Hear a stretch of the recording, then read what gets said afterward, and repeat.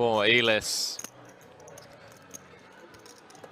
King high flop would have sent him to the showers.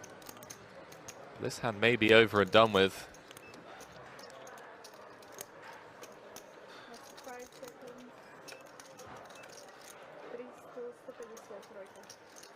Yeah, what?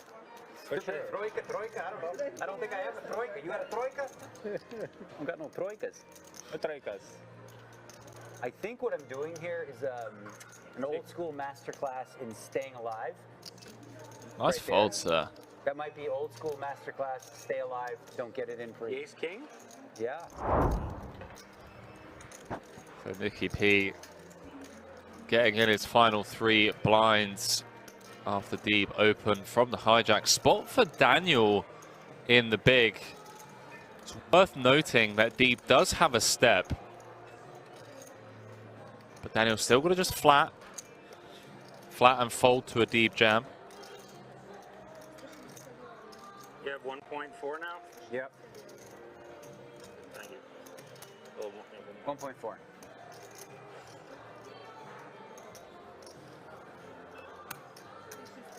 Didn't want to do it, huh?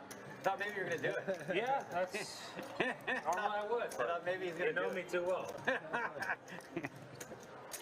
Maybe you leveled me. Maybe. Pak uit met een persoonlijk cadeau en maak jouw fotokalender bij Albelly. Geen ruimte voor je boodschappen? Abonneer je op een koelkast bij Blue Movement. Geen hoge aanschafkosten, wel koelen en vriezen in één. Altijd, want we installeren, repareren en vervangen. Voor een vast maandbedrag. Regel het direct op bluemovement.nl. 9-9-5. Couple of clubs. Dinex with the ace of club. Ace of clubs in hand, rather. I can use my phone just for a minute. Yeah. And has both players dead on the turn. Peculiar saying, I miss Dinex on the tables. He's so chatty, fun and awesome. He really is. Mid-bet. Mid-bet. I have ace. Ace jack? Ace jack, yeah. I think probably right. King. I'm So dead. predictable. Did you really have ace king last hand? Yeah. Poker. I folded an ace, I thought so. I did have ace king last time. Good game. See you, buddy. See you guys. GG's, Nicky P. I did have ace king. I believe you. Weird spot. Buys Letty saying, Poir still in. He is indeed. So much weird about it. Oh, no. You wait. You can wait to break it. We like to wait. I got you on flop. Oh, man. If you had ace king. I did. You got ace queen? Son of a gun. Yeah. King queen. Huh? Queen jack. Queen, You didn't have, whatever. you didn't have ace queen. Give him way too much credit. I don't know. I thought he had something good. Yeah, queen jack suited. It's something good.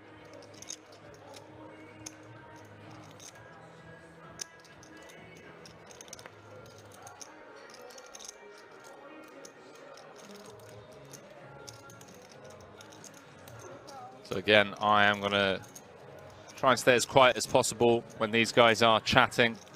So I won't be as active with you guys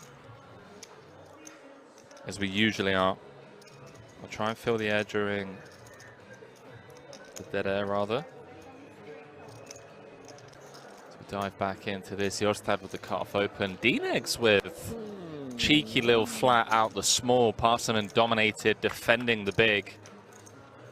8 in the window, 2 pair for Daniel Negreanu.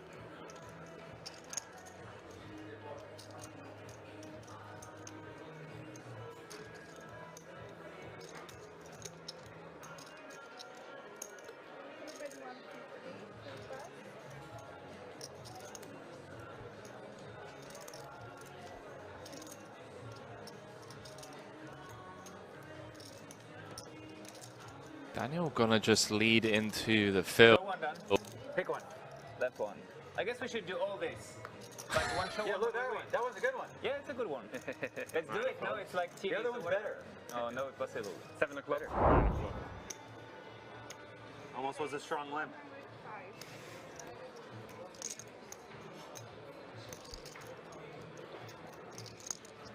One at 5?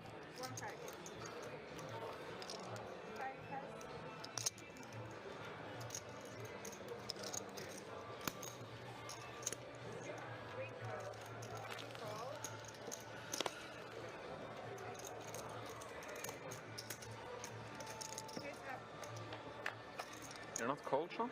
Huh? You're not cold? I'm fat and I'm from New York. I feel like it's fucking freezing in here. Oh, no. Let's jump back into this one, chat. We're about to play a big pot, potentially. Elis opening from under the gun. Dnegs defending with the king jack of clubs. Elis with top set. Whenever I play poker. Dnegs with the nut flush draw. 3 of clubs would be a disaster for Daniel. In my fucking element. I've never been in there. Now drawing dead. Never been in Rio. Oh, so you must have hated the valleys when it was so hot inside. Oh, it was bad. Yeah, yeah. I was very miserable. Why didn't win one last year? Dnegs with the turn lead, trying to buy himself We should change it for you. You should ask. How many bracelets do you have, Sean? a river. A cheap one at that. Elis just gonna flick in the call. 635 in the middle. If a club rolls off, Dnegs could be in trouble. Fortunately for him, 7 of diamonds. Is it a pot limit hold'em? It exists? It used to. Yeah. I'm the reigning world champion. Wow. Won the last one. Yours? Yep. Once I found in tournament form. I don't think I've ever played that. I played a lot of fixed limit hold'em back in the day, and no limit officer, and never hold'em up. That one. That one over there. You knew that was the ace by that face. Elis You need a club. taking it down. Unless your ace is full. If you enjoy our videos and would like to see more, make sure to check out the links in the description. Also, make sure to comment below what you would like to see next, and we will work on your ideas as soon as possible. 120. On in the big blinds have gone up to 30,000, 60,000. The 60,000 big blind ante. Like 55, I might have fold, but lucky or lucky maybe. I love Simple, man. Super chatty.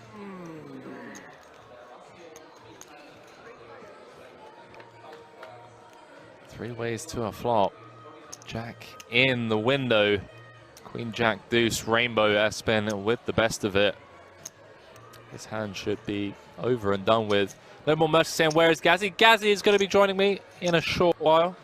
It's going to be a long old stream for us today, so we are taking it in turns to kind of hold down the fort for obvious reasons. We don't want to burn ourselves out.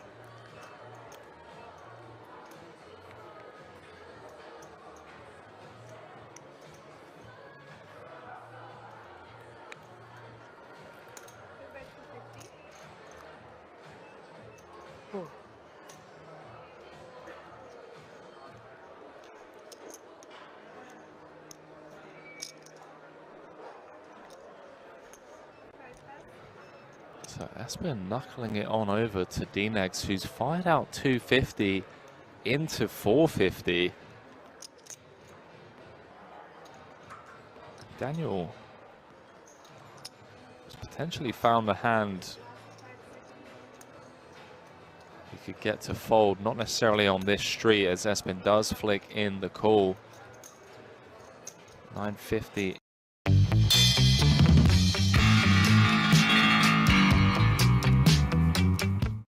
Kom, dichterbij. Hij werkt nog steeds. Werkt nog steeds. Hij werkt nog steeds. In the middle. 6 of hearts on the turn. SPR of 1. See what Dnegs brings here. Fresh off that super high roller bowl victory out in Vegas. 3.3 million. And 4 Dnegs over there. 6-time bracelet winner, looking for bracelet number 7, knuckles it back. And everything on the flop does brick, all the ace 10s, ace kings, king 10s of the world. See if Jorstad comes with some form of blocker pairs. We've lost someone else on the outer table, now 7 off the money here. WSOP Europe Platinum High Roller final day. Will be crowning a bracelet winner today. Jorstad knuckles for a 3rd time. See what the GG ambassador brings. I feel like I'm just going to lose to a jack. Oi, oi, spot on read, Negreanu. Good. Spot on read. knuckles it back. Oh, I'm leaving. Alright, see you, boys. That's Kid Poker for you, ladies and gentlemen. It is the World Series of Poker Europe 25K Platinum High Roller final table. And would you take a look at some of these names? UK's Ben Heath leading the way. All you can eat, baby. Dean Eggs says all you can eat, baby. 780. I got a pair of kings. Kings? No. Martini makes the folds. Queens. Queen, king 10. Okay. Let the best hand win. One time. Let the best hand win. We knew I'd Gets get it the in. best hand. Second best. Daniel does his song and dance. Here's your one time. So we did say one time, but the best hand today. You said one time. One time for the best hand to win today so far. Yeah, I mean, he's not wrong. The worst hand has won every time, apart from the kings of Espinostad. And the aces versus the Jack 10 we just had. Huh? True. Not proving you wrong, proving Daniel wrong. That's true. My apologies. Huang looking for a queen. Daniel looking to hold here and drag himself up by the bootstraps. Ace 7 deuce. Pretty safe looking flop for Daniel. Can't turn him dead. No, I don't want a king, right? No. Back card. King. No, king. Daniel cannot turn his That's opponent also not a dead. good card. Why? Deuces and sevens, ace kicker. Oh shit. I don't know what I'm asking for then. That's good. That's a good one, yeah. 6 of clubs on the turn. Huang needs a queen and a queen only to knock out Daniel. Daniel looking for the double up to get himself up to just under 8 big blinds. 780. 9 of diamonds on the river. That'll do it for Kid Poker. One hand, I play only the nuts. Says, I play only the nuts. Ironically. Negreanu gets the double. If you want it. All in. He does announce all in with the ace-6. The card, and then I'll have to look at the other one. See what Dean Eggs wakes up with. That's probably coming. Let's see what the other one is. Why is it always ugly? Oh, never mind. That's plenty. Plenty good against this man. He goes only with 9-4-6. I saw him before. Huh? You saw him before? Okay, I'm all in. Dean Eggs makes the call. Cards on their backs. Oh, he has an ace? How do you get an ace? Ben Heath Remember what we were saying about best hand? Let's have the worst hand win. came into this final table as chip leader. Yeah, have a good hand. That shoves. Yeah, Been a bit up and down if he can hold here. He would have shoved. He would fold ace-6 off for sure. Yeah. Yeah. Play suited. He will stop Daniel Negreanu King. right in his tracks from winning bracelet number 7. Where's the spiel about the best hand winning now? That's what I reversed it. Like, well, let's forget all that. To the flop, ladies and gentlemen, and it is a king in the window. Trip kings for Daniel Negreanu. It's not over yet. Hunting bracelet number 7 and in great shape to get the double here. Needs to fade the running Broadway of running clubs, and Ben Heath is dead on the turn. Would you believe? Chat, is history about to be made here in Rozvadov? Daniel Negreanu doubles up to 20 big blinds. True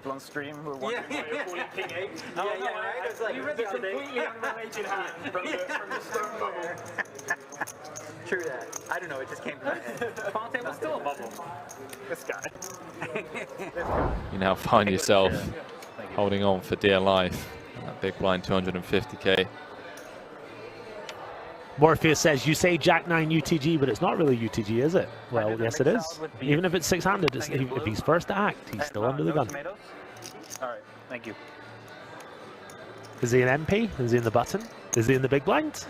No, he's UTG. Double A says, I love Leon. Just saw Leon in the flesh.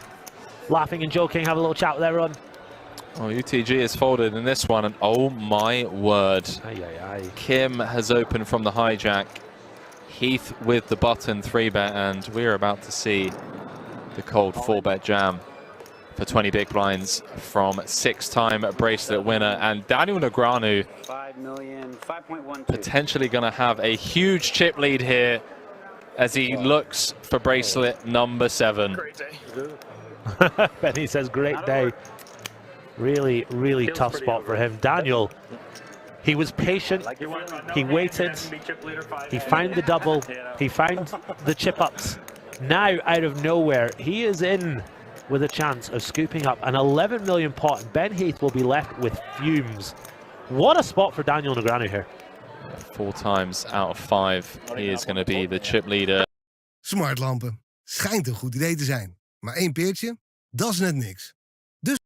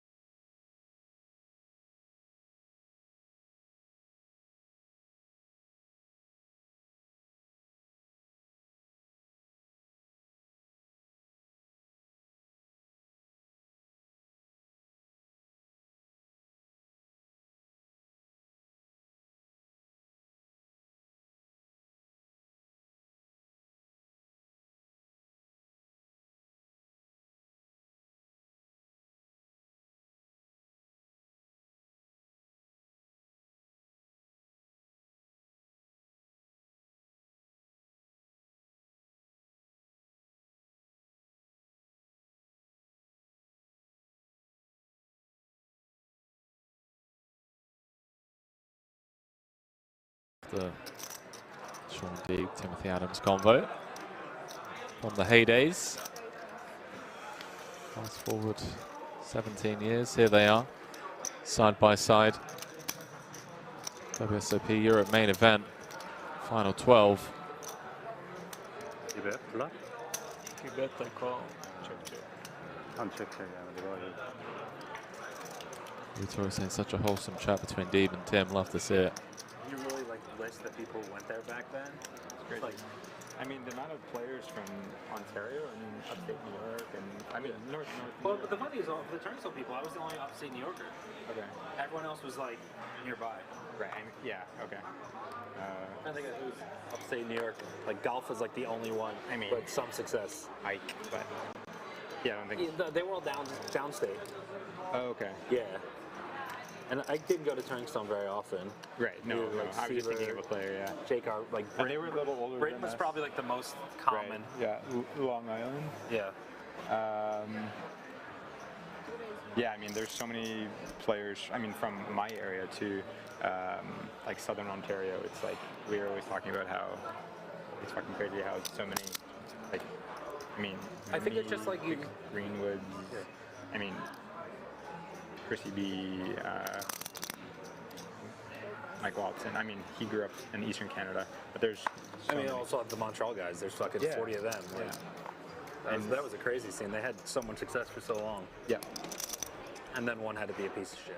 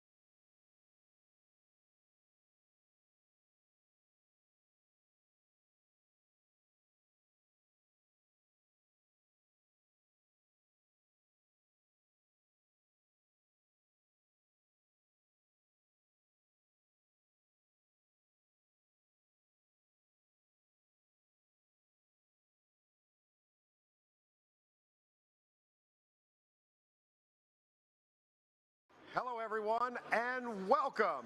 We are live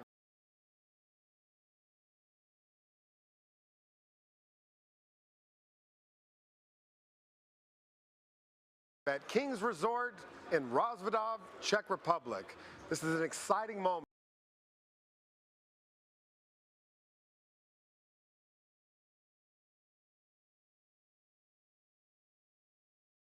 We're at the final table of the 2022 World Series of Poker main event Europe final table.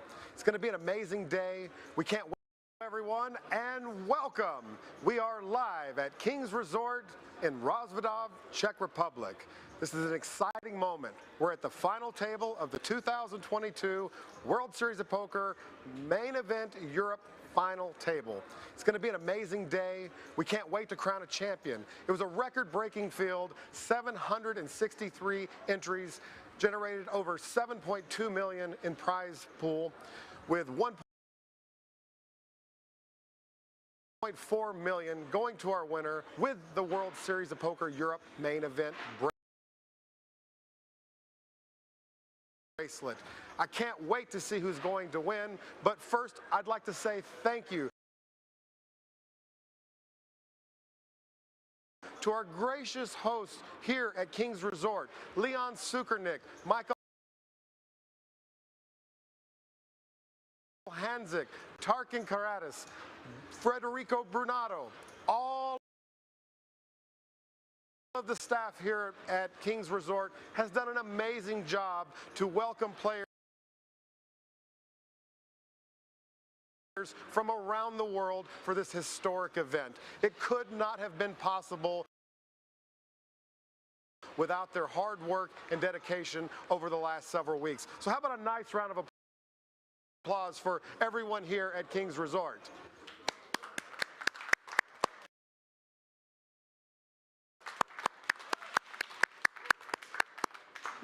Now, without further ado, I'd like to introduce Andy Tillman, who is going to do the player introductions and get to the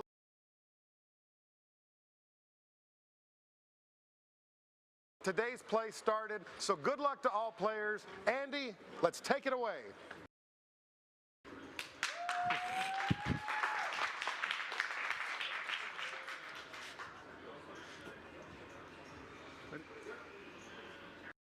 All right, welcome to the WSOP final table. Coming in seat 1, Barney Boatman with 7,725,000. Good luck today.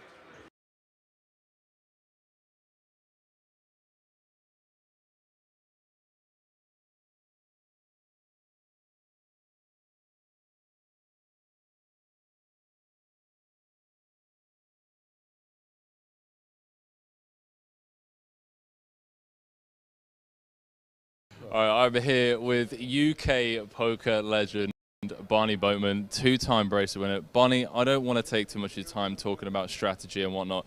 The only thing I want to know, it's got nothing to do with that. I don't want you to give away any of your secrets. Right. But the thing I want to know is the difference between this main event and main events from back in the day when you were playing. How have you stayed on top for this many years to be competing here in 2022 for a gold bracelet and 1.4 million? Well, I mean, actually, funnily enough, this main event feels a lot like the main event in Vegas, more than any other tournament I've ever played in Europe. Okay. And that's because of the nature of the field, I think. There are a lot of qualifiers. I mean, normally, if you play an EPT and they say qualifiers, you think, okay, internet whiz kids. But, you know, this was quite a mixed field, and you know, a lot of it was about figuring out who you were up against. A lot of people I didn't know.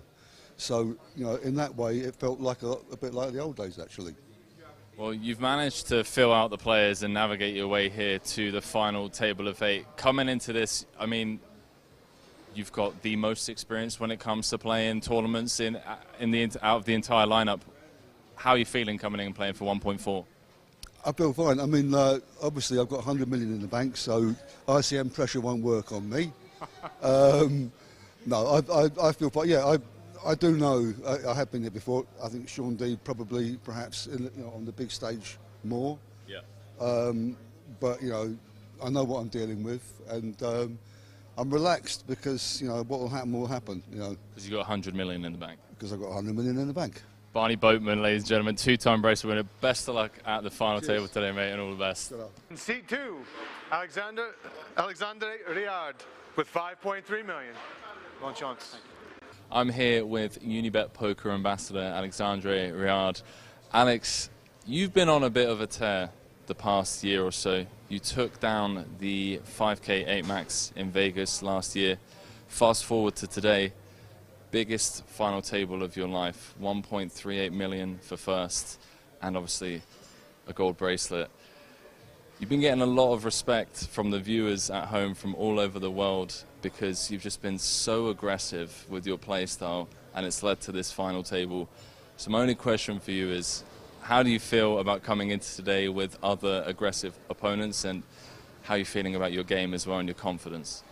So before in the last day, it was different that today, because today there is the same exactly, so I have to play more passive. But the other day I have a good feeling. I have trust of me, and I don't want any regret. So I have to play my game. I have experience now because I play since 10 years ago. So if I have to bust, I have to bust. I want to take a pleasure, and that's why. Any family or friends watching at home? Yes, obvious. I'm very happy to know that. So for me, it's very grateful. Yes, and I am very happy for that. I want to win for them too, and French people, my family, my wife Aurélia, and my friends. Yes. Well, shout out to your family, your friends, the French poker community, and best of luck today. In seat 3, Vladis Tamasokis with 5.9 million. Almost. I choked in the middle. Sorry, man. One more. Vladas, I've had hundreds of people asking me to call you the Vladiator if you make the final table of the World Series of Poker Europe. One of them being a good friend of yours, Fat Sushi Poker, I believe. Where does Vladiator come from? Are we talking like Vlad the Terminator about to terminate this final table? What's going on there? My favorite movie is Gladiator, okay. And I just like the energy of the gladiators, and I like killing people at the poker table in general, so I think that's why.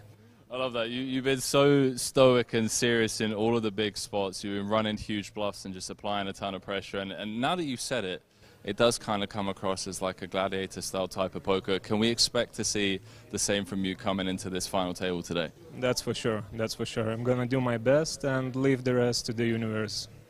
1.38 million for first, gold bracelet. Did you manage to get much sleep last night?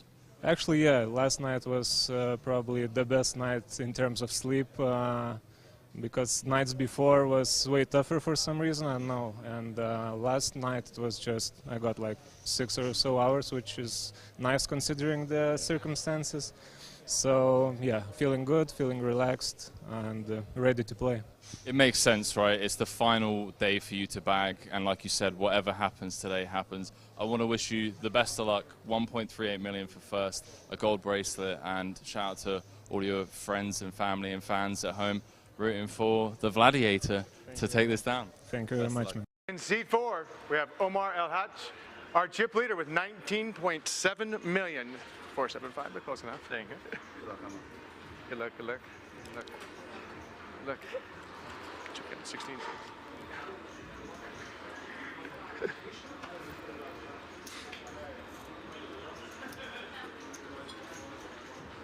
Omar, listen, man, I don't want to keep you for too long because obviously I want you to use your time to do whatever it is that you need to do. But this is a spot that you've been in already this festival, big final table at the World Series of Poker Europe.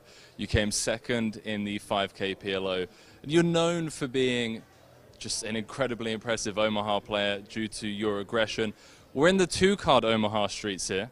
It's the WSOP Europe main event final table, and you're coming in as chip leader. What's the game plan, man, going in? What can we expect to see from you today?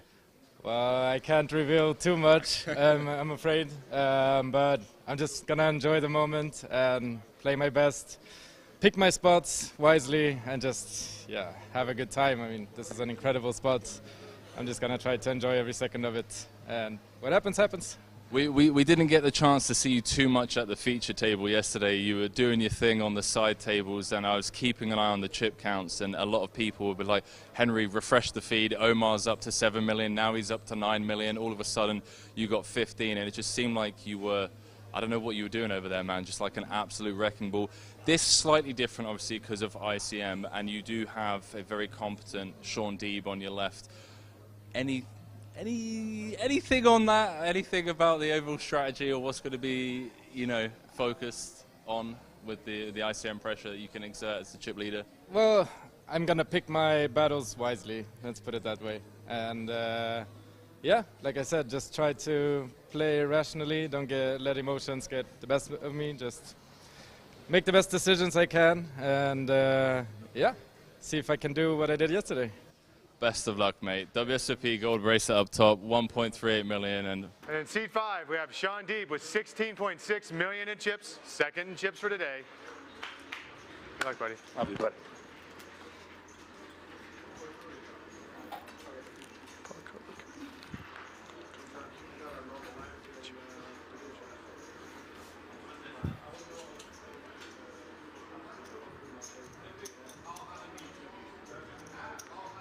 I'm here with 5-time gold bracelet winner Sean Deeb. Sean, you're going for bracelet number 6. You're coming in second at chips. You've got the family and friends at home fighting for your corner. They're rooting along, watching the streams. Confidence seems to be at an all-time high this entire series, man. How have you been doing it, and how are you feeling coming into today, main event time? You know, I'm just really happy. You know, I always say that I'm not that good at No Limit, but I'm good at tournaments. And, you know, that's just kind of what people have been watching the stream the last few days see is I'm relentlessly aggressive. I put fear in my opponents, and they know I don't give a fuck. So, you know, I'm here to gamble. I'm here to try to win the bracelet. I might ICM punt like I did in the 50K, and everyone knows that, so it definitely comes to my benefit in a few spots. But having the support at home is awesome. It sucks that, you know, this place is so far away because, you know, a couple relatives, my wife would love to fly out, come out for the final table, but it just can't get here logistically quick enough. That's fair, man. I mean, talking about the wife and the family, they've been in the chat. Ashley's been in there talking about how much has Sean got in terms of overall percentages. I believe the boys at home are asking how many chips has Dad got. I'm aware that you've made a promise in order for you to come here. If you win 2 bracelets, is it? That they both get 1 each? Yeah, so unfortunately my wife was telling me last night that my kids think because we have one of the bracelets is at the house, the one I gave my wife from my first 25K PLO win. And so the kids, I always try to keep it fair with 2 kids. And so I said, I can only give one of you a bracelet if the other one gets it at the same time. So I said, if they get it in the same year,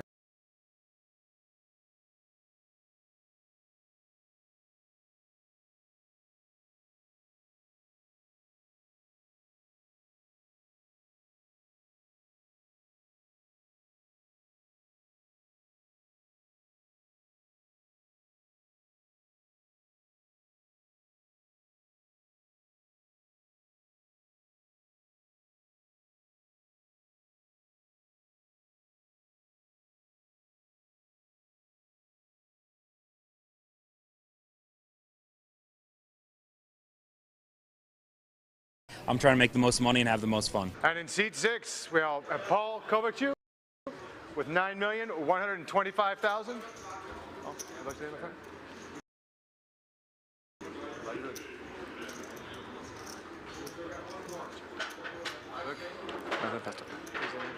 9.925.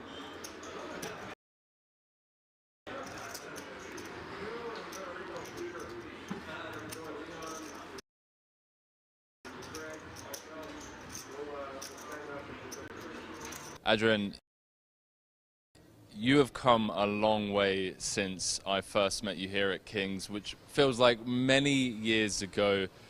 You've got so many fans on the Kings stream because you are a regular here. Kings Resort is your home casino where you play poker.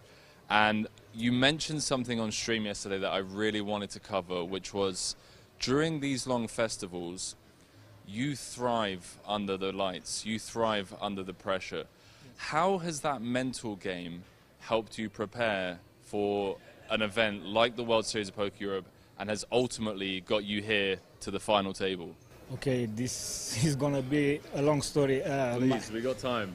My mental game, man, in the last year I work a lot on that aspect. There is a group of people with which I'm working for this, you know, and it's called Gurdjieff Group.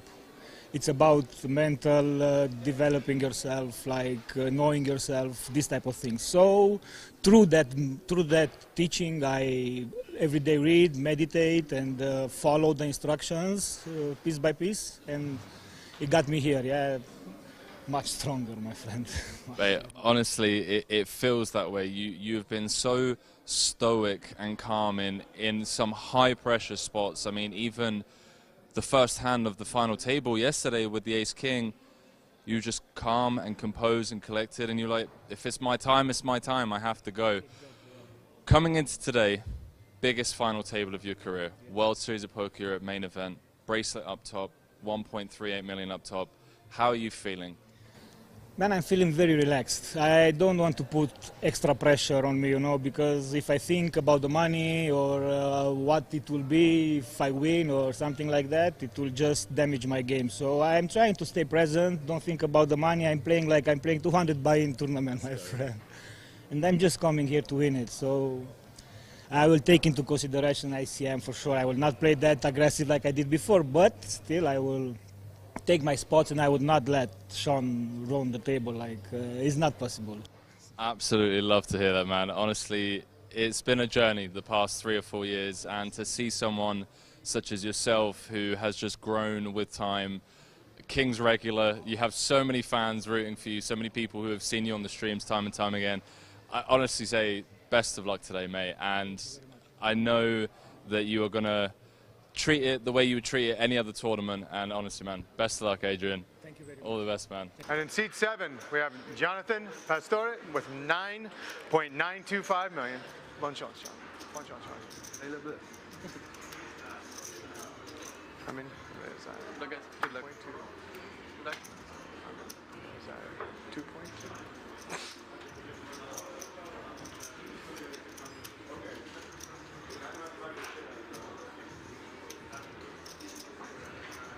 I'm here with bracelet winner Jonathan Pastore. And Jonathan, I don't want to take too much of your time, but I just wanted to speak about the fact that you must be feeling pretty confident about your game at the moment. You took down the 5K 6 max during the World Series this summer, and now you find yourself here at the World Series of Poker Europe main event. How are you feeling coming into today playing for 1.38 million? First, I feel very grateful because I win. When you say I win the bracelet this summer, and I played now the biggest final table in Europe, so I feel very first grateful, and for sure I will play for the win. I just want the bracelet, so I mean I play for the win, and I would like to be the first French player to take 2 bracelets in No Limit Hold'em, so I will try to do the best. A lot of people, when it comes to tournaments, they talk about winning big flips, they talk about running well. Yesterday, with 17 left, you made the sickest call of the entire tournament. Can you explain to me a little bit about that hand leading up to the final table? Yeah. The thing is, on the river, you want to, I can explain the river? Or just, yeah. Ahead. Yeah, the thing is, I take a lot of time because I saw he was very not confident, or so I take a lot of time, and because I check the carotid, some like physical tell, and I call only, especially for this reason, because I probably fold if I didn't, if I don't have the information for the physical tell and things. So yeah, I take a lot of time. Like I think it's the first time I think. 10 minutes. Yeah, maybe. Yeah, normally I like I call the time every time, or so I'm not a tanker, but. I feel like confident about my call, and yeah, I just follow my reads. My combo is close because you don't have so many bluffs, but just time, just the tail, physics tail, and yeah, I just follow my reads. And you trusted your gut, you followed your read, you made the epic hero call with 17 left. narrow at the final table. Jonathan, best of luck, mate. 1.38 for first, WSOP gold bracelet, and doing it for France. Best of luck. And in seed 8, we have Armin Rezai, 2.2 million. Choked in the best already. Good luck.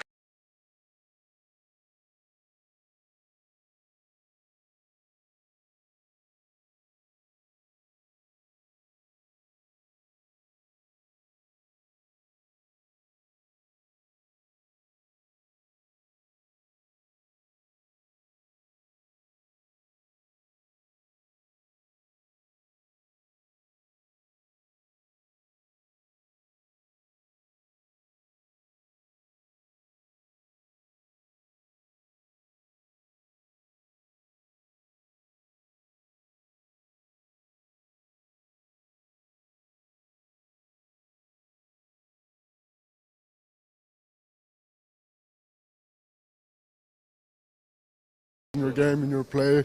So today is another like big final table. I will try to do my best. Hopefully like the luck will also be a little bit on my side, because you need some luck also on these big final tables. Also good players left, so I will just try to play my A game and then see how it goes. Now, we all know that things in poker can change within a couple of orbits. You're coming in as the shortest stack, but if you do find that early double, if you do manage to chip up to 35 big blinds, what's the game plan? Have you been studying some of the players? You've been looking at ICM spots? Yeah, I mean, the funny thing is, like, the last 3 days, I think, from day 2 till now, I was already like between the 20 to 30 big blind region, so I literally never had like a big stack, but I'm just cruising, chilling, like waiting for my spots. Like I had a friend for me running like the whole last night, like ICM spots, and we already went through them like in the morning. So I'm pretty confident. I know what to do. Like, and I said I will just try to play my A game, and hopefully the luck will be on my side. Mate, best of luck. WSOP Europe main event final table. European gold bracelet. Today with 100,000, 200,000, 200,000. First one.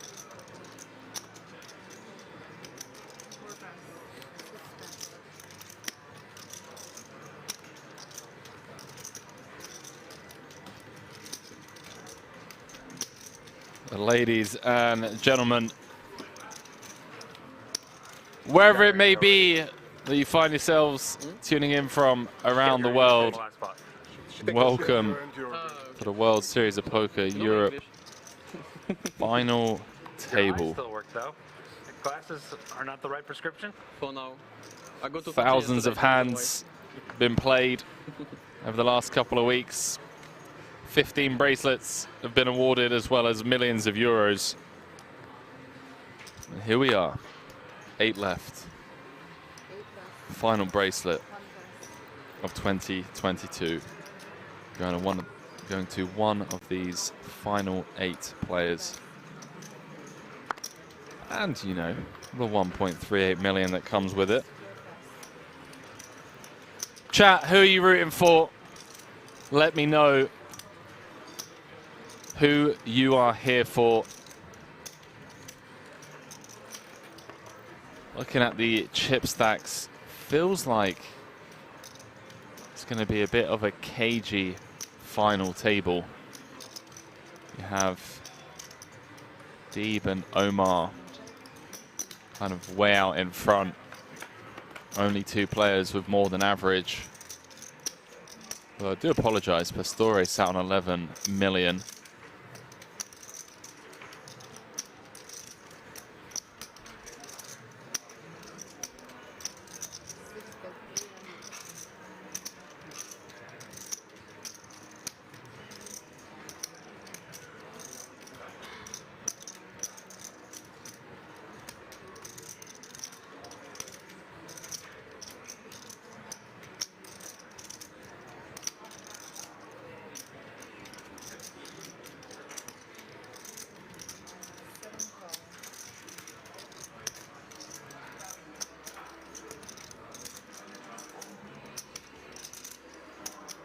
Kings regular Adrian Cavacho from Romania. The best of it, blind v blind.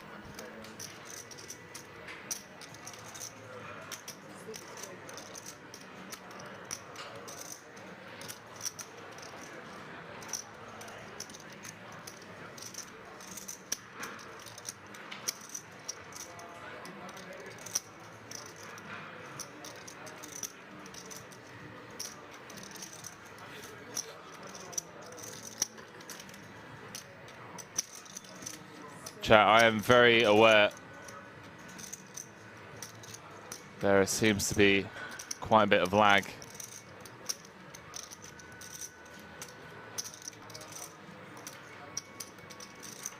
And it is getting looked into by the team, technical team, doing their best to get it fixed. Pastore rivering a pair of 10s, 1.2 million in the middle.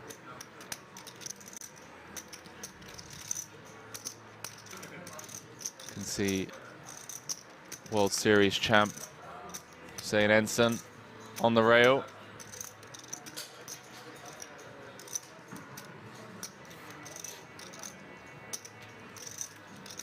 Maria Lamproporis as well.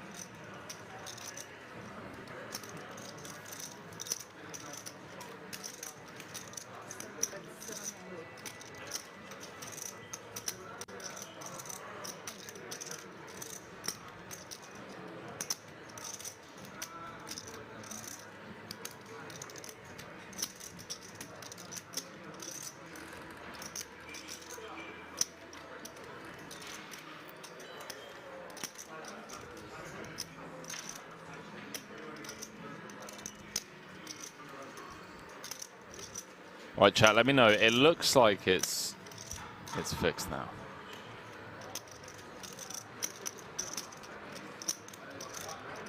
My apologies. Memory's capping, apparently.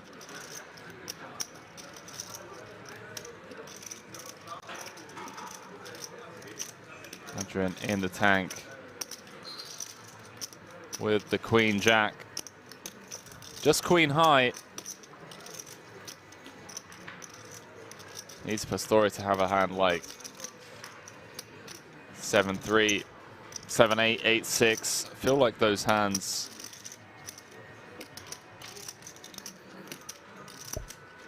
actually, I mean, maybe those hands do bet, check, bet.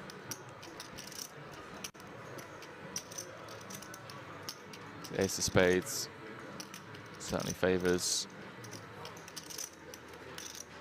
Cavacho more so than Pastore from the small.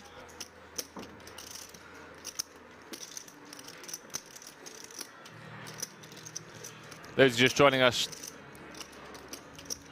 2 hands in to this final table. Sean Deeb eyeing his 6th gold bracelet. Pastore looking to become the first ever Frenchman to win 2 no-limit Hold'em bracelets, as is Alexandre Riard, which it does eventually fold. We'll never catch on.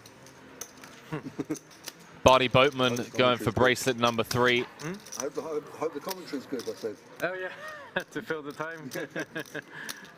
Selling a few jokes in there or whatever. Yeah. I had the chance to speak with all of these final tablers. Poker's gotten so much better the last few years. Yeah. Your generation was pretty good at entertainment. This is what it was then. Literally, that's what it was.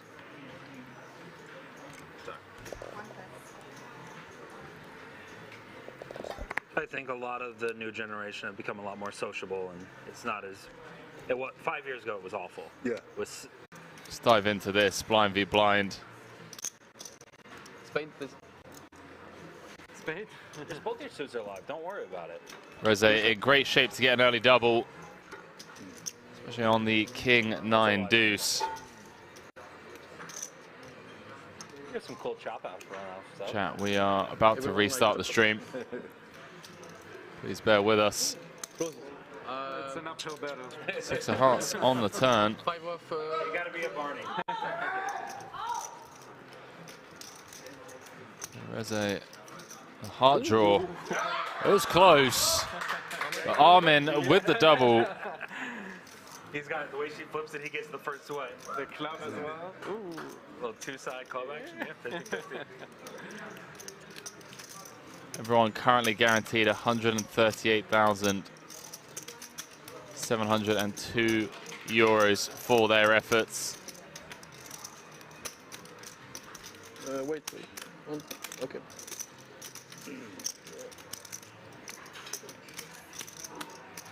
Up to 1 million. Was that 1970 or 2 even? What? I wasn't sure if it was 1975 or 2 even. It was 2.205 I started. Okay. So it should be 2,000,005, right? Well, like, we colored up the 5Ks. You lost the race clearly. Unlucky. One day. Never lucky. Never lucky. Well, at least you outdid your brother, so you're lucky to win him. You guys get together for family occasions, like, oh, how'd you do in the World Series, man? Yeah, that's. Yeah. Right, chat, we did restart the stream. Let me know. Let me know. I apologize, haven't been able to call the action or keep up to date with you guys because I've been trying to sort this nonsense out. But yeah, it seems to be better. So let's try again. Let's try again. World Series of Poker Europe main event, final table. Welcome to the stream, ladies and gentlemen. My name's Henry Kilbane. Going to be calling the action for you all the way down to a winner today. 1.38 million for first, as well as WSOP Europe main event gold bracelet. Thank you. I'll take a fruit platter. Once more, for those of you that didn't hear, Did you want to order? everyone's currently guaranteed 138,702 euros. 42k ladder between 8th and 7th. We'll obviously keep you guys updated as and when we lose a player. So here we are. Coming into today, Sean Deeb eyeing his 6th gold bracelet. Omar Eljak coming in as chip leader, just came second in the 5K PLO bracelet event here. Anything good? Feeling good about his game, feeling confident.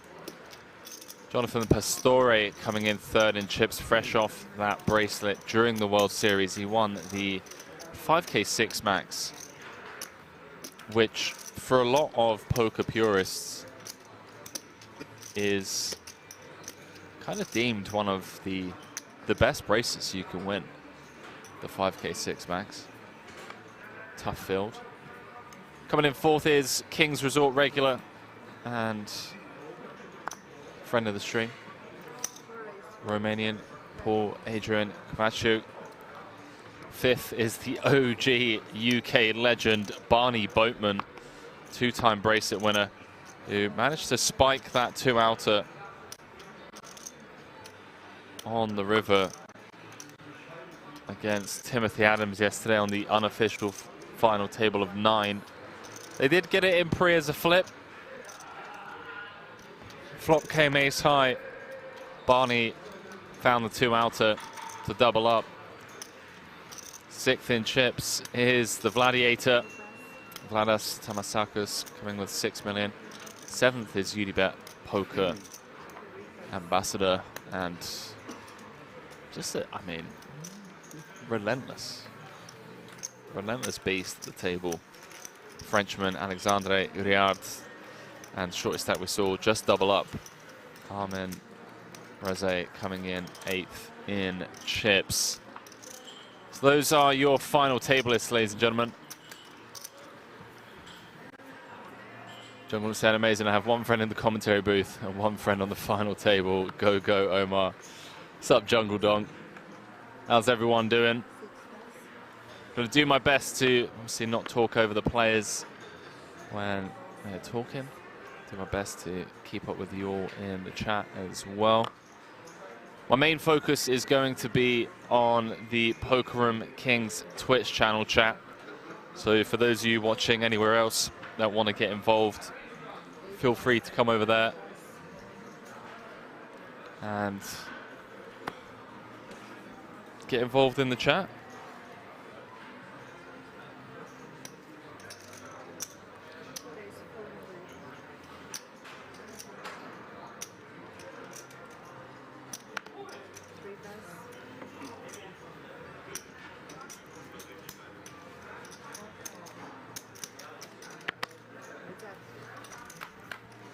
Is Elke joining? He is indeed. At least he plans on it. Diving back into this. Eljak defending the big. With the button open, ace-8 with the ace of diamonds. Queen Jack 6. Couple of hearts and 1 diamond. Eljak coming with the check call.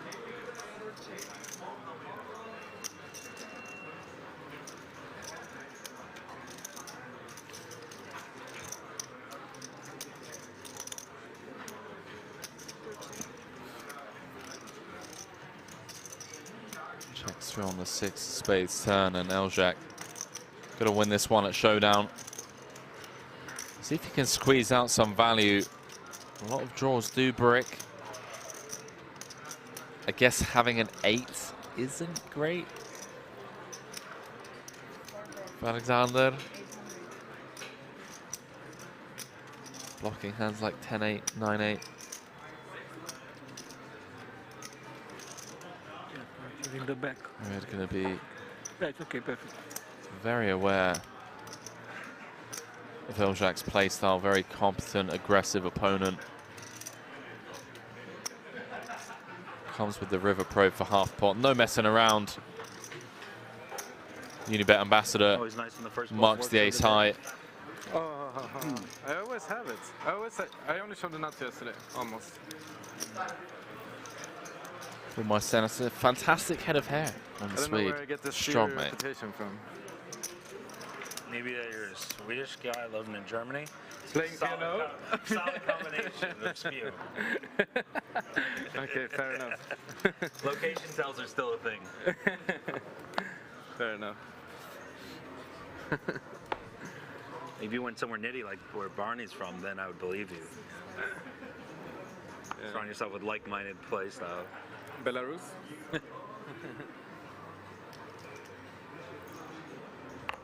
You know, there's a crazy stat on Belarusians. They were the only country in PokerStars' ecosystem that actually had a net withdrawal.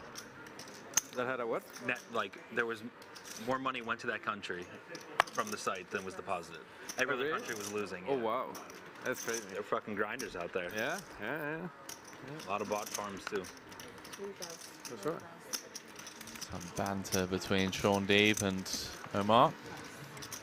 Boatman with the raise and take from the hijack.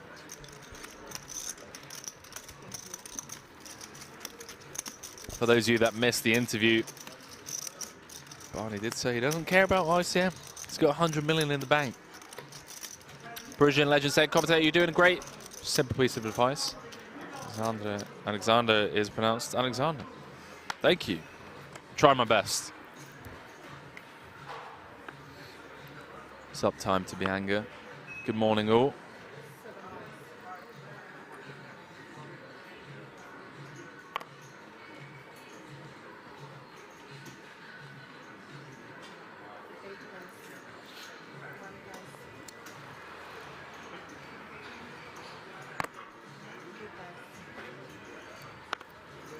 Frank asking, is the old man a crusher? Firstly, the old man's name is Barney Boatman.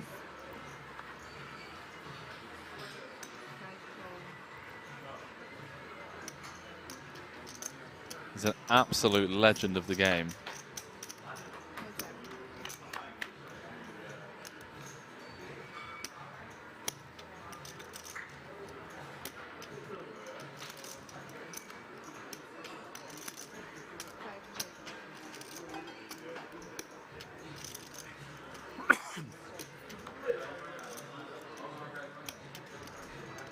Two-time bracelet winner. The original and the mob.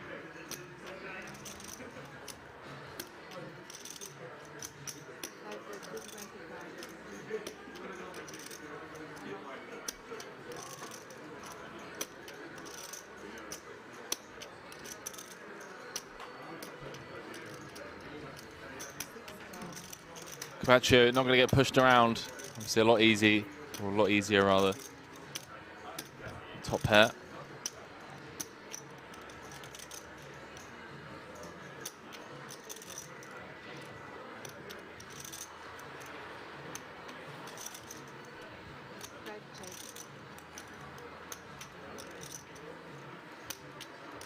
Brad is saying, I hope I'm still playing poker when I go to be Barney's age.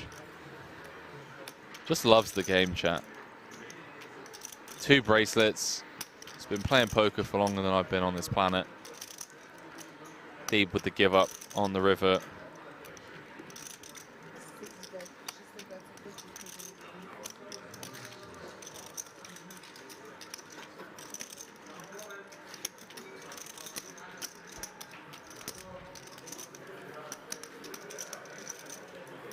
Bora asking what country was Deeb talking about? Belarus.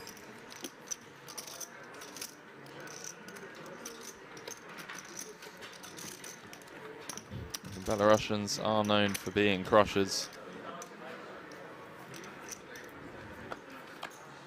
Gibraltar Hammer saying his first cash on the Hendon Mob is from 1998. Like I said, chat, he's been playing poker since before I was born.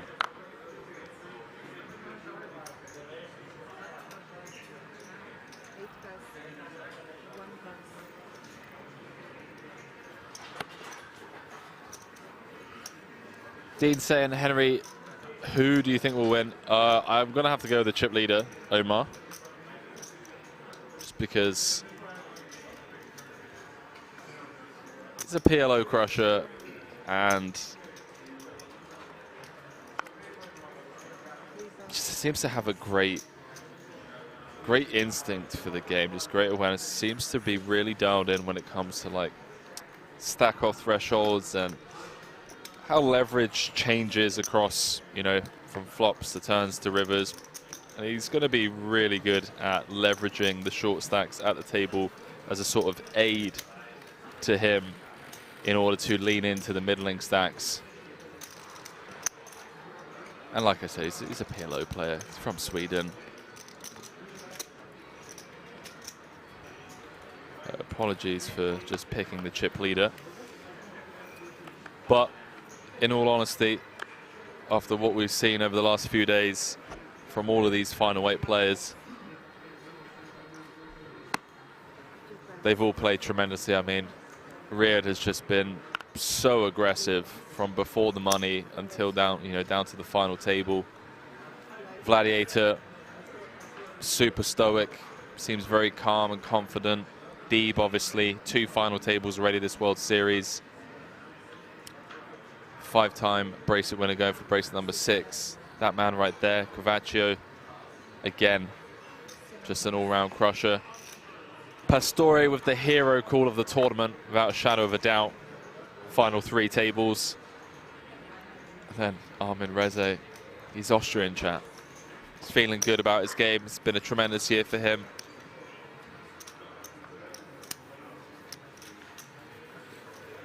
And lastly, you know, Barney Boatman, more than capable of closing this one out.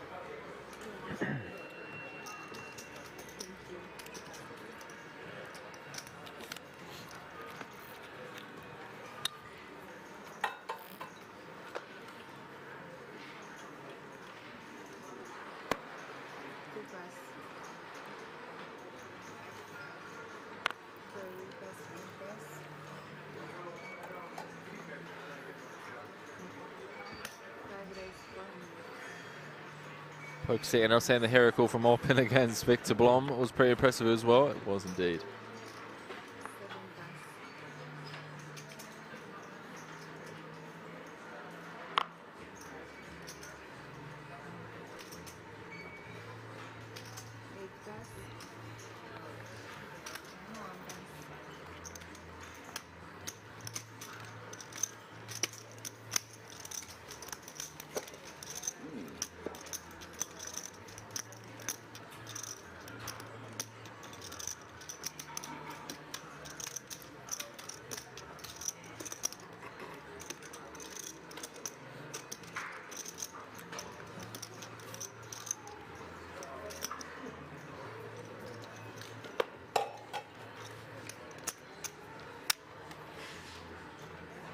Well, nice to see you keeping up your end of the deal with me, Henry. 100%.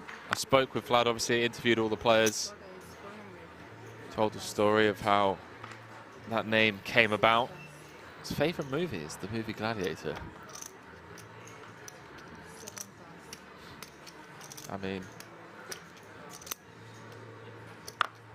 arguably Russell Crowe's finest performance of all time. How could it not be?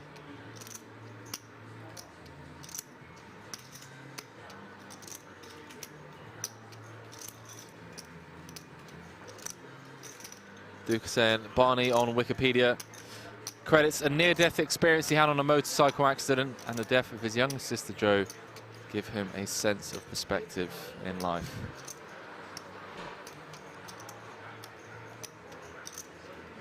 And he's certainly a man that has really lived life to the fullest. Have a look at this, chat.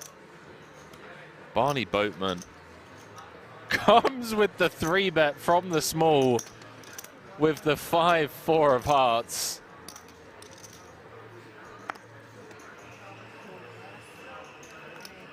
Get in the bin, you youngsters. Short you, sir. Get in the bin with your solvers, chat. Them? Who are them? The queens, the kings. Yeah, keep guessing. Ace-5 suited. Yeah. Queens, kings, ace-5 suited. Yeah, The keep old school guessing, They guys. love their offsuit hands. Ace-jack off for sure. Yeah. Keep guessing, guys. We All right. need 4 colours even to know whether we're suited or not.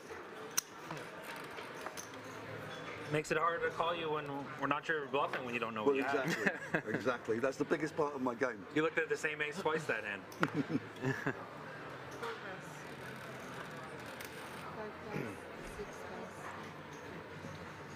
Janana says he's blocking the 4-bet bluffs. Exactly, guys.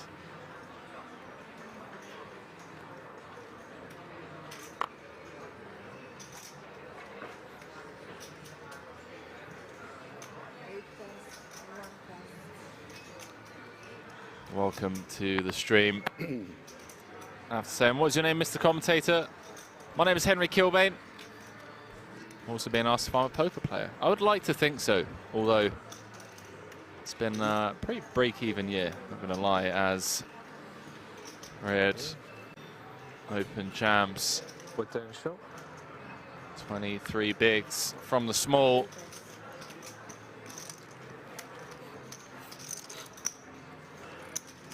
Almost saying I've had the pleasure of Barney commentating on a streaming table I've played on. Yeah, Barney has certainly spent plenty of time on both sides of the table. Here he is on one of the biggest stages in modern poker history. He's also spent plenty of time in the commentary booth. Do you call Queen 9 offsuit? Maybe blind. Yeah. Yeah, okay, okay. That's for sure.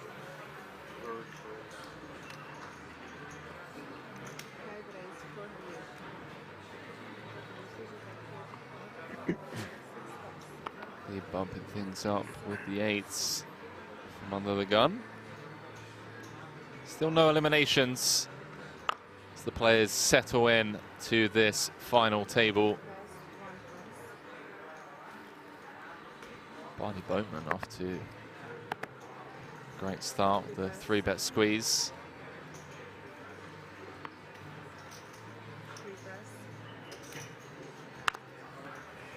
Oh, we don't want to get to play pot? Nope. Soon. Sooner or later. You guys already agreed to chop it. Is that what's happening there? No. No one will think I was chip dumping with some of the hands I was dealt to start these 2 orbits. Very sad. Sean and Omar. The inevitable We decided collision to, chat. if we get heads up, we're just switching to PLO though. Oh, It'll be better action. let's do I'd that. like Let's to do go that. right now to PLO. I'm okay with Yeah, that. yeah. 1 round each. 4 guys each for us, please. Do the rest get. Yeah, right on the beach. That would be perfect. Well, apparently Omar and Sean have agreed to play PLO if they get heads up.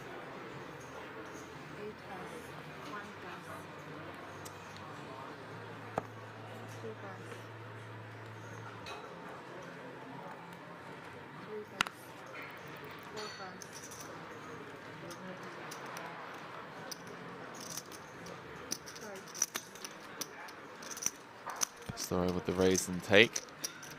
Time to be Angus saying, Henry, when are you considered a poker pro? And you're really trying to rustle some jimmies, eh? I consider poker pro when your sole income source, your main focus and profession is poker. I am. Sorry.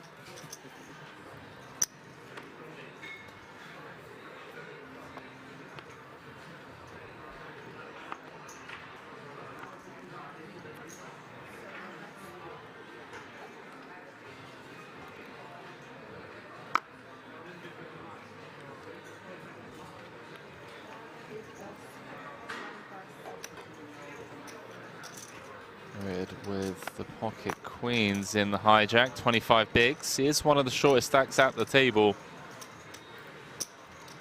but he won't mind getting involved here. Oh, wow. Cut off V hijack.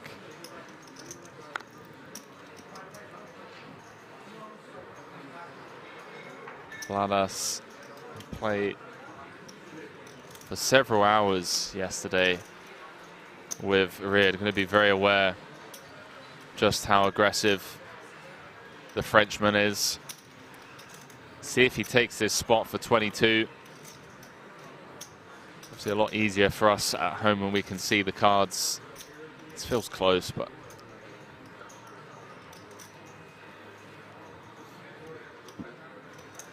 I think it's a fold.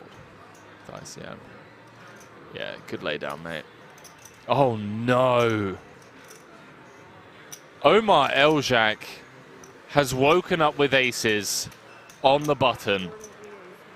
Can you believe the sickness of this dealer?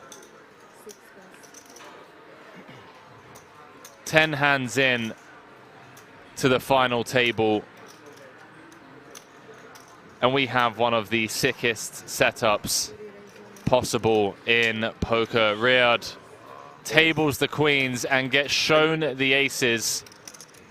Come on, why you play with aces? Of Omar Eljak. My pair is going to make a set. Cracked you.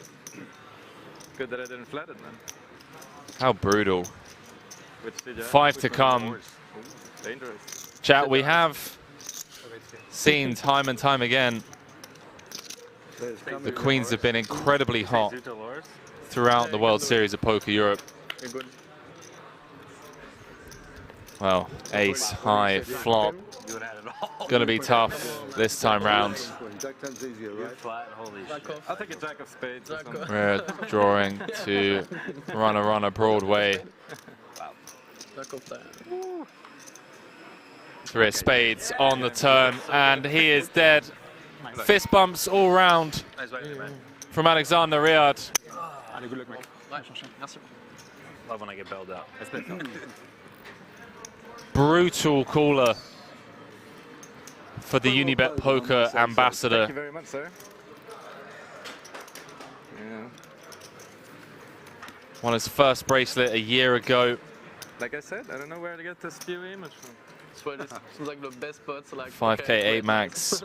Free money. Final table is here, the WSOP Europe main. But his final table experience, short-lived, 138,702 euros for the Frenchman. Running queens into the aces of our chip leader.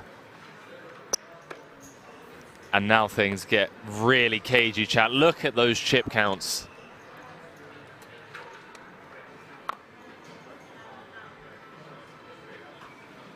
Omar Eljak in a tremendous spot to just steamroll this final table.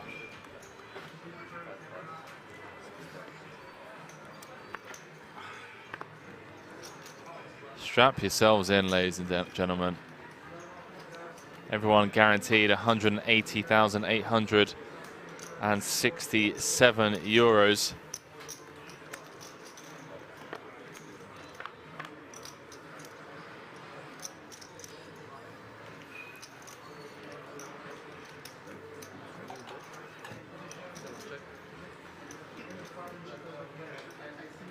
So sick. Pistore coming with the defend, now the big. Flopping trips.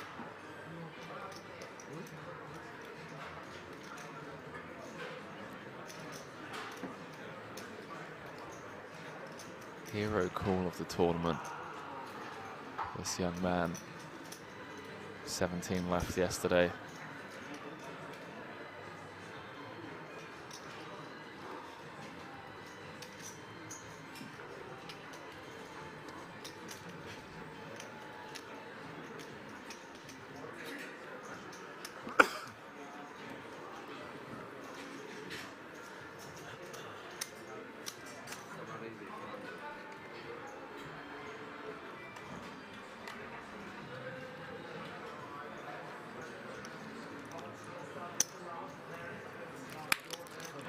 Good morning, Sam. Henry said, look at these chip counts, about 7 seconds. Yeah, I did. Just keeping you guys on your toes. No lag, no delay. I just have 3 different monitors, and some of them are kind of like 10, 15 seconds behind.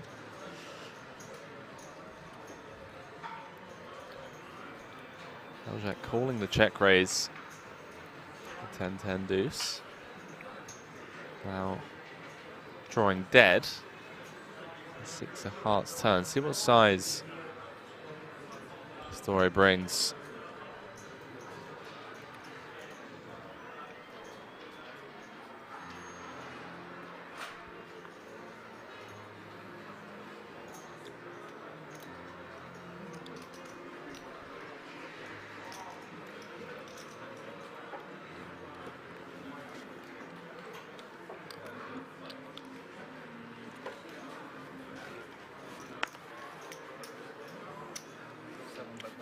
I have a card that will swipe it. Yeah.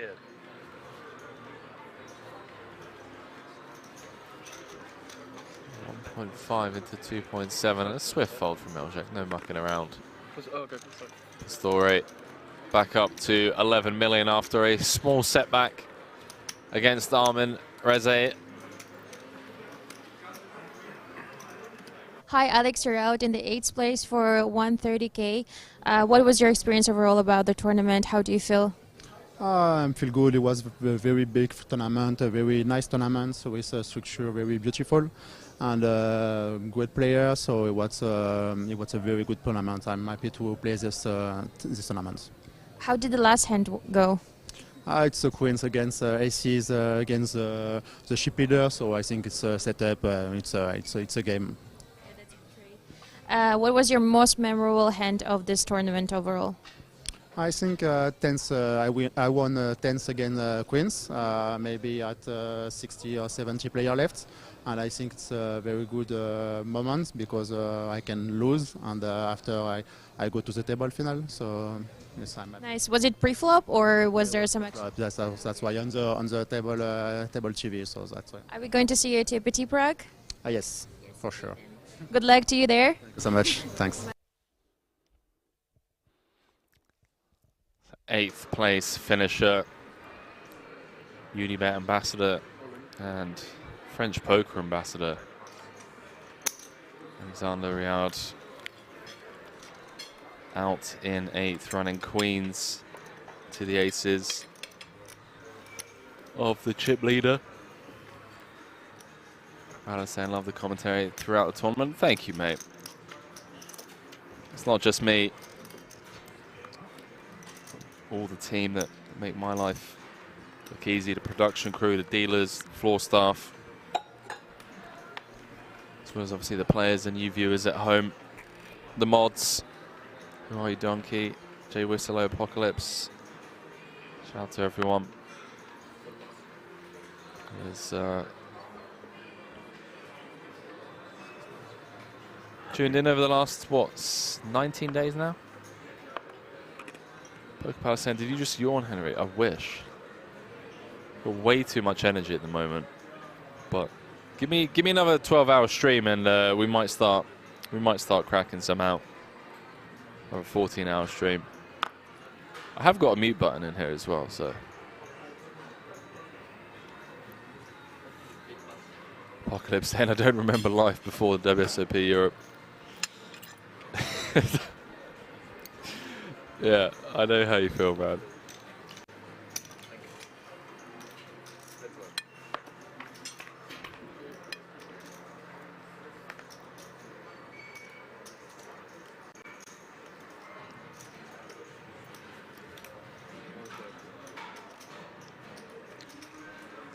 Diving back into this.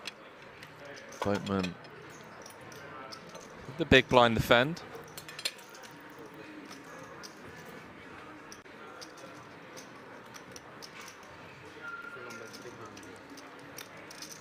Is it? Yeah.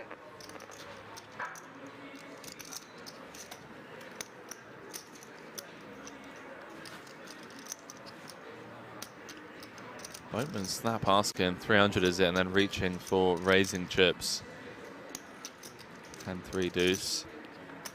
Does come with the check raise.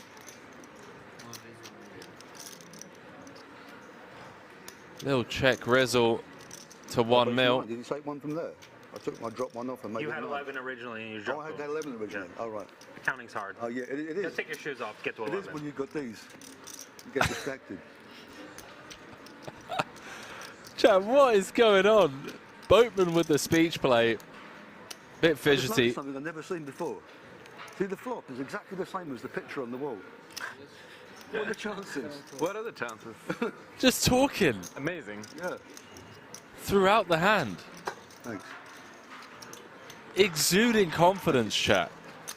7 left. Check raise with the ace high. Not sure if. Sorry? Well, you say you had a 3. You had a pair. Oh, chat. I was hoping you didn't have a pair. Right, I'm not bigger than 10s anyway.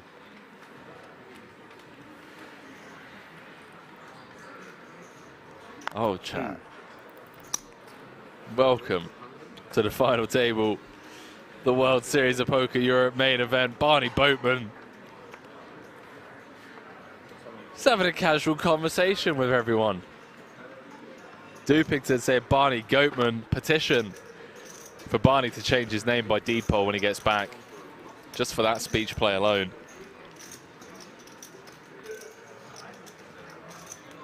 Rikic said this is what 50 years of poker experience looks like. Oh yeah. Deja vu. It keeps happening and happening, the same thing. I think 3 rounds in a row. Oh, no. Yeah? Was it always? Yeah, yeah. 2 maybe. You're only 100 on the small.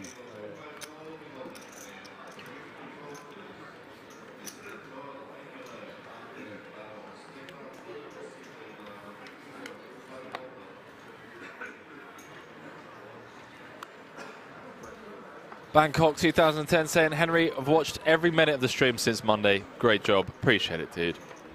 Thank you. Not only to you, but to everyone that has tuned in at some point over the last couple of weeks. Had a lot of you reach out to me on Instagram and Twitter as well. Show some support. As always open to constructive criticism and feedback on how I can improve your poker viewing experience from the commentary booth. Thank you as always, chat.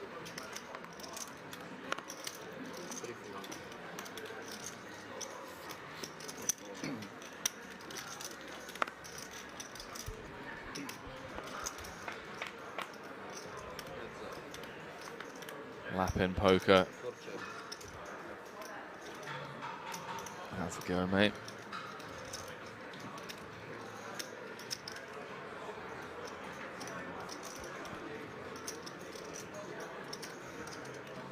Jack with the big blind defend. Ace Jack, ace of clubs, 9-3 deuce, 2 clubs.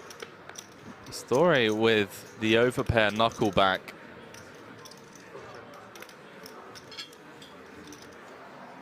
Bit of pot control. Currently 3rd in chips. No club in hand.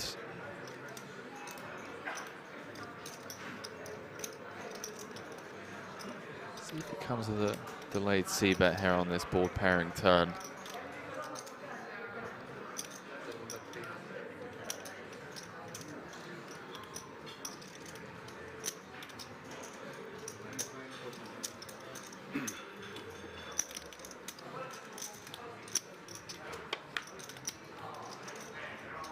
9.7 in the middle.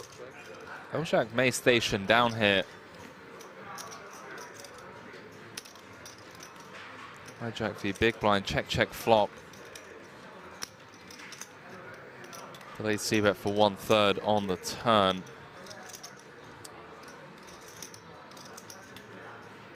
Significant ace of 5 of spades on the river.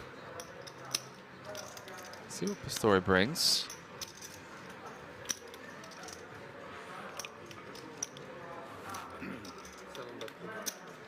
Comes to 300 again. Trying to get a crying call from a deuce. 4-5, ace-5, 6-5, 5x of clubs. Big fan of this sizing.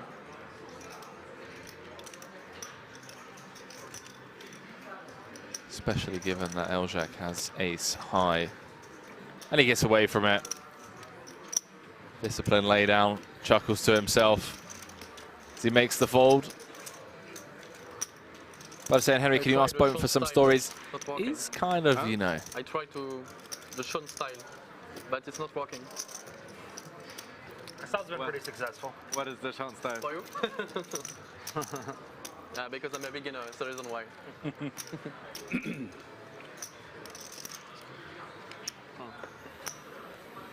He's kind of playing a final table right now, brother. I'm sure I will.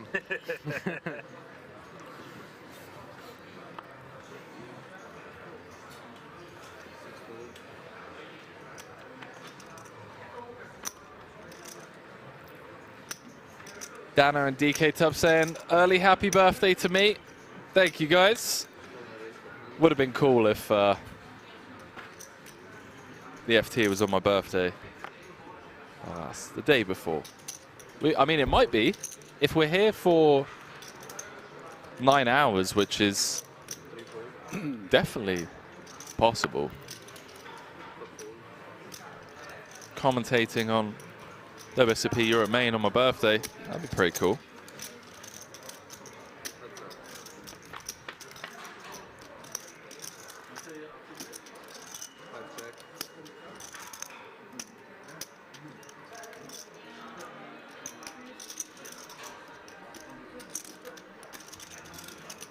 Deeb flopping best after defending the big with the 9-5 of clubs.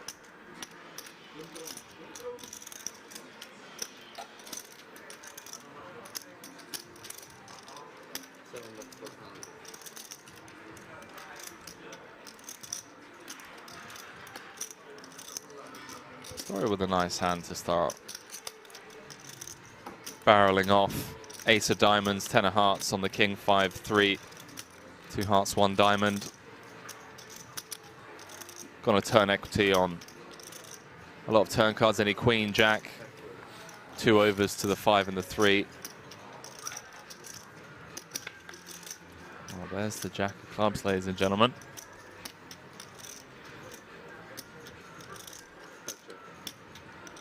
.9 in the middle.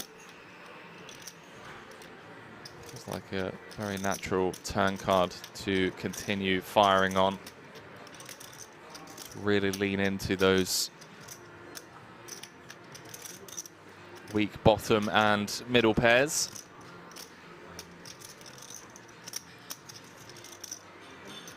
He's reaching, chat.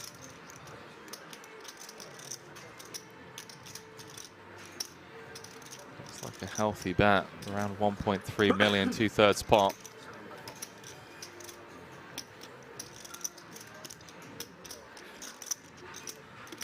To apologize, 1.2 into 1.9.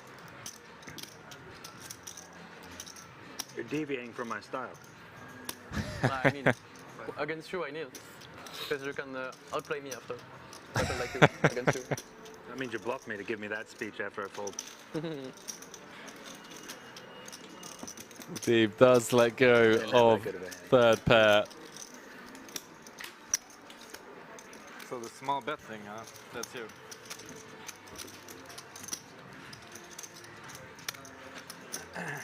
Prague pokes in, no worries. The last hand is going to be around 8 p.m. One bit. Incredibly optimistic.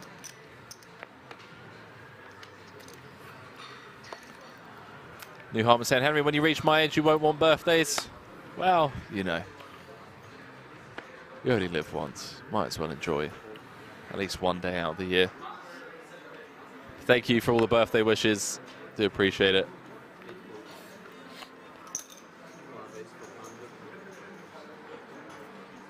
Voltaire's head. Come on, Barney. Please do let me know who you're rooting for, where you're tuning in from. Potential spot here. Taras Boatman has been one of the more active players. Players still haven't found out about that 5-4 of hearts hand or the ace-7 on the 10-3 deuce board.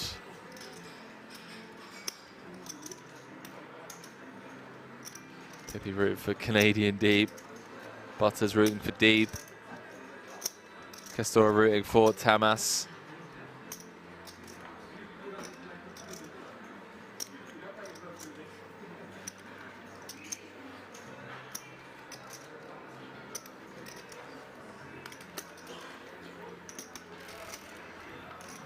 Vlad with the non-all-in 3-bet.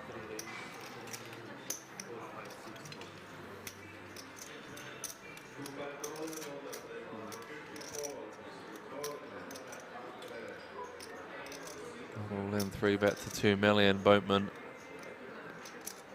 Here's Jacko. For 20 effective. The Vladiator put in half of his stack.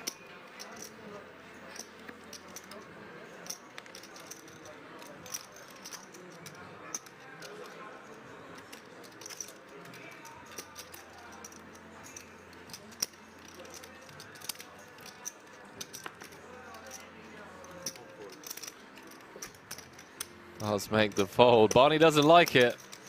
Looks suspicious. Staring him down. No, I like my hand. Me too.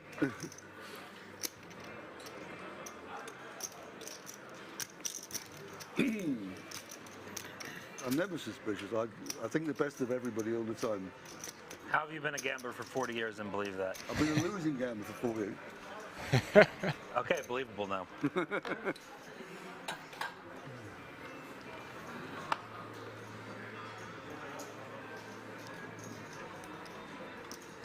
Okay, saying GL, Barney, old school.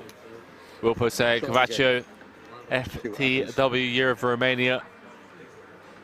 Oh, Boatman, after letting go of the ace-jack, looks down at the aces from +1.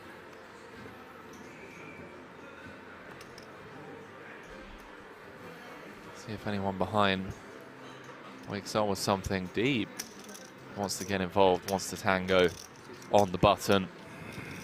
Queen Jacko, the blinds are going to get out of the way. Heads up to a flop. OG UK Pro against OG American Pro. And it's Queen Jack for 2 spades. Strap yourselves in, ladies and gentlemen. Sean Deeb has flopped top 2. Boatman with the overpair. And this could potentially be a chip lead pot, depending on how this runs out.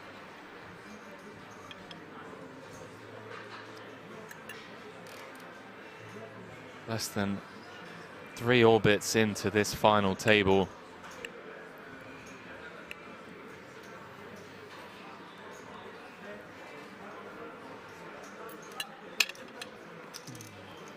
Boatman opening up the aces off of 50 bigs. On +1. Deeb flattening the Queen Jacko on the button after chip leader Omar Eljak got out of the way. 1.7 out there.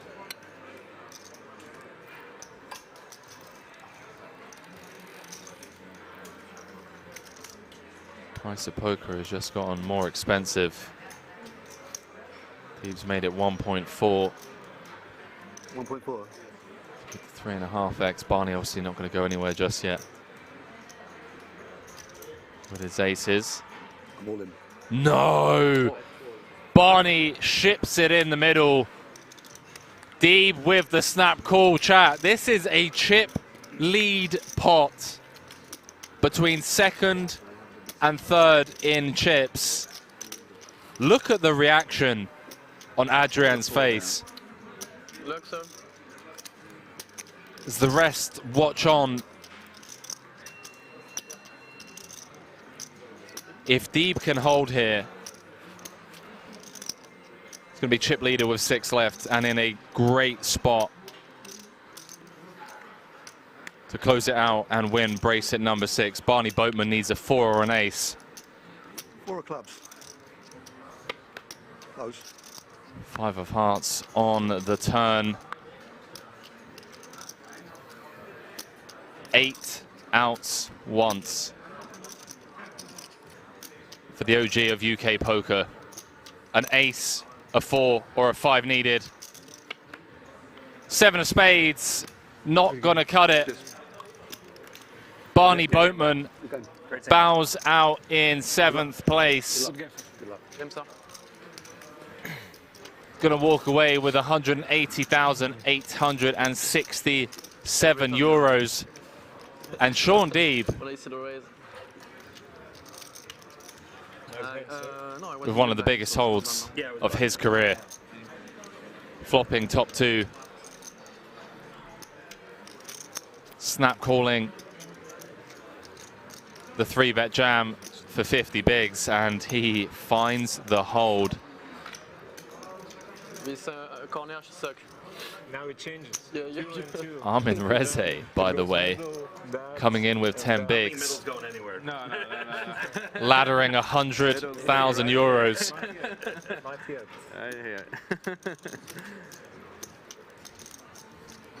Wow. Nice. I stood up out of my chair for that entire hand, chat. I thought Barney just, you know, come with the cool. See a turn. Is it? 4 minutes, huh? I was looking at the wrong clock. You have 8 and 500s? Huh? You have 8 million and 500s? Yeah. Okay. Yeah. How much are you got? 25. 25. Small cover. I mean, Deeb and Barney both said in their interviews that they don't care about ICM. And they were like, good luck. I mean, Deeb even said, you know, he's like, look, I might ICM punt like I did in the 50K. Barney was like, look, you can't scare me with ICM. I've got 100 million in the bank account, so, you know.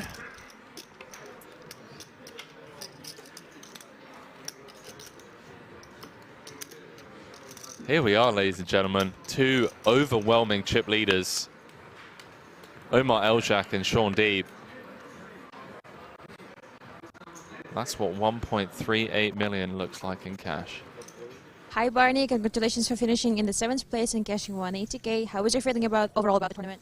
Well, I think it's a fantastic tournament. The structure, very much like the World Series main event. It felt like that in many ways. Like, I mean, the other one in America, not the real one like here. And, you know, I thought the field was mixed. A lot of good players, a lot of players who I felt were probably not as experienced, and it suited me very well with the amount of time you had to play. Yeah, it's a great tournament, great place. And tell me about the last hand. You had aces, right? Okay, yeah, it's the first big hand that I've had, and Sean Deeb, obviously, you know, he's in position. He's got a lot of chips. He wants to try and catch me, but obviously he doesn't know I'm as strong as I am, because it's the first time I've had a strong hand. But he just hit, and it was a cooler really. He hit top 2 pair.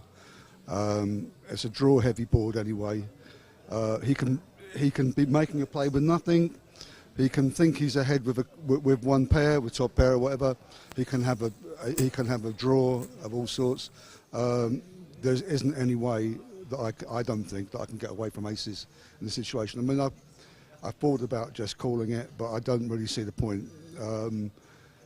You know, if he was, you know, if he had one pair, then he had the decision now. You know. But obviously, once he's got the hand he's got, they go on the backs. I need a running pair or an ace. It's not impossible, but you know. And how many big blinds do you have pre-flop? Okay, I had over 10 million chips. Yeah, about 50 bigs, yeah. Yeah. So you can shove pre-flop as Oh, well? no. I have far too many chips to shove pre-flop. You know, I'm making the same size raise that everyone is with every hand.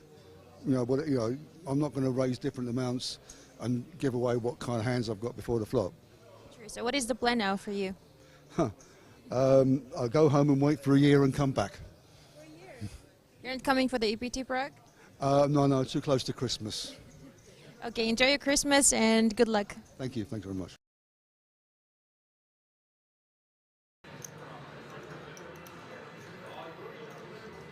Once again, GG's. Barney Boatman, true legend of the game. He's been playing poker for about 4 decades. Out in 7th, aces against top 2 on a Queen Jack 4. As we dive back into this, we will be going on break after this hand. Short break. Happy 180k Christmas, Barney. Well said, Senpai.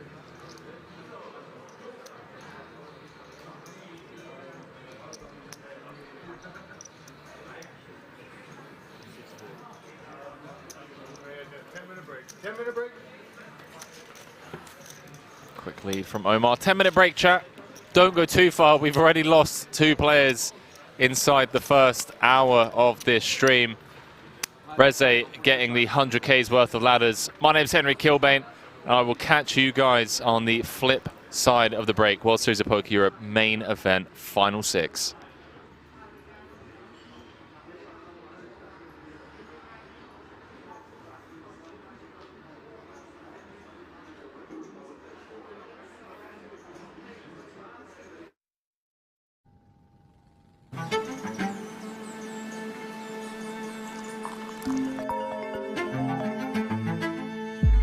What's up? Good morning. Are you ready for today? Yeah. See you at games.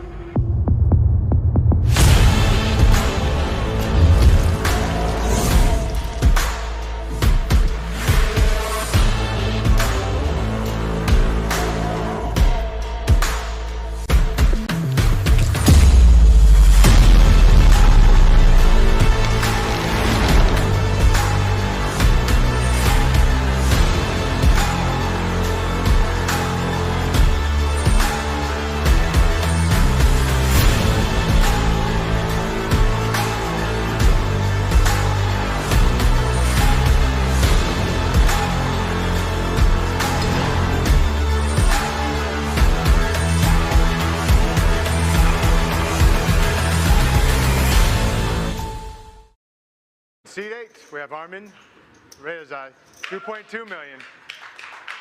Choked in the best already. Good luck, man.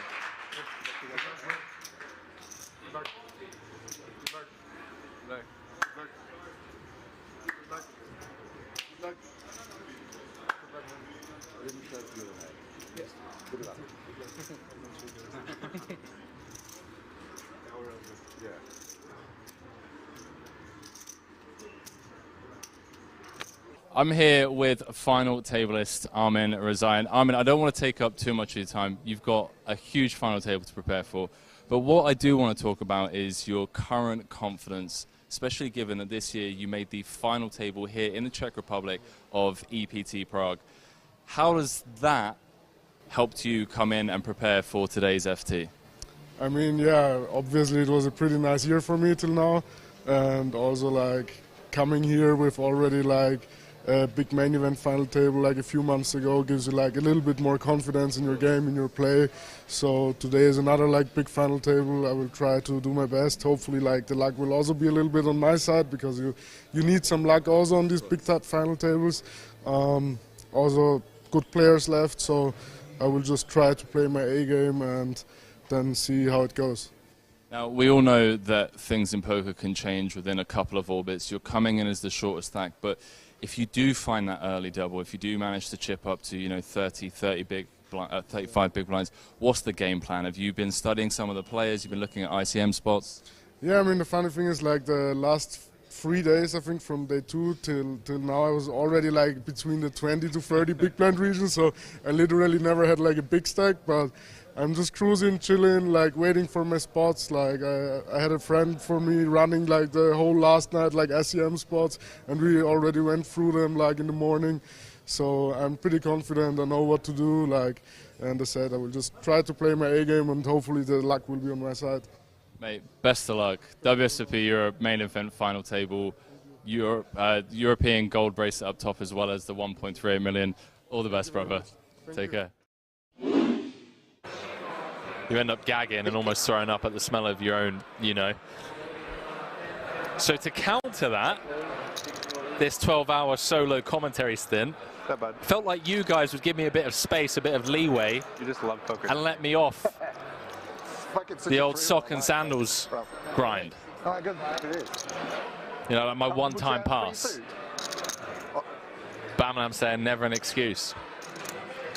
Boots saying agree, sock and sandals is brutal. All right, chat. Okay. But apart from that, I'm all good. And issues with our central nervous system. But other than that. Celebson saying getting paid millions for it. Millions. All right, chat. All right. Okay, no more socks and sandals. I see how it is. Or society. So we jump back into this. Other than that, button open from Nicky P. Deeb with the 3-bet out the small with the queens. This could be a chip lead pot, ladies and gentlemen. 5 seconds. Orpin has woken up with ace queen O in the big. Button v small blind v big blind.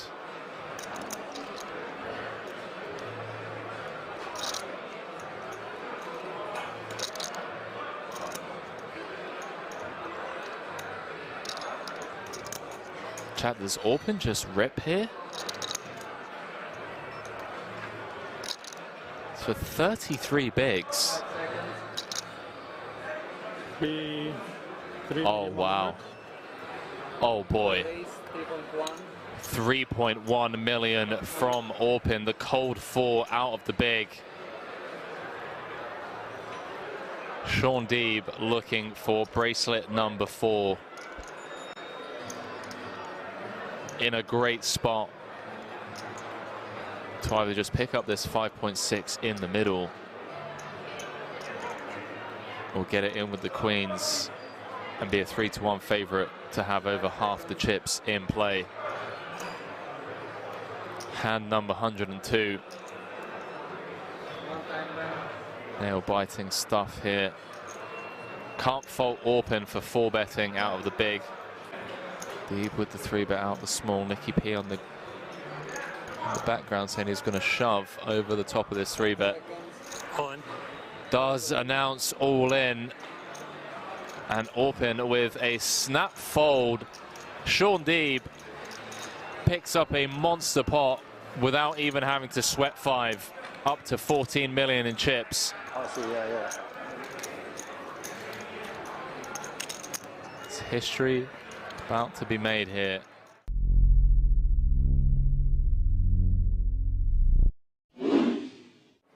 Big fan of all of these 5 players, have done so much for the game already in their own respective ways. Absolutely. He's not happy. I think Sean Deeb is the main man to go on and challenge Phil Hellmuth's 17 bracelets. Yeah, I've got a bet. Oh, you have? Yeah. What's the bet? Oh, hold that thought. Hold that thought, guys. 1,000% in the 8 game. Daniel comes with call. Okay. Yeah, actually, let me think about it. 2.3 in the middle. Oh, shoot, boy. Ace in the window, ace 7-4. Couple of diamonds, saying with the jack of diamonds in hand. Came with the 3.3x pre.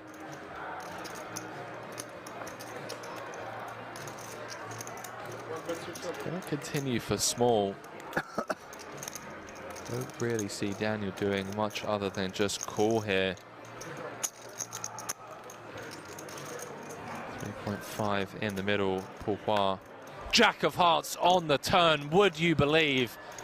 He has turned a set of jacks, and Daniel Negreanu in rough shape here at this stack to pot ratio. What a sick turn card. Henry celebrating that one like never before. Not celebrating, pal, just sickened at how tournament poker works. Check, check on the turn. 5 of hearts on the river. Backdoor hearts getting there. Daniel has the ace of hearts though. So I think if we see a bet from Foix, Daniel might well have to pay this one off. Sick turn. Running hearts. Especially with the ace of hearts in hand. Negreanu likely to hero here. 2.8. 2.8. 2.8. Just hoping that Paul's turning a hand like King Queen, King 10 with the King of Hearts, Queen of Hearts into a bluff. Does make the call, chip lead pot. Seng up to 11 million in chips. D-Negs down to 15 bigs. Nothing he can do, blind v blind with that run out. Okay. We like that turn just a little bit, right? I was not going to give up. I tell you who loved that turn. Sean Deeb, ladies and gentlemen. Sean Deeb loved that turn. Do apologise, Pourquoi up to second in chips, 36 bigs, 32% of all the chips in play.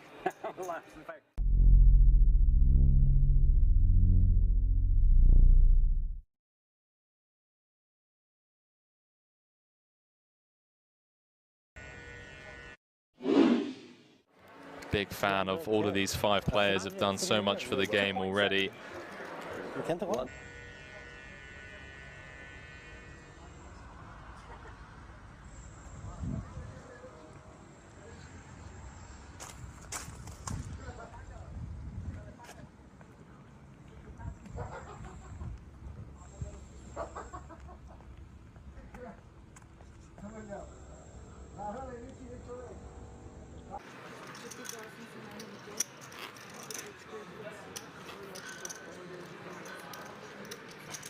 Welcome back, ladies and gentlemen.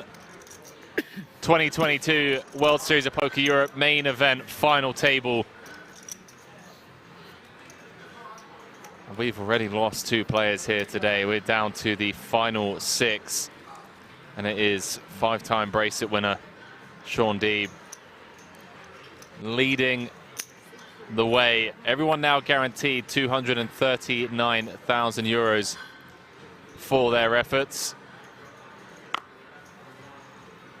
Welcome back to the stream. 1.38 million for first bracelet up top. My name's Henry Kilbane. Going to be calling the action for you all the way down to a winner. Andy, can we get drink serve when you get a chance? Oop, don't fall. Stage has been there all week. I do believe going to be getting Elke in the commentary booth at some point. That is the plan. Chat, as always, whilst I have you here, if you haven't already, hit the follow button on Twitch, hit the like button on YouTube. Help support the stream, the free content being put out. Free poker content, ladies and gentlemen.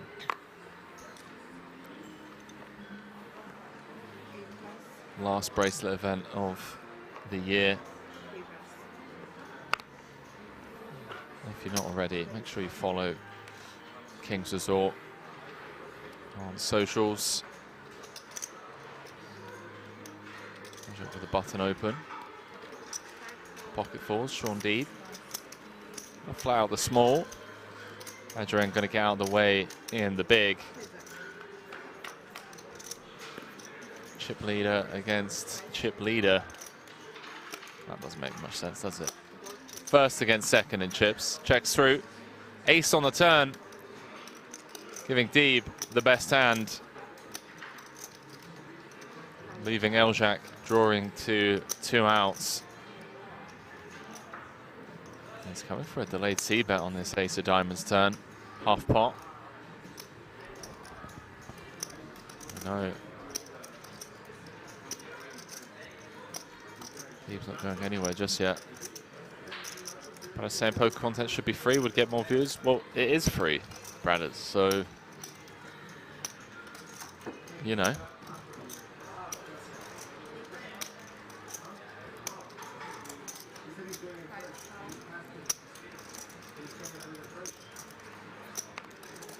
Nine of hearts rolling off on the river, diamonds bricking, as well as the king queens, queen tens, king tens of the world.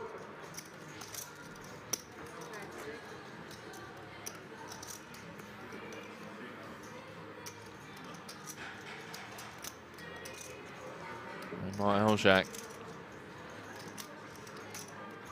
known for his aggression, known for applying immense pressure. Knuckles back the fours, gets shown the ace-10. Good give up. Deeb with the good give up. Comment, a little bit of salt, no?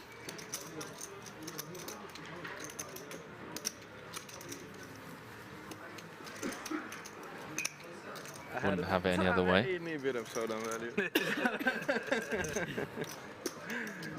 King 10 or king queen? No. A pair. Oh, pair. A tiny pair.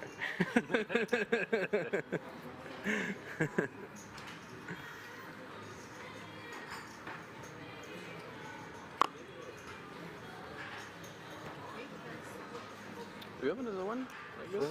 The sticker? This one? This, yeah, I printed it at the reception, but if you want, we can do it in the break. Oh, that's cool. Yeah. You too?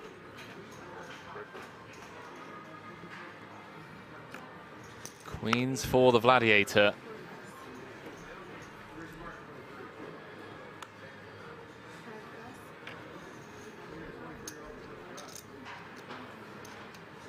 Oh, wow.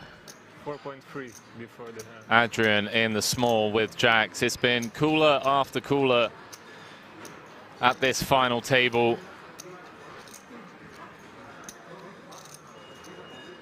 Klopp on top saying, put the kettle on. King's Resort regular cutting out a 3-bet from the small. Looks like 1.7 million. Pastore going to get out of the way from the big, and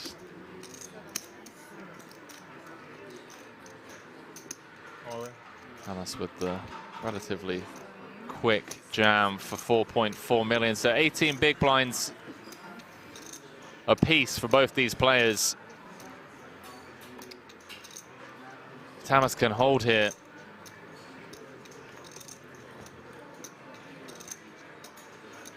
Going to move up to 4th in chips. More importantly, he's going to leave Adrian on just 12 bigs.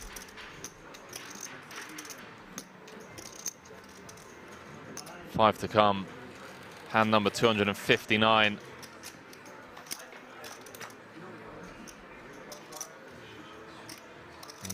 8-4 deuce rainbow. Not even running cards for Adrian.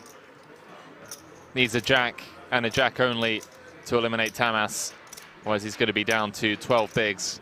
It's going to be the shortest stack left at this final table. No dice. 8 of diamonds. The Vladiator, ladies and gentlemen, Thank you, sir. gets the full double. I posted with my email to the reception there, like stickers like that. And they can print it, and the guys asked me if they can print it. Yeah, they already had it. They printed it for me also. So chat, a lot of you that have been here obviously for the entire week will know that Gary Blackwood, I say the entire week, for the entire festival, Gary Blackwood was with me at the start of the series, helping me in the booth. Covered 9 streams alongside me. He left the WSOP cap. Thank you very much. Authentic WSOP cap that he just bought. And I found it in the commentary booth. I reached out to him. It's a premium curved visor snapback. And do you know what he said, chat? No sweat, huh? He said, give it away. Give it away. Of course he did. It's Gary B. It's Gazzy Blackwood.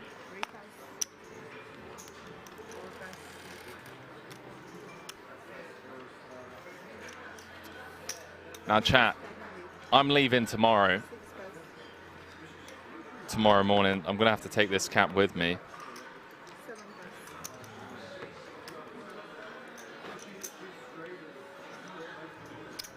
But I am going to give it away.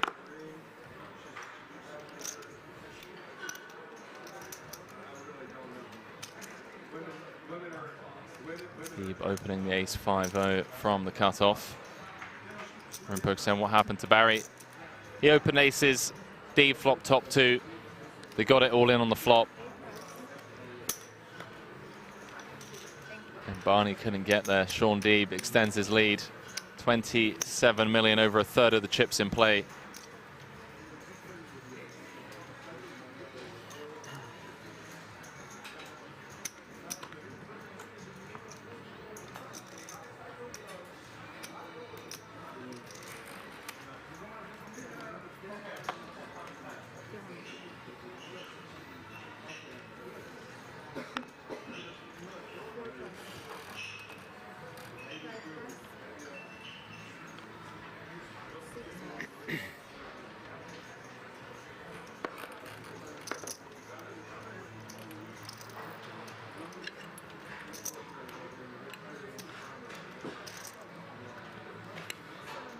Story looking to become the first Frenchman to win 2 no-limit hold'em bracelets.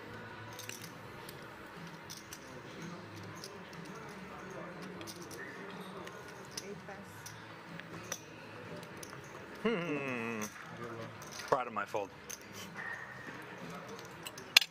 8-7 off. Oh, I would have been happy to open that one.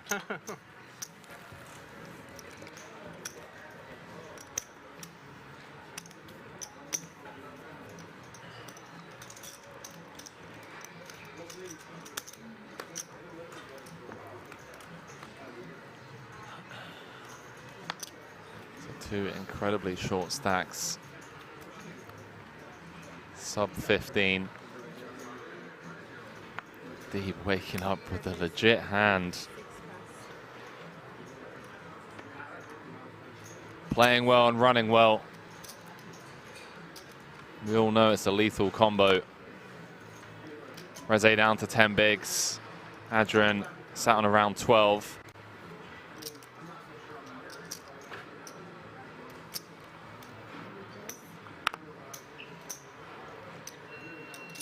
Registration? What's that? I'll play you guys.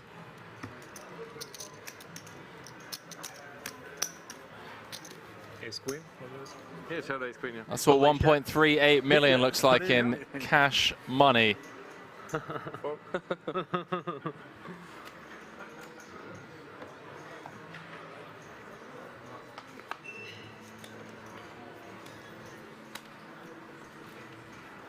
For those of you just joining us, already lost 2 players at this final table. Alexander Riard out in 8th, ran queens into aces.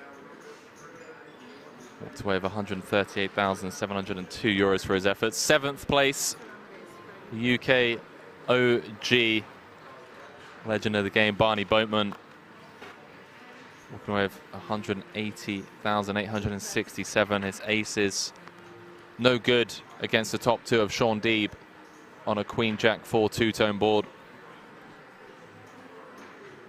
Everyone here now guaranteed 239,000 euros. 11? Yeah, 12. 11-5 looks like. Yeah. Thanks. Yeah.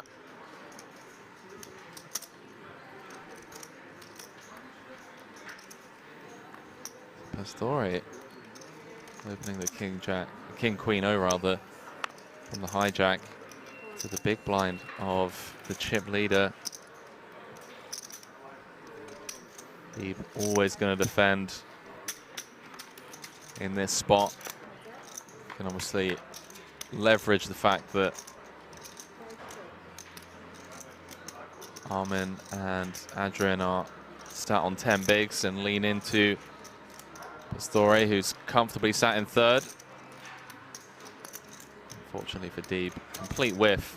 You can see that a 10 would now give Pastore Broadway.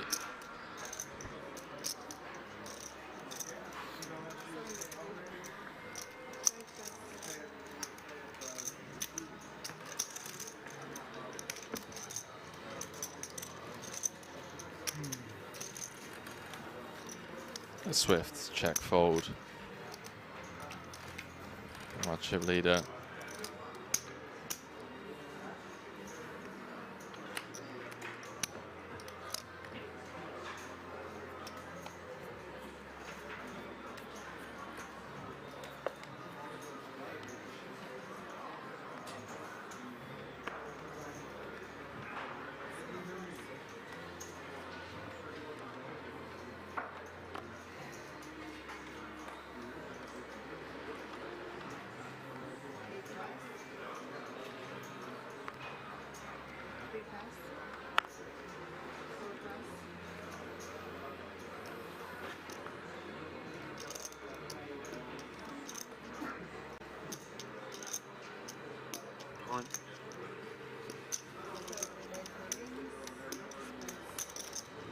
I can see your cards when you look like that.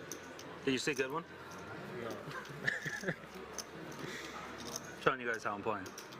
Put some fear into you. Thank you, though. Yeah. Yeah, I'm usually more cautious when the people I'm riding are in a hand.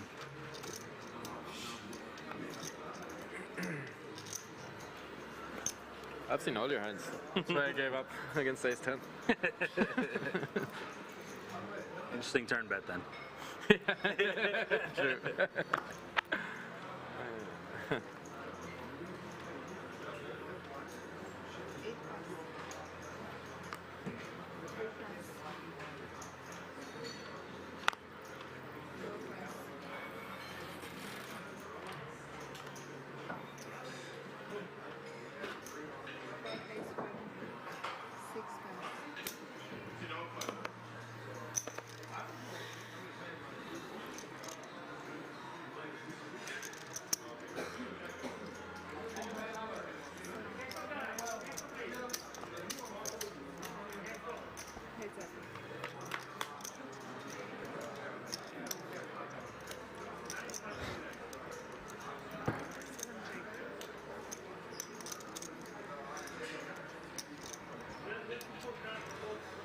Easy now, Lappin.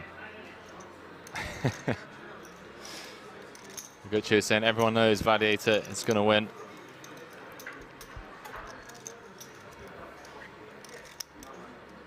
Everyone with their fans.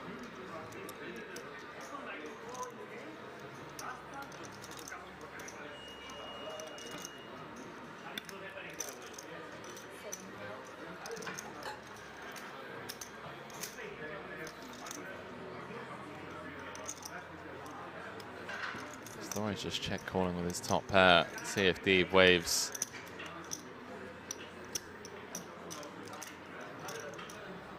The white flag on this 7 of diamonds turn.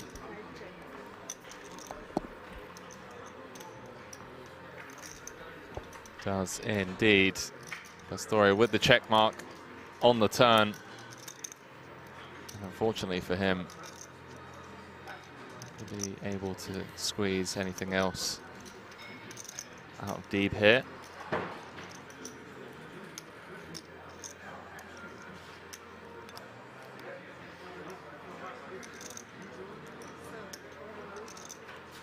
Comes with the bet size that he likes to call the Sean Deeb.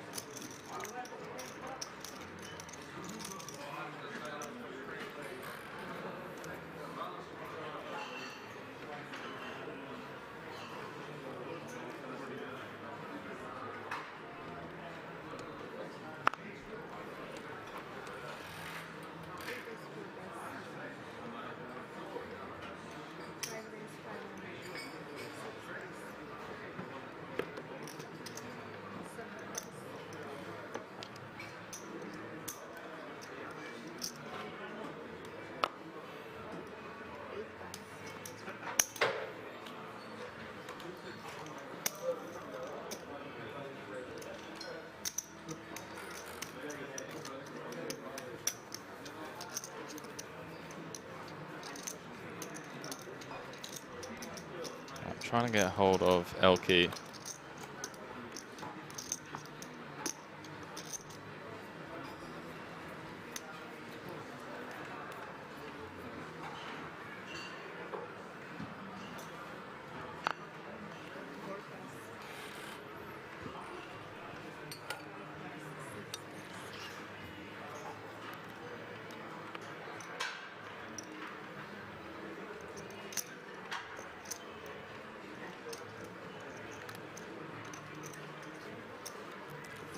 I don't think he's hungover. I think he finally had a good night's rest. He texted me about an hour and a half ago saying he slept for 11 hours. Oh. I think it's just Not low. Not low. 2 weeks of tournaments and the high stakes cash games in the Yo Virals game. It is so weird to hear your brother's voice and then not see his face at the table. That's so true. That is You so guys sound true. identical. I hear that pretty often, actually. Huh? I hear that pretty often, actually. Armin and Daniel do sound identical. Yeah, he's a very chatty guy, so you hear that voice a lot in the room.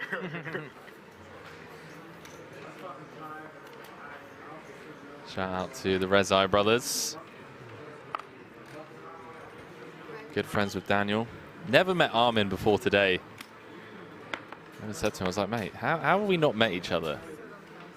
I was with his brother in Miami just a couple of months ago. Here he is. 6 left. The WSOP Europe main event. On to his final 8 big blinds. He's got jacks on the button.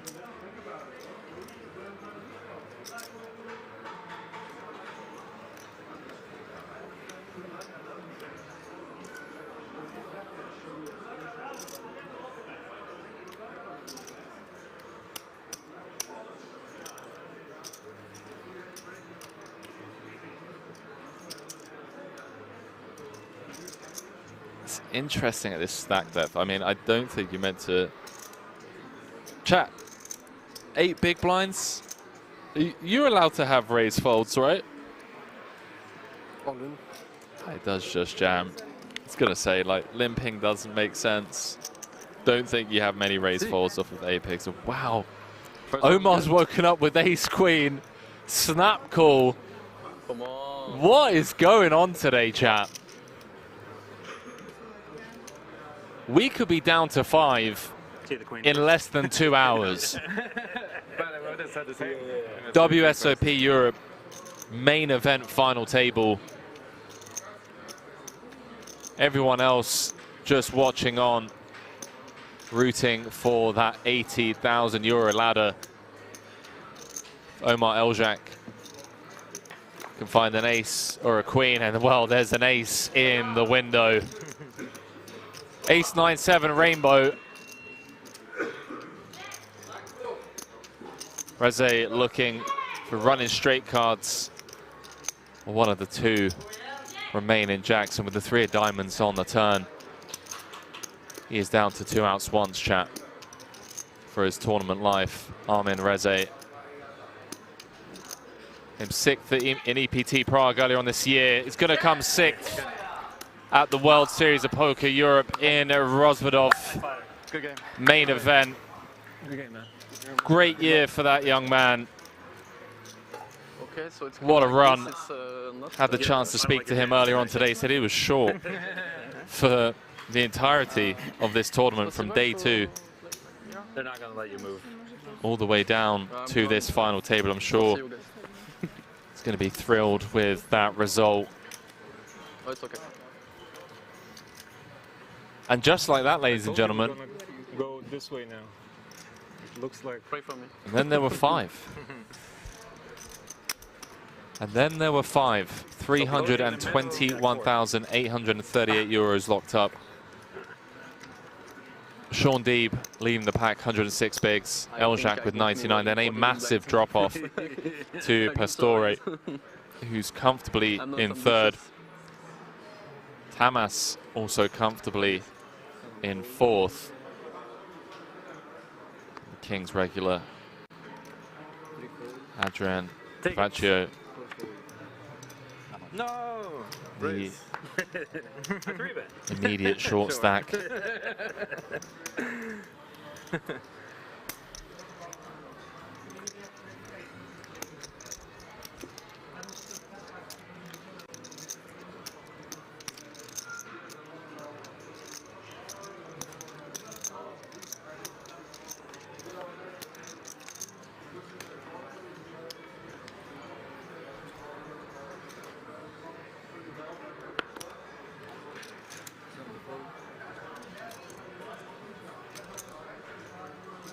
Tamas in the cutoff. 4 of 5. That's the 2 chip leaders 1.7 behind. on his left. Yeah, he's got 300Ks on the side. Yeah, I'm sorry. Yeah, wait. Thank you. Jay Whistler saying average stack is 60 bigs. Will it slow down now? I mean, one would assume, chat. One would assume.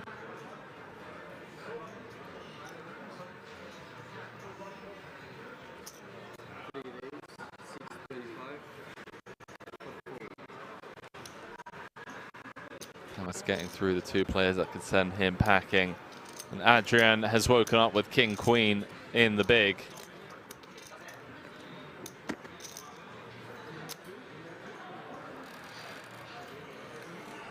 Sub 8 big blinds.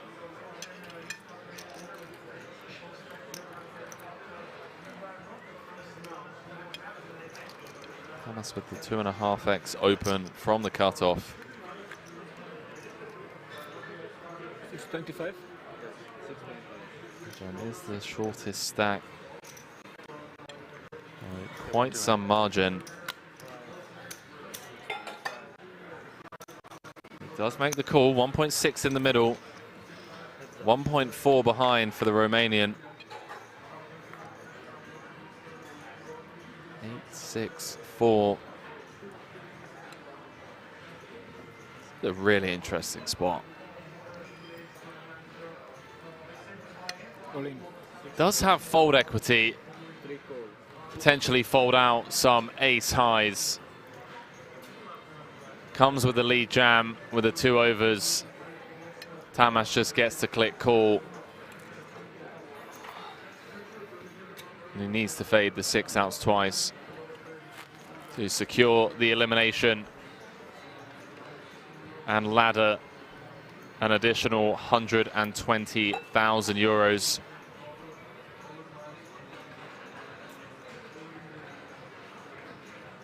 Can Adrian get there? 4 diamonds on a turn, no help. 6 outs once for the Romanian. King's Resort regular. One card away from being 4-handed. The river. It's the 8 of clubs. Double paired board. handshakes all round. Get some GGs in the chat for Paul Adrian Cavacho. Career record score for him. 5th place in the WSOP Europe main event. 321,838 euros. 321,838 euros going his way. I don't mind. Chat, everyone now guaranteed. Yeah, like just for, it's okay, okay. 438K. Hi, Adrian. Congratulations for finishing 5th in the main event. How is your feeling after this tournament? I'm okay with it. I mean, I had nothing else to do. I was card dead for the first level, and after that, yeah, you saw jacks against queens, and I'm okay. It's just fate, so I cannot control it. Was it pre-flop, Jam, or was it on the flop? I just called pre-flop because I thought if he has ace jack, ace queen, maybe I can fold on the flop if I jam, because I know he plays very tight and he's not opening light in me. So I just wanted to play like this the hand. Normally you have to show off pre-flop. I had like 9 big blinds, so but I tried this line. What was your most memorable hand of this tournament? Yeah, I have two hands I played badly. So one was against the French guy. I don't want to talk about the hand, but that hand I will remember. Yeah, I didn't make a call, and my logic tells me to do that. So it's okay. Okay, so what is your plan now to play? APT Prague for sure. Next stop, APT Prague. Then see you there.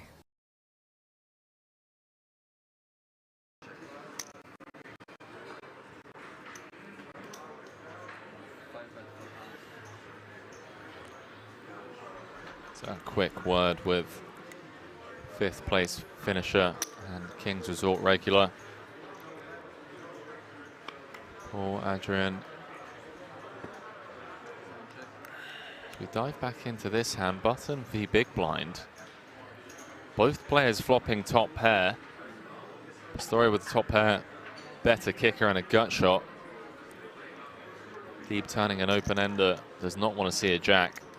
But he wouldn't mind a 6 or a spade.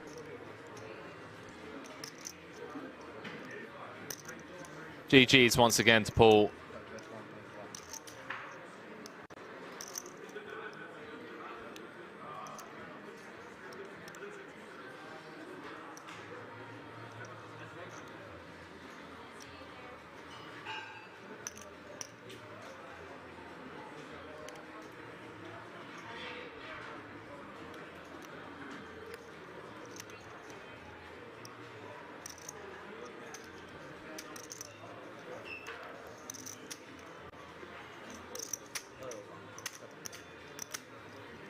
$4.3 million in the middle. As the deuce of clubs rolls off on the river. Deeb now going to be somewhat concerned about his kicker issues. Unless he wants to turn his king 8 into a bluff. Kind of feels like you have enough showdown value. It's too strong to bluff, too weak to value bet. Does knuckle it back, and he's going to get shown the king queen. Pastore up to 15 million. Deeb still chip leader. Only just. So a quick break, chat. Four-handed here, WSOP Europe main event final table. When we come back on the flip side of this break, we're going to be playing down 2. Heads up. Don't go too far. I'll see you guys shortly.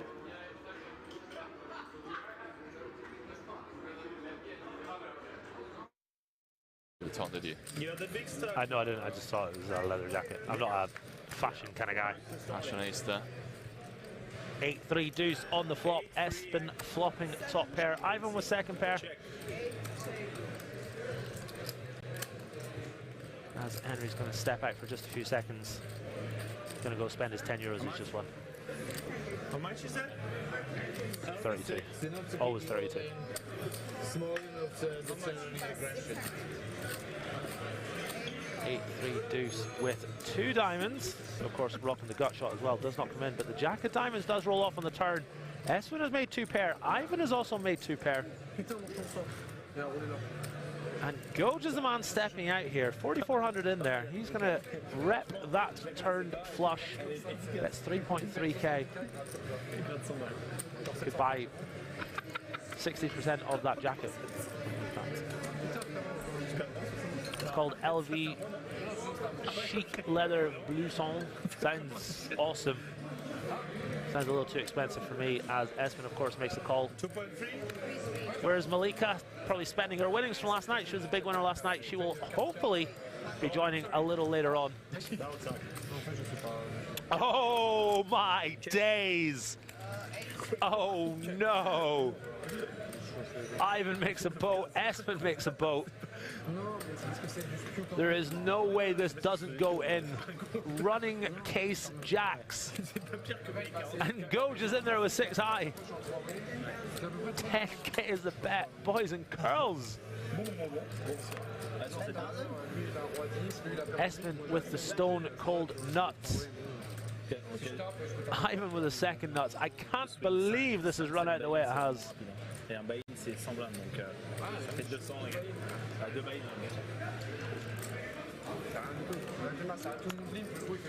Espen Classic Beef is dreaming of Vegas and the beeping Mirage right now.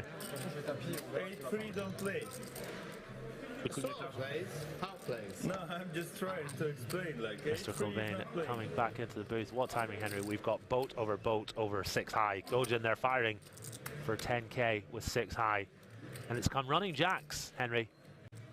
What do you think about that? Disgusting run out. There's the all-in from Espen. Ivan snap rejams. No, I told you to fold, yeah. Wow.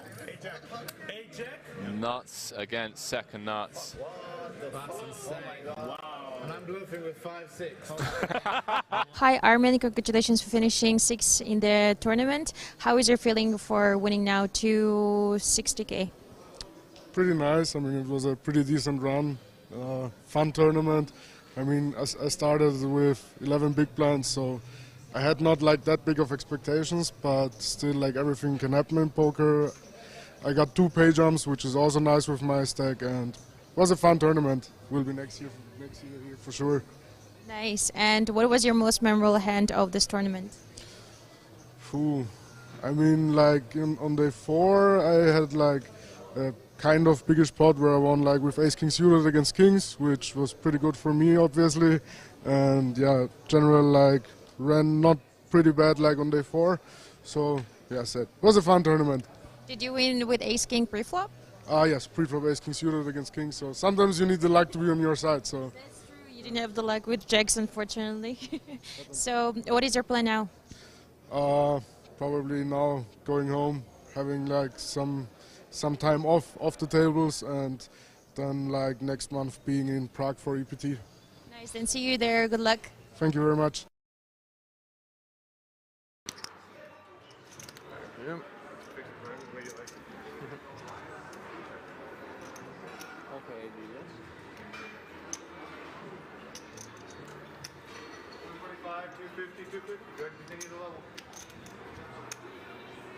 Ladies and gentlemen, welcome back to King's Resort. We're down to the final 4 players, would you believe? Just 2 hours into this stream, 2 hours into this final table. World Series of Poker Europe main event final table. Average stack around 80 big blinds now, 4-handed. I've got a funny feeling we're going to be 4-handed for quite some time. 4 very capable players here. Sean Deeb looking for bracelet number 6. Eljak came second in the 5K PLO. Pastore won the 5K 6 max in Vegas earlier on in the year for his first golden bracelet. Vladiator flopping middle pair on the 10-9-4.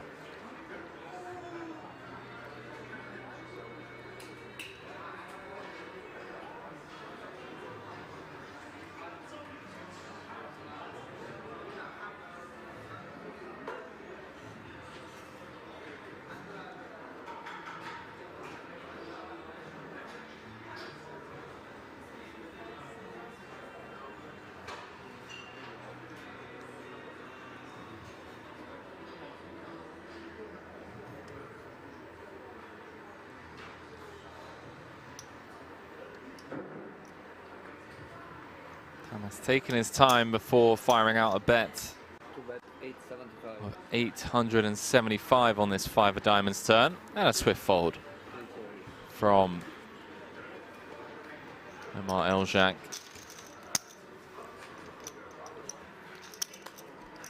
For those of you just joining us, it's the last bracelet, 2022. Sean Deeb looking to make history. Pastore looking to make history to become the first Frenchman to ever win 2 No Limit Hold'em bracelets. Deeb looking to join a very exclusive club. Become a 6-time bracelet winner. I mean, what a way to achieve that, eh?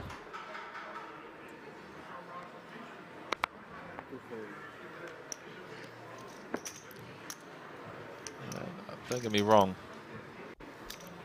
A bracelet's a bracelet. You automatically become a part of poker history, but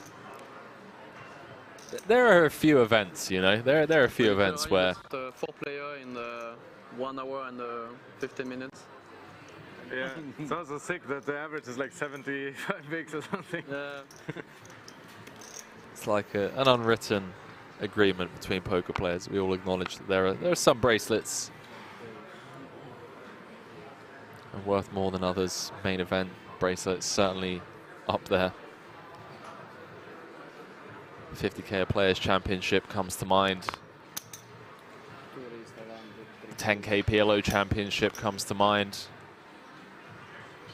25k PLO. All of the 6 max events.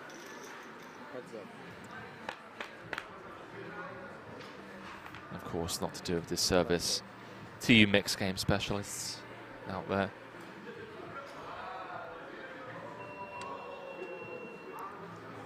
Dota Kaiser saying, I'm all in on Omar. Certainly capable of closing this out.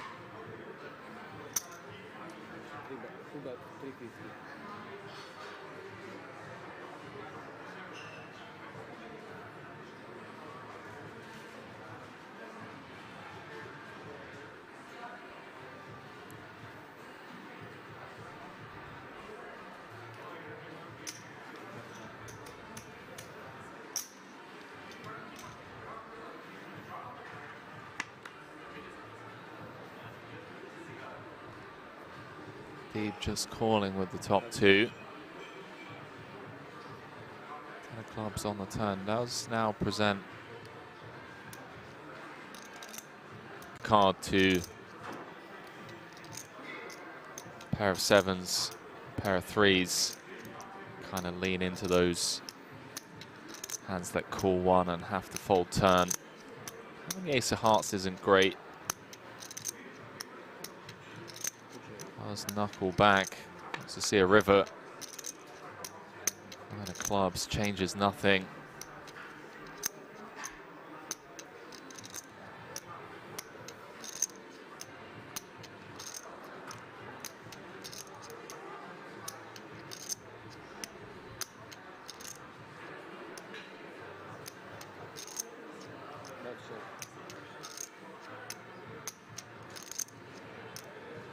Check.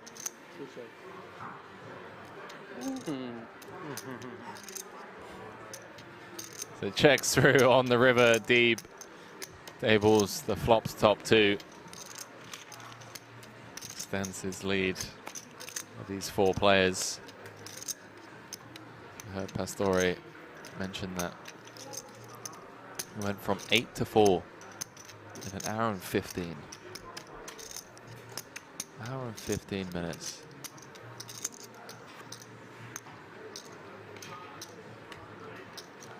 To ladder 300k.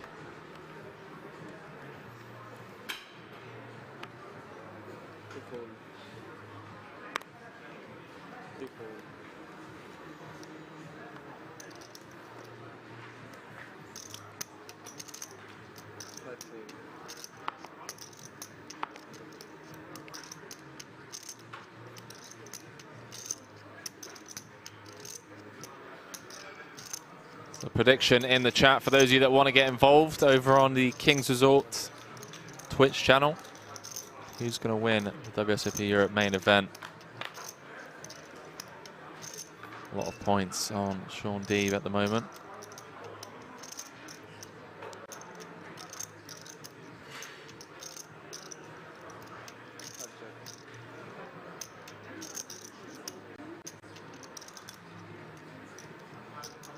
Poker Palace saying Vladiator will win, Henry. Who you saying, Henry, who do you have your money on? Honestly, mate, I think all four of them are good enough to close this out. See, Deeb has a lot more experience playing for this kind of money. Pastore, fresh off that bracelet, young French poker pro. Got to be feeling incredibly confident. We saw Vladas more than comfortable enough to run huge bluffs when necessary, put Pastore in an incredibly tough spot, final two tables. And of course, Omar Eljac, just world-class PLO player, and proven himself to be quite the Holden player as well.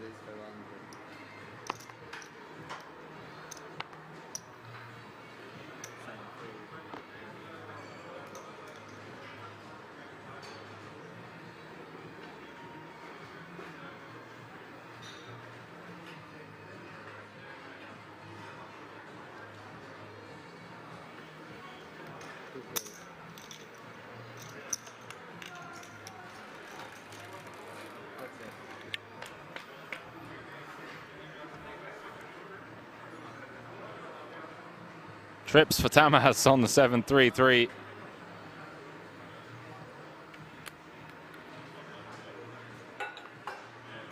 Deeb with backdoor spades. And backdoor straight draw, 5 of clubs. Presenting Deeb with a gut shot.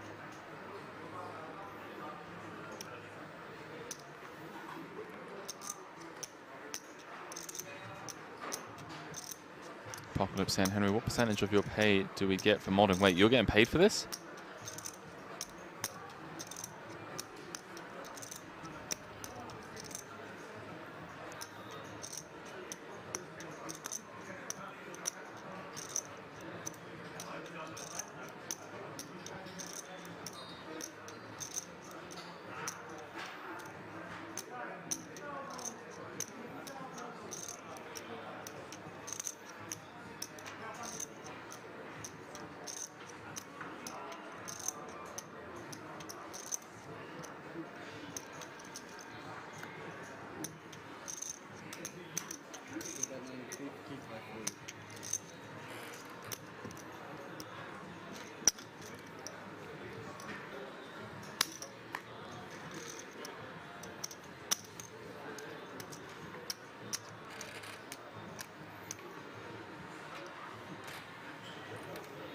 Isaac asking if Deeb wins, will he win Player of the Year?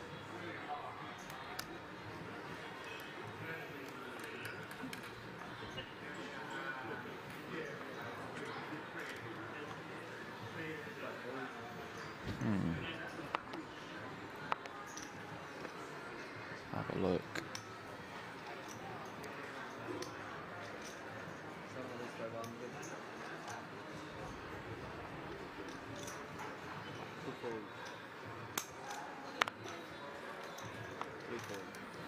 Yeah, I don't think Europe's counting towards, WSOP Europe's counting towards Player of the Year, from what I can see.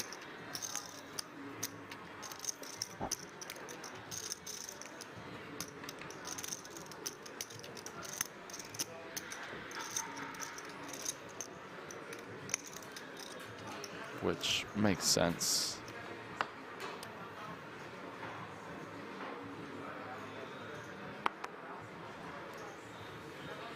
Makes sense given that, you know, Korai didn't come, Weinman didn't come, Dan Zach didn't come. No, raise. You know I'm gonna have a good hand when you finally play. Yeah. I had you crushed. 10-3 double suit.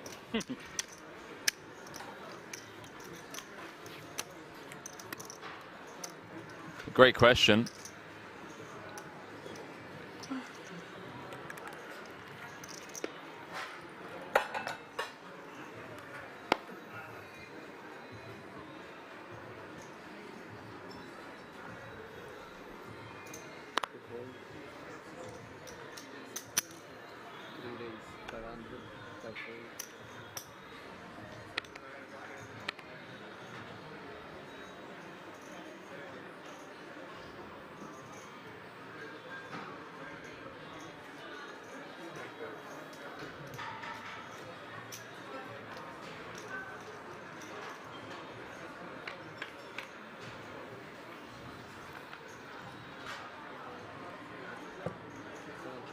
We're saying Deeb can't lose.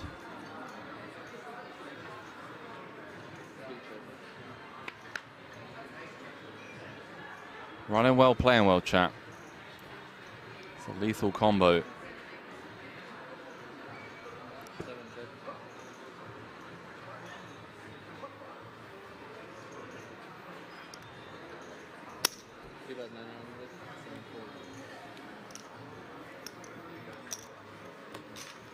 Flippins is saying hi, guys.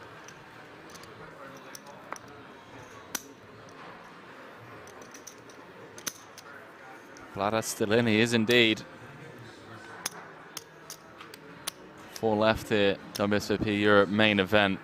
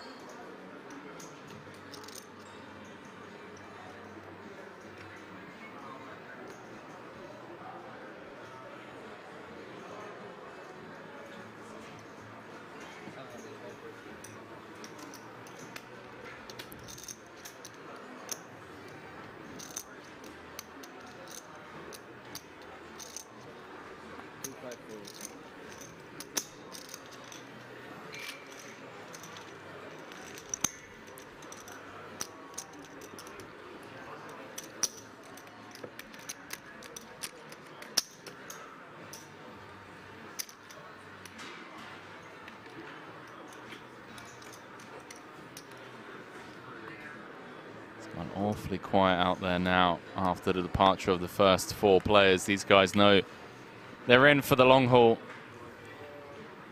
Average stacks, 80 big blinds. A funny feeling we're going to be here for potentially 2 or 3 levels.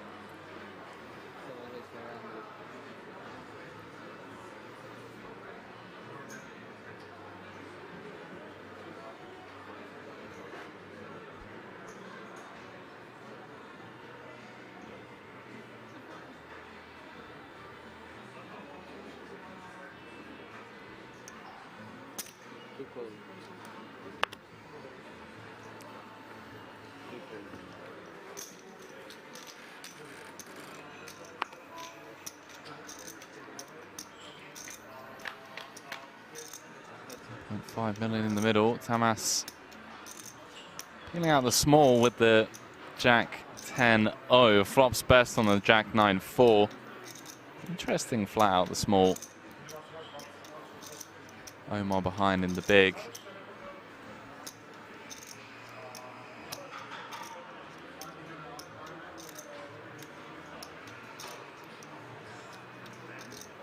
Thus saying some rule changes were introduced this year, including WSOP Europe events don't count for Player of the Year, as well as casino employees, tag team, ladies, and seniors events don't count.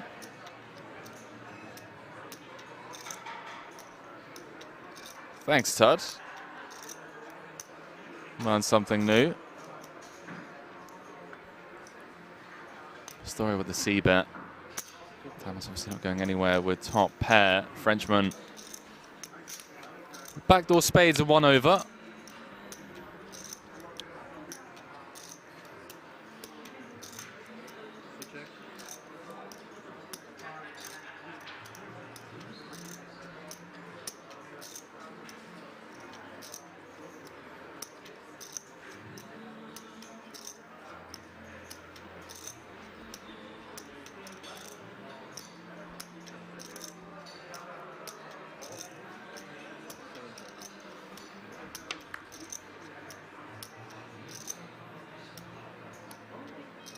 The 5-8 run out. And that's with top pair. We got the song All By Myself on in the background. I'm all by myself in the commentary booth. Still haven't heard from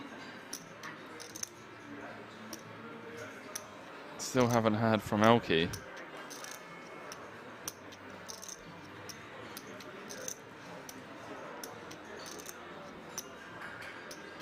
This song feels incredibly fitting. Four-handed WSOP Europe main event final table. Who's got the blip tain saying the battle of the most active check motions.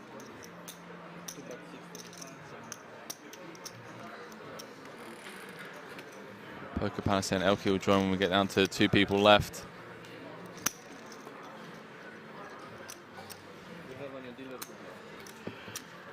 Elke going to come in for the heads-up match. There's a look at our chip counts. Deeb and Eljak way out in front. Both playing around 100 bigs. And a drop off to Pastore and Tamas, but if either of them double through Omar or Sean, they'll trade places.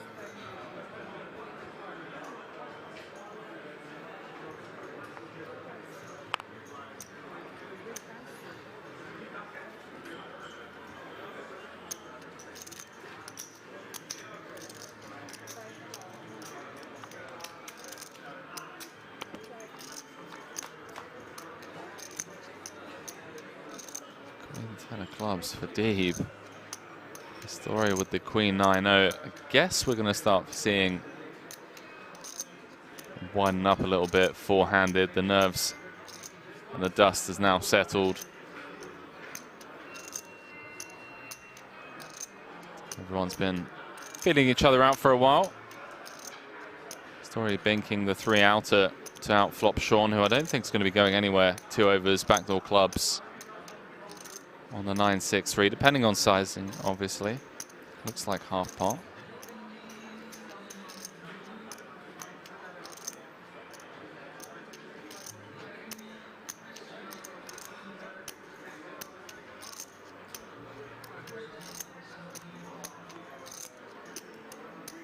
This might be the size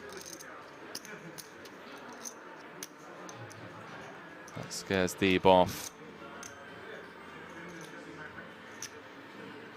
Not this time. It's going to stick around. 2.8 in the middle. And well, chat, the 4 of clubs on the turn, giving Deeb the backdoor flush draw.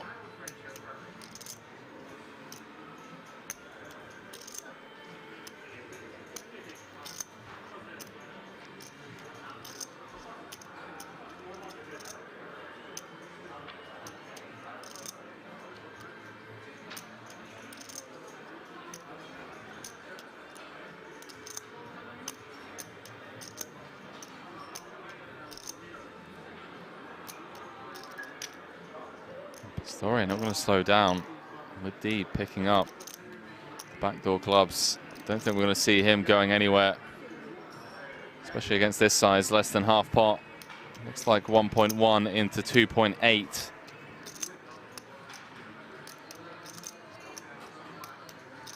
Deeb getting almost 4-1 on a call.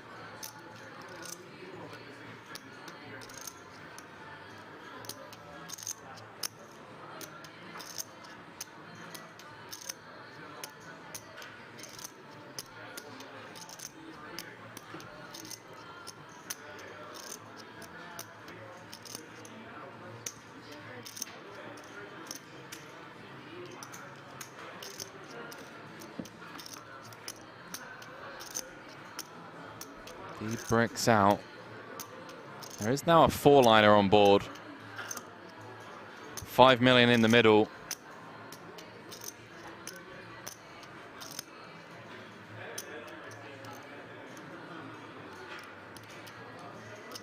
Deeb with just queen high.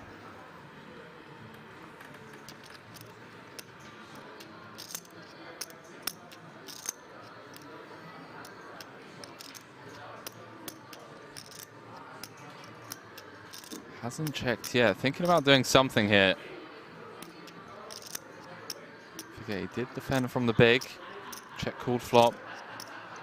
Check called turn.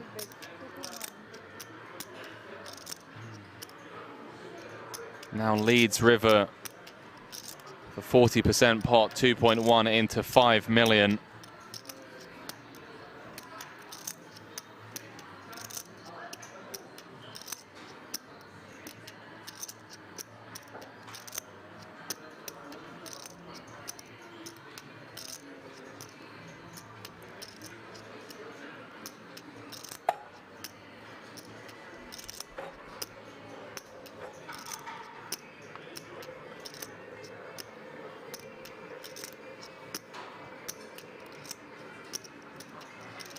Story can make the call. It's going to be up to 19 million and close. Let's say closing the gap on Deeb. Just has to click call, and there's only going to be 8 bigs between them.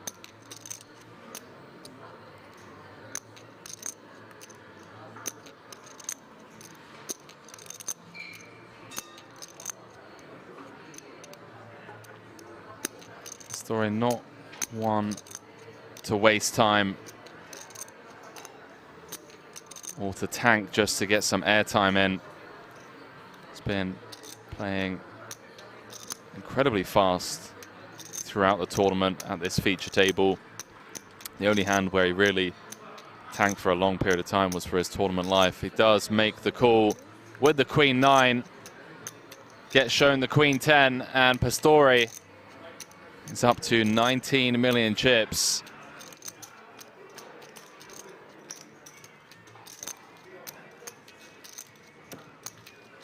Winning nearly a 40 big blind pot, crucial at any stage of the tournament, let alone four-handed. 1.38 million for first. You didn't listen to your own advice. You said don't bluff him, but it was a good hand to bluff with, though. Good run out too. No. Reduces the gap between himself and Sean Deeb. Tamas now the immediate short stack, but short in the sense that he only has 50 big blinds.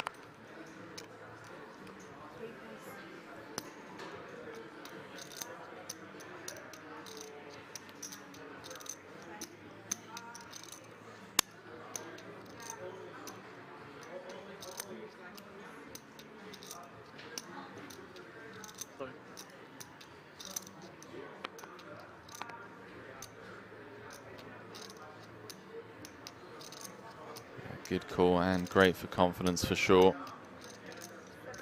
He'll kind of shocked that everyone's being results oriented. Surprised. This is Twitch chat.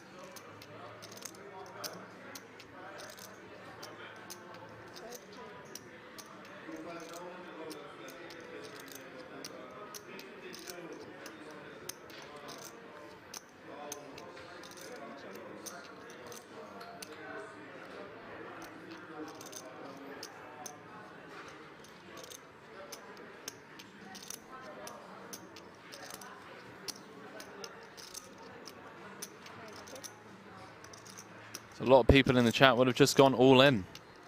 Would have just gone all in Sean's shoes. Because that's what you're supposed to do with the nuts, right? You're meant to just go all in and get no value.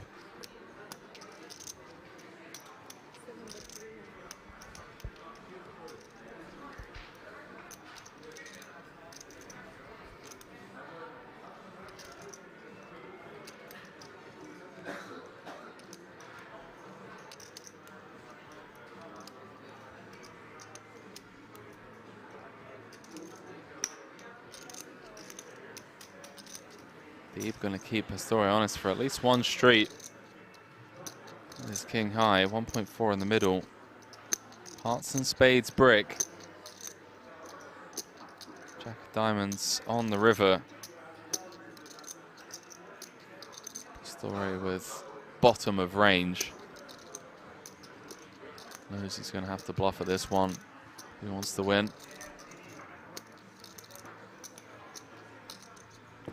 Got to knuckle it back. And going to get shown king high.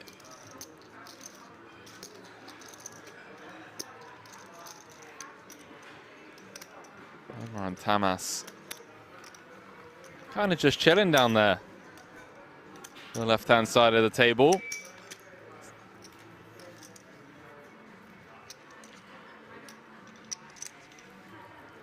Little tug of war between Sean Deeb and Pastore. Joker saying, how much sleep did you end up getting last night, Henry? About 5 hours.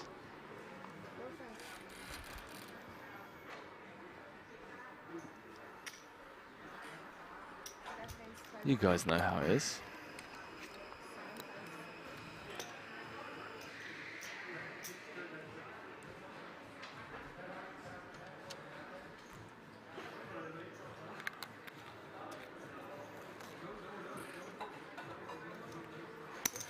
Crazy Swede saying, we've got a Swede on the FT. Go Sweden. Do have a Swede on the FT.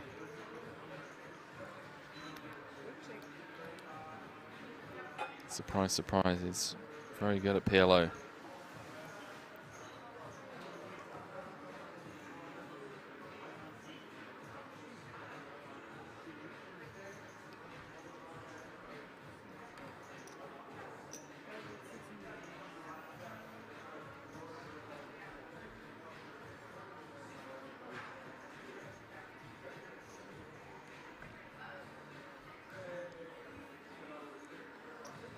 Tamas thought about it for a second against the larger sizing.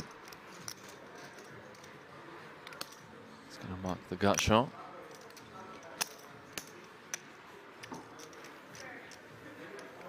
Scott saying, Henry, why is it that you guys have positions in under the gun instead of cov? Believe it or not, Scott, I'm actually a commentator. But I know what you mean. I know what you mean. You'd rather have it as cut off. I get it. But he is still under the gun. It's four-handed.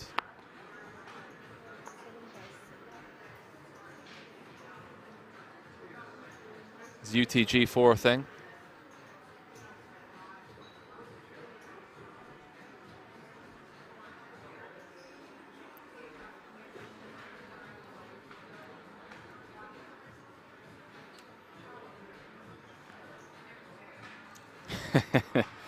I don't know, UTG7's a thing, right? UTG6 is a thing.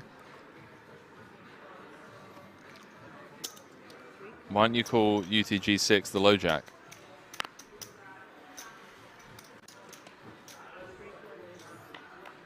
Lightning Soul saying I think it should be called the mandatory straddle. I agree.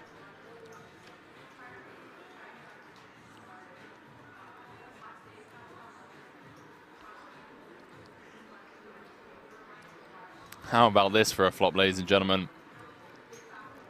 1.8 in the middle, Jack 7, 3, 2 clubs. Tamas with top pair. King kicker. Eljack with 8 high clubs. And Sean Deeb with the nut flush draw. Action flop.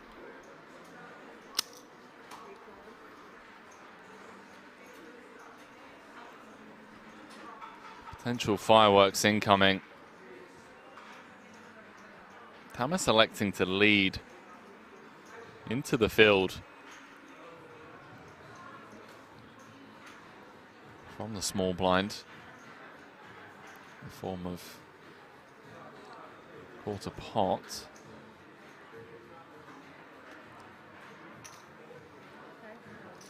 Picks up 2 customers, 2.9 in the middle. Setting the price himself. 8 of hearts on the turn, giving Eljack a pair of 8s. Deeb picking up a gut shot to go along with his nut flush draw.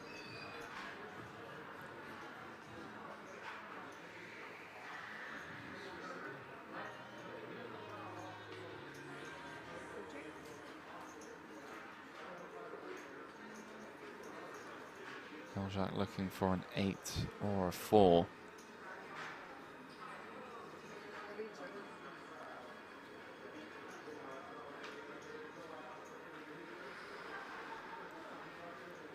Checked round 2 deep. Did open from under the gun. Flat called on the flop.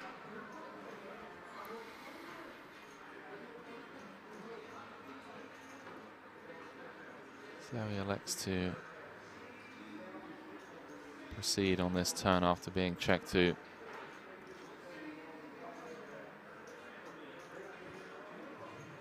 $2.9 in the middle. Tamas the effective stack playing 11 million. He is reaching for chips. Just north of 2/3, 2.1 into 2.9. Closer to 3/4 pot.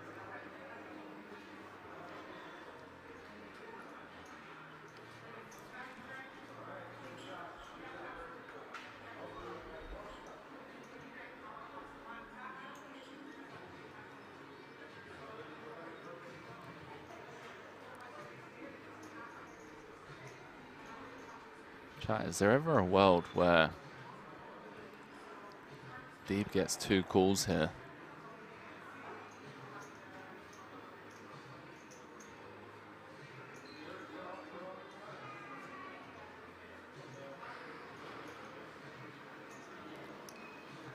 Those are calling chips from the Lithuanian Vladas. With top pair, flatted out the small pre-flop. Led for 25% on the Jack 7-3-2 clubs.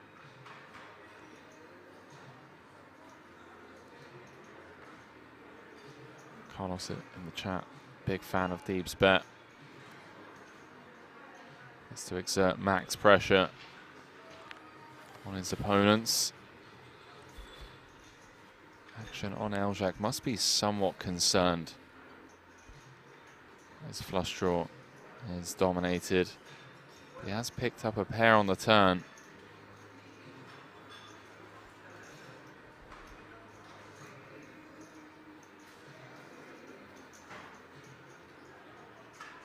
Blocking Jack 8. 8-7. Going to get out of there. Discipline fold from the Swede. 7.1 in the middle.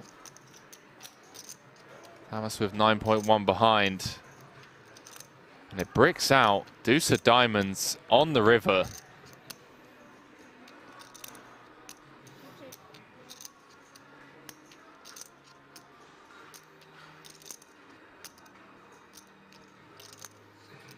Tamas going to be up to at least 16.2 million.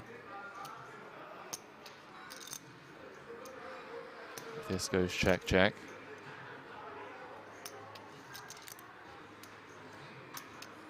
Deeb with just ace high. Does block 9-10. It does feel like having clubs in the spot. Not ideal, right? You want your opponent to have brick clubs. Feel like you'd rather bluff with ace-9 of hearts than ace-9 of clubs. On. Wow! Sean Deeb has gone all in on the river.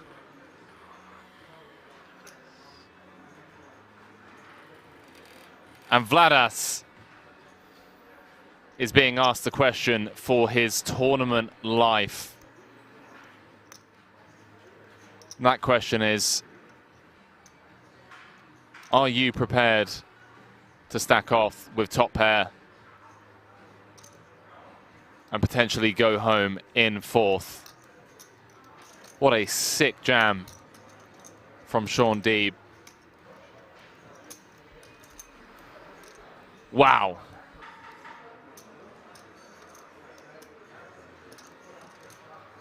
Let's reverse engineer this hand once again, chat. Sean open to 500k from under the gun. Tamas flat out the small. Omar Eljak completed with 8-4 of clubs in the big. 1.75 million in the pot going to the flop. Jack 7-3. Tamas led for 3-7-5. It's around 25%. Omar called with his 8 high clubs. Deeb also called with his ace high clubs. 8 of hearts on the turn. Checked round to Deeb, who fired 2.1 million into 2.9. Only Tamas called. And Sean Deeb has now jammed on the deuce of diamonds river. Overbet jammed, might I add. 9.1 into 7.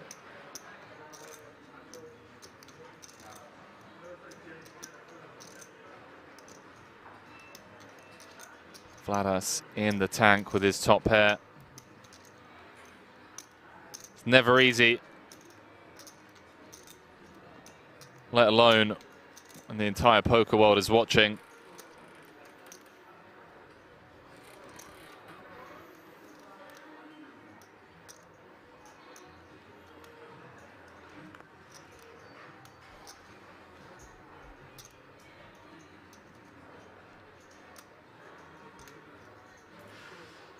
What do you call with here, chat?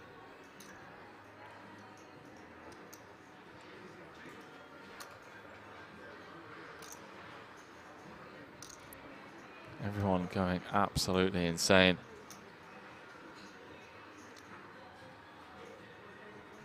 He does make the fold, and Sean Deeb back up to 26 million. Show the bluff? No? No.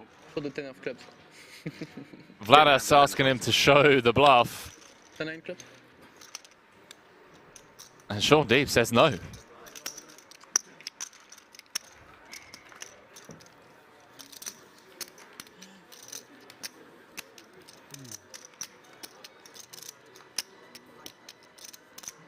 Very well played by Sean Deeb. Karasen, incredible hand by Deeb there.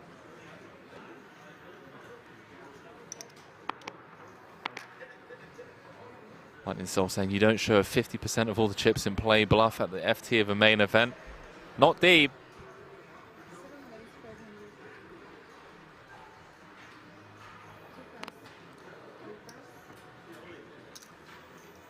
Carlos saying that was a tournament winning play right there, Mr. Deeb.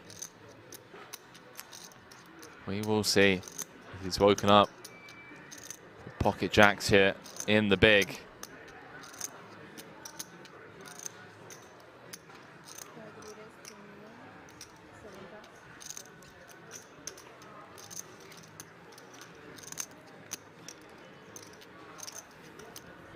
Nothing to see here, 3-bet. Takes it down.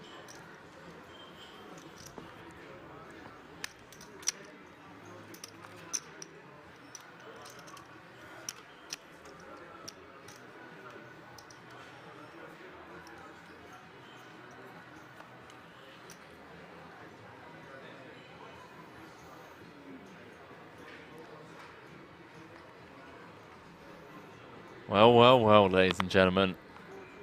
Final 4 players.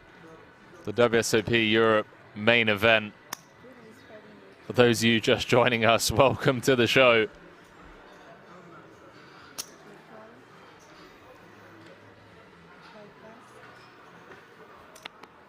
Everyone currently guaranteed 439,000 euros for their efforts. Mojo saying thanks for all the hours in the booth, Henry. Mojo, pleasure's all mine, thank you. It's been quite the series here in Rozvodov. Millions of euros have been won. 14 bracelets been handed out already. This is the big one. Bracelet event number 12, 10K main, final bracelet of 2022. Pastore looking to become the first Frenchman to ever win 2 Hold'em bracelets. Sean Deeb going for bracelet number 6.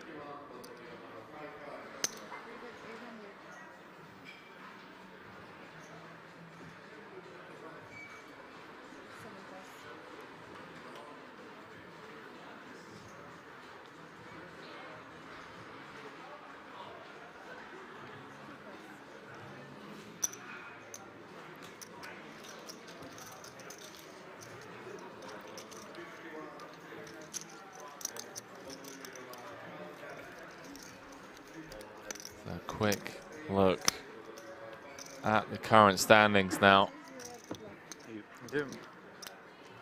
Deeb did lose a bit back to Pastore. Omar Eljak was a chip leader for what felt like maybe an orbit. He's regained the lead. Tamas now the short stack by quite some margin. Still 34 big blinds. Plenty of time.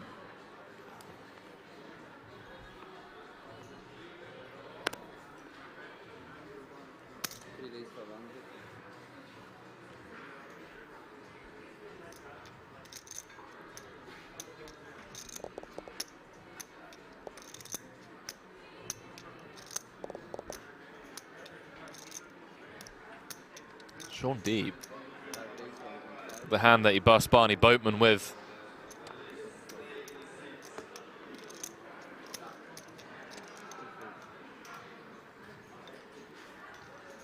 That was not a good card. Omar flashing the deuce of clubs. Ace-deuce suited again? Not. Oh, no. Can't do it twice. Last time it was ace-3. No. Figure you like fold no suited ace. So 3-bet.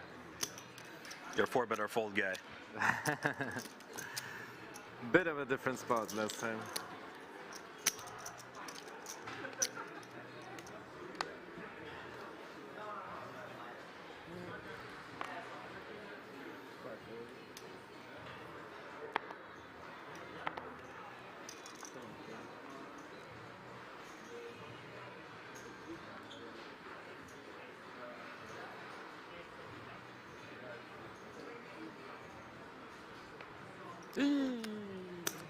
Omar Eljak just getting a walk. 10-8 suited.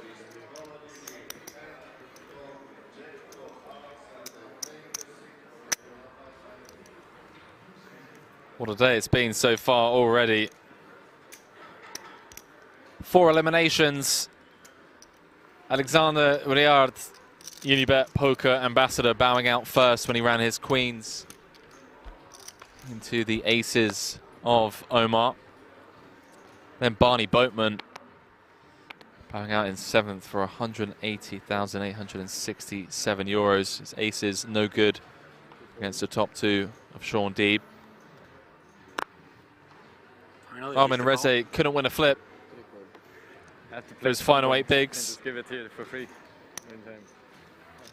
Jacks against the ace queen of Omar.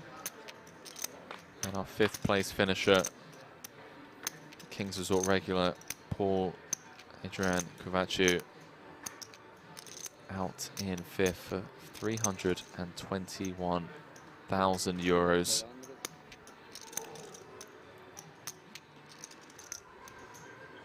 Oh, limped pot here.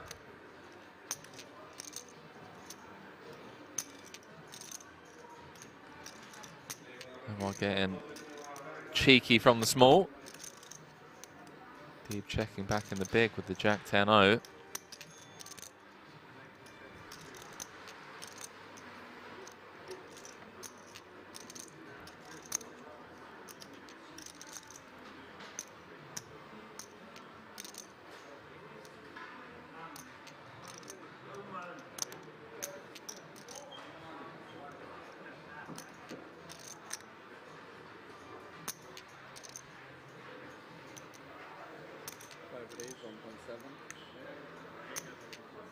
Deeb just doesn't take a day off, does he? Staying in 6th gear, limped pot, blind v blind. I'm betting 500k into 800. Deeb with the 2 overs and the nut gut shot. Makes it 1.7 to go. 6 of clubs on the turn. This board just getting worse for Omar now.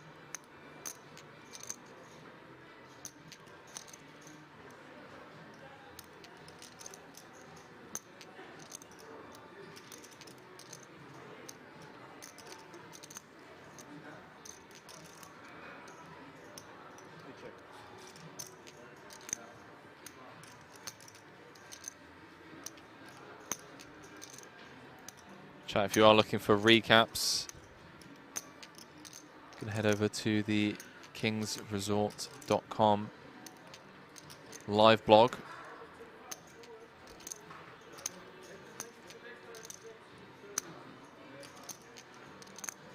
See if Deeb fires again here. 4.2 in the middle. Chat, he is reaching for chips. More than half pot, 2.6 into 4.2.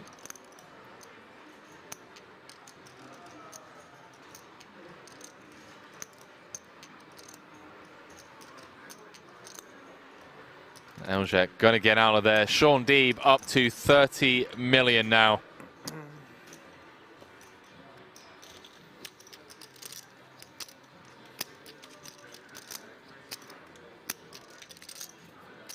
Just in absolute cruise control, looking for bracelet number 6. Came 3rd in the 25k Platinum High Roller during this series. Then came 3rd again just a couple of days later in the 50k Diamond High Roller.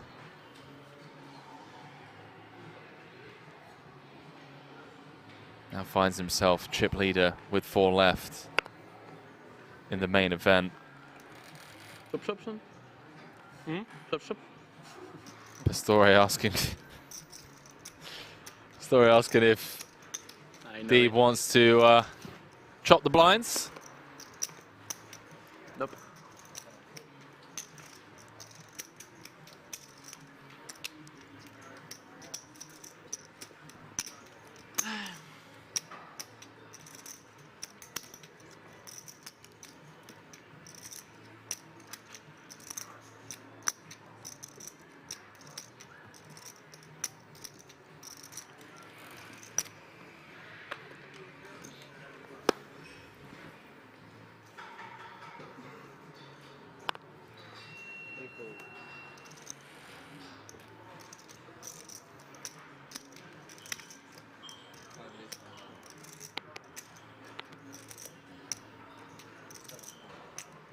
Sorry. Try to fly my chips. Try to fly my chips.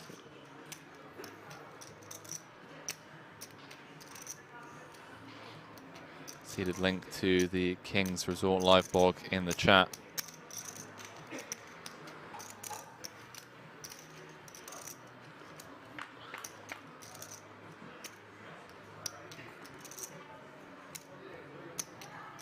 Shout out to all the people watching over on Fury TV as well. So we've got 2,700 of you over there. We'll see everyone watching on the Kings Resort channels on Twitch and YouTube, as well as the WSOP channels.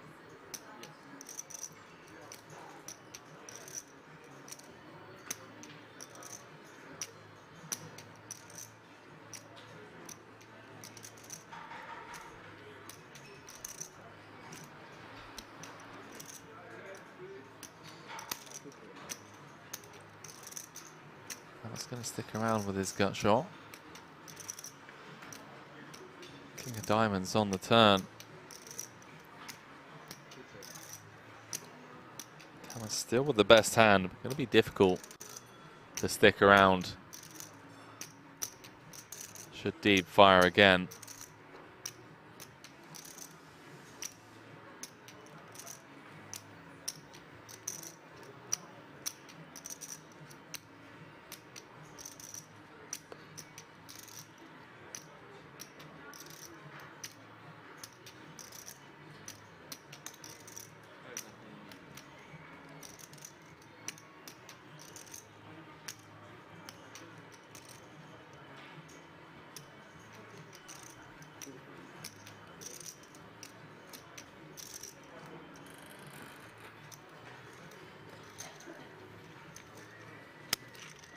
Tamas down to 25 bigs now.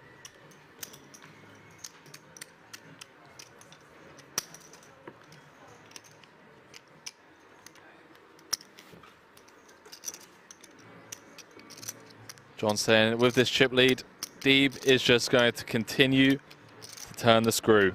Great player.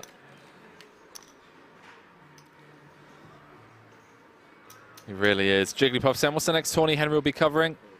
I would love to let you know, but it's somewhere else, and you know, as a freelance commentator, I don't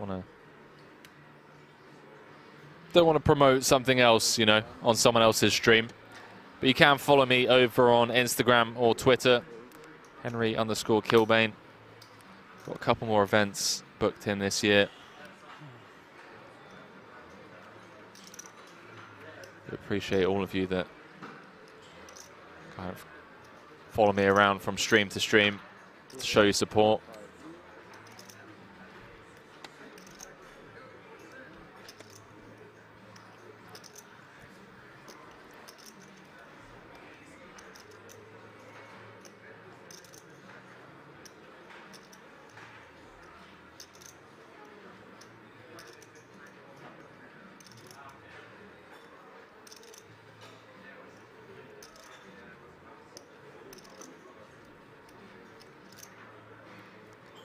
Eljack just leaning into Pastore here, 3-bet out of the big. Trying to exert some pressure due to the fact that Pastore is comfortably in third. And Tamas is so short. 9-9-4. 2 spades on board. Eljack currently with the best of it. Flopping 2 pair, Pastore with the 2 overs. King high spades.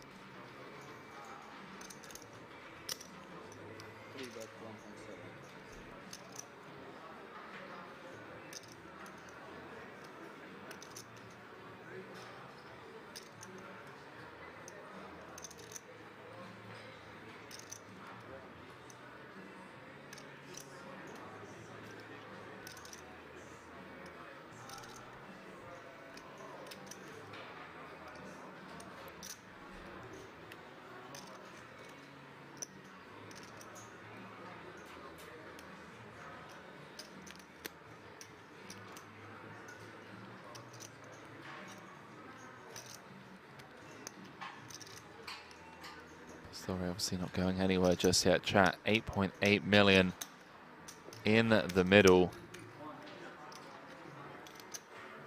Going to a turn. It's the ace of clubs. Pastore bricking. It must be somewhat of a concern for Omar Eljack. Although he may now decide to barrel twice here and try and fold out some pairs. 7s, 8s, 10s. Hands like this, king 10 of spades, king queen of spades.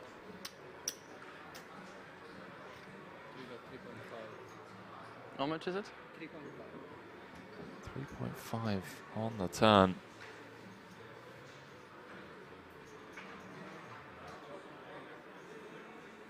Setting up a very natural river SPR. He did have value that he wanted to jam with. People in the chat calling for a jam.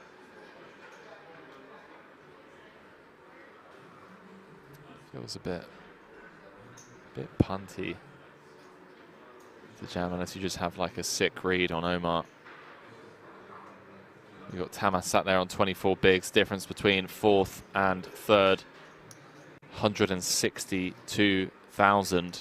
Sorry, I do apologize, 170,000.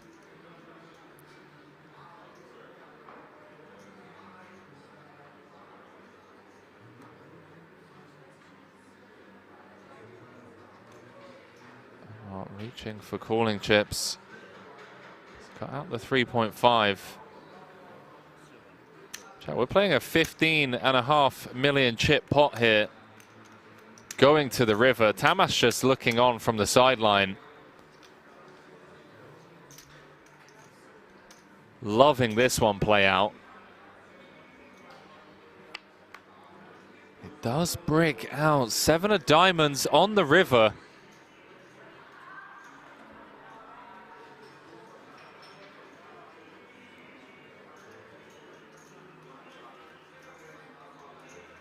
There's somehow 16 million chips in the middle, ladies and gentlemen.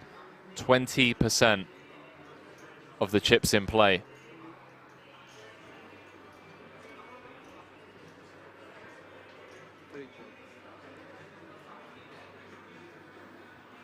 Omar Elzak waves the white flag.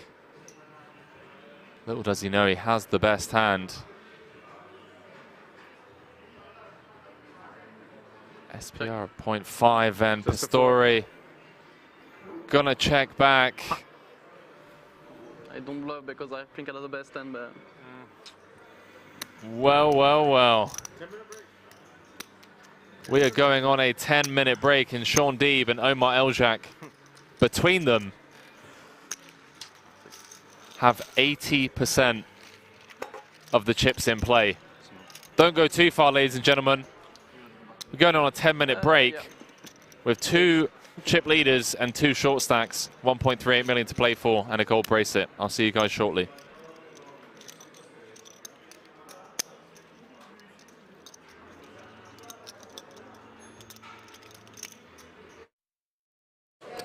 John looks very interested, and no surprise, he's got ace-king.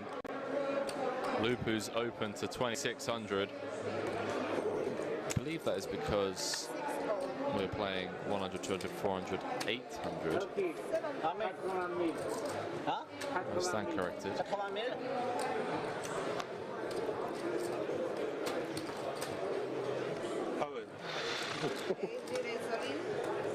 Wow. Ivan has just ripped it in with ace-4, and we have real potential here. I don't think Lupu's going to fold. Lupu's had enough, and John is waiting behind with ace-king.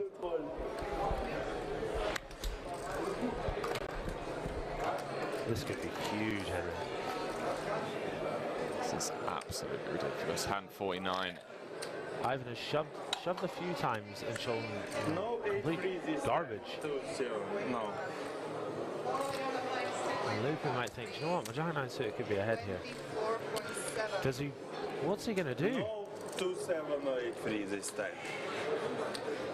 Trust me, no. Lupu can't put John on a hand as strong as ace king. You will see anyway.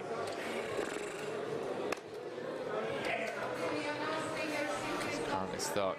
150k, does let it go. Snap call from John, who has Ivan in terrible shape. Why you didn't free bet him? 2 times?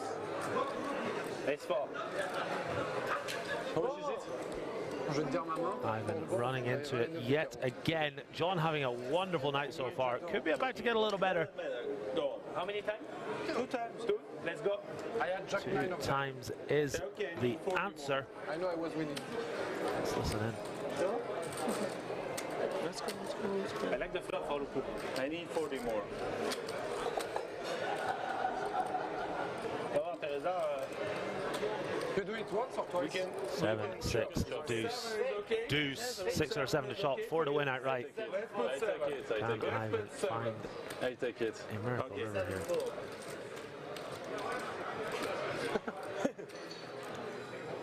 King of clubs on the river will secure the first one for John. He is now free rolling for half the pot. Ivan not happy that John got trappy pre-flop. Okay. That's a not terrible flop for the ace-4 of Ivan. 3 or a 4. There it is. Easy money. Don't celebrate. Easy money announced. I won. It's a split. Come on, you're too professional, come on. Easy money. We are not so professional. 3 hours into the stream tonight, guys and girls. Hopefully you're enjoying the show. I'm actually losing. Yeah, but 40 more. Do click that like button on YouTube. Click that follow button on Twitch, both of which are completely free. Up to 74 likes on YouTube. We're aiming for at least 100. If y'all could oblige, that would be delightful.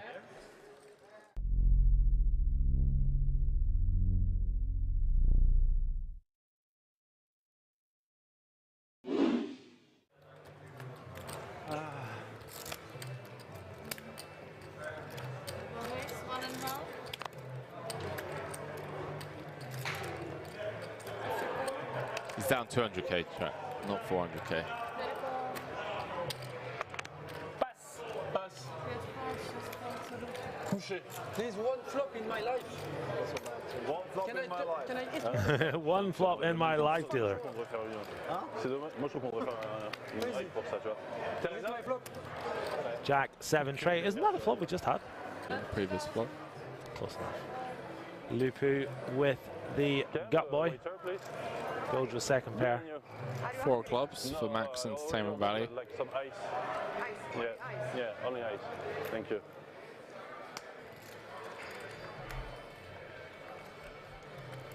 No need. Lupu's going to take it upstairs.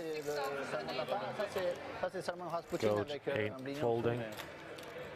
Not in a million years. Not in your life. Not in your Nelly. Uh, 19k in the middle. This is what the stand-up game causes. King of diamonds on the turn. Coach checks it on over to Lupu. Just keeps bleeding. Tough old night for Lupu. We've all been there, Henry. Have indeed.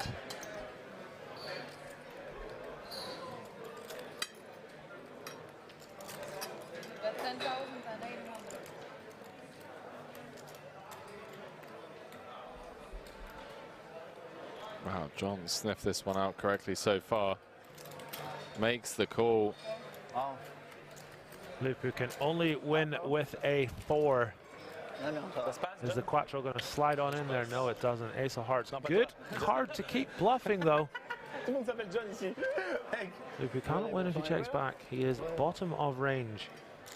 Generally, I want to be bluffing hands like this.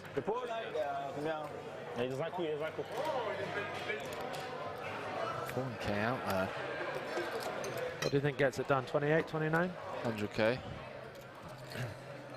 100k, yeah, that might get it done. I want to say I think Gojo is snapping here. I think Gojo's snapping. Not necessarily snapping, but I think he's calling. I think we'll see a bet of about 28. Oh, wow.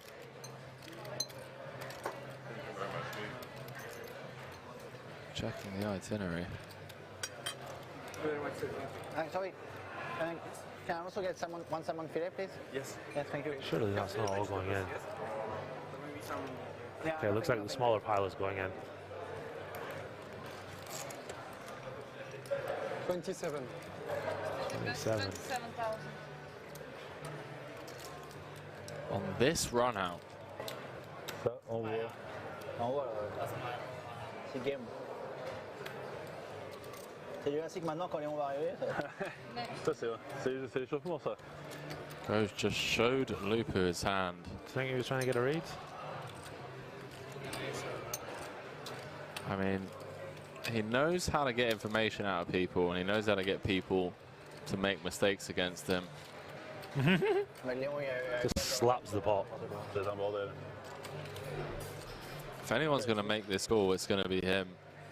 He's blocking a lot of the value that raise flop, Jack 7 suited, sevens, loses to threes. On this run out, 10-9, it sucks that we have a 9. Blocks 10, 9, 9, 8, you're absolutely right. Unblocks the 6, 5, 6, 4, 5, 4s of this life.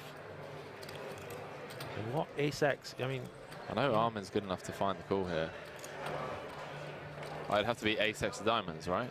Like what, ace-4 of diamonds? Yeah, I think he's just going to call this, to be honest. The ace-4 of diamonds is, you know, a real reach. Oh! Yes, mate.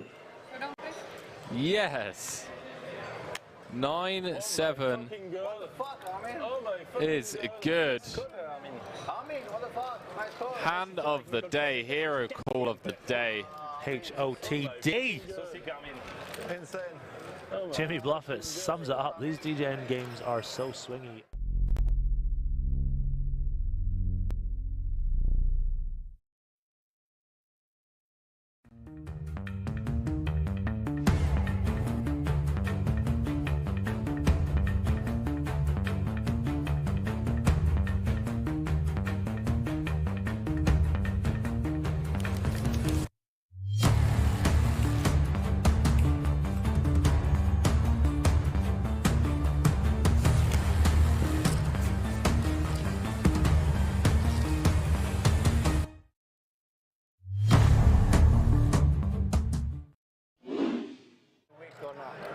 With King 10 of clubs.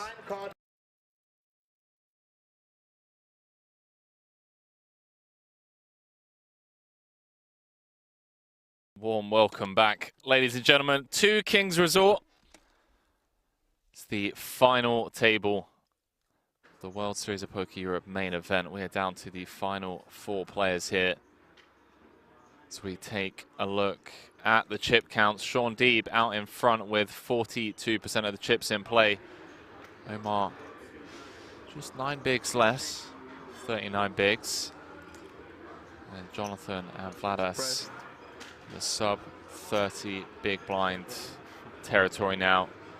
438,978 euros guaranteed. These final 4. Difference of almost 170,000 between fourth and third. Want pink? Ah, sick. Still a long old way to go. 250 bigs in play. People will be enjoying the stream. A lot of cool pots going down. Oh, yeah, Deep saying people will be enjoying the stream. A lot of cool pots going down. Couldn't put it better myself. Yeah, I mean, this final table is very dynamic, so it's cool to. I think it's cool to watch. Yeah. And yeah, it's cool. Definitely think we have the most skilled people remaining, so more cool shit can happen. How much is it?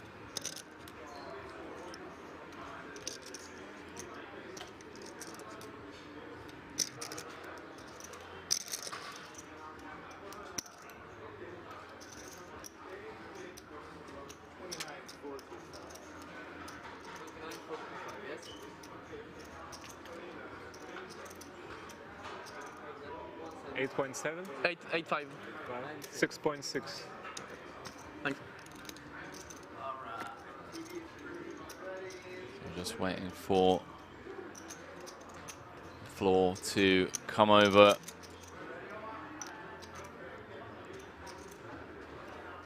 Tell the dealer to shuffle up and deal.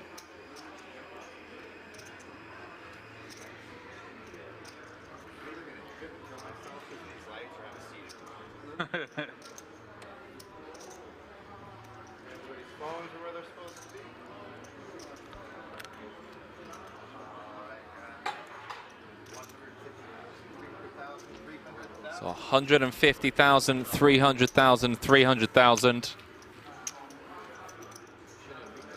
Oh, big one? Okay. It's about that time, ladies and gentlemen. It's about that time. Last 10 had my head spinning.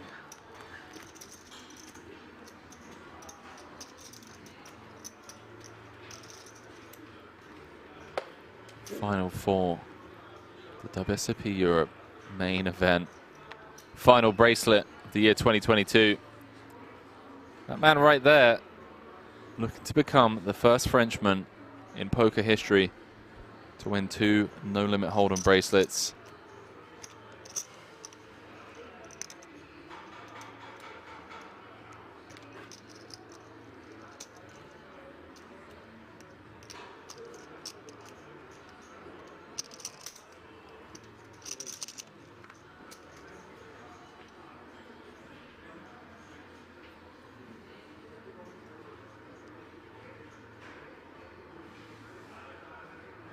That one's popping things up to 2 bigs on the button. 22 bigs. Jack-8 of diamonds.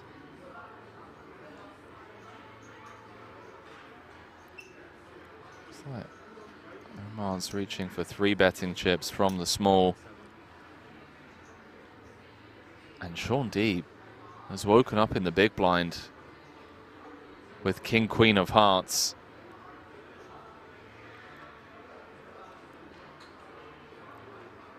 Straight back in the mix, ladies and gentlemen.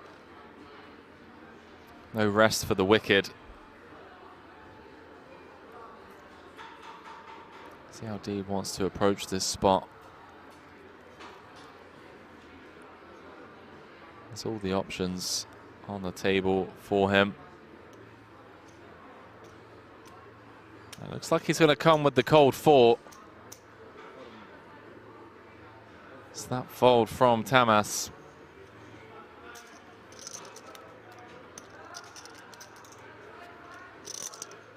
Omar Eljak. Maybe a bit frustrated that he didn't just flat out with the small. It's like such a waste of a pretty hand. See how he proceeds against this 4-bet. 2.3 million to call, 6.6 in the middle. Out of position against Deeb. He's going to let it go. He chuckles to himself. Sean Deeb extends his lead over the rest of the field. I think it dealt good hands. It's brutal. Good hand in a good spot. Very unfortunate.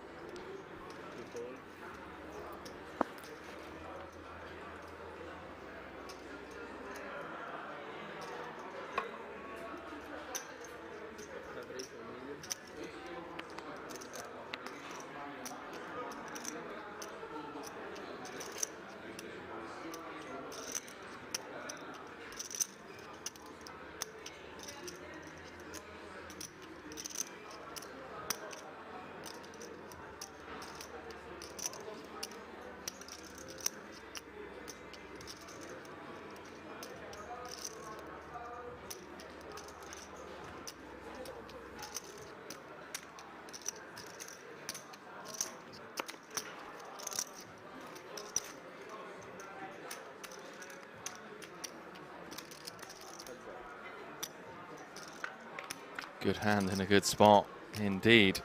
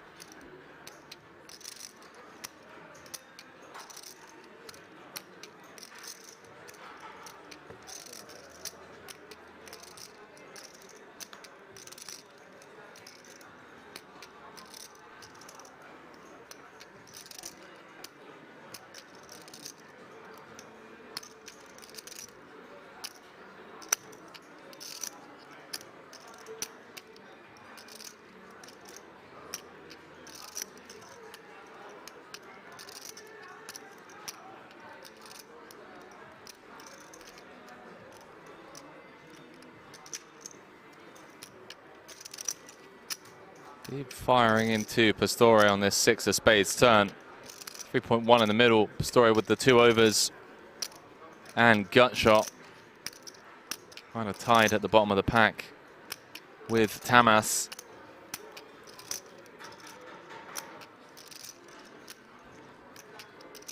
Four bet was almost a shame, to be honest with you. I would have liked to have seen the flop.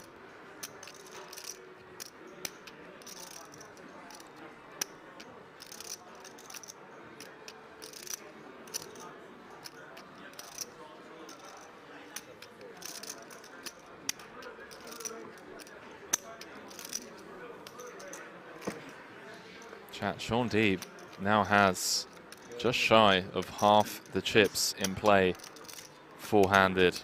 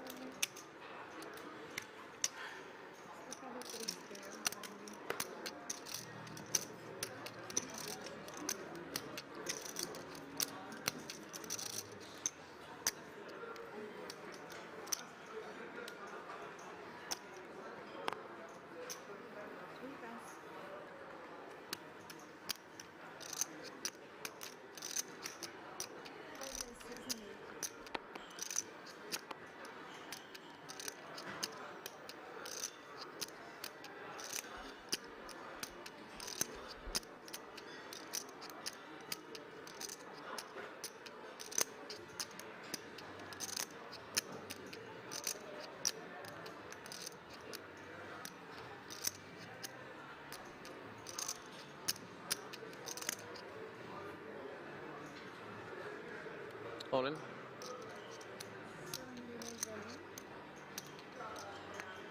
Oh, wow. Deeb opening on the button. Pastore with the small blind jam. So just shy of 25 effective. And Tamas, with the shortest stack, has woken up in the big with pocket nines. 18.3 effective. 7.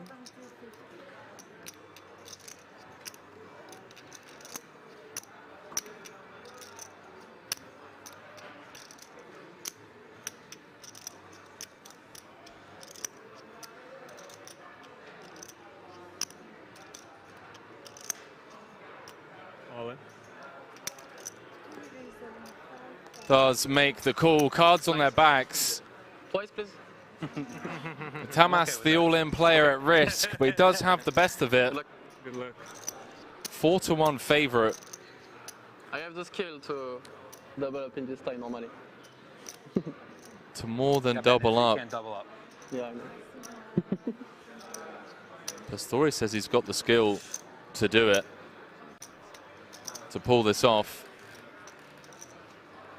When are you going to open the orange? When you bust? I'm gonna keep it in this tournament.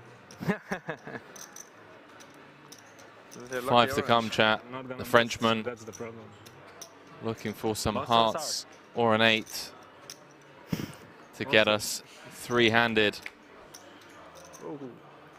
Wow, Ocho in the window. Queen 10-8. Pastore flops bottom set. No, 10. No need. That doesn't change too much. Tamas with the gut shot. Queen on the turn. It's not over. 4 outs once for the Lithuanian.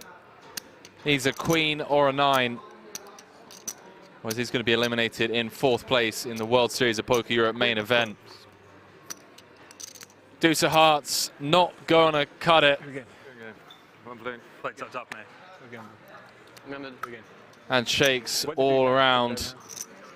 GG's in the chat for Vladas. I think just ask Sean what he had in that ace-9 spot now that he's busted.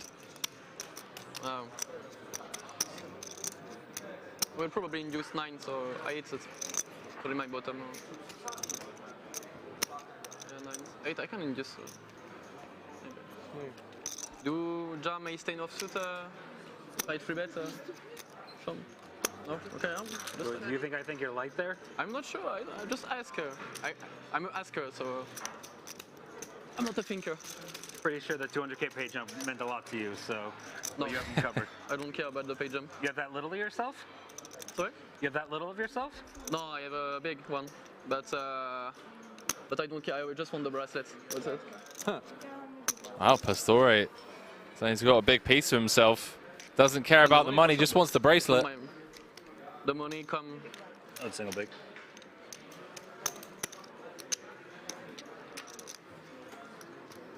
Because Sean, if you win, people will.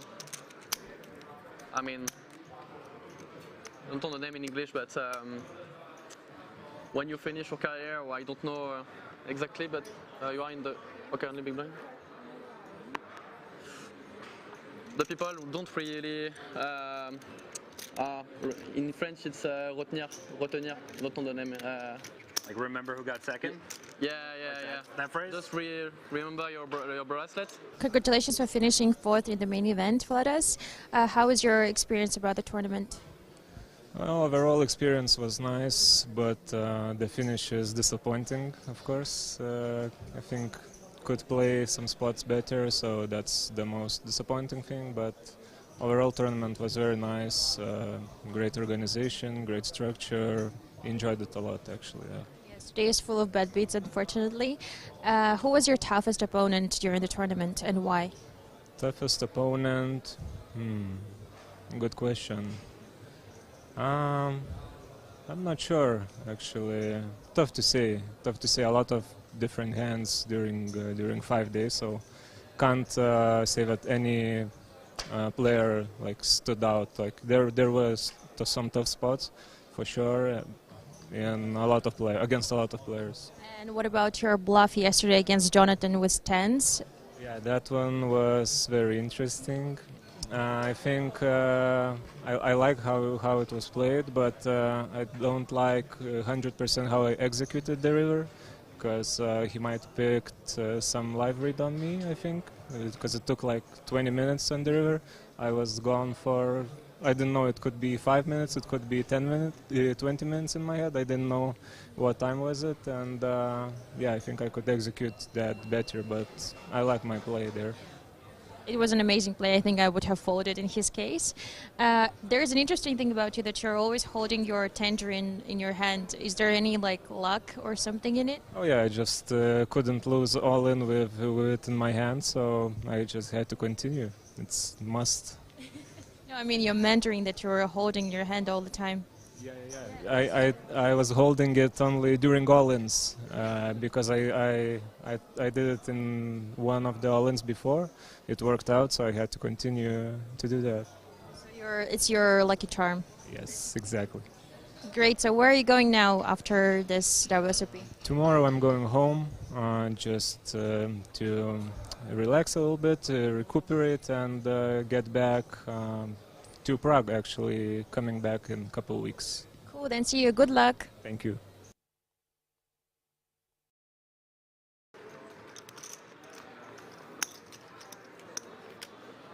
Does it go to 255 next? 255 next or 360? 2-4? I meant after that. Oh, yeah. 55, okay. I'll be right back with you. Yeah, thanks. Welcome back to the stream.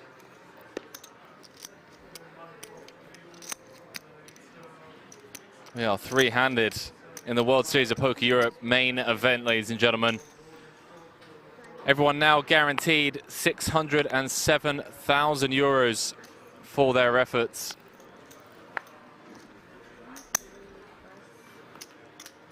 Playing for 1.38 million.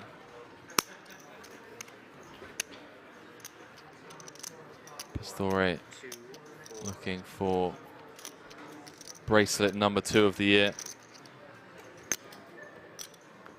Thanks.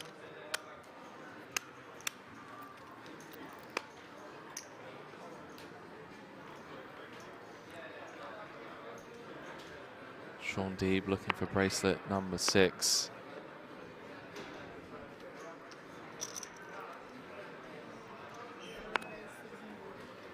Eljack in second in the PLO 5K.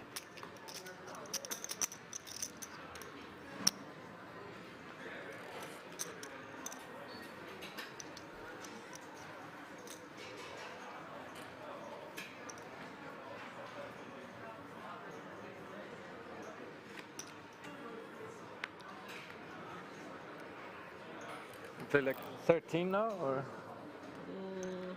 Funny feeling we're going to be here for a while, ladies and gentlemen. Three-handed. Tack, 6, 7, 9, 11. Yeah, approximately, yeah. Average stack more than 80 big blinds. Pastore the shortest.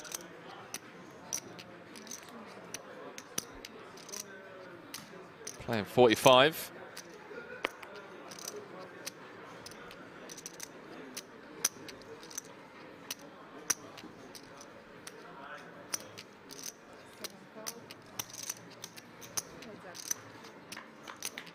Monzel saying feels like a long three-handed and a short heads up. Potentially. Potentially. Although these three, yeah, out of all the final tablists, I'd say if there was ever going to be a huge collision, it would be between these three players.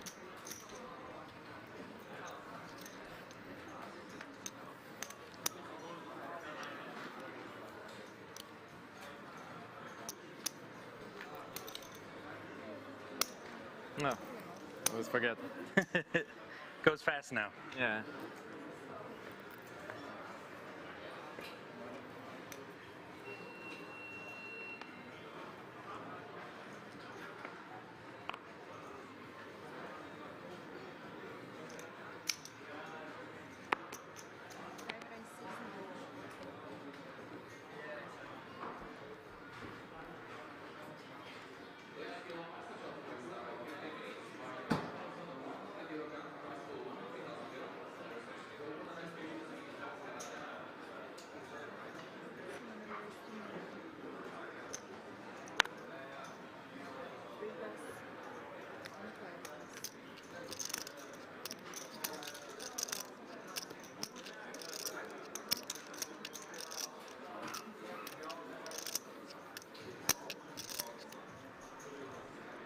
Who have you got, chat?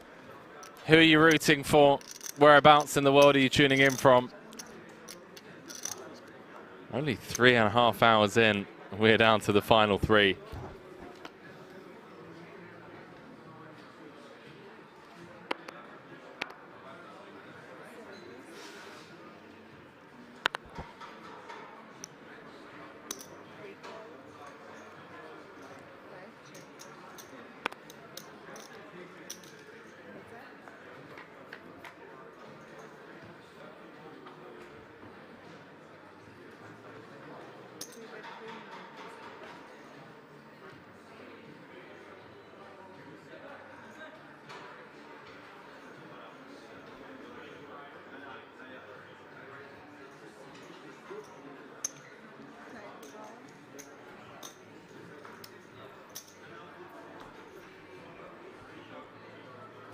Blind v blind confrontation.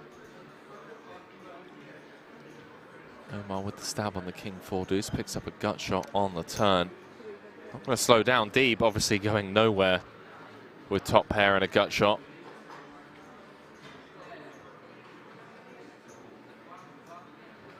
Eljack drawing to 2 outs.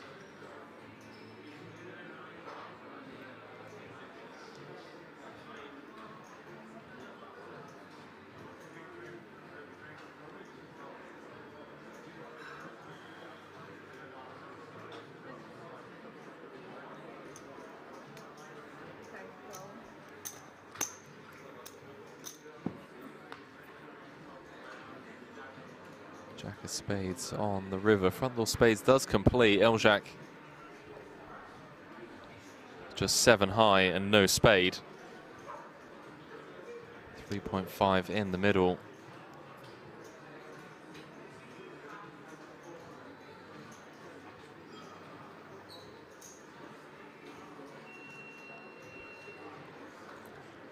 Well, well, well.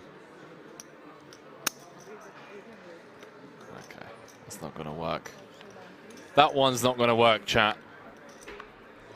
That bet wasn't designed to get a king to fold. Trying to get a deuce. Deuce at 4.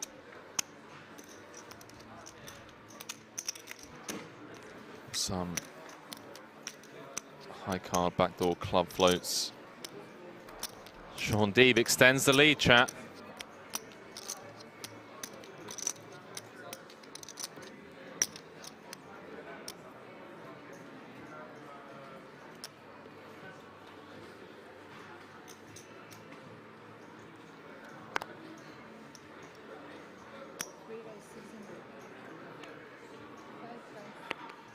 So I'm saying still my money's on Deeb.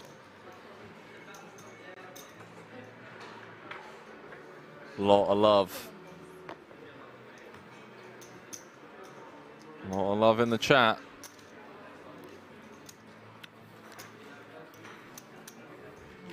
Right, chat. Seeing as this could be over and done with in, you know, I mean, it's gone really fast today. It could be over very soon. Very shortly. I'm going to give away this WSOP snapback.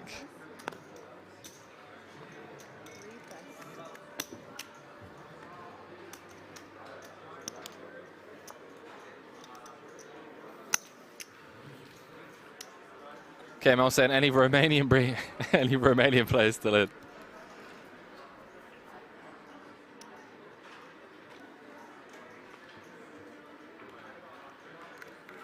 Easy to tilt saying I'm going for Eljack. He's fire. He is pretty cool.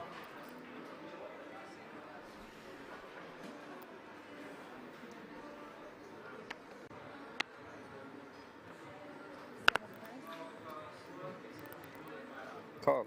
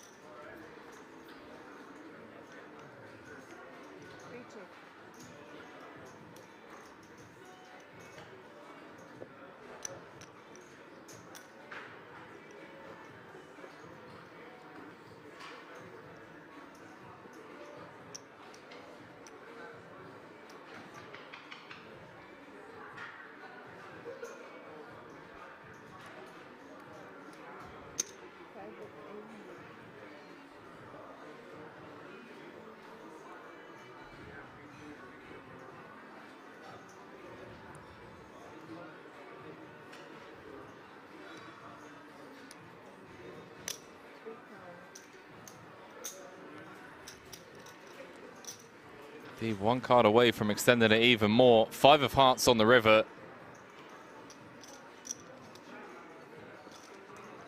Deeb going to be up to at least 38 million. May even cross the 40 million chip mark.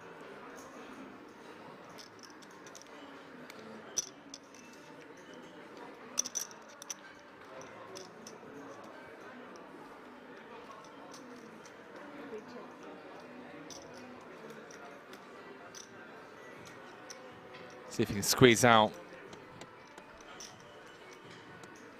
some value on this board pairing river. Sixes. No good. Going to check through. Omar announces sixes. Deeb. The snap no good. Up to 38 million. Right, chat. Real simple one. This is a bit of a fun one to get you guys involved, I think. Got to give away that WSOPE snapback to one of our viewers. Shout out to everyone on Poker Room Kings Twitch channel, over on Fury TV on YouTube, the WSOP Twitch and YouTube. I know there are thousands of you home without a little bit of equity. all around the world. That's just a little fun way for me to give back to you guys, get you a piece of merch direct from the World Series of Poker Europe. I've posted a picture of the snapback on my Instagram, and all you need to do is respond to the story with favorite piece of advice that you ever received, whether it be in poker, life, whatever it may be. Tomorrow's my birthday. I'm going to take the day off and scroll through all of the responses, and I'm going to pick a winner, and we'll get that shipped to you regardless of where you are in the world if you do win. So best of luck, and again, massive thank you to the thousands of you that have made this as fun and entertaining as it's been over the last 19 days.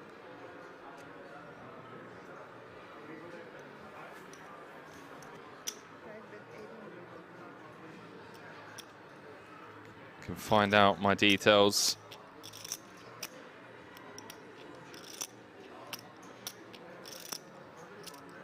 in the chat as we dive back into this. Story with the 2 overs.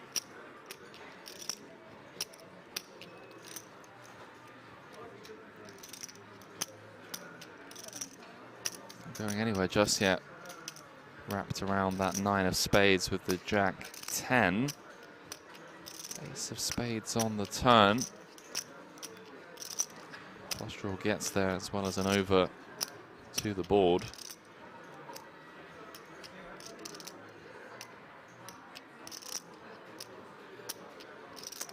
See if Deeb continues to fire.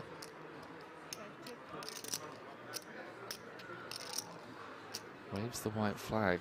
Story with Jack high, no spade.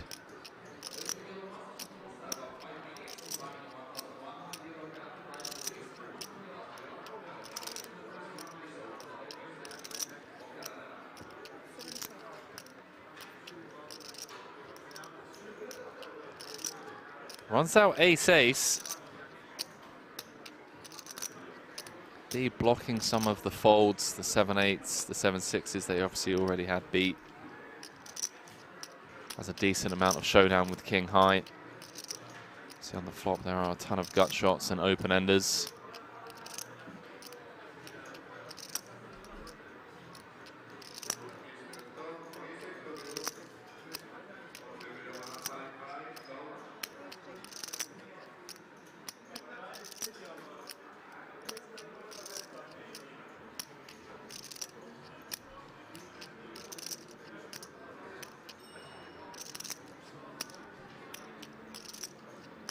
Deeb trying to get his king to showdown.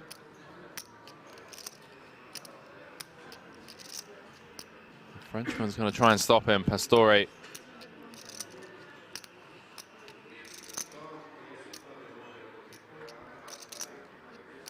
It's 1.2 into 3.9. Just shy of third pot. Sean Deeb cuts out a call. Quick call from Deeb with the king high, chat. What is going on today? Sean Deeb up to over 40 million in chips, and now looking like it's going to be incredibly tough to beat as he goes for bracelet number 6 here. World Series of Poker Europe main event.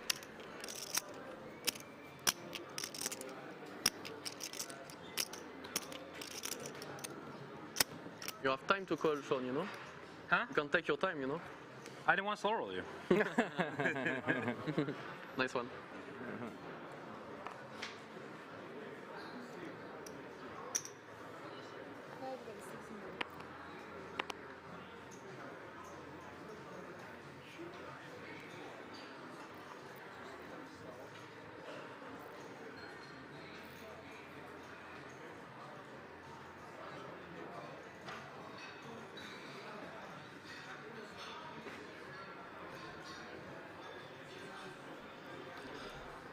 Deeb didn't want to slow roll Pastore.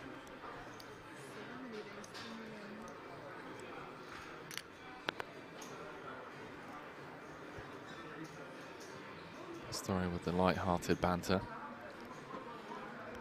Sean, mate, take time before calling.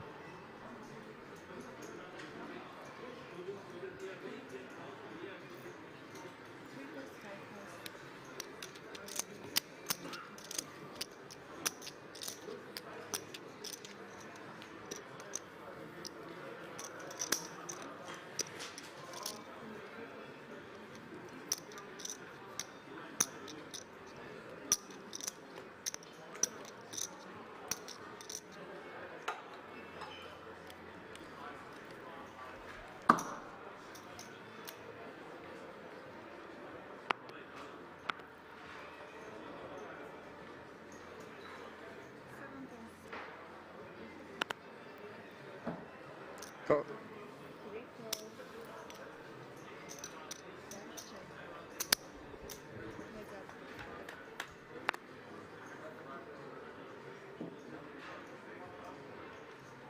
I said, WTF? Yo, Viral's hat. What do you mean? Why WTF?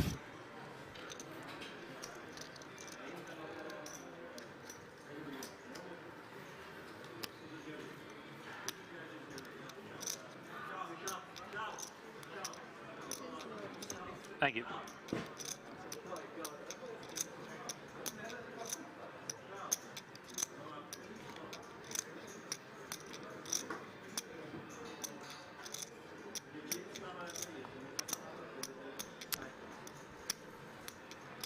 A quick look at the chip counts. Pastore bottom of the pack.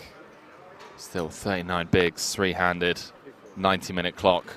We're going to be here a while, chat. One would assume.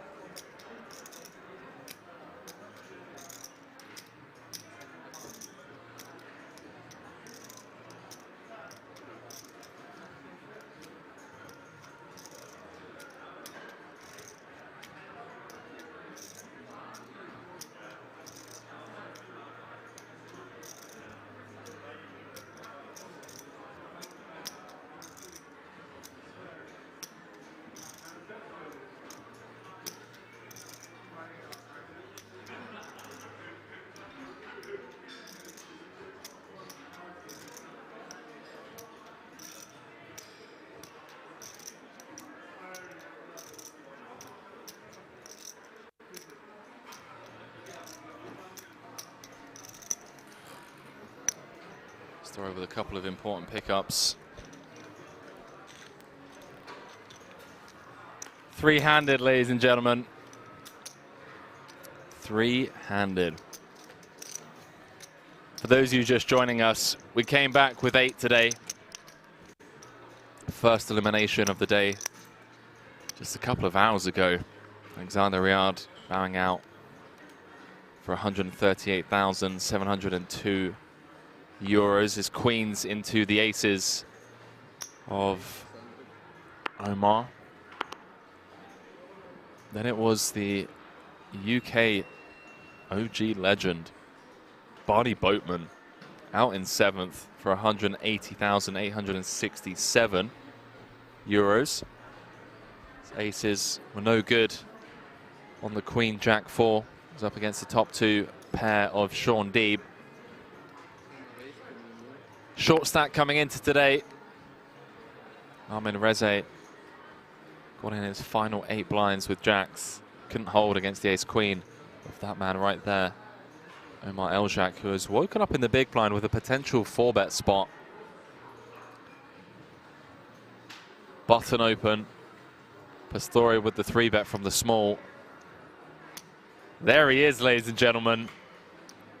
I told you, you know, if there's ever going to be a huge collision, these are the 3 guys 4.5. that could clash. Omar with the cold 4. The ace-5 of clubs out of the big.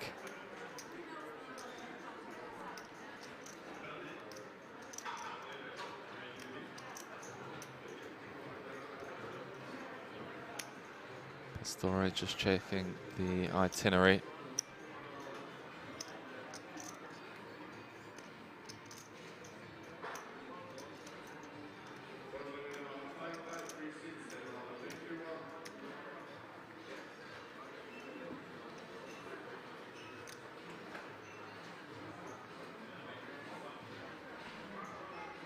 $7.4 million in the middle. Does have fold equity as well if he were to find the jam. He does announce all in. Fades the snap call. Take a bow, Pastore. Chat, what is going on today?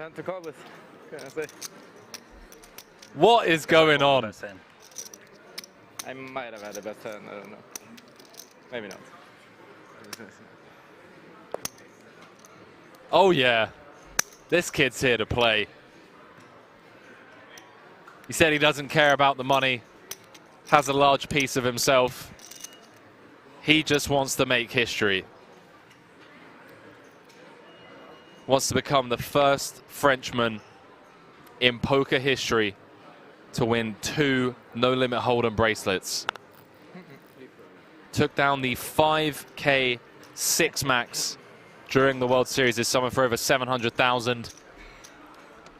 Now finds himself 3-handed here in the WSOP Europe main event.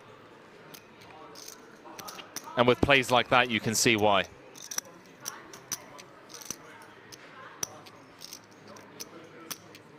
Doodle Zombie saying, Henry, can you shortly explain why players give a piece of their action away? Oh yeah, there are different ways. You can obviously sell action prior to the event. Obvious reasons for that are just bankroll management and to, you know, reduce variance and whatnot. You can do giveaways on social media. We've seen a lot of that in recent years. And then another way you see people kind of give away action. It isn't necessarily, it's not giving away, obviously. More leaning towards the swapping side of things. Say you get down to the final 2 tables and you and a friend or you and another good player have a similar stack.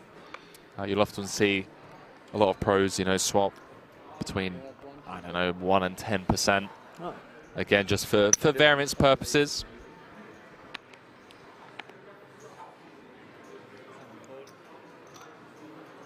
Doodle saying, yeah, but then if you win less. That's true. Yeah, of course, you do win less. But all the times that you don't win, you know.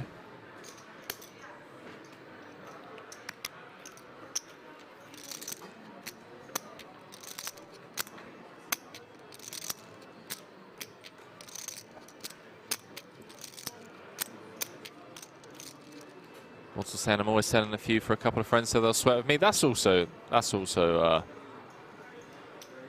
a fun reason for it.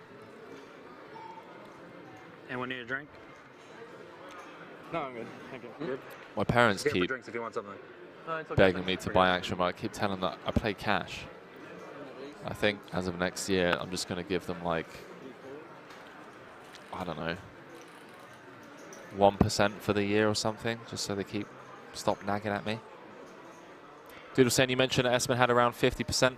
Yeah, I believe he had like 53, 54. It's been very transparent. You can check out the countless articles and updates of the reigning world champion. Espen Jorstad has also put a post out on Instagram, I believe.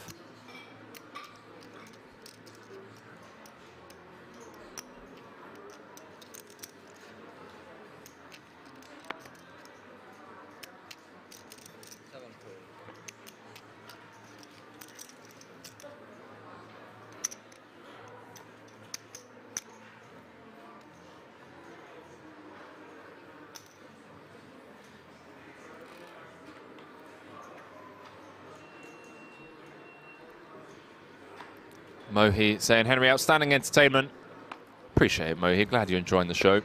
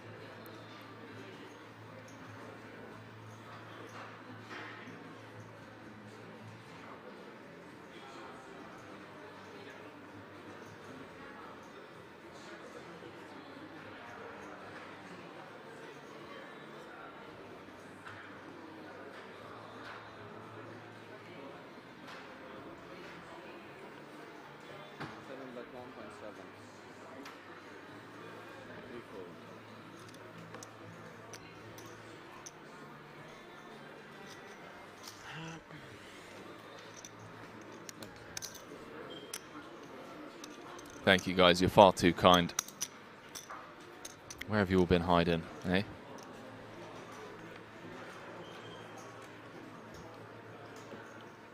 Final 3 players here. 15 bracelets during the World Series of Poker Europe 2022. We've already handed out 14 of them. This is the final bracelet of 2022. Sean Deeb, with 2 third-place finishes, came 3rd in the 25K, the one that Triton boss Paul Poir won. 3rd in the 50K, one that Orpin took down, #1 on Turkey's all-time money list. Looking to go 2 spots further here in the main to win bracelet #6.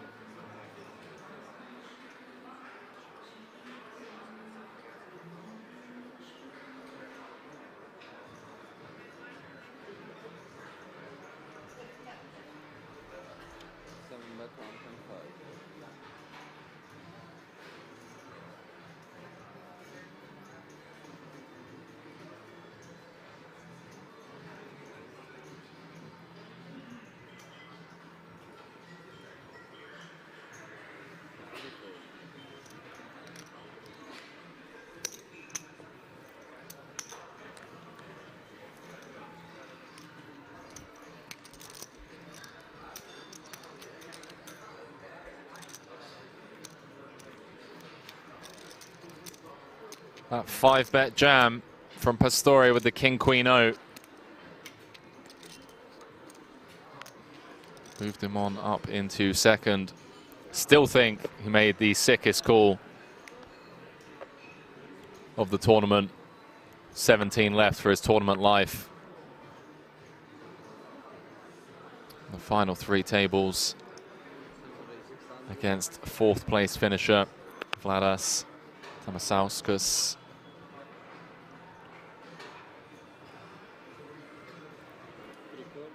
Now he's made one of the sickest jams, although that's Sean Deeb, ace-9 of clubs hand. It's pretty spectacular.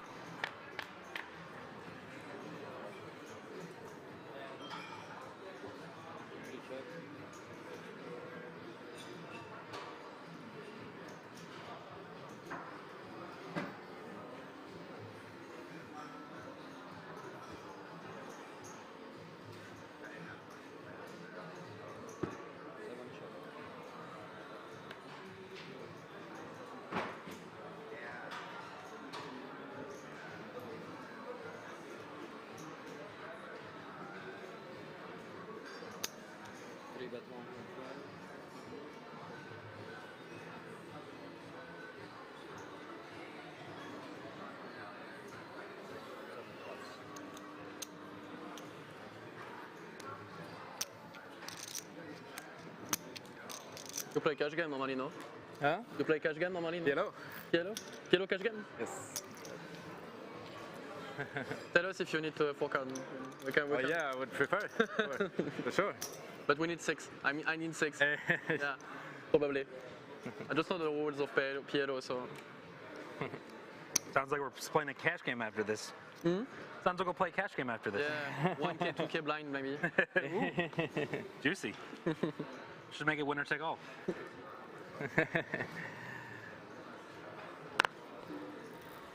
Any cash games after this, chat? Winner take all.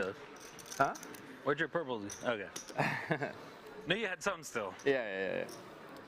The story You just hold those asking. things on very tightly. Asking Not when LJ. I 4-bet bluff. Happens to the best of us. It does. Some maniac shoves king queen. And you sit there. Well played.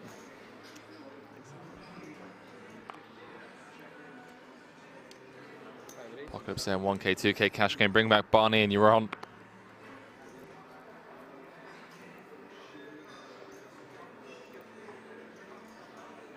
Winning on live saying we're waiting for you, Henry, over on the 5-5 PLO game.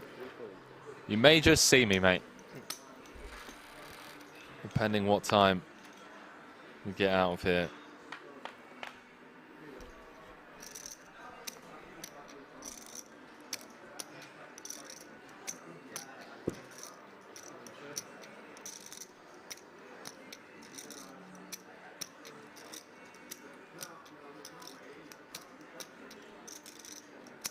Check.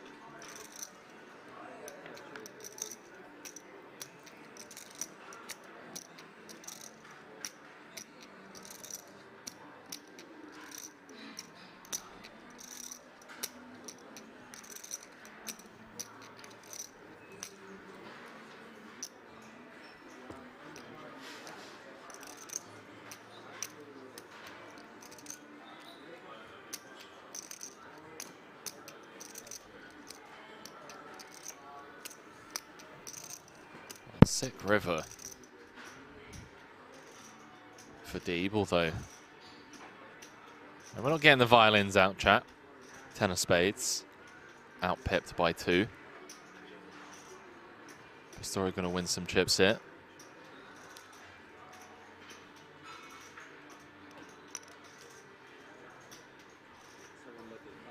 Ten. You probably got outkicked. 10 is good. And no deals in WSOP jobs, ladies and gentlemen.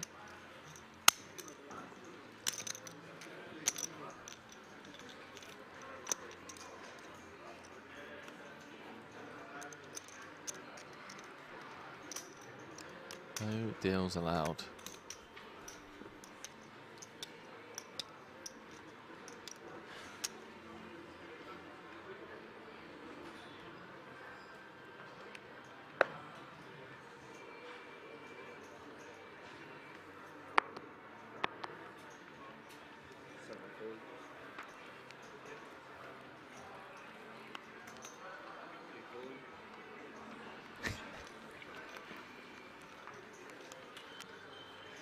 Just got a message from Gary Blackwood, who was here for some of the commentary during this event.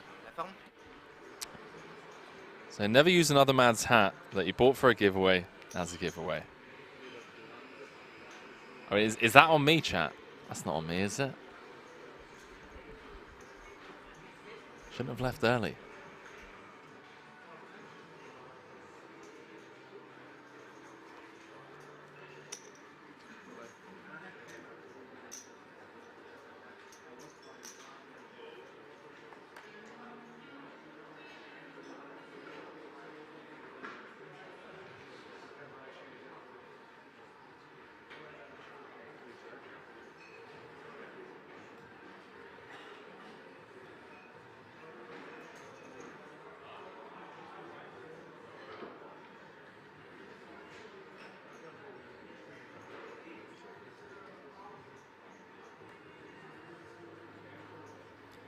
KML saying, Henry, wasn't Elke supposed to join you? He was, but you guys predicted it. He's probably going to arrive when we get heads up. We dive back into this. Eljac. Bet one big on the flop. Deeb kept him honest with ace high. Runner straight.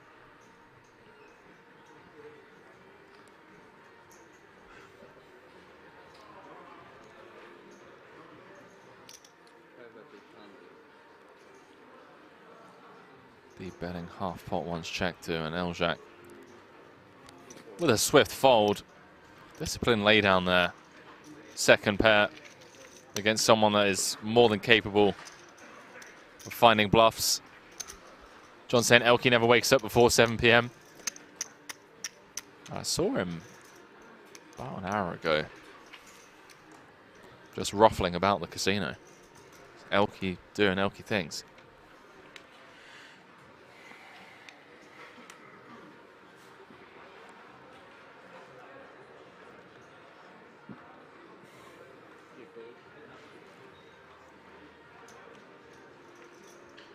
I told him to bring his sunglasses to the booth.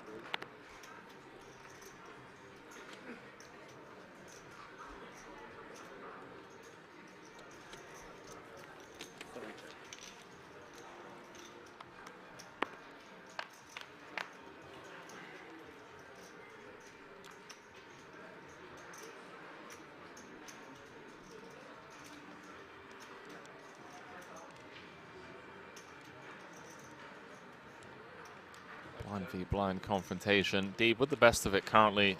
Bottom pair. Pastore with the nut low. Does have a spade in hand.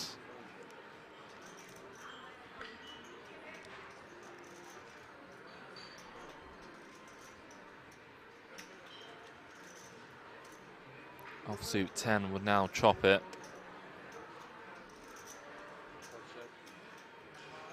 Lightning Soul saying both have a backdoor royal flush draw. They did. They did on the flop.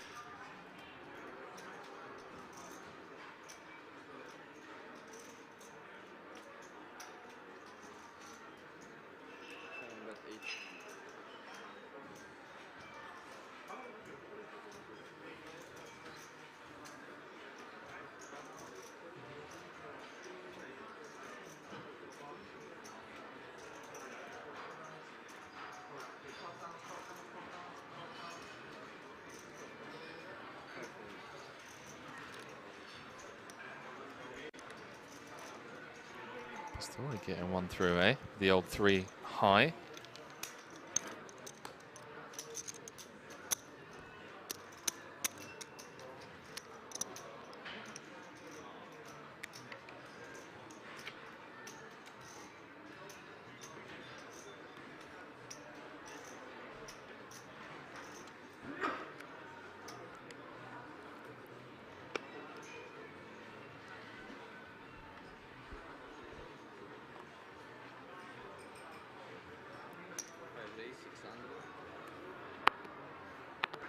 Deeb with a legit hand.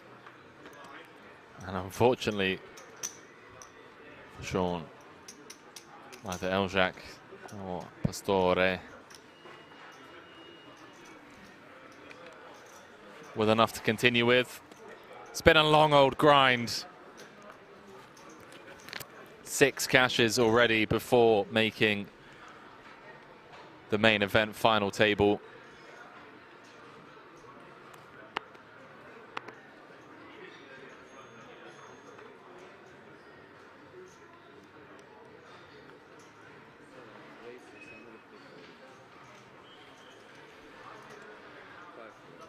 Over 10 million in total live earnings, best live cash.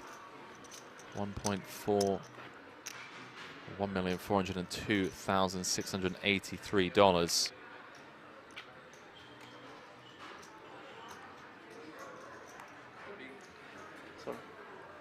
That largest cash came in the 25k PLO high roller back in 2018. Won that event twice. Won it back in October as well for 1.25 million.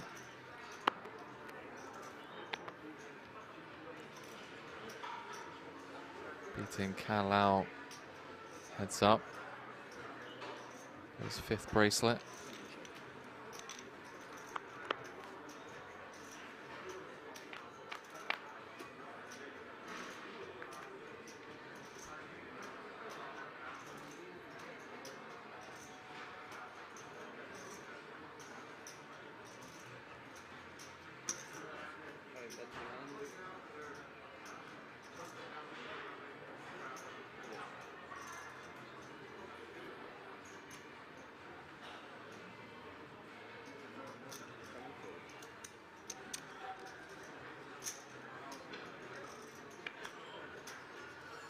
Just looking at all of Deeb's results. First career win coming back in 2007.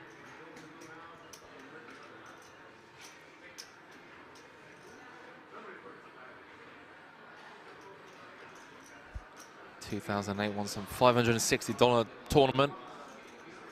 Continental Poker Championships in Verona for 14K. Fast forward 14 years. Look at him now.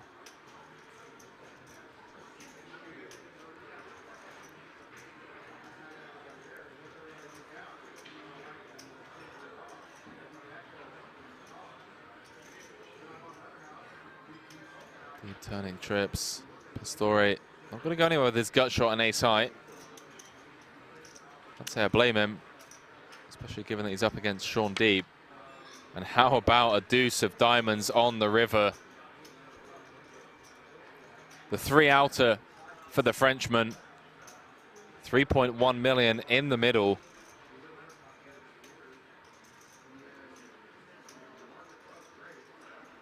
Deeb in trouble here.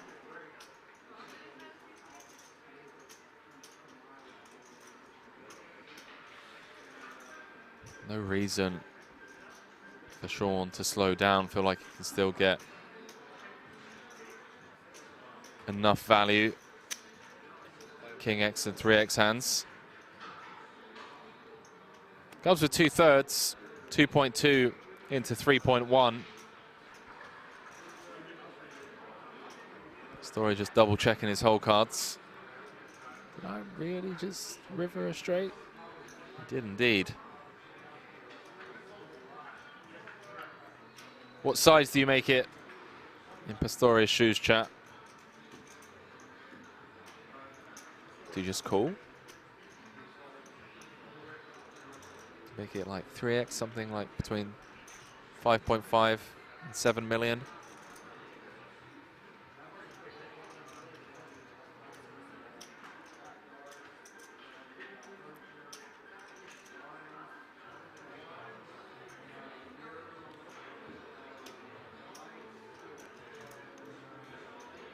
The 500k chips.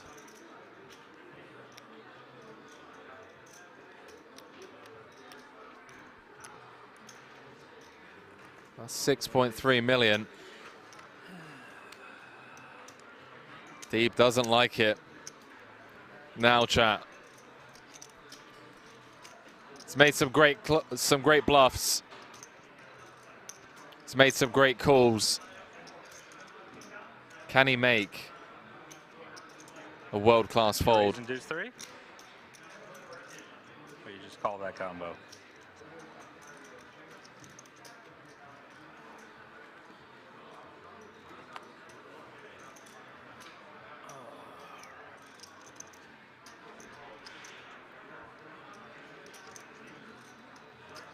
Asking Pastore if he's raising with a hand like deuce 3.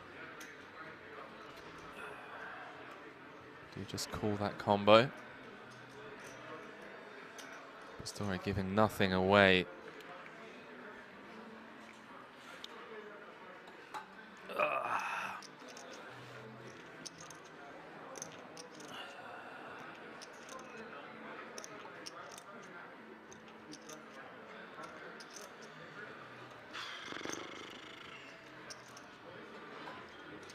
$12 million in the middle.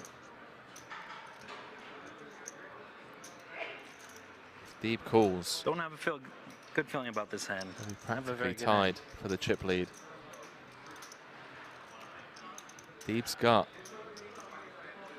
Just telling him, doesn't feel very good about this spot.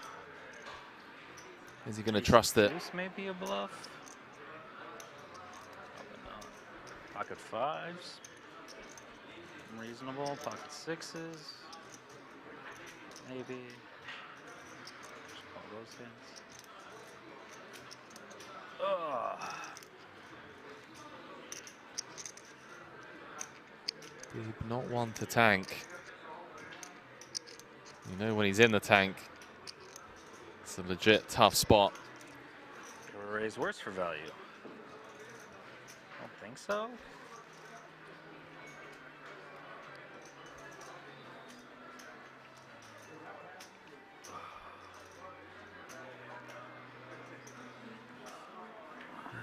Sean think this one through out loud.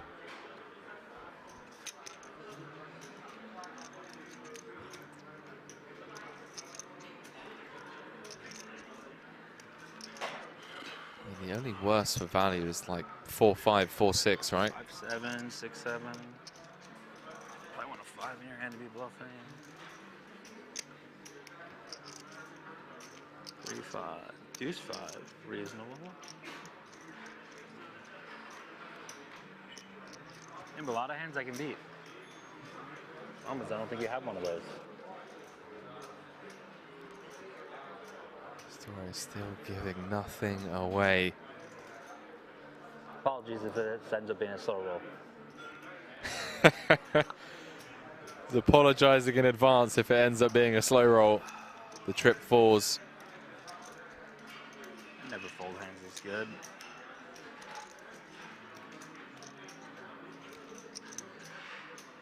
3, 8, 22, 62.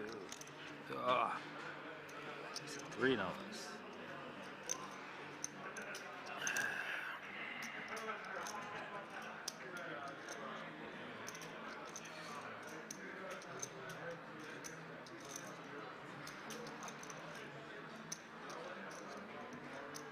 Potential tournament trajectory shifting spot for both these players. Sean Deeb. Turn trips, bet flop, bet turn. Don't bluff anything. 3's full makes sense. Got deuces. That'd be gross. More value.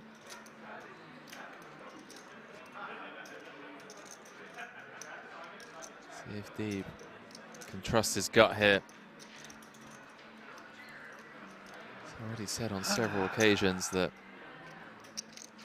there are plenty of hands that he beats, but it just doesn't feel like Pastore ever has bluffs in this spot. The chips have gone back onto the stack.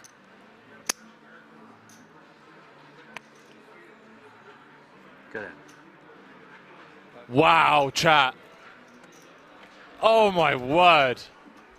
Sean Deeb. Sean Deeb, ladies and gentlemen.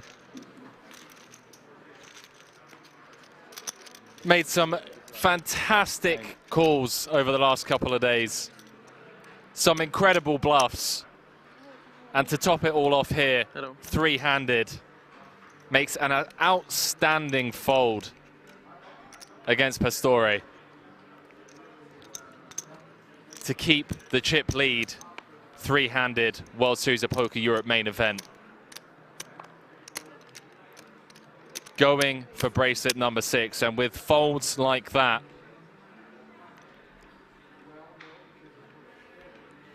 I don't know, ladies and gentlemen. I'm not good enough. I'm not good enough to comment, you know. Woo!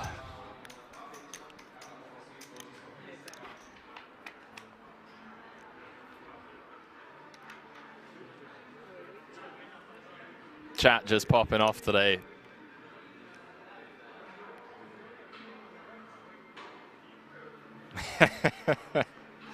Sometimes you just gotta trust your gut, ladies and gentlemen. Lucky Dreamer TV with the raid. Appreciate that, Lucky Dreamer.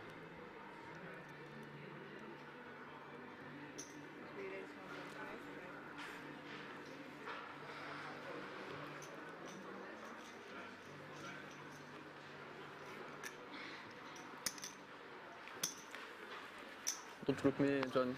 Huh? Don't look me, Sean. You can't see nothing, so you can't read something. Nothing. I don't know. I folded that hand, so obviously I saw something.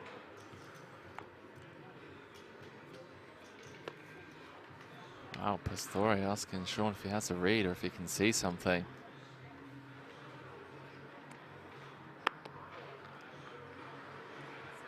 Sean's saying, well, I folded, so must have spotted something. Some mind games going on, chat.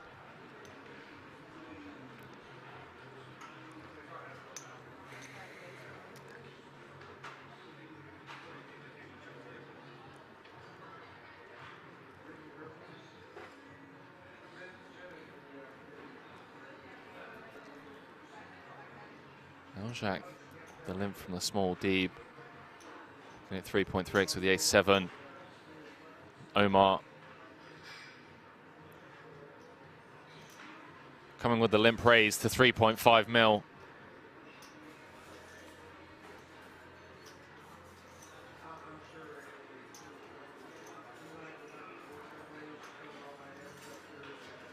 How much did you start this hand with roughly?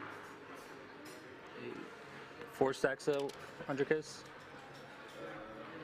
Yeah, okay.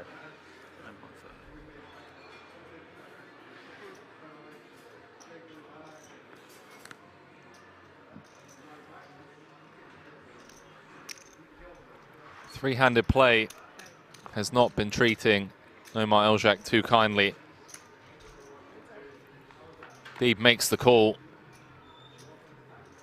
Has come king, 7, deuce. Top and bottom for Eljack. Middle pair, backdoor clubs for Sean Deeb. Strap yourselves in, ladies and gentlemen.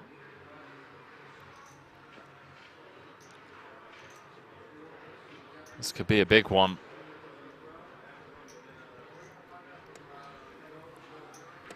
Carlos saying this has been an amazing final table. Couldn't agree more, mate. It's been an amazing festival. 14 bracelets already awarded here at King's.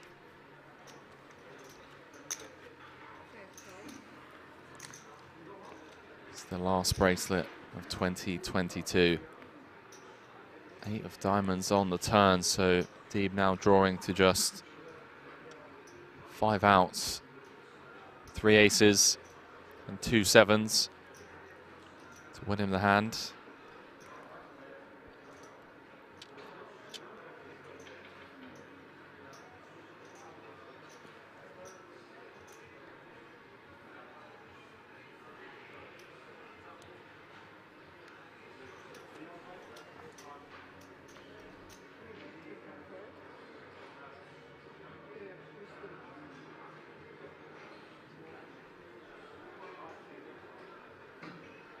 So Eljack going small, small, wants to play this hand across 3 streets.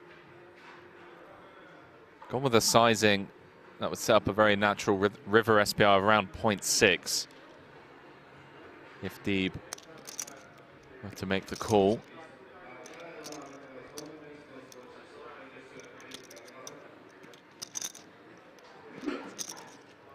Just south of 1/3.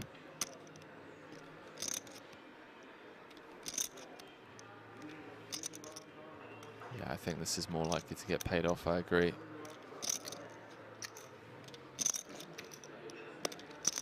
Completely different spot to the previous hand. 18 million in the middle. 9 of diamonds on the river. We've got ourselves a new chip leader, ladies and gentlemen. It's Omar Eljack.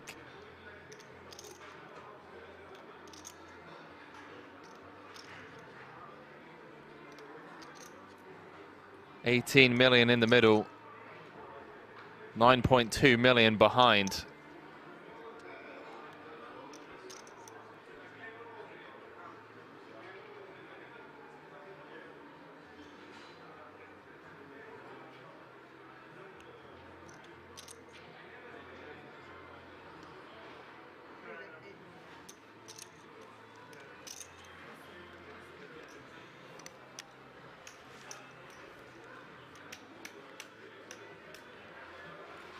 Eljack with the non-all-in sizing, announcing 8 million.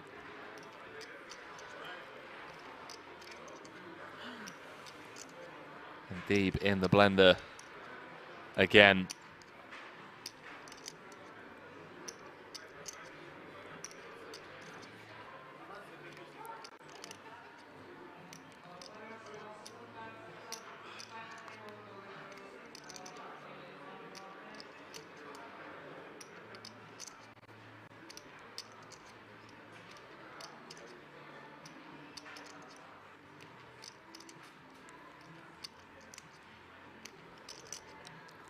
Back-to-back hands.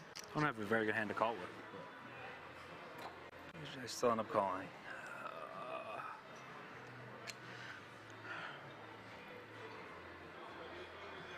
Sean Deeb bet 3 streets for value on the previous hand. Pastore rivered him. This time, Omar Eljack limped from the small blind. Deeb made it 1 million, 3.3 bigs from the big. Omar Eljack with the some equity barrel. The limp 3-bet to 3.5. Flop top and bottom. Deeb middle pair, backdoor clubs.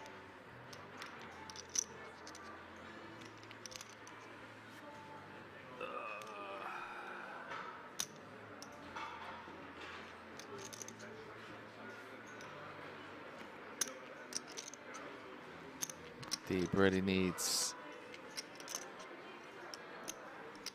Eljack to have a hand like Ace-10, Queen-10. Ace-5 of hearts. What do you think, chat? 1 in the chat if you think he's going to call. 2 if you think he's going to fold.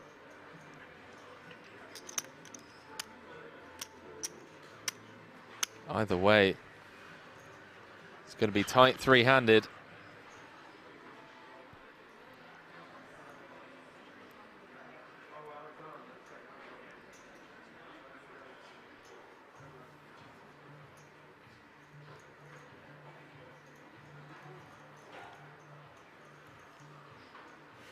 And number 328, and he makes the call. Get shown top and bottom. And Omar Eljack is the new chip leader.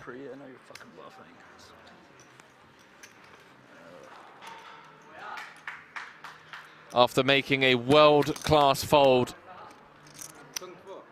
the hand before.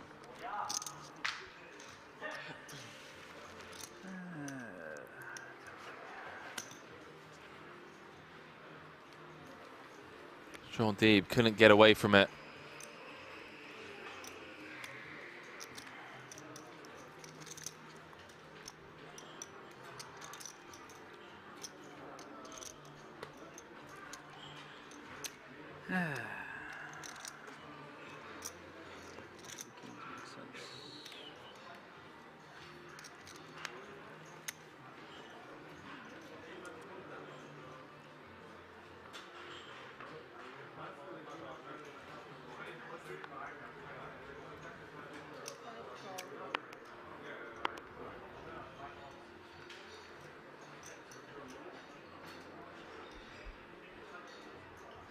That has changed things, ladies and gentlemen. Sean Deeb down to 16, but still 50 bigs. Pastore up to 25 million.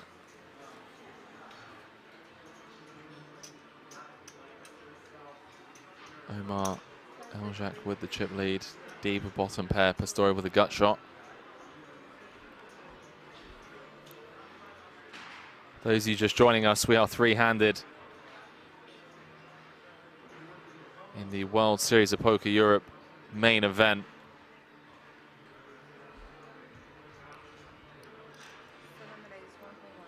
€607,531 guaranteed, with 1.38 million going to the eventual champion.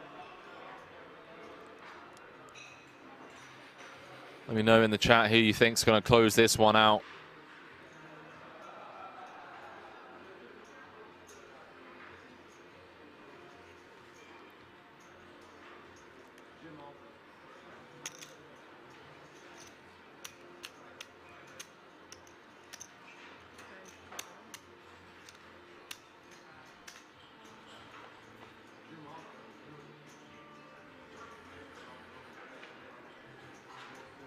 Four of hearts on the turn. Deeb still with the best of it.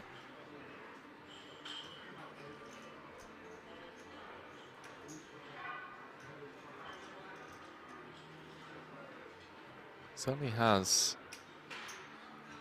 more nutted range in this spot, in my opinion. Gonna have more traps, more two-pair, more sets.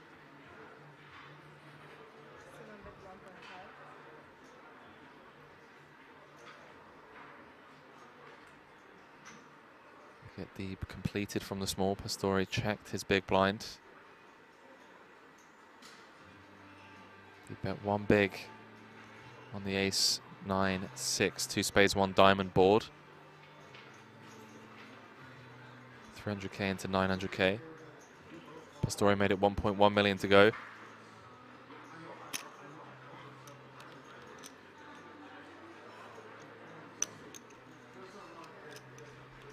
Deeb called, and 4 of hearts is rolled off on the turn. Pastore firing again, 1.5 into 3.1. Deeb going nowhere.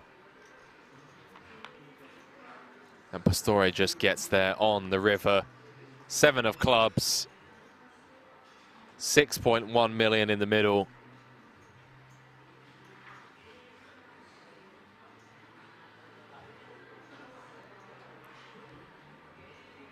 What a sick 3 hands for Sean Deeb.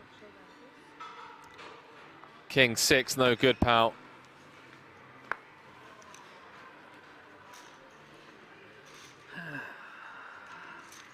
Makes a massive laydown with a 10-4 and just gets punished 2 hands in a row. That's poker, ladies and gentlemen. Rivers.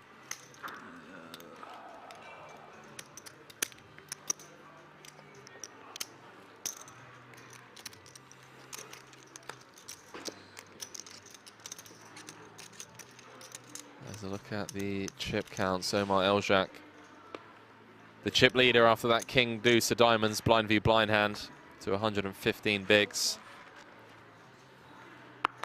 Pastore second in chips. Still plenty of time.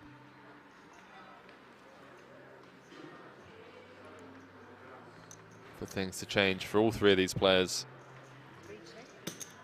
Just quickly, once again, chat, doing this last giveaway of the World Series. My co-commentator for the first part of the World Series, Gary Blackwood, bought a WSOP snapback cap. And I'm giving it away over on my Instagram. Feel free to get involved. It's my birthday tomorrow, so I'm going to go through all of the replies and pick a winner. And I get that sent out to you. Henry_Kilbane. It's a little thank you, giving away some merchandise to you viewers for keeping me company for the past 3 weeks.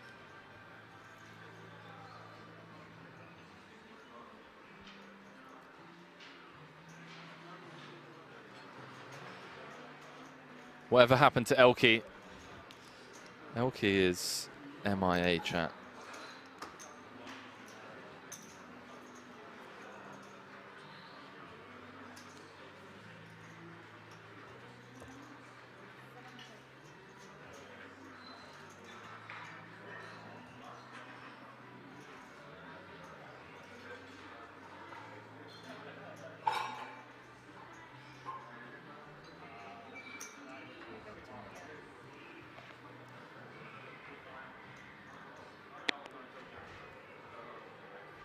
Kind of chuckling to himself. I think you will bet more polarized on the turn. I guess you can discount.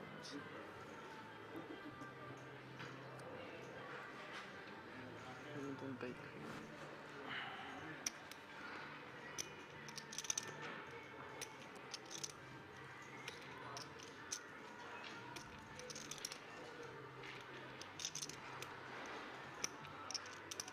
Pastore can sniff this one out. No. Gonna let it go. Hmm? Well, I think you can use like heavy bonds with this sizing.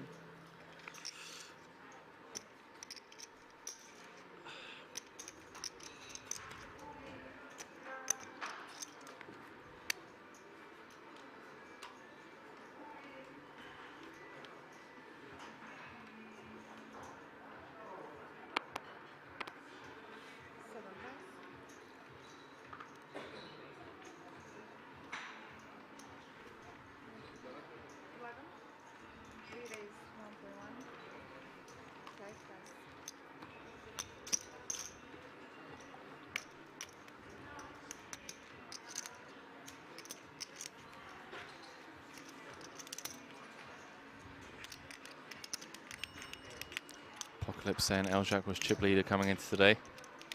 Chip leader again now, he is indeed.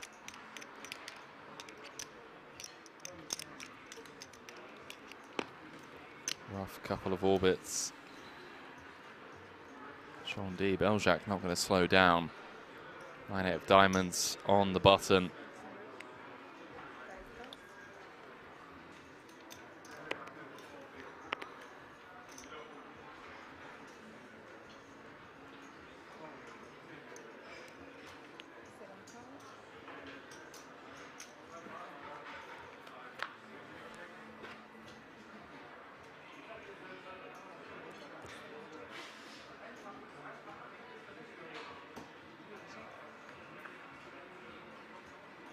Spicy turn card, 9 of clubs, giving Eljac third pair. Pastore picking up a flush draw.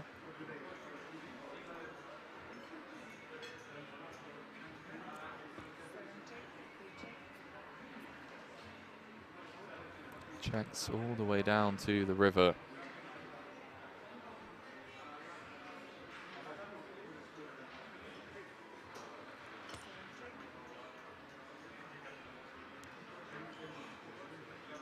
See if Omar tries to squeak out some value. He doesn't. He's going to knuckle it back.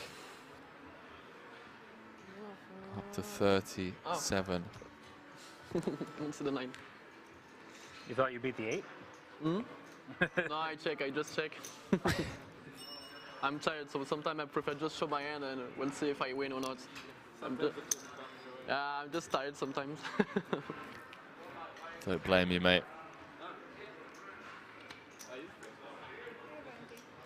It's been a long couple of weeks. Cheers, Randy already.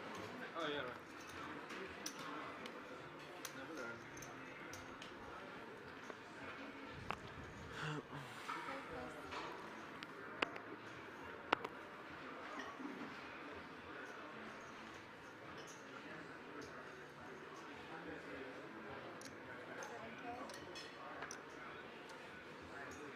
These two hands could collide on certain board textures. Pastore with the Queen 10. Omar Eljac with King Jack. 2.5 in the middle. First and second in chips. And they're not going to collide on that board. King 8-6, top pair for the Swede.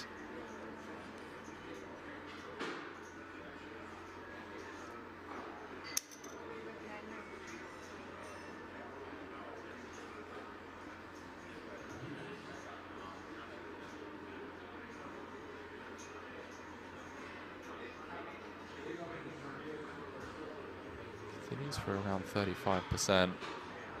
Pastore. 2 overs to the 8-6. Going to continue. Queen high, some backdoors.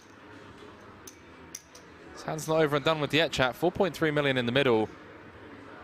9 of spades on the turn. Now giving Pastore a double gut shot. And ladies and gentlemen, we all know there are 2 cards in the deck that would cause absolute fireworks. Non-spade jack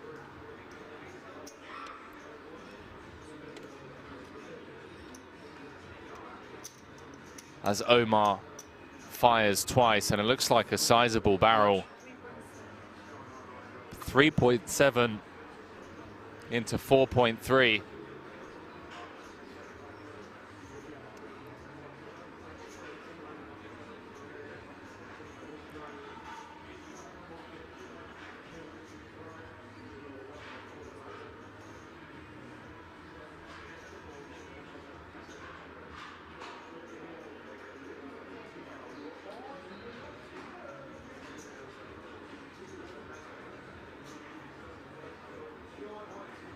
Could hear a pen drop in this commentary booth and at the table.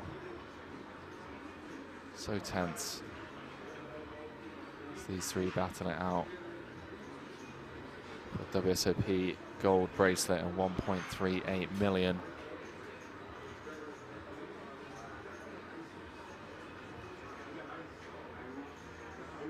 Story with all the options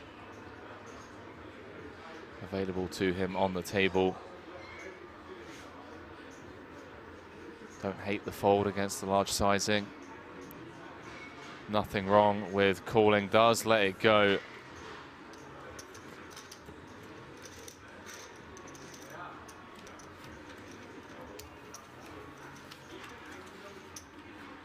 Someone asking if we can rabbit hunt the river.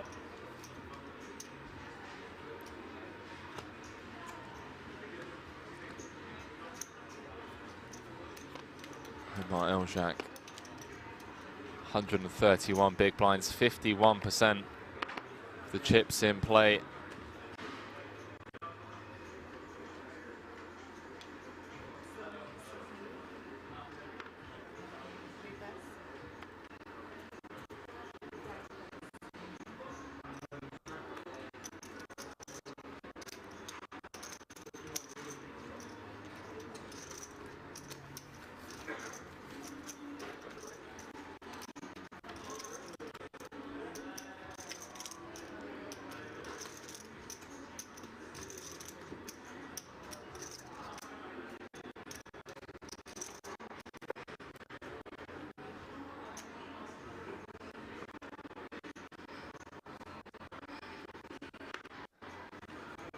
Eljack not interested in shifting down to a lower gear.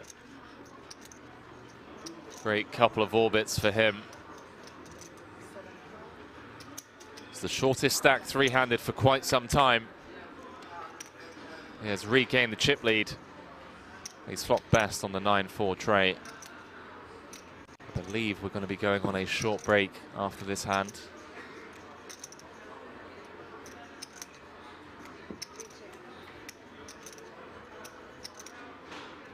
Ace of diamonds on the turn, presenting Pastore with a gut shot. Looking for a 10 or a 5.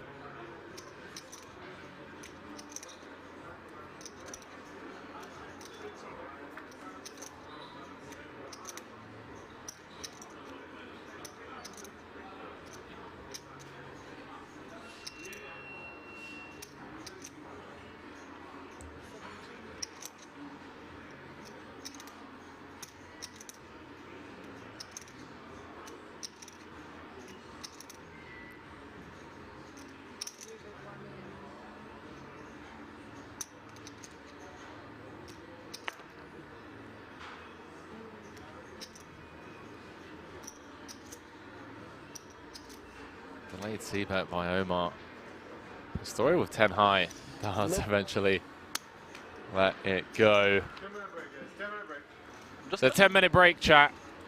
Don't go too far. We are still three-handed here. The World Series of Poker Europe main event. When we come back, we're going to be playing down to heads up for the bracelet. It's going to be rolled out and presented. 1.38 million for first. I'll see you guys in 10 minutes. Don't go too far.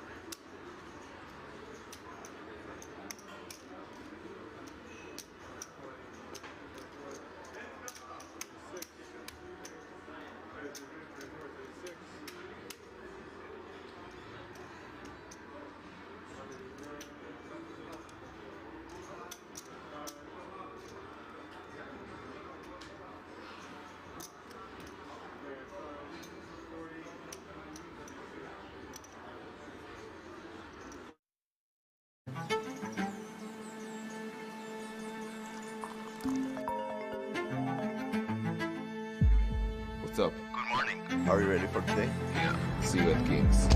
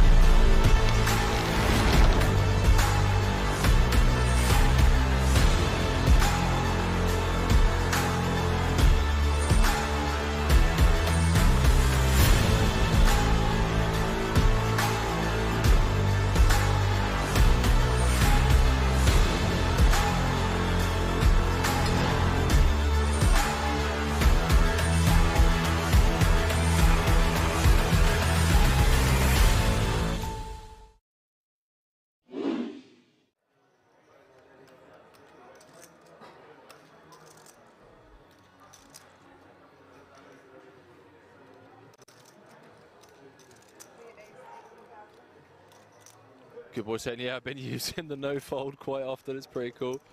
It is pretty cool. I'm not going to lie. You're just like, yeah, nope. I'm out of here. GG's.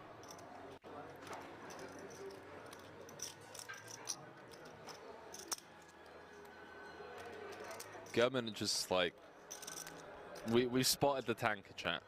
We've spotted the tanker. Red Misty said, Poker Room Kings, good afternoon, sir, and thank you for the great coverage. Red Misty, welcome to the stream.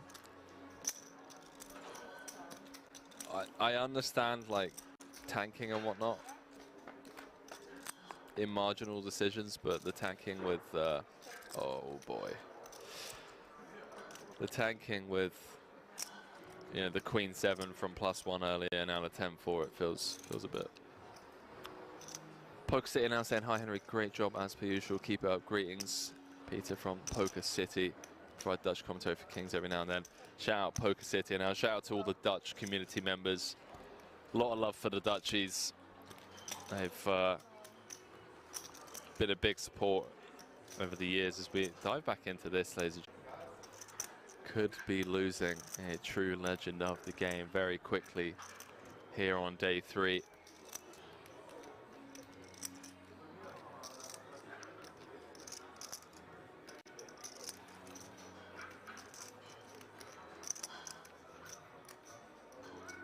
See what Open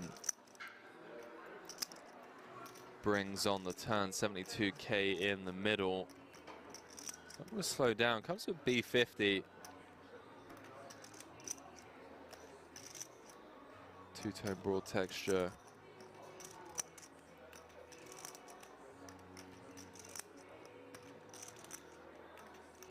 Feels like a dicey turn proposition against the big blind range. Although Open is going to have, you know, every combo of King 10 suited and King 10 offsuit, and then I guess every combo of 10-8 suited from the cutoff, as well as set advantages on this board. But Victor going to attack this smaller sizing. Did feel like an attackable size B50 odd. Takes it north to 147. Thank you. Been getting laid 2.5 to 1 on a call.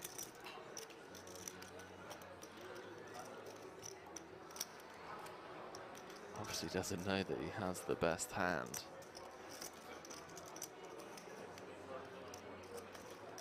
Nine clubs in the deck. I suppose the 3 10s. 12 outs once, getting around 25%. So not really getting the direct odds on a call from a mathematical point of view. That's if he assumes that, you know, his ace and king are no good.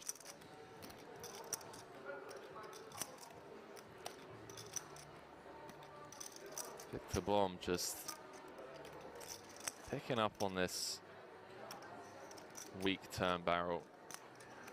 I say that with the utmost respect and love for Orpin, you know, fresh off a bracelet. Just felt like a turn sizing that's asking to be attacked. I don't know, chat. Feel free to weigh in, by the way. Feels like a turn card where we don't want to be half-potting a lot. But again, zero authority from me in the booth here. Just felt like a natural big size or a check.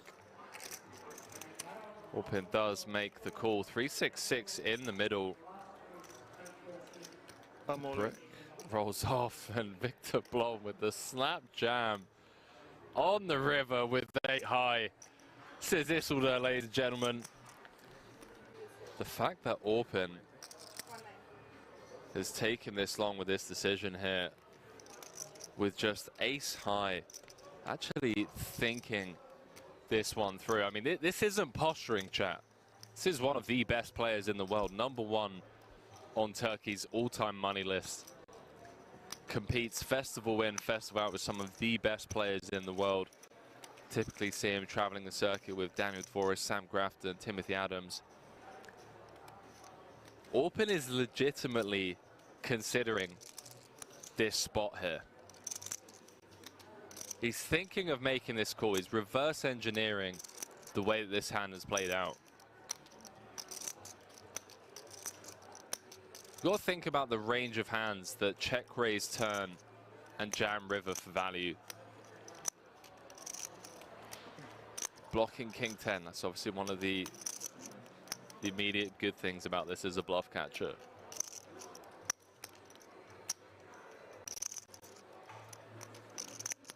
Unblocking diamonds also feels nice.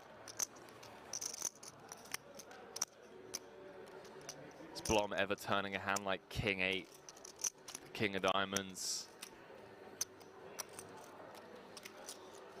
into a bluff? Tip of my hat. And 5 of diamonds or something. Yeah, see, Orpin's dialed in, bro. 10-5 of diamonds. This isn't TV table time. He doesn't need it. This is Orpin just doing what Orpin does, man. Note the shift in body language from Victor as well. An immediate smirk on his face. The last thing you want to hear from your opponent when you're sat there with 8 high is 10-5 of diamonds or something like the soul read. You're just turning a hand on the turn into a bluff. I tell you what, ladies and gentlemen, if he makes this call, am I allowed to go out there and just give him a hug? Am I allowed to do that? He makes the call, ladies and gentlemen, with ace high. Hand number 13. Good luck, guys. #1 on Turkey's all-time money list. What did I just witness, chat? We really had a bad hand to call as well, but Orpin, take a bow, my friend. He wasn't posturing on the turn. I was afraid of that. That sounds like some risk there, but Smelt like 10-5 of diamonds, something like that.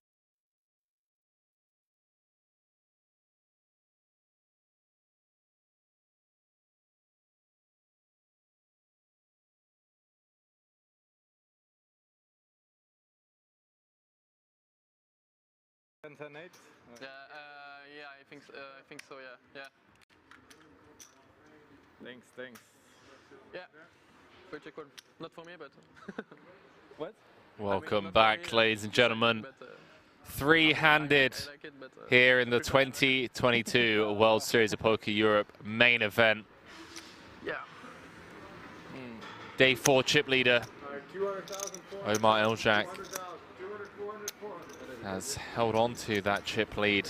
You can see he's responsible for eliminating 3 of the 6 eliminations in this final table of 9.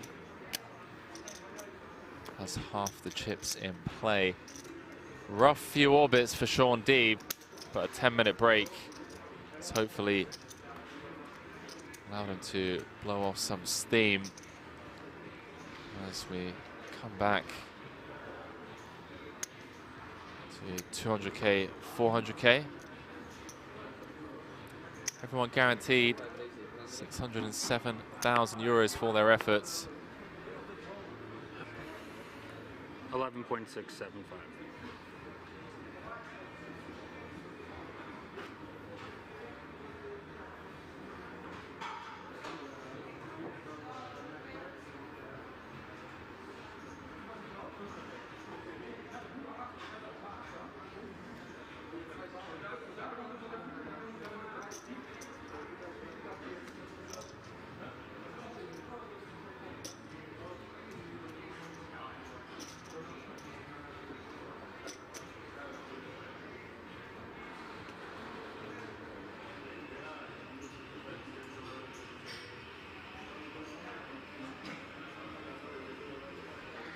Story cutting out a 3-bet from the small. Jack going to get out of the way. Apocalypse saying, Henry, I just saw Orpin's ace-king call during the break. All time of you. I mean, it's up there. It's up there.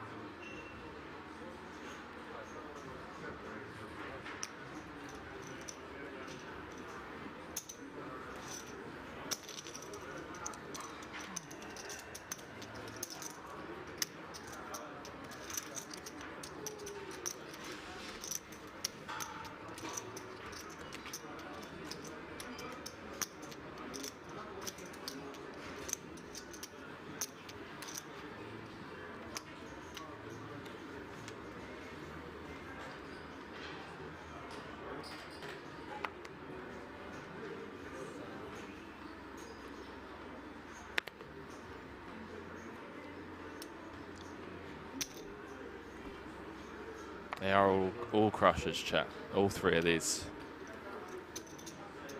Oops, sorry.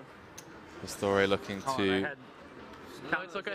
Oh, it's okay. He's I push it. I knew it was somewhere. make history here. Not where it was supposed to be. Become the first Frenchman to ever win 2 Hold'em bracelets.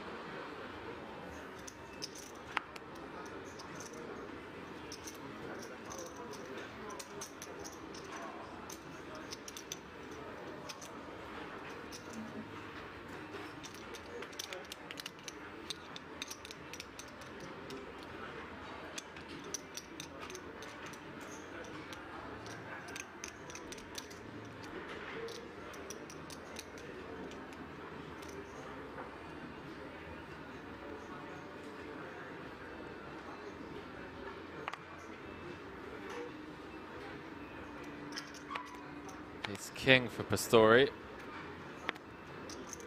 the small blind.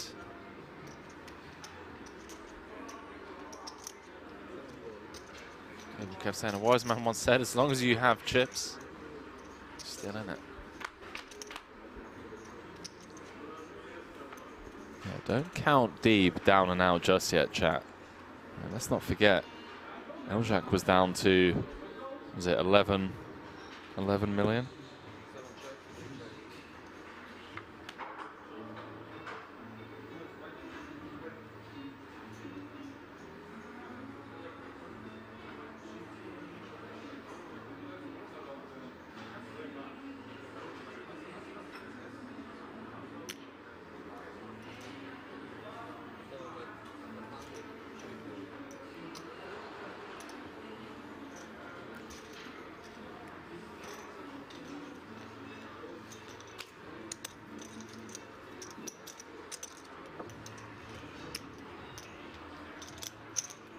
Lightning Soul saying Pastore was well below 10 million not too long ago too. That is true.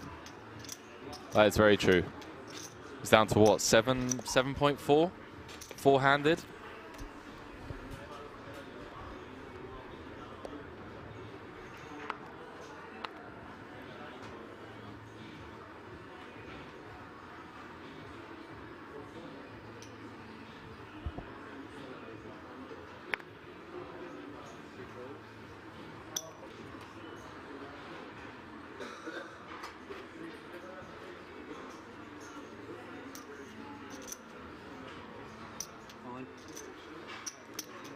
Deeb jamming out the big. Down to 9.2 million now.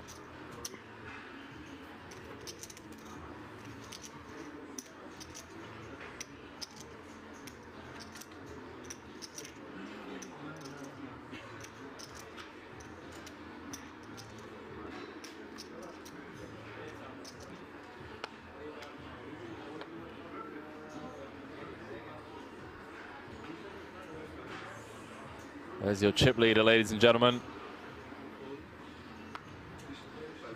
Eljak. Limp raise, the king deuce of diamonds. Blind v blind against Sean Deeb's ace-7 of clubs. Came king, 7 deuce, 1 club, 2 hearts. And got 3 streets from Deeb.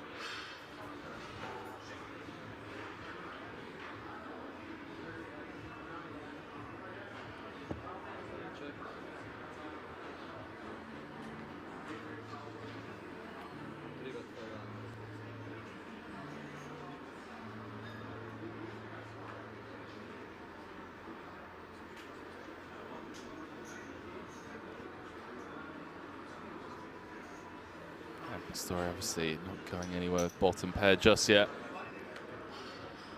Turn does present a gut shot for Eljak. Chat calling for a queen.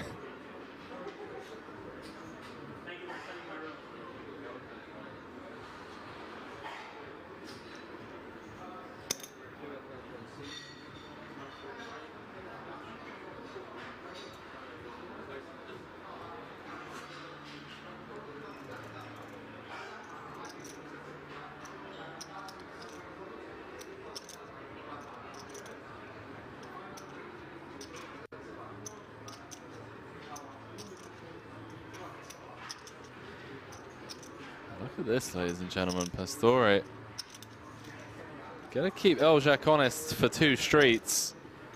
5.4 in the middle to close the gap. King of spades on the river. Frenchman with the check mark. And Eljac going to give up. Gets shown the queen deuce, and Pastore up to over 30 million now. No queen after. Huh? No queen of club. Not looking for a club? No.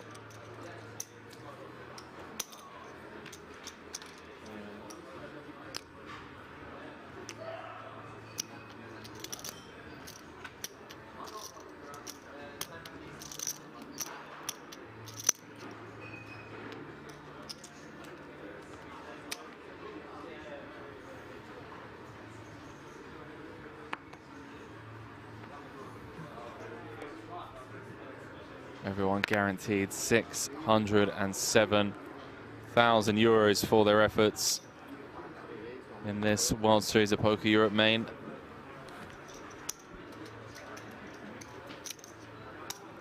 €245,000 difference between third and second. The eventual champion will be going home with 1.38 million. Of course, gold bracelet.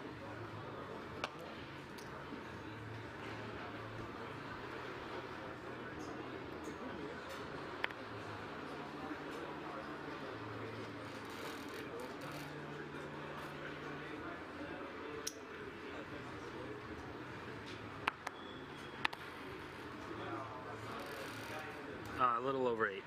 Okay.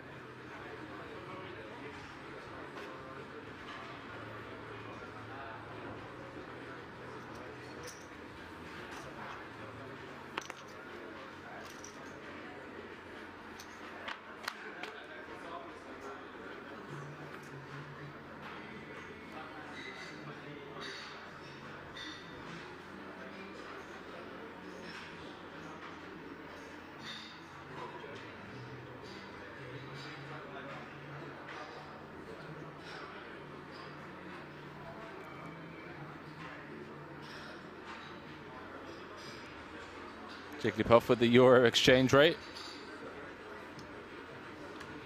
Apparently €1 is now worth more than $1.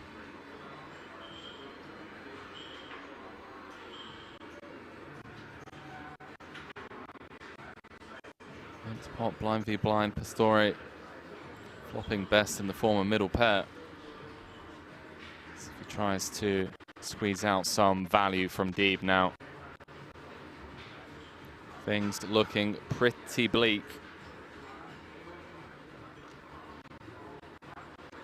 Sean now down to sub 20 bigs.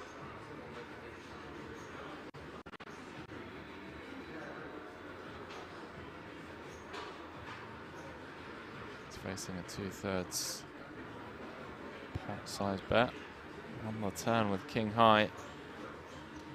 Gotta keep him honest.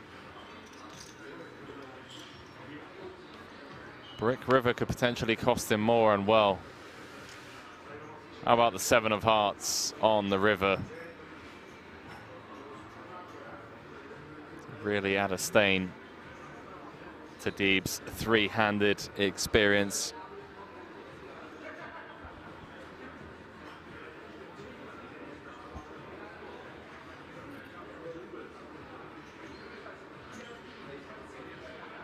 And a world-class fold against Pastore. Just 3 or 4 hands in a row. He goes from chip leader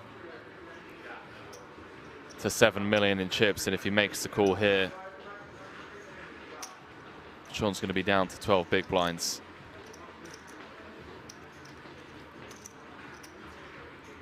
And he does make the call. Pastore shows the queen 8. Sean Deeb down to 12, chat.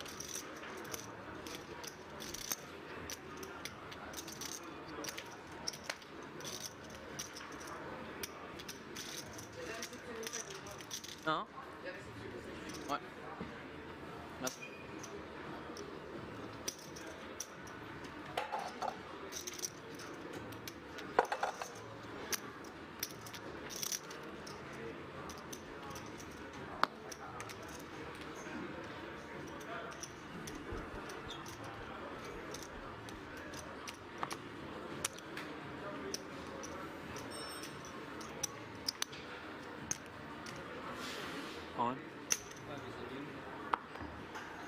12 big blinds and a dream.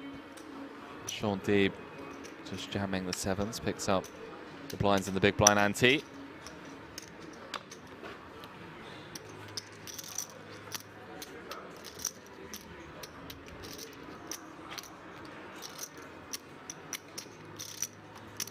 €607,000 locked up. Omar and Pastore tied for the chip lead.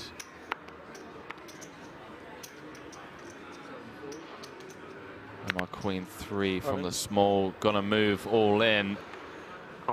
Deeb with the ace jack.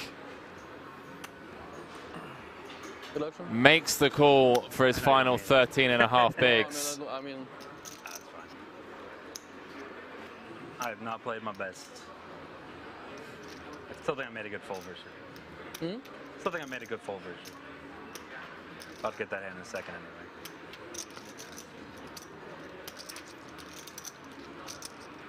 I love that, given everything, Sean first to admit he's not played his best, but still getting it in good here for 11 million to get right back into the mix. Well, 7-4 tray, bottom pair for Omar Eljak. If he can hold here, we're going to be heads up for the World Series of Poker Europe main event bracelet. Ace jack or a 4 needed. No, you didn't fold an ace at least. Yeah, no.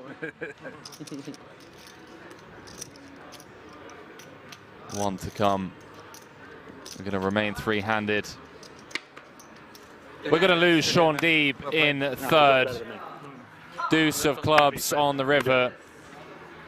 Handshakes all around as Sean Deeb bows out in third for a third time during this series. Let's do that. It's okay? Third place curse rather. €607,000 came third in the 25k platinum high roller, third in the 50k. He's now come third in the main event after a series of unfortunate hands. And just like that, we're heads up. Here we have Sean Deeb. You have been running really deep this tournament. How is your thoughts overall about the tournament? You know, it was unfortunate. Got a big chip lead, three-handed, couldn't close it out. Maybe made a bad fold, made a bad call. Just unfortunate, you know, we're super deep and I don't know. It was what I wanted. Do you have any thoughts about particular hands? I mean, I'm a little the ace-7 king deuce. I knew he was light pre. I should just jam or 4-bet. I shouldn't just call and play in position, but trusted my instincts that he was wide, and then I called him down post flop for that exact same reason. Unfortunately, he flopped 2 pair, and so that's just kind of an unfortunate flop. What means more for you, the trophy or the money? This one is one of the few that money matters more than the bracelet. Most events will take the bracelet, but when it's 1.4 up top, you know, you're going for the money first. How did you like the field overall of this tournament compared to the field back at home? The field is very great here. Unfortunately, I wasn't too happy with the people I got four-handed with. I thought they were all very good. There were some other people I was rooting for to survive or win some all-ins. And so, you know, I was slightly outclassed, but that's going to happen. I don't play that much. I don't try that hard at Hold'em. And so, you know, 3/3 is pretty fucking ridiculous in these fields. And who was the most toughest opponent for you? I think they're all equal. I don't think one really stood out. Everyone played back at me just a little bit. Everyone put me in some spots. There was, you know, a lot of battling. There was some cool stuff going on. I ran some cool bluffs. They ran some cool bluffs, I'm sure. And that's just kind of the way tournament poker goes. Okay, so it was nice to see you at Kings and see you back soon. Yeah, for sure. This is a spot that you've been in already this festival, big final table at the World Series of Poker Europe. You came second in the 5K PLO.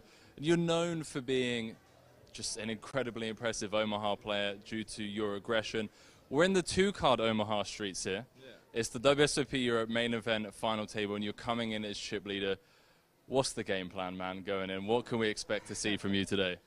Well, I can't reveal too much, I'm afraid, but I'm just gonna enjoy the moment and play my best, pick my spots wisely, and just, yeah, have a good time. I mean, this is an incredible spot. I'm just gonna try to enjoy every second of it, and what happens, happens. We didn't get the chance to see you too much at the feature table yesterday. You were doing your thing on the side tables, and I was keeping an eye on the chip counts, and a lot of people would be like, Henry, refresh the feed. Omar's up to 7 million, now he's up to 9 million. All of a sudden, you got 15, and it just seemed like you were, I don't know what you were doing over there, man, just like an absolute wrecking ball. This slightly different, obviously, because of ICM, and you do have a very competent Sean Deeb on your left. Anything on that? Anything about the overall strategy or what's going to be, you know, focused on with the ICM pressure that you can exert as the chip leader? Well, I'm gonna pick my battles wisely, let's put it that way. And yeah, like I said, just try to play rationally, don't let emotions get the best of me, just make the best decisions I can, and yeah, see if I can do what I did yesterday. Best of luck, mate. WSOP gold bracelet up top, 1.38 million.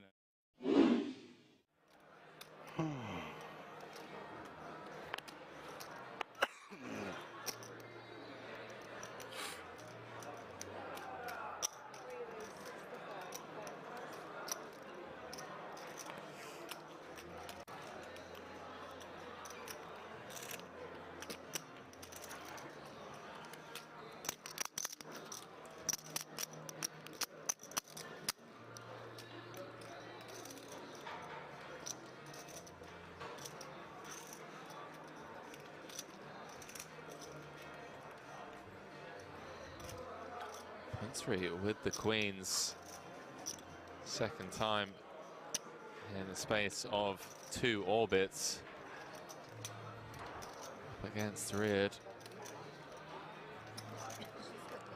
Comes with the 3-bet on the button to 200k. Start off this hand around about 45 effective.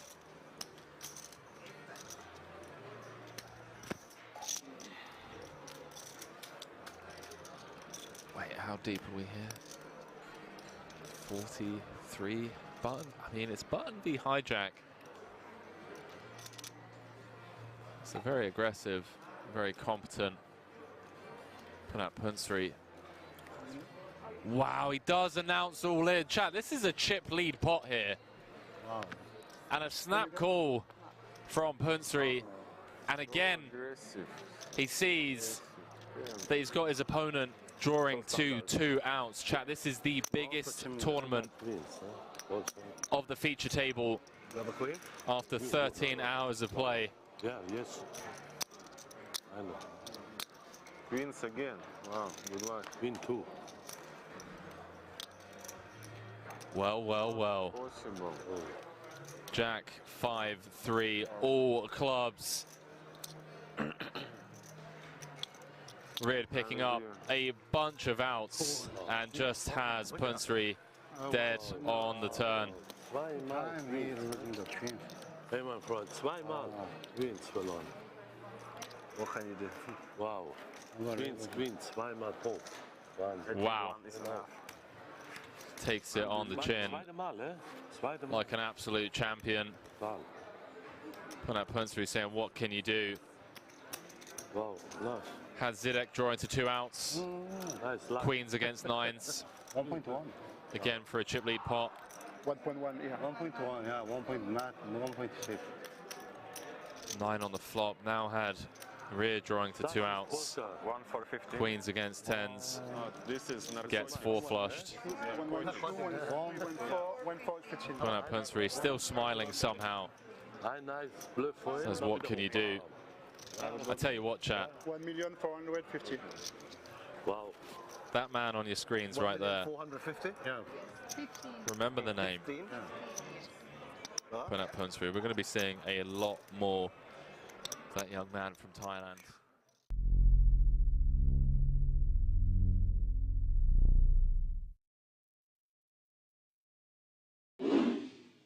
And you stumble across cobras and all sorts of creepy crawlies. when you're out in the dark. It's too hot to wear trainers. That little layer of protection. I'm talking out my ass. We already know that the socks don't help. The Cobra wants a little snag of a toe.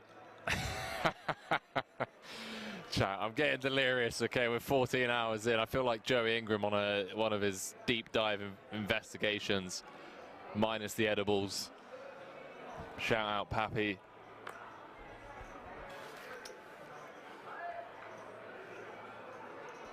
Bam, I'm saying Henry currently 3-bet jamming every life situation at the moment and winning. Yeah, dodging bullets, baby. I'm going to run into it eventually.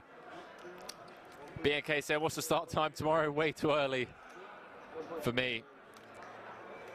I'm going to be kicking off at 1 p.m. Central European time.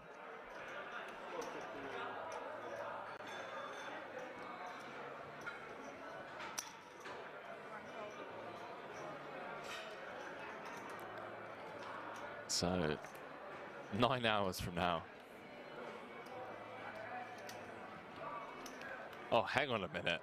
Hang on a minute. We got a bit of a cooler here. Oh boy. Danny gonna have to pull an old rose stucco on Riyadh, who sucked out with the 10s against Queens for the chip lead pot against Punam Punsri earlier on. And well, 110 dead. Not helping the young Dane.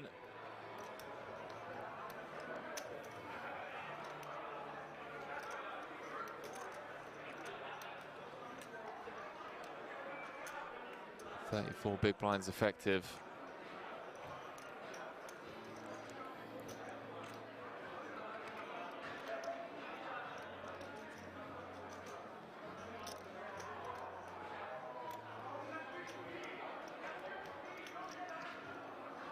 Lift off time, chat.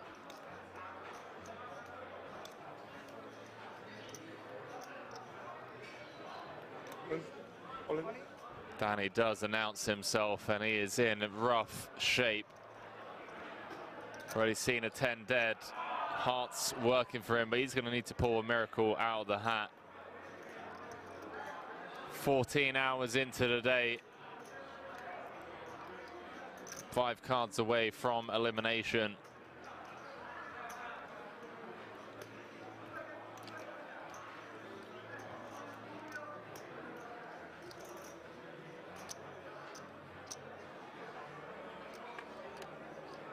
Could have been that 10 spot earlier. Riyadh just gets to click, call, cards on their backs. 2.9 million chip pot. 43 left in the record-breaking World Series of Poker Europe main event. If the Frenchman can hold, it's going to be up to over 5.4 million. 9-5 deuce. Berkmos drawing to 1 out twice for his tournament life.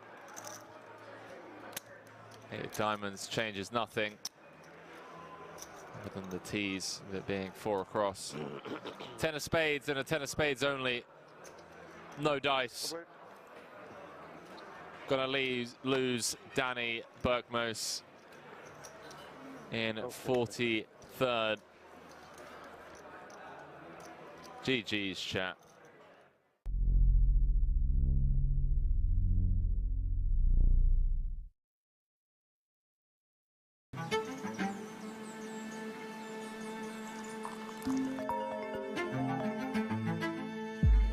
What's up? Good morning. Are you ready for today? Yeah. See you at Kings.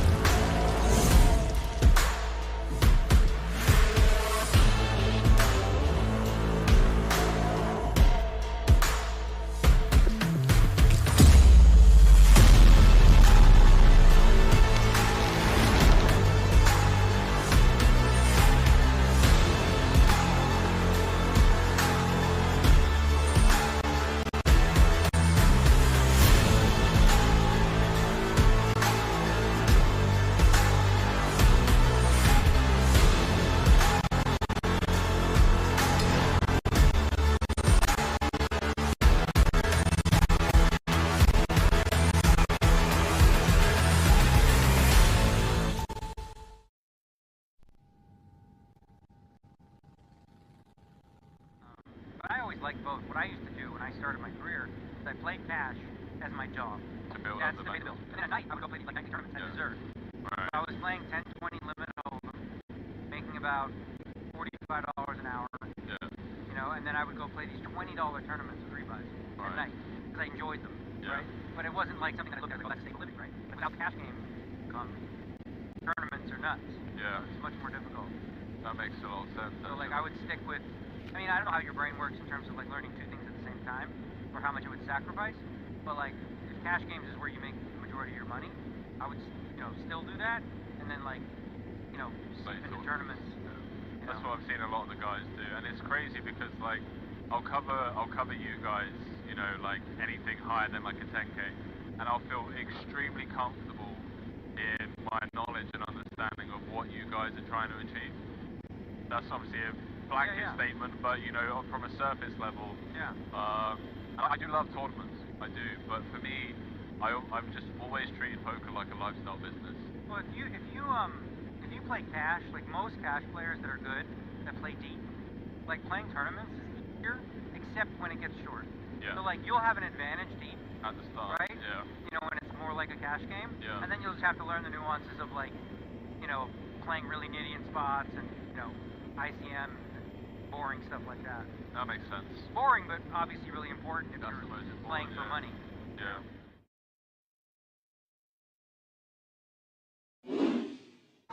It's going to be a fun one, ladies and gentlemen.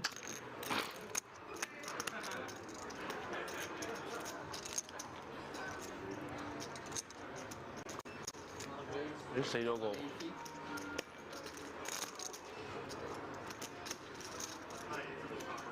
你死咗邊個咧 ？Martin Cabral, maybe? I don't know. It looks like Martin Cabral. Just me and Canada? Me and Canada. And D-Negs, you are in rough shape, mate. Not anymore. Daniel Negreanu flopping trips. Daniel Dvoris with the nut flush draw. 560 in the middle already. Strap yourselves in, ladies and gentlemen. Hand number 3 of this 50K. Note the stack to pot ratio. Around 4. 160. 1 bet 160. Dvoris going to continue for small. In the form of quarter pot.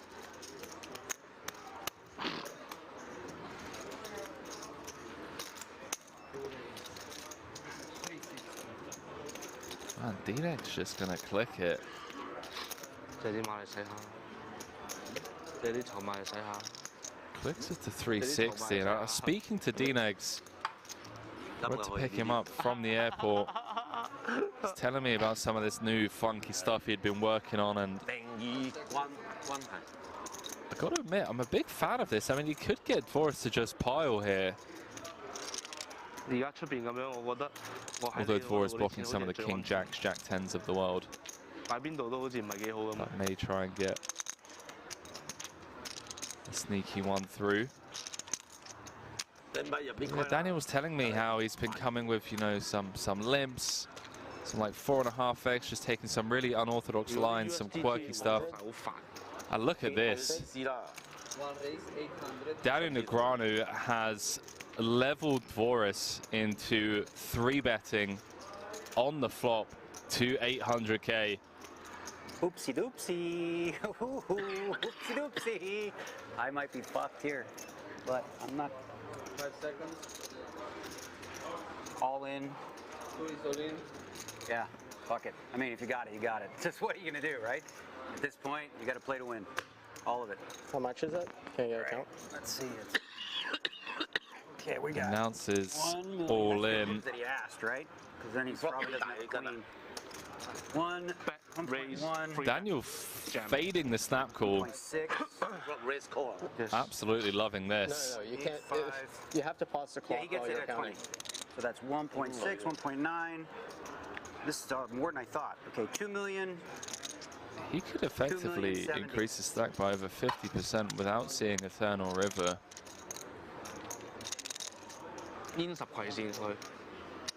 Dvoris just going to run the numbers in his head.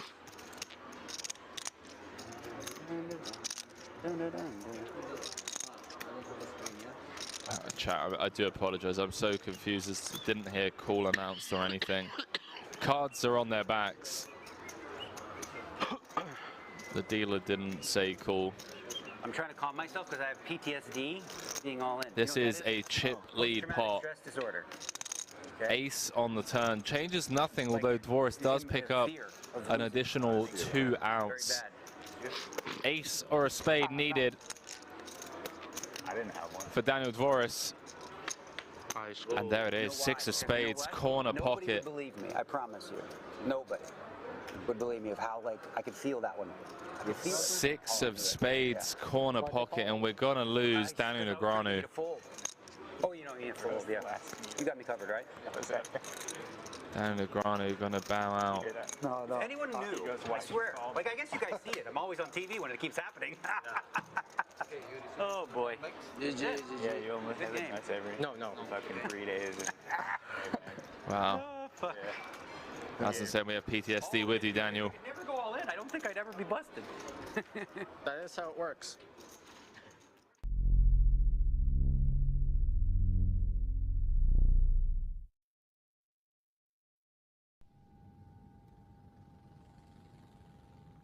December.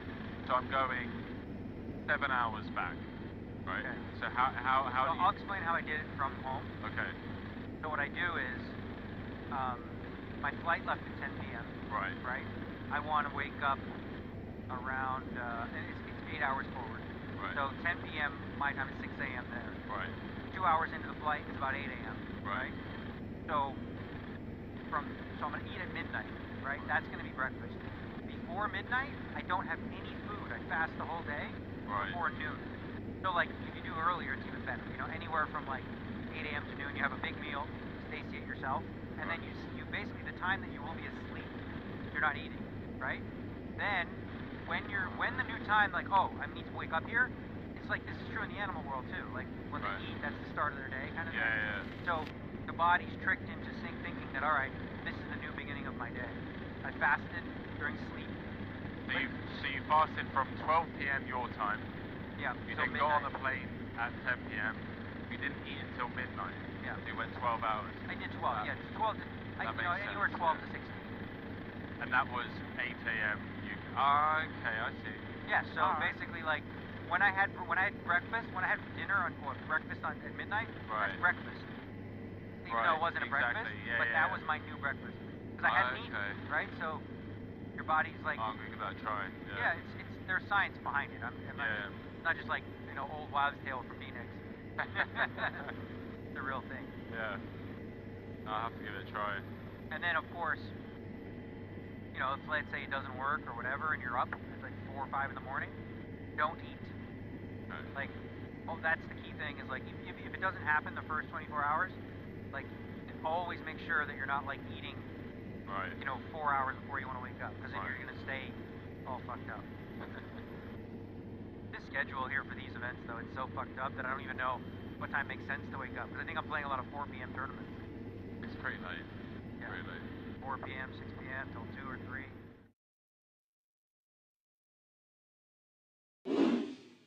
Max Hansen was his real name, won like an EPT. Oh, yeah. Like oversold in another one and scammed people a bunch. And now he's dead. Let's move it along. I'm sorry I brought it up. He goes in now. He just goes in now. He's dead. Hey, you suck out of me, you eventually die. That's the rules. Fair enough. I rarely get in ahead, so most of you guys are safe. That's some brutal table chatter. Not gonna lie.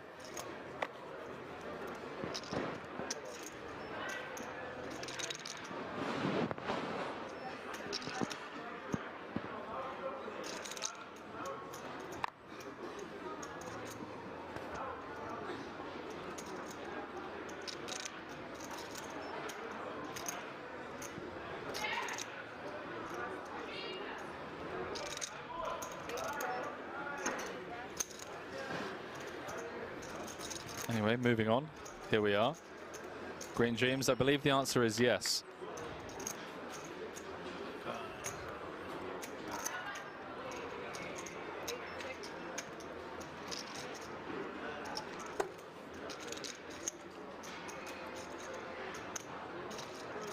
Over 5,000 of you tuning in across the board as we jump back into this. How about that for a flop, ladies and gentlemen? Small blind v hijack could be absolute carnage. King, Jack, Jack, hand number 96 of the tournament. He's got sweats, you know.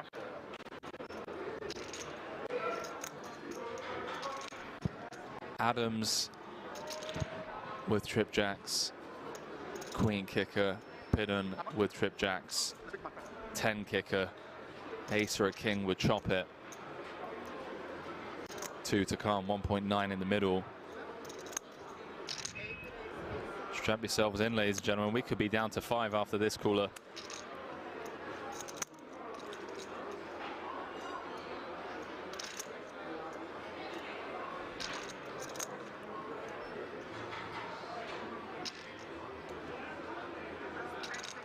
We could be down to 5 after this cooler.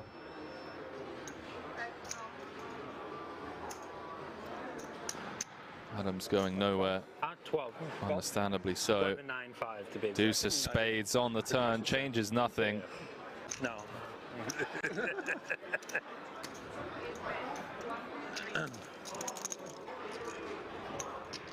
Hidden, understandably not slowing down on the turn. 1.3 into 3.4. You fully retired now, or what? Pretty much. You know that spot where you folded the 7s? No. I opened into Tim's big No active businesses. Yeah. 8. Yeah, super tight spot for me, obviously. What would you 4-bet versus or pass? What would Adams you? just makes the call. 4 of spades. Backdoor spades do get there. 6 million in the middle. Don't think Adams will be folding to a jam if Pidden decides to. Doesn't outs all in. And Can I just have a confirm account? it's just going to ask for a quick count before flicking in the call, one would assume. And we're going to be down to the final 5 players unless Timothy Adams folds trips here. Obviously losing to ace jack, king jack. Does make the call. Jack no good for Pidden, outpipped by 1. And ladies and gentlemen, we are down to the final 5 players here Good game, man. in the 50K Diamond High Roller.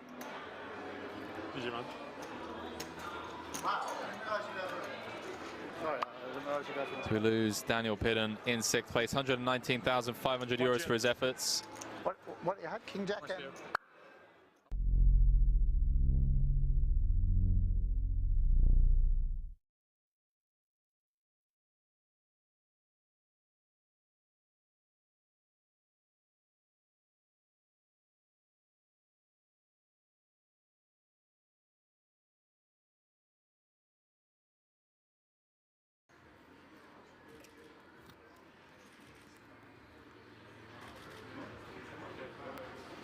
Good luck. Good luck. Good luck all around. Oh, yeah. And a warm welcome back to Heads Up Play here at King's Resort, the 2022 World Series of Poker Europe main event. And would you believe, after just 5 hours of play, we find ourselves heads up. Omar Eljak with the chip lead. Came in today as chip leader. Looked a bit rocky for him, 3-handed. Won a couple of big pots against Sean Deeb to turn things back around.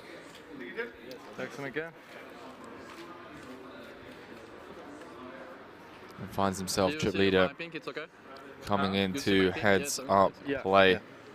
2 stacks, right? Same saying, how did Deeb lose? Corner bluff. No, a couple of rough hands, man. No bluffs. Jonathan Pastore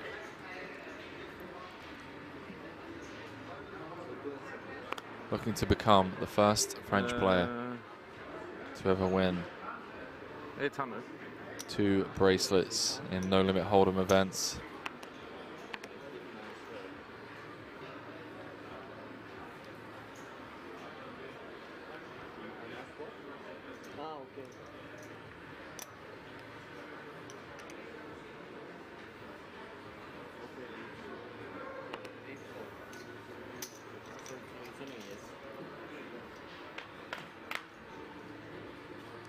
Chat, we are heads up. 852,949 euros guaranteed for both these players. A career best score for both these players. Jonathan Pastore said earlier on, he doesn't care much for the money, although he does have a big piece of himself. For him, it's all about the bracelet. Really wants to cement his legacy in the French poker community.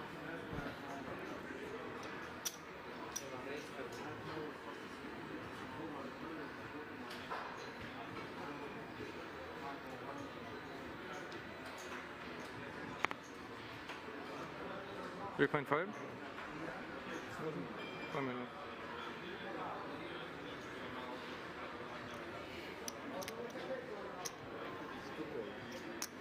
And number 1 of heads up play, 9-5-4, 2 hearts, 1 spade. Pastore with the ill-timed check raise. Elzhak with middle pair and a flush draw. Well, Pastore has somehow found the 7 of spades on the turn.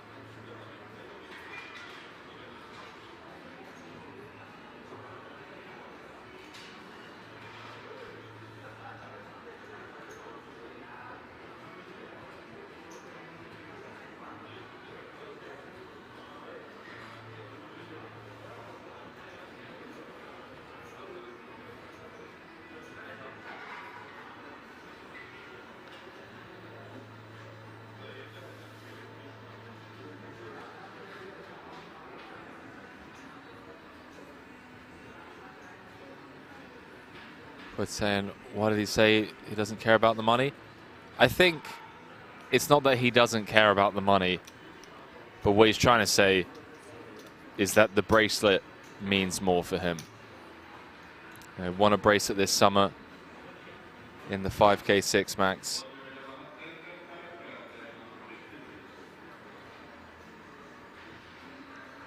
He wants to become the first French player to win 2 No Limit Hold'em bracelets. 16 million in the middle, straight off the bat.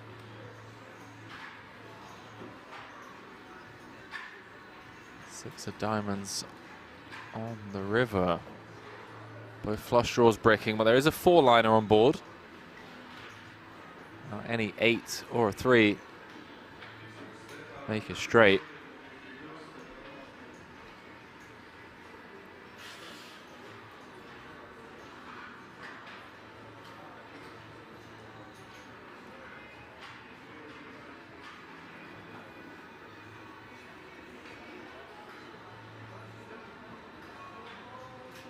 Somehow 16 million in the middle.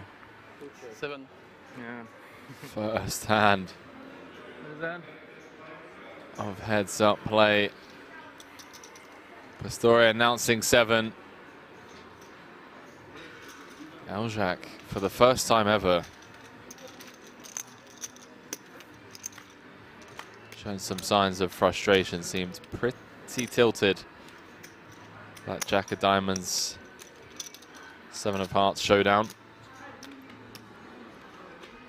GBR saying that guy's hair is awesome, looks like the main character. It does look pretty epic.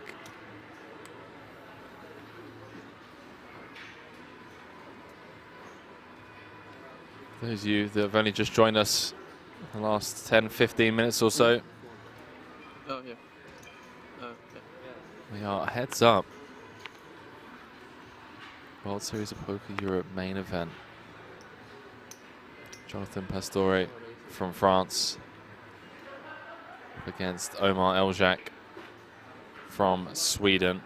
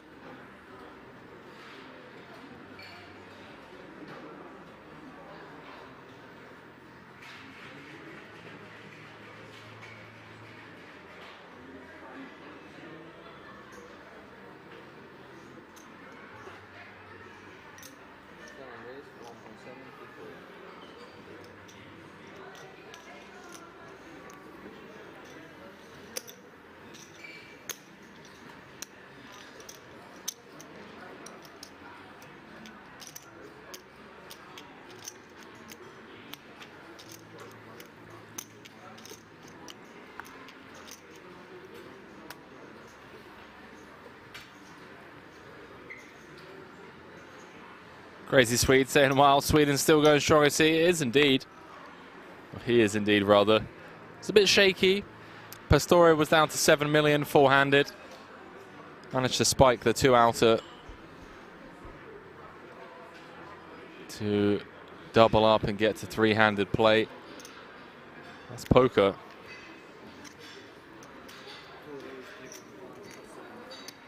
There's a lot of people in the chat asking about the cash on the table. Why it's in 50s? Honestly, I couldn't tell you. Maybe it's just easier to get hold of 1.38 million's worth of 50s.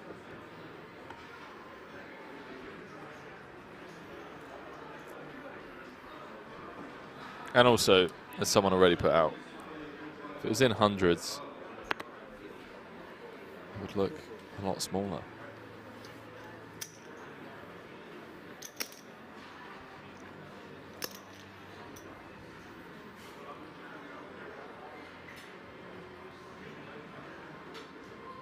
It'd only be, what, 13,000 notes?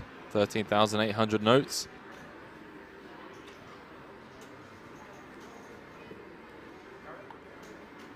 How about that bracelet, chat? 200 big blinds in play. Incredibly deep heads-up match here between these two. Could be here for a while. If you haven't already gotten involved in the giveaway, exclamation mark, giveaway on the Poker Room Kings Twitch channel.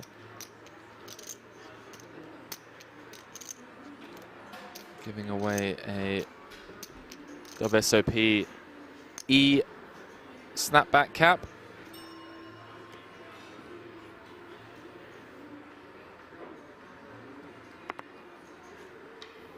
Over on my Instagram, feel free to get involved. It's free to get involved, and everyone is in with a chance. Wish I'd started doing giveaways earlier on in the festival. It's been a ton of fun.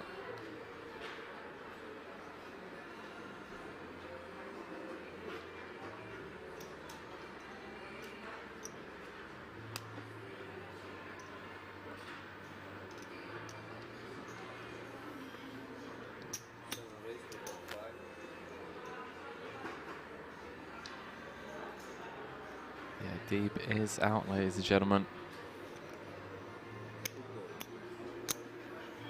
Third place finish for the third time this series for Sean Deeb.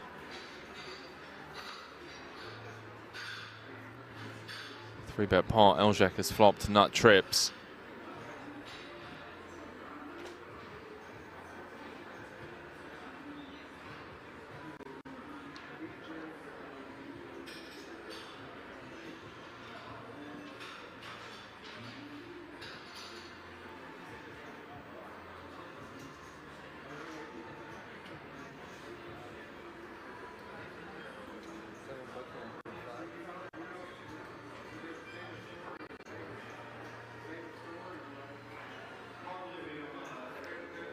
Story going to continue for just 20% pot. Obviously, Eljac going nowhere. 10 million in the middle already. I know we're playing around 100 effective, chat.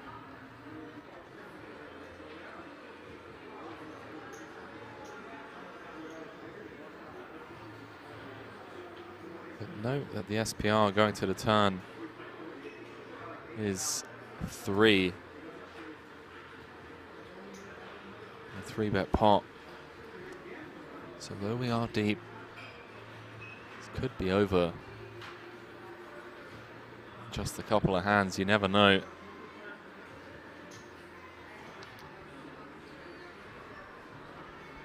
Story going to continue for half pot. Fires out a bet, 5 million into 10 million. The deuce of spades turn.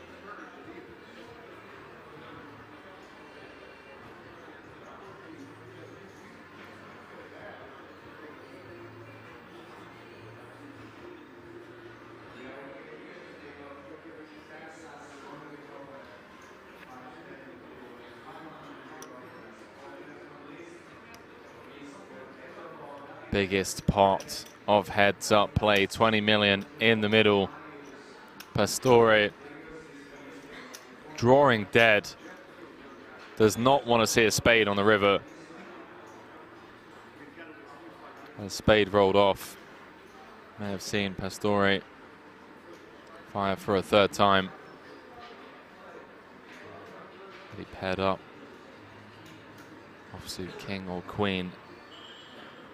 Could have been a disaster for him as well. See if he waves the white flag here. Both flush draws bricking. Unblocking ace high. And he's going to fire a third barrel, ladies and gentlemen. 20 million in the middle. Omar Eljac flopping nut trips with his ace-7 of clubs, and he's got the purest of runouts.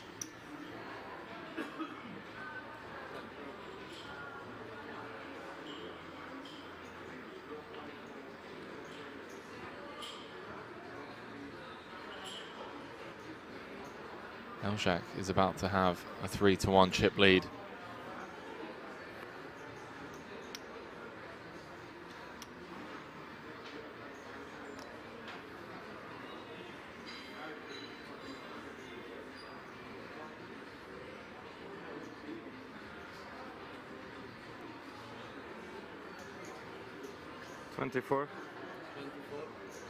He comes for the river raise to 24 million.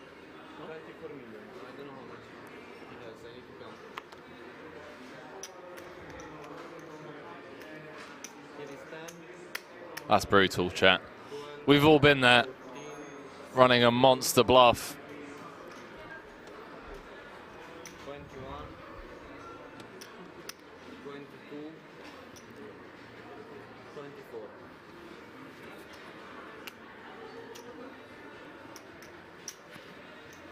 All been caught with our hand in the cookie jar.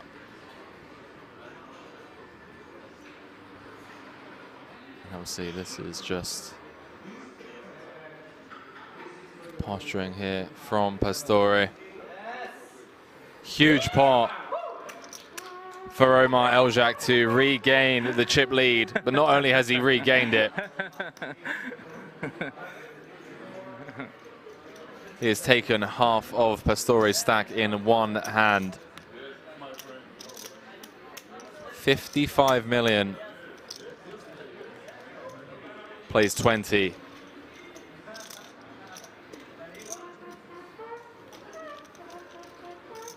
Yeah.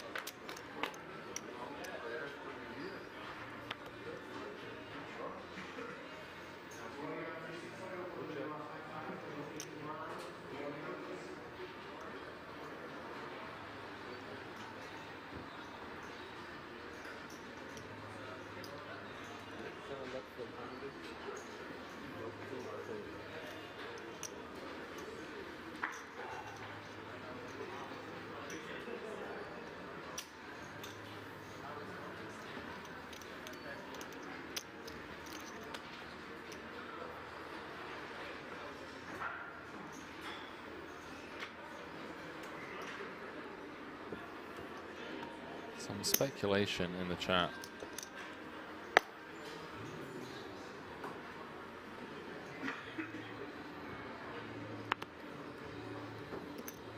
Cannot comment on it because I don't know.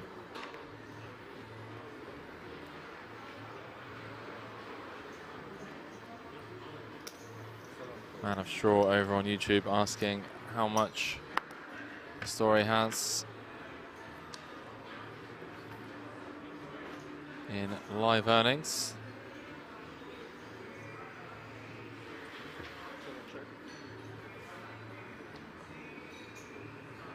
$893,941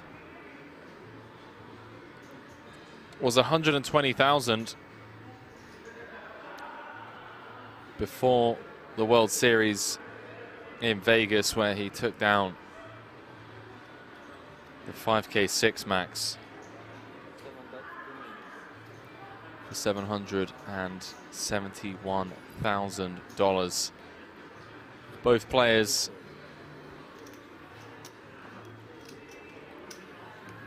the career best score here.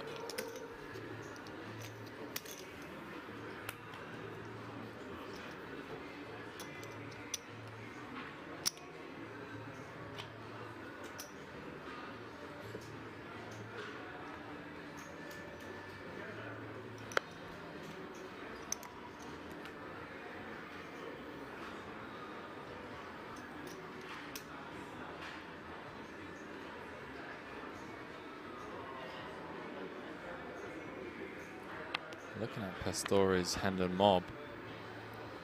Hasn't been around for too long. Already has that bracelet.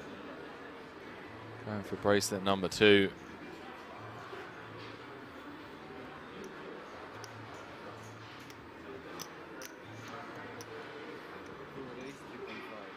Both players currently guaranteed €852,949 for their efforts.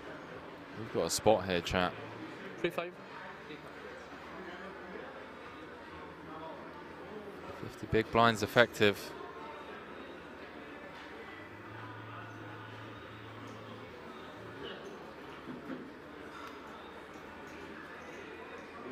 $763 entries into this one. And we are down to the final 2 players.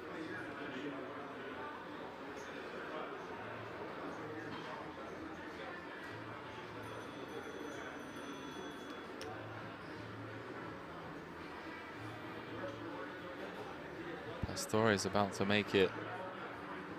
There's 10 million in front of him.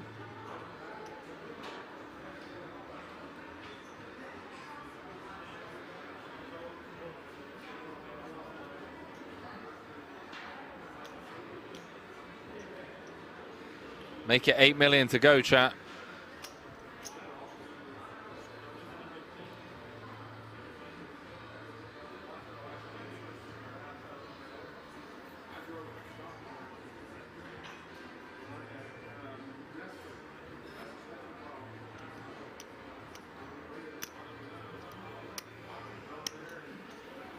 Eljak's gonna make the call.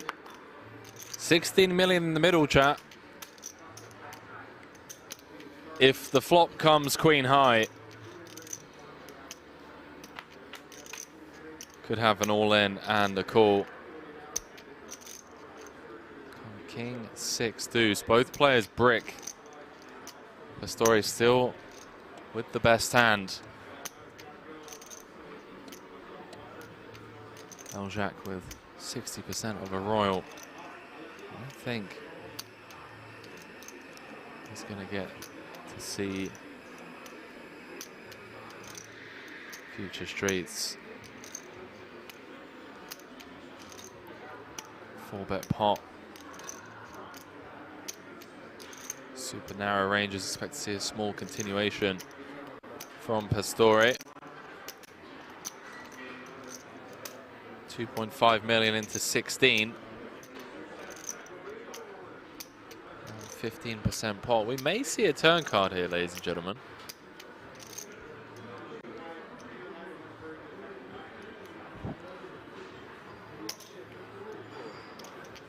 Eljack not going anywhere. 21 million in the middle.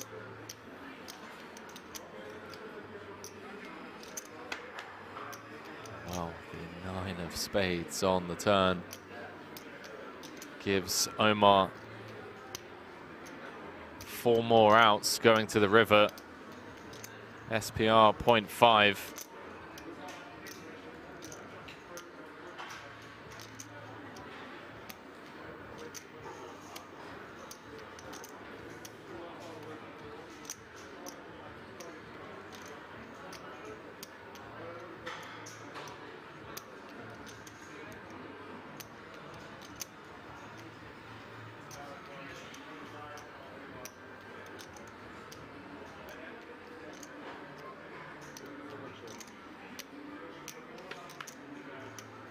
Oh my word, ladies and gentlemen. Pastore checking back on the turn. The 10 of diamonds has rolled off on the river, giving Omar Eljack the nut straight. Unfortunately for him, Pastore with just ace high.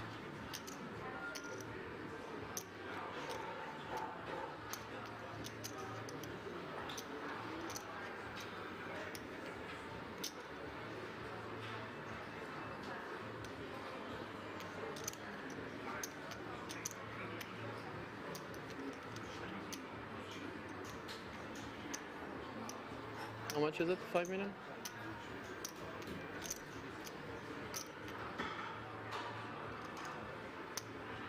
Came in as chip leader. Lost a bit of momentum as Deeb ran away with it three-handed. And it looked like Deeb was going to close it all out. Fast forward 2 hours.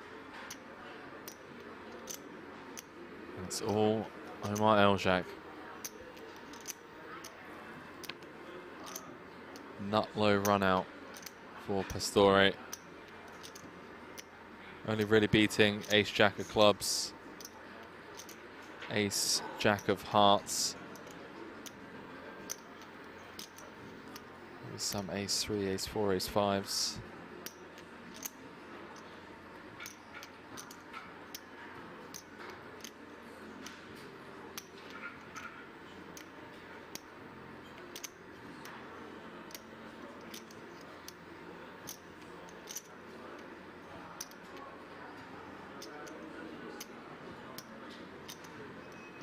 Pastore folds. Omar's going to have a 5-1 chip lead. Going to be up to over 60 million.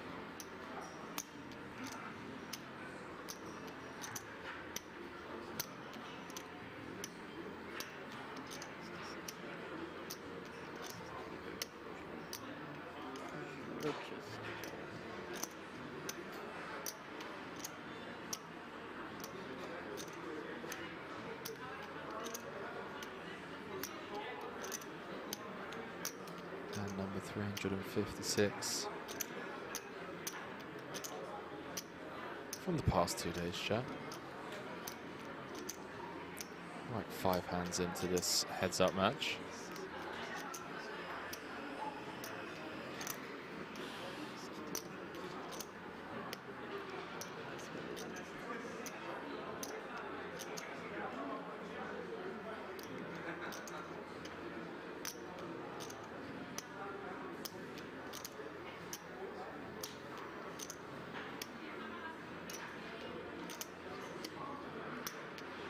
Pastore really thinking this one through with the ace high. You can understand why. I mean, if Eljack has queen jack of clubs, he's going to have the ace 3s, ace 4s, ace 5s of ace 3, ace 4, ace 5 of hearts, ace 3, ace 4, ace 5 of clubs. Obviously, Pastore blocking the backdoor diamonds.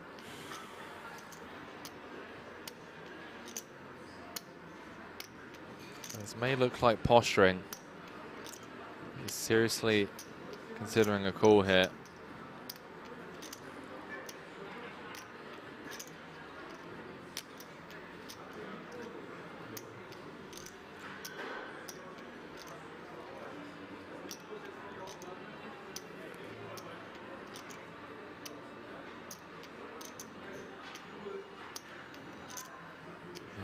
Elzhak. Very casually shuffling chips in his right hand. Hasn't moved an inch. Incredibly calm and composed throughout the past couple of days. Biggest spot of his career. Came second in the 5K PLO. This tank kind of reminds me of the, what is it? The Jack 4 tank of Adrian Attenborough against Espen Jorstad in the main event in Vegas.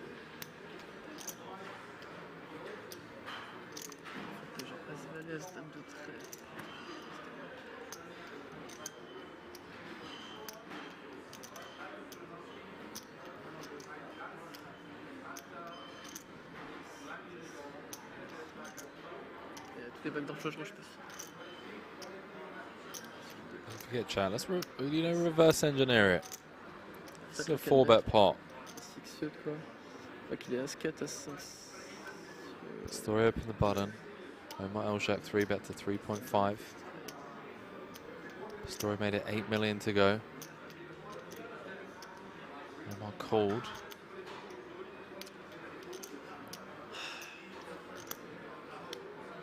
Check from Omar on the King 6 deuce rainbow board.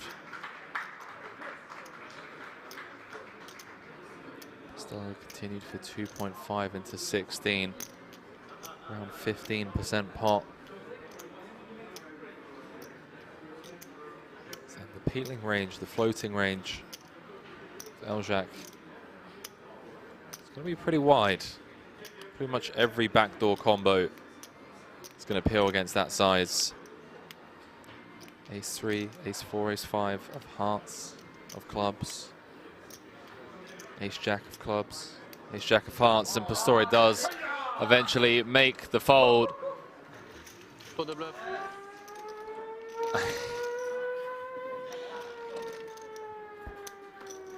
Here, Tarzan in the background.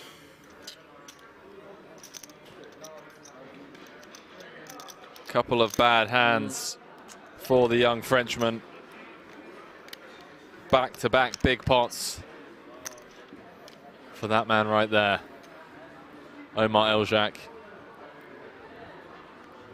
One hand on the bracelet already. 64 million. Plays 12 million. 8-5, yeah. 160 bigs. Plays 30. More than a 5-to-1 chip lead. 10, yeah, 10-1, 1-11. Thank you. 2022 going to be the year of the Scandies.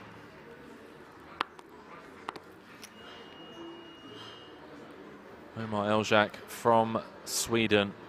Best live cash to date, $152,534, which came in bracelet event number 6 of this series, came second in the 5K PLO.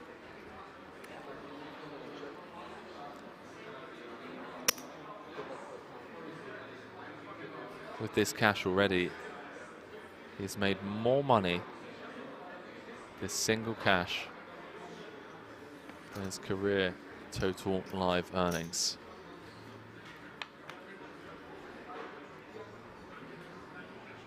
As he continues here, flopping bottom to Pastore, drawing to a chop. 2 million in the middle.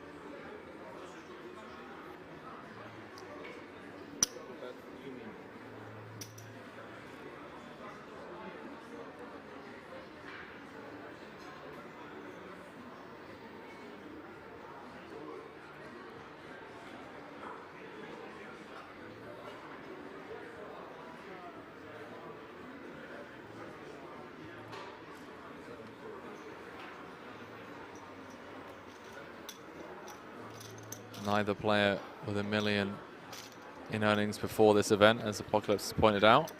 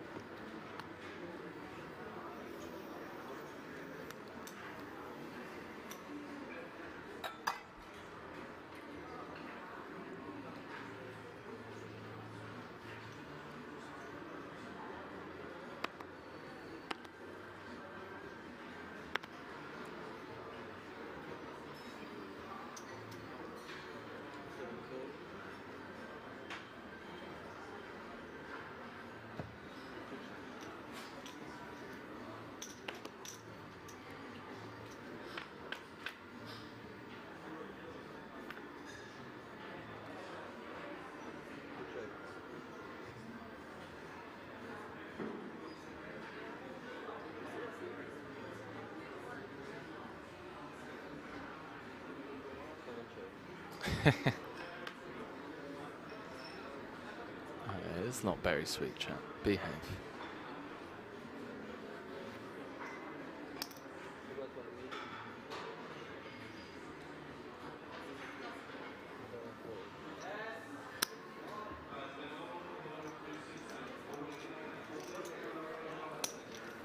Jonathan Pastore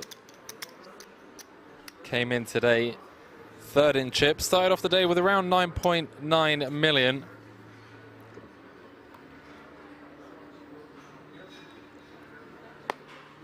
Omar Eljak came in with 26% of the chips in play. And it was a incredibly quick start to this final table. I mean, let's be honest. Those of you that were here for all of it, Alexander Riard ran queens into the aces of Omar within the space of an orbit. Bowed out in eighth for 138,702 euros. Quickly followed by Barney Boatman, who at the time, I believe, was third in chips. Aces were no good on a queen jack 4 two-tone board as he ran into the top two of Sean Deeb. And the shortest stack of the day, Armin Rezai. That's final 8 big blinds in against our man Omar Eljak's ace queen. His jacks couldn't hold. Bowed out for 239,000 euros. King's Resort regular Paul Adrian Cavacho coming 5th for 321k. Lithuania's Vladas Tamasaukas going home with just shy of 440,000 euros.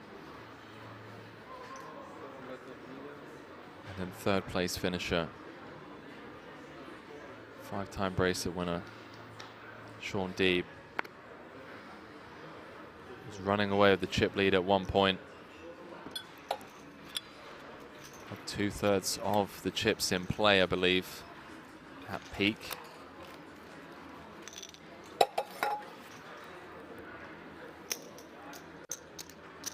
Here we are.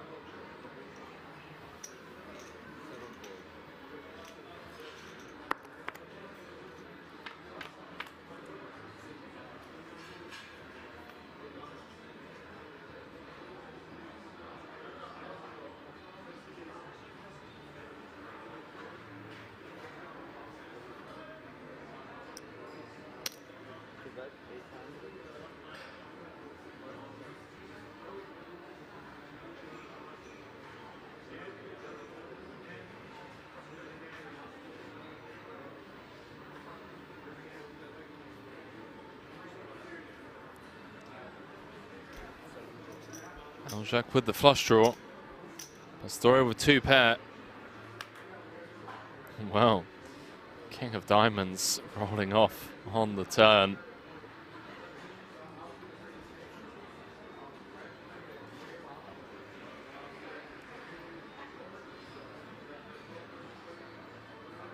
$4.8 million in the middle. Eljak not going to slow down.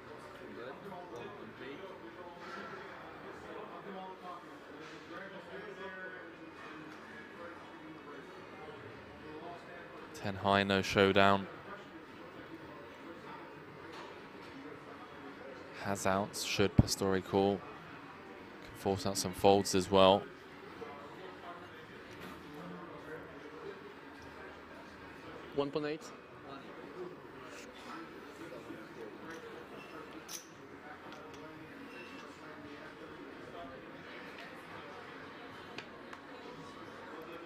Well, we know Pastore is not going to be folding now.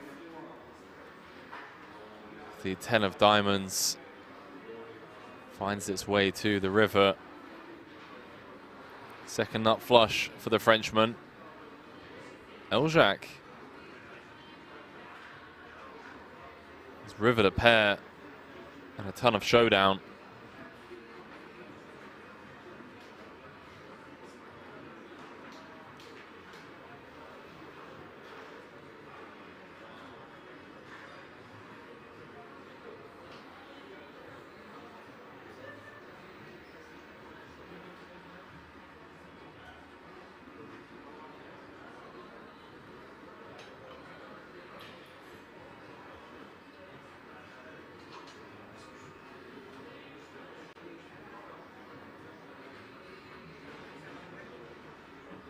All in. Yeah, Pastore Come, please. with less than pot behind. This says all of it.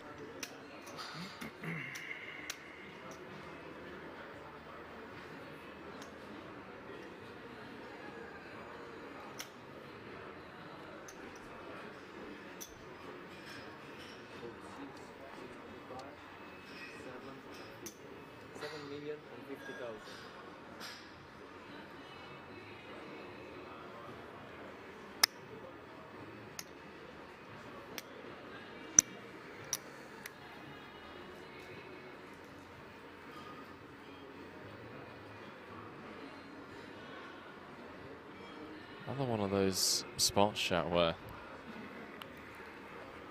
I mean, you beat Jack 8 of clubs, Jack 7 of clubs. Don't know if jamming front door clubs makes sense. Those are the types of hands you want your opponent to have.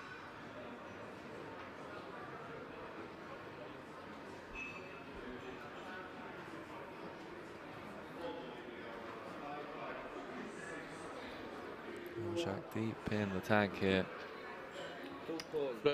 Does make the call, and Pastore tables the flush for a full double, and he's back up to 23 million.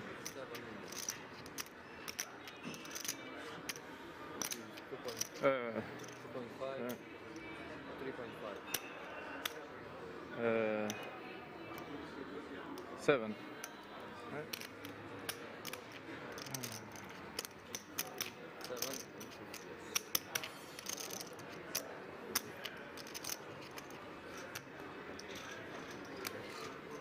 Omar Eljac rivering a pair of tens. Jonathan Pastore rivering the queen high diamonds. Hello. To get back into this heads up match. 134 big blinds, plays 56. That could have been it, chat. That could have been the hand. Yeah, just 1 minute. You already take my hand here, or? Okay, okay.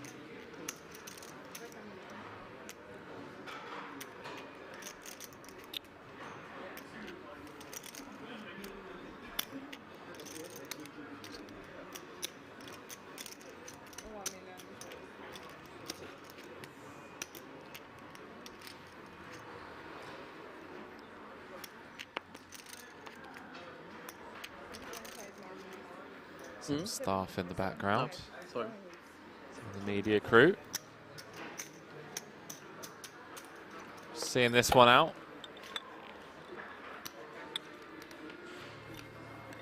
19 days, 14 bracelets already awarded. Bracelet event number 12. WSOP Europe. Main event. Last bracelet of the year 2022.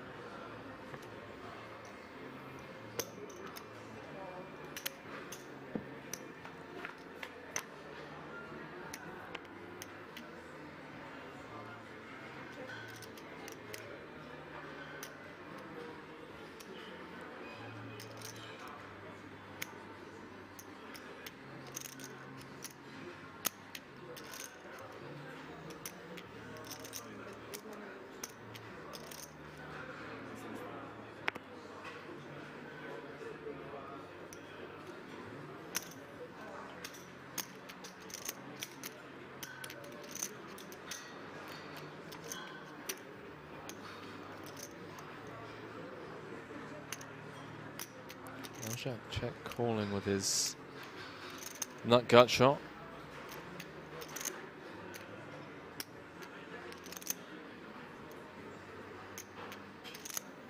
See if Pastore barrels again on this 6 of clubs turn. Checks back and he's going to lose the pot unless he can get Elzhak to fold his king 10. King. Also.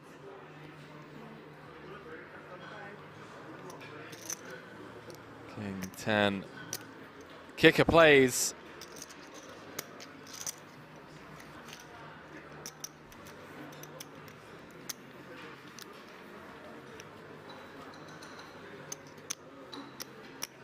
€530,000 heads-up match.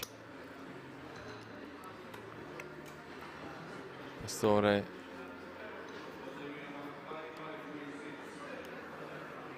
looking to make history here, become the first Frenchman to ever win 2 Hold'em bracelets. Villain Dog sent petition to rename Nut Gut Shot to Nut Shot. Done. Consider it done, mate. I'll sign.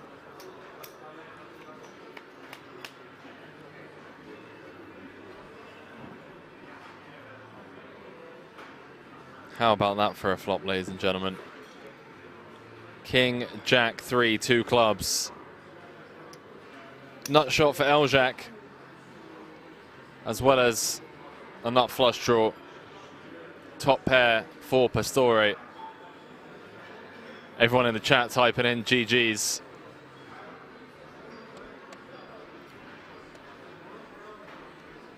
Depending how Pastore decides to play his top pair here.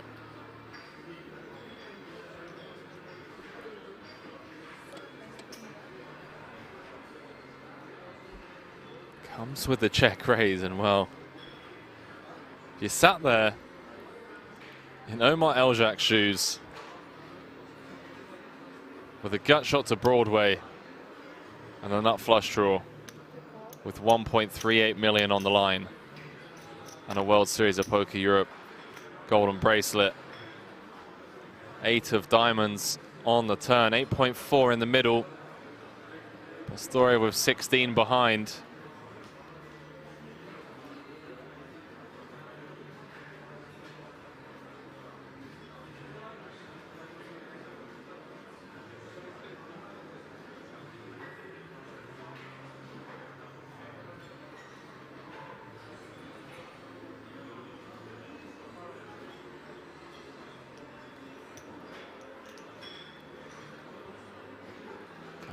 Raise. It's going half pot, half pot. Big fan of this sizing. Geometric. Setting up 0.75 river SPR.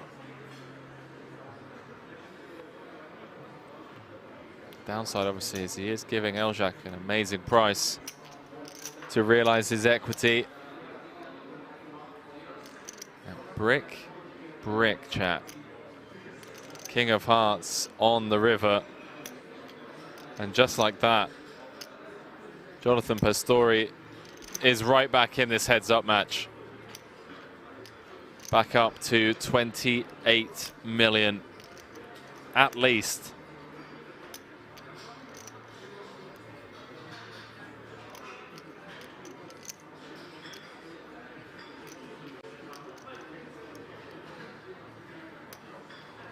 Sometimes you just brick those combo draws, chat.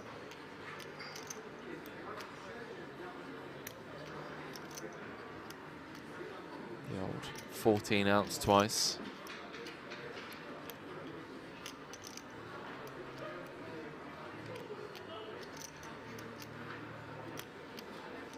All in.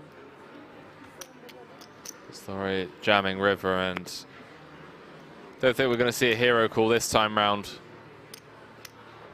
Only beating Queen 10, Ace 10, worst clubs.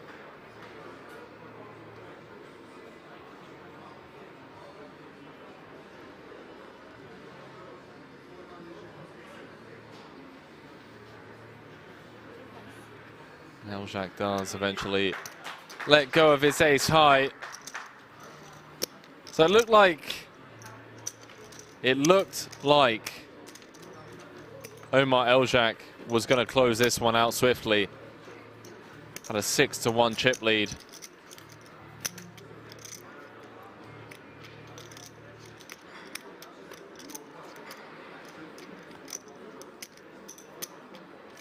Fast forward just 3 hands.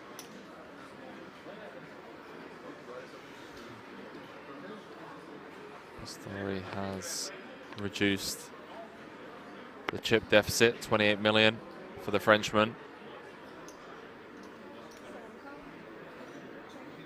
48 million for the Swede.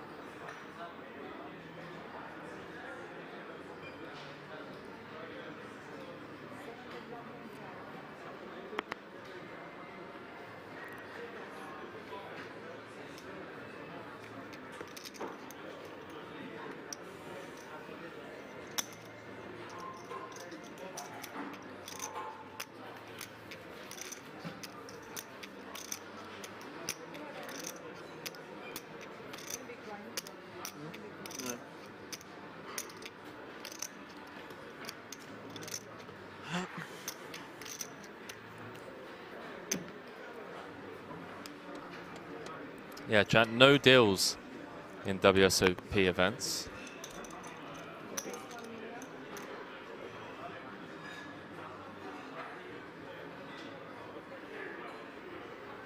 Those of you that weren't aware.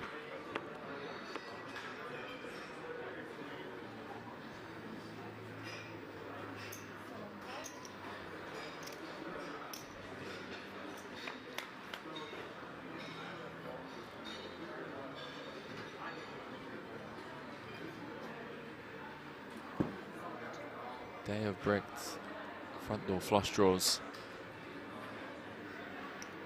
For Omar Elzhak at least.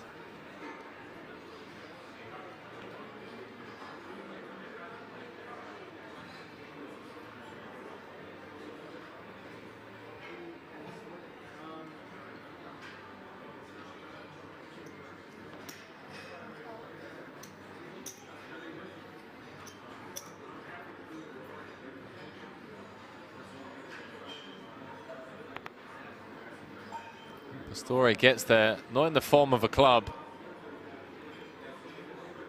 Instead, in the form of a pair of eights. And then gets there on the river in the form of a flush. A bit of heat for the Frenchman.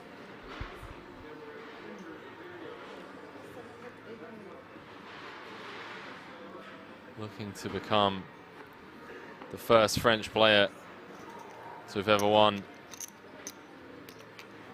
2 World Series of Poker bracelets in no limit hold'em events.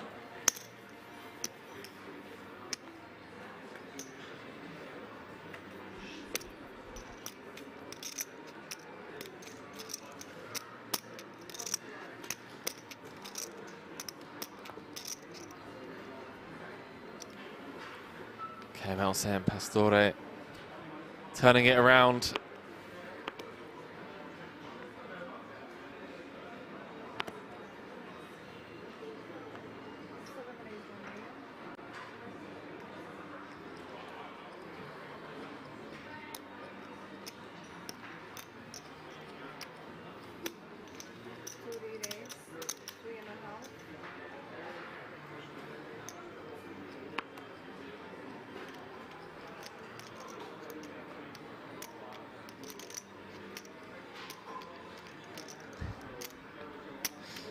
Oh, lightning so. I wish.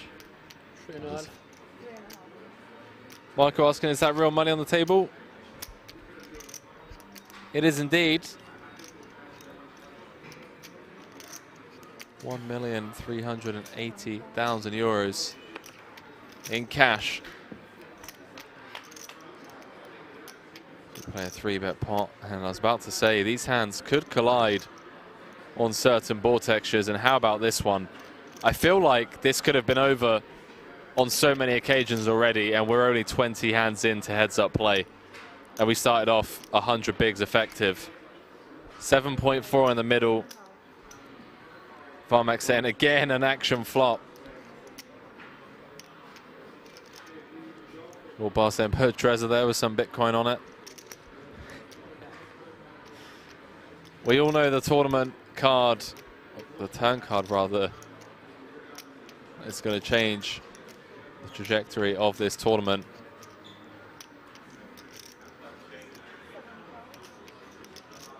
King of Hearts, King of Spades. Instead, the 9 of Spades pairing, 14 million in the middle.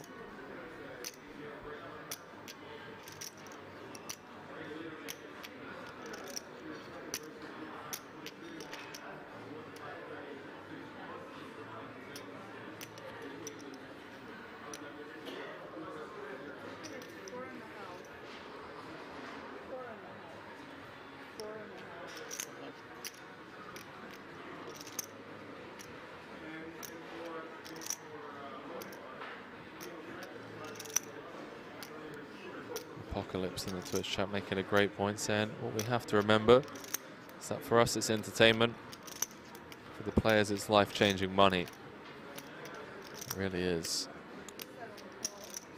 As Pastore makes the call, looking for a king, queen or an 8. 23 million in the middle, and he has found it.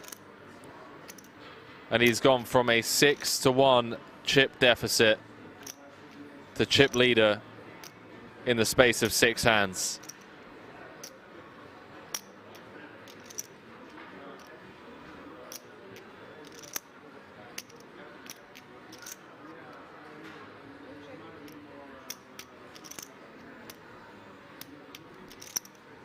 Ojak now slowing down.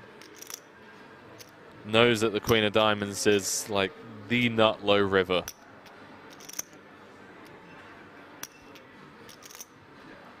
King Jack. King Jack, no good. Oh, sorry. Wow. Hang on a minute. With the right hand now. What?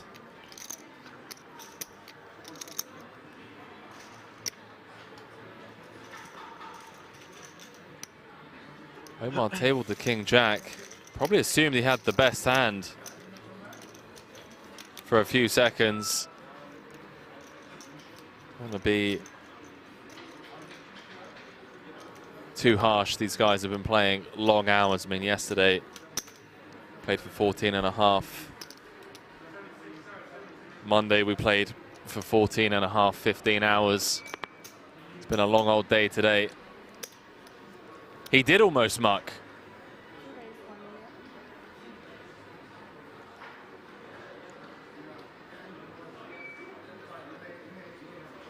Oh, I couldn't agree more. Yeah, he is tired.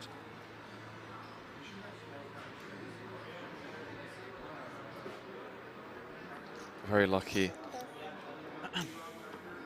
Very lucky he didn't just muck his hand. I think that's why there was no reaction from Omar Eljak.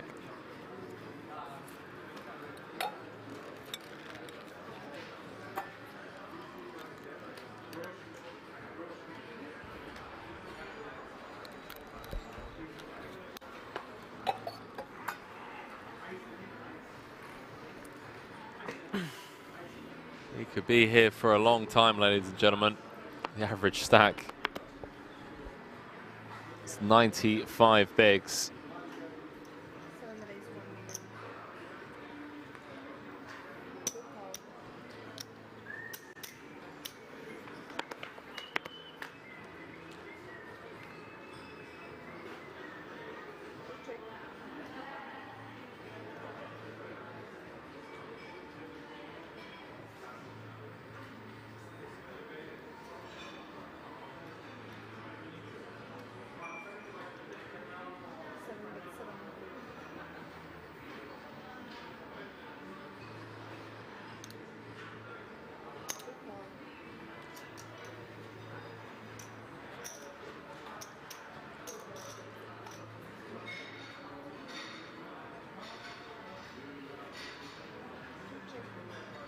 No deals allowed.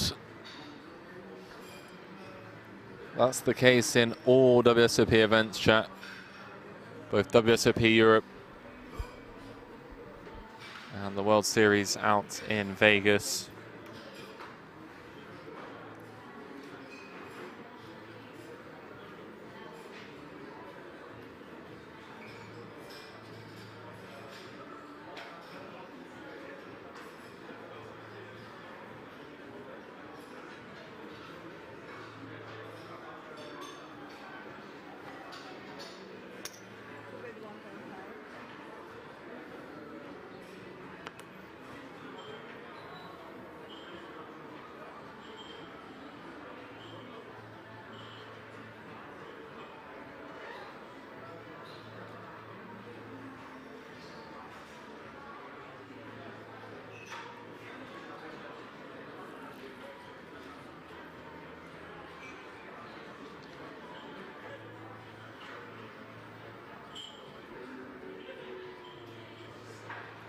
Eljak trying to get called by worse Queen High here.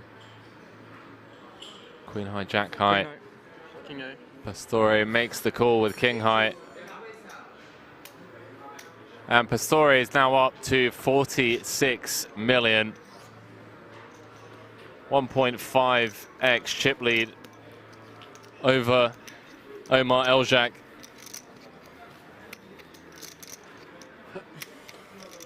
Here we are, ladies and gentlemen. They thought it was all over.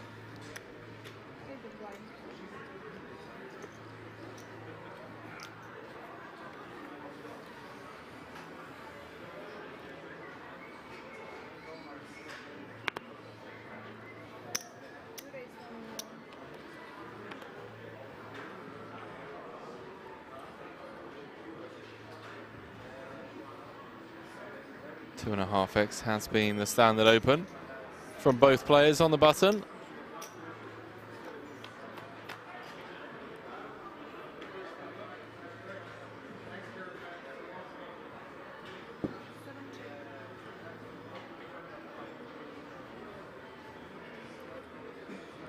Eljak connecting again.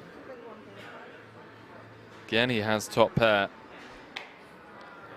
Pastore not interested in sticking around with the two overs.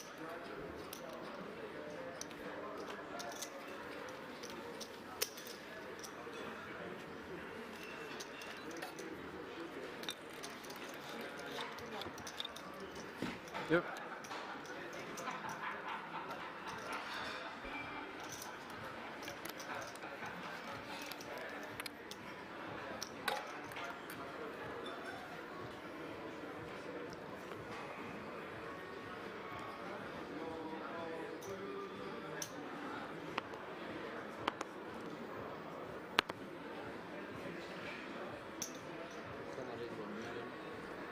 Who do you think is going to close this one out? Those of you watching at home. 1.5x chip lead for Pastore. Gut shot for Eljak. 10 high clubs.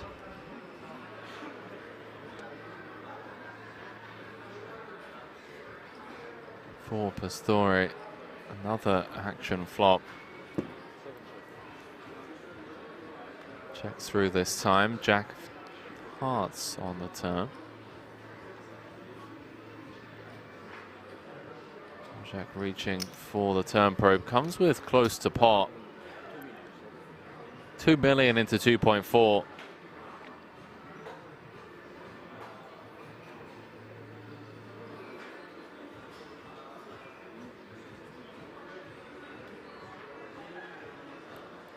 WSOP Europe main event final table.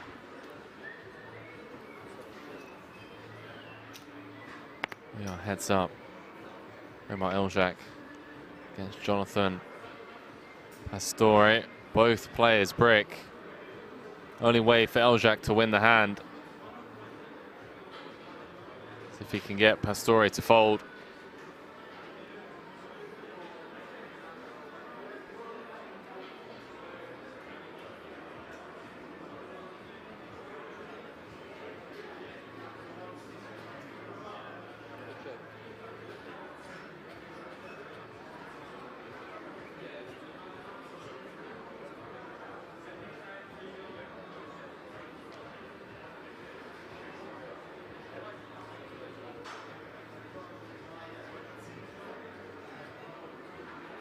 believe Omar has waved the white flag, and Pastore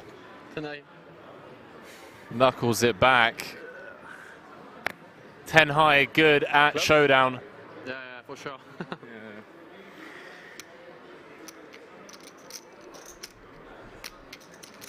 What is going on, ladies and gentlemen? Thought we were going to be over and done with in just 10 hands. Omar Eljak had a 6-1 chip lead, 66 million. Against 11. There's more than that actually at one point. 65 to 10 million says KML.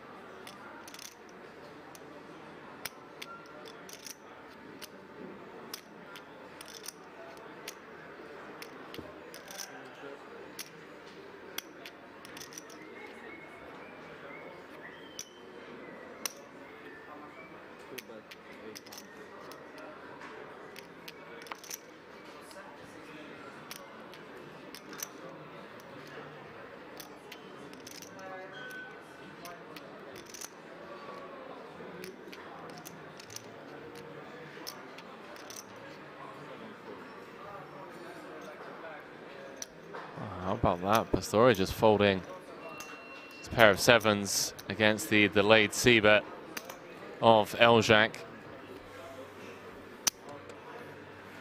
Maybe a bit of tiredness kicking in. Can we have 5 minutes more to break? Like 15 minutes? Okay. You are agree or? Excuse me? You are agree if you... Yeah, that's fine. Pastore asking if we can extend the break. There is a break coming up. Barracking saying weird fold. Was a weird fold. Wonder if he just misread his hand. Thought he had like 10-6 or something.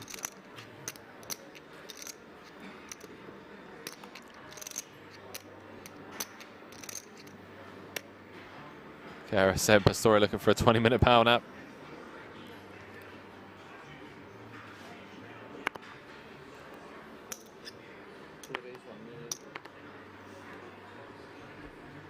Yeah, everyone is tired. Understandably so. It's been a marathon.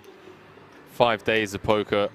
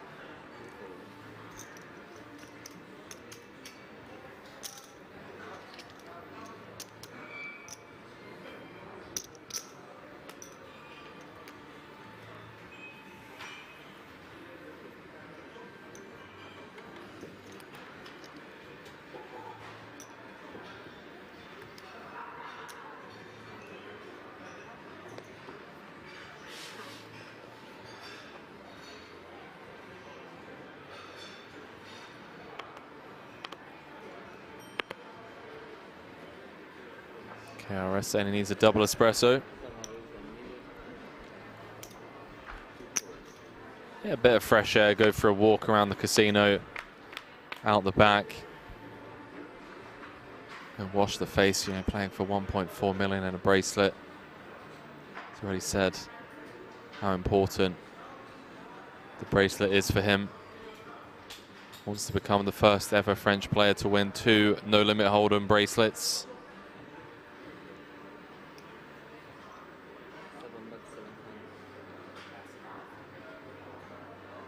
$500,000 difference in payouts as well.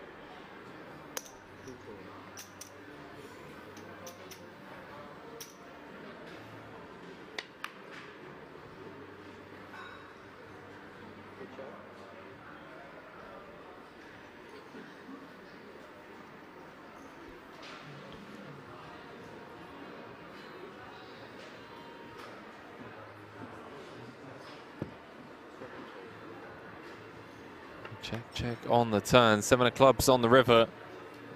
Finally, Eljack gonna win a small one, but he'll take it to get back up to 30 million in chips.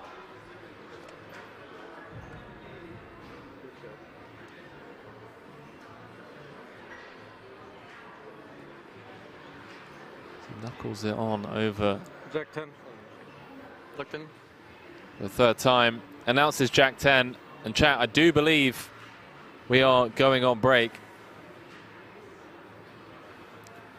Kara said, appreciate all the commentary, Henry. Been watching all week from sunny Florida in the US. Shout out to all of you stateside tuning in for the World Series of Poker Europe coverage from Roswell. When we come back, 115 bigs, plays 75. Pastore against Eljack. I'll see you guys in 21 minutes. Peace. Yeah, that sounds good. Yeah. Good. So, you guys 15 minutes, 20 minutes? Whatever. Yeah? Yeah.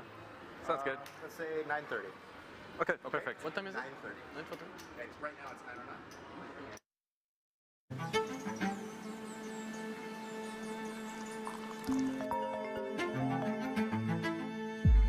What's up? Good morning. Are you ready for today? Yeah. See you at games.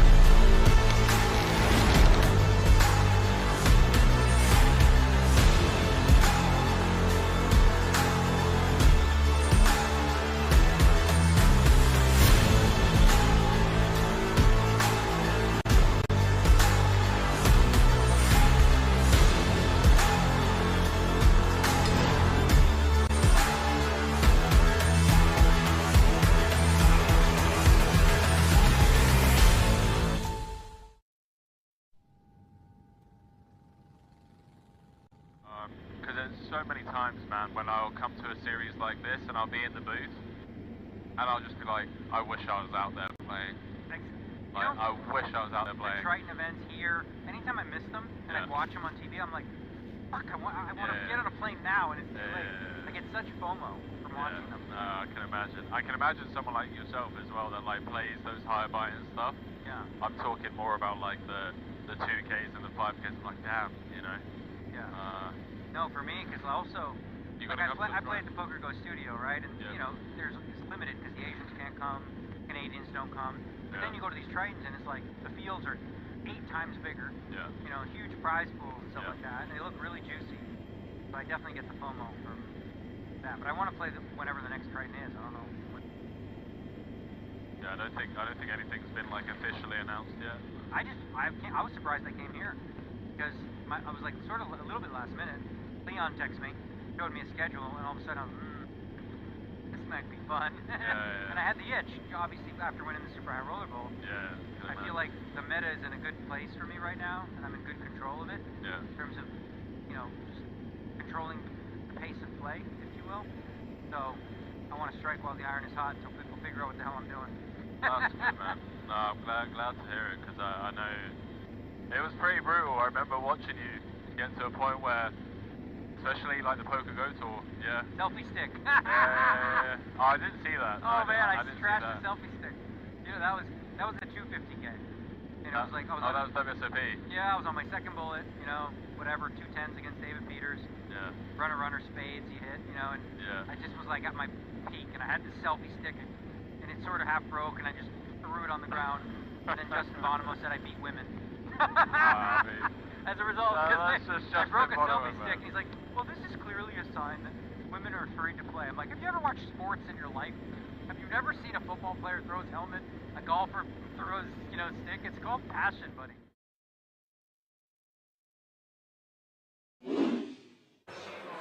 You end up gagging and almost throwing up at the smell of your own, you know.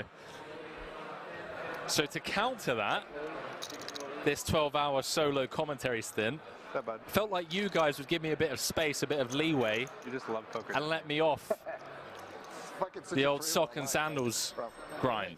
Oh, good. It is. You know, like my one-time pass. Bamlam saying never an excuse. Boots saying agree, sock and sandals is brutal. All right, chat. Okay. But apart from that, I'm all good. And issues with our central nervous system, but other than that. Celebson saying getting paid millions for it. Millions. All right, chat. All right. Okay, no more socks and sandals. I see how it is. Or society. So we jump back into this. Other than that, Button open from Nikki P. Deeb with the 3-bet out the small with the queens. This could be a chip lead pot, ladies and gentlemen. 5 seconds. Orpin has woken up with ace queen O in the big. One time button. Button v small blind v big blind.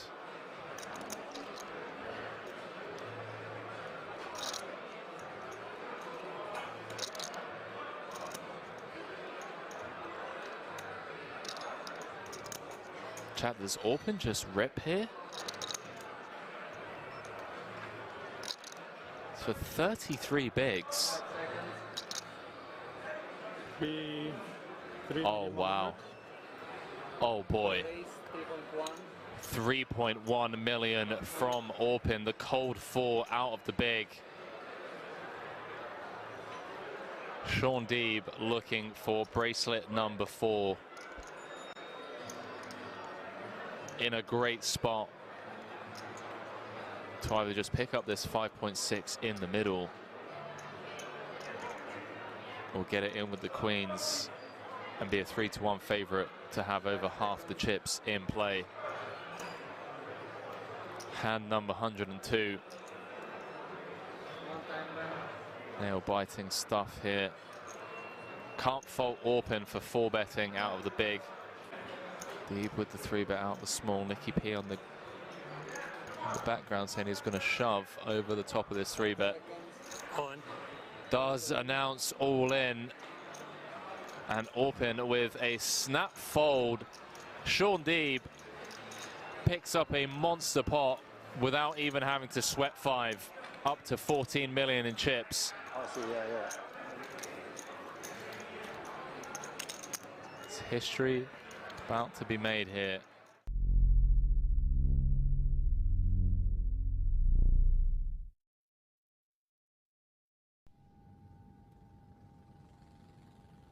Well, I'm a vegan, right? I've been a vegan for 20 years, and then I started adding muscle and like learning how to, you know, do that on a vegan diet. And I have like a very regimented like structure for when I'm home and I'm like working out. Wake up 10:30, breakfast, in the gym at noon, 4 meals a day. I count my macros, I measure everything. That's when I'm like not playing World Series of Poker. During World Series of Poker, whether it's Vegas or Razvedov, I do whatever the hell I want. I eat candy, I eat chocolate, I work out if I feel like it, maybe not. You know, I just all like devote myself to poker. But the idea typically is to be in shape before I start. So that way, you know, I'm not like complete mess. What is your favorite candy then? My favorite candy? Man, jeez. Well, chocolate, right? Chocolate's not a candy. I guess it's, yeah, but chocolate. Which one? Which one? Like, just peanut butter chocolate cups, and you know what I mean? Like, come on, like, they're good. And, you know, you can get those vegan very easy, just dark chocolate. Yeah, good protein source as well. Good fat source. Well, chocolate has protein? The peanut butter. Oh, the peanut butter. Well, yeah, a little bit, not a protein. No, did it not? Oh, okay. I thought a little bit. Peanut butter's like most, like you said, it's a fat. Okay. With a little bit of protein. It's got protein. But do you eat like any kind of supplements, like maybe some like leon mushrooms or maybe something? Well, when I'm working out, like I'll do like usually after workouts I'll do like I'll use protein powder and do a protein shake. But for me, like my main sources of food are like seitan, which is like vital wheat gluten. You can make it taste like chicken, beef, whatever, right? It's like a fake meat, pure protein, no carbs, no fat. And the other one is like tofu, and then also you know, protein powder. I think a lot of people who go vegan, they make a mistake. They just eat a lot of beans, and then you end up farting a lot. It's like too much, so you don't want to do that, right?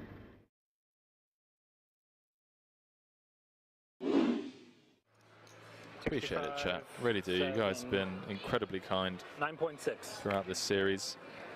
Glad you're all enjoying the coverage. Once again, if you haven't already, please do hit that like button. Before I bust, will you tell me if I was dead there? Really helps us To give Orpin? spread the word and reach a wider audience. As Nicky B says, before I bust, will you please give me that info? Yeah. Sean Deeb, gonna look him up. 7-5 at diamonds. Domination Nation. Huh? Domination Nation. You sucked out on me in the same spot earlier, so I hope I revenge it. I'll tell you another day. No, I can't tell you when I'm playing with Open, right? And Nicky P. I feel like no matter what, I'm just dead anyway. I don't know if I'm supposed to call. Has Deeb in rough shape. 4.4 in the middle. Oh no. 5-4-3. Deeb out flopping Nicky P. 6 would chop it. A deuce or an ace would win it for Nick Petrangelo. 1 to come. 8 clubs on the turn. Changes nothing. Hand 126 here. Will we be down to 3? River card is the 8 of hearts. And Deeb Take it down, bro.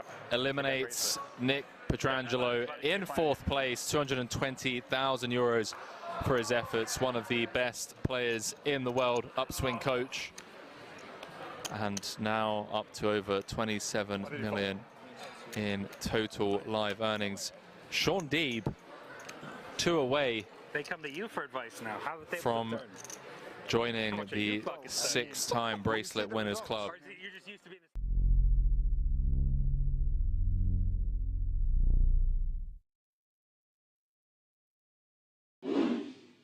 2.3. 2 million back. Thanks. Right? 4.6.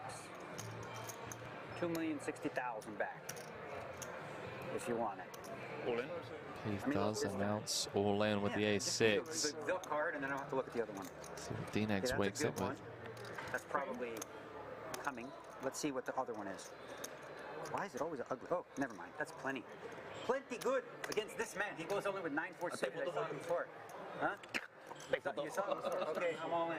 D-Nex makes the call. Cards on their backs. Oh, he has an ace? How do you get an ace? Ben Heath Remember what we were saying about best hand? Let's have the worst hand win. came into this final table as chip leader. Yeah. Have a good hand. That shoves.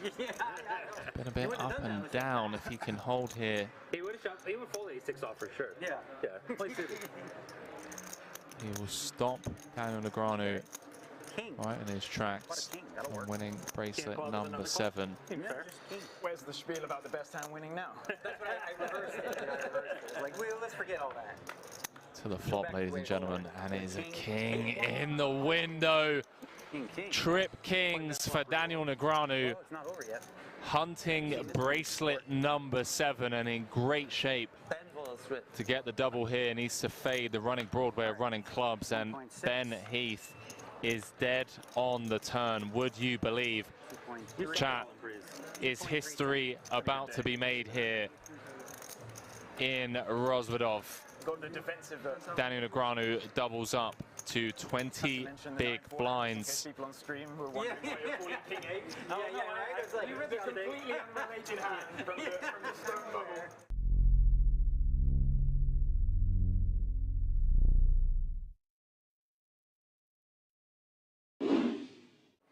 Big fan of all of these 5 players, have done so much for the game already in their own respective ways. Absolutely. He's not happy. I think Sean Deeb is the main man to go on and challenge Phil Hellmuth's 17 bracelets. Yeah, I've got a bet. Oh, you have? Yeah. What's the bet? Oh, hold that thought. Hold that thought, guys and girls. 1,000% in the 8 game. Daniel comes with call. Okay. Yeah, actually, let me think about it. 2.3 in the middle. Oh, shoot, boy. Ace in the window, ace 7-4. Couple of diamonds, saying with the jack of diamonds in hand. Came with the 3.3x pre.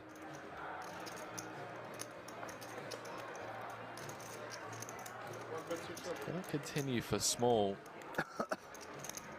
Don't really see Daniel doing much other than just call here. 3.5 in the middle, Pourquoi.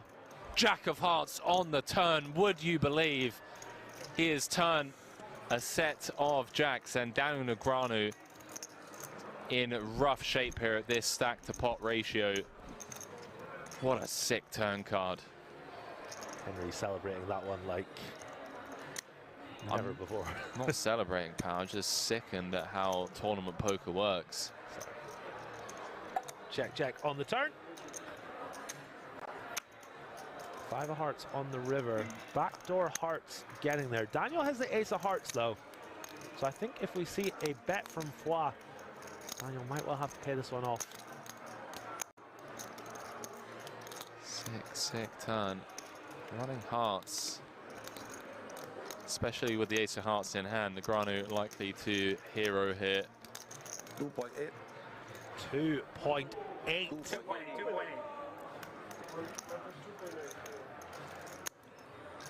Just hoping that Paul's turning a hand like King Queen, King 10 with the King of Hearts, Queen of Hearts into a bluff. Does make the call, chip lead pot.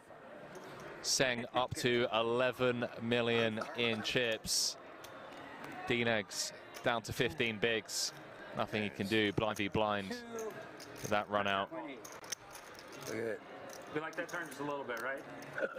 I was not going to give up. Yeah. I tell you who loved that turn. Sean Deeb, ladies and gentlemen. Sean Deeb loved that turn. Do apologise, Pourquoi up to second in chips, 36 bigs, 32% of all the chips in play.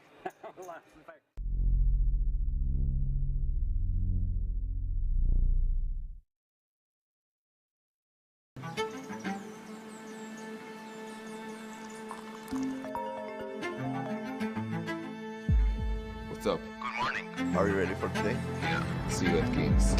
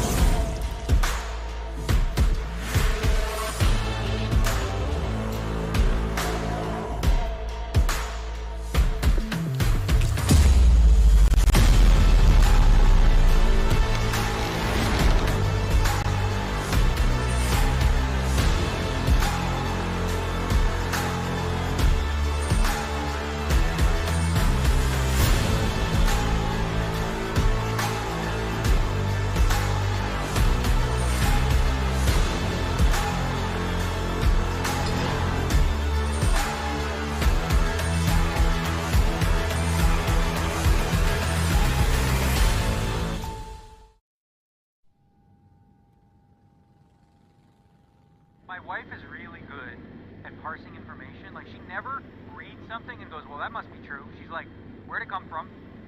Yep, double check, fact check. She fact checks everything.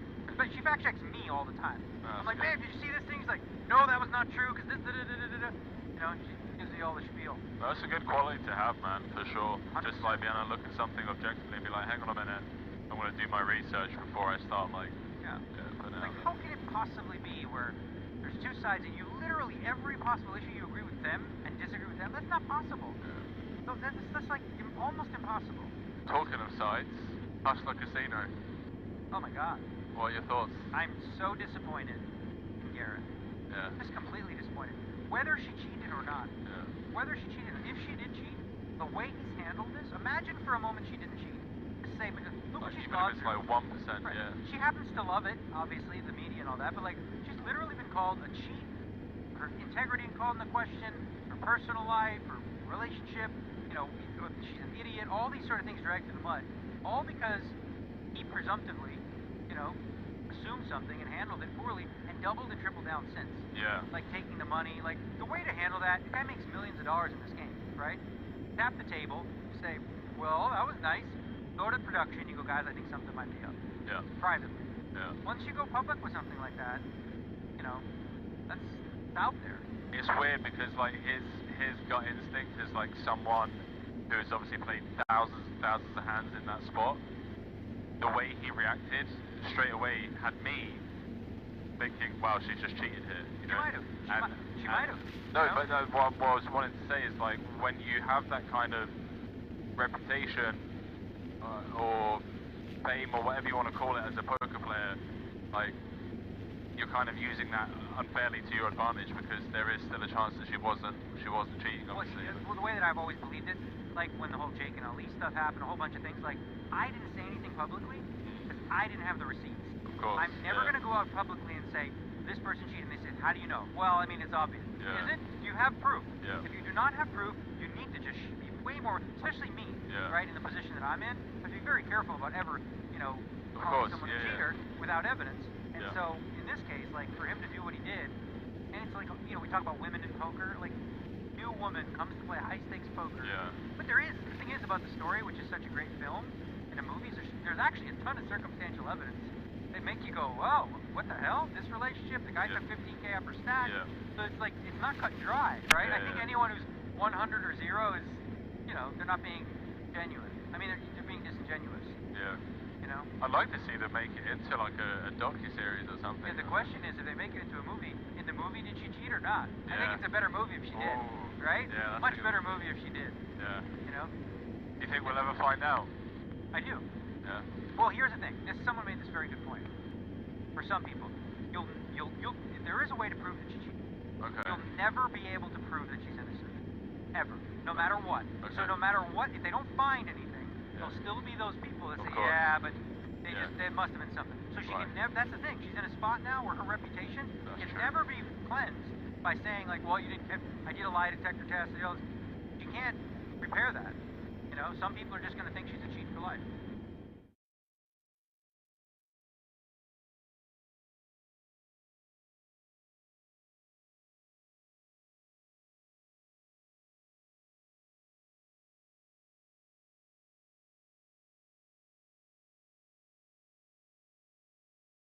More 500? Yeah, I would like more 500 there. I can also take more 500. Don't need that many. Yeah, we lost 100K. waste time. So it's A warm welcome back to the World Series of Poker Europe main event final table. Ladies and gentlemen, we are heads up. Is French bracelet winner Jonathan Pastore with the chip lead. 3-2 chip lead, 92 bigs, plays 60 of the Swede Omar Elzak. Looked like it was going to be all Elzak. Got up to 65 million. Had Pastore down to 10. Oh, how things have changed.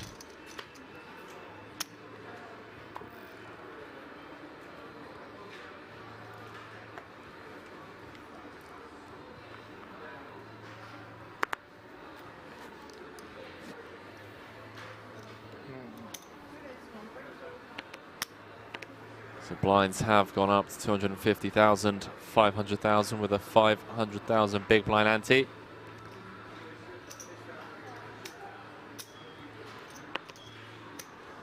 Elzak continuing off the way he started. 2.5x on the button. That blind level increase, 150 bigs in play, average stack 75 big blinds.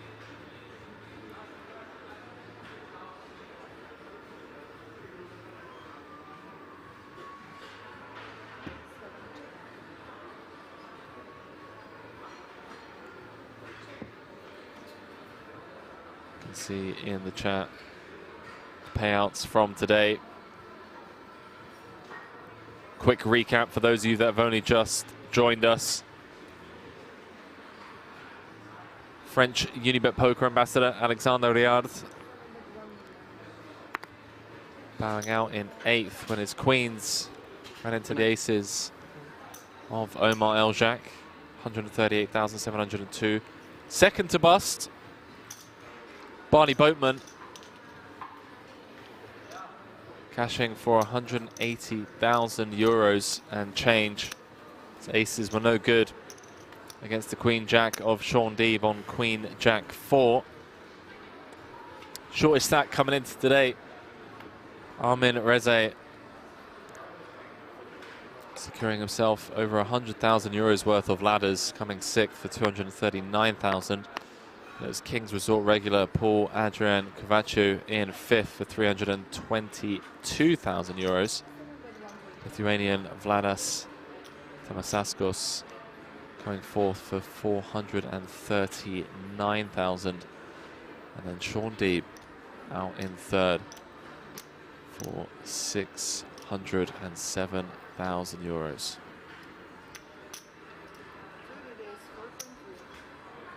Happy Van Winkle in the chat saying GTO Henry came out saying, so Henry, about Chicago, what happened?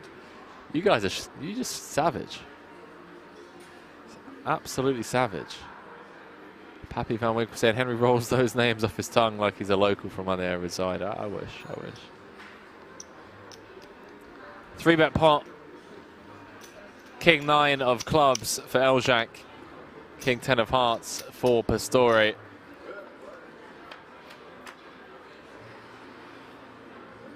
And what a flop. 9, 8, 7.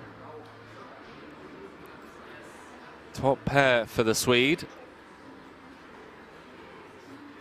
Open-ender, 2 overs, and backdoor hearts for Pastore.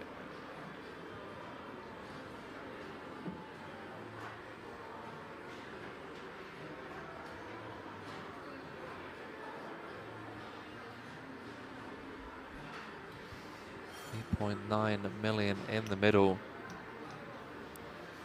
Jonathan going to start leaning into some of those ace-x 3 bets pre.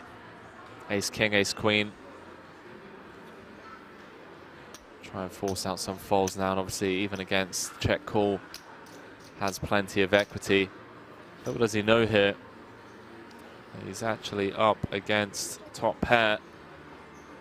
5 of hearts on the turn. The backdoor flush draw presents itself for Jonathan. Strap yourselves in, ladies and gentlemen. 15 million in the middle.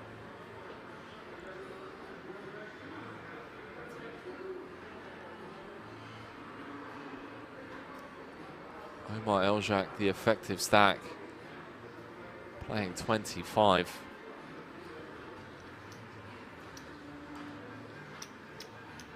Oh boy. Jonathan continuing for 40% on the turn. Here we go, ladies and gentlemen. 21 in the middle. 25 behind.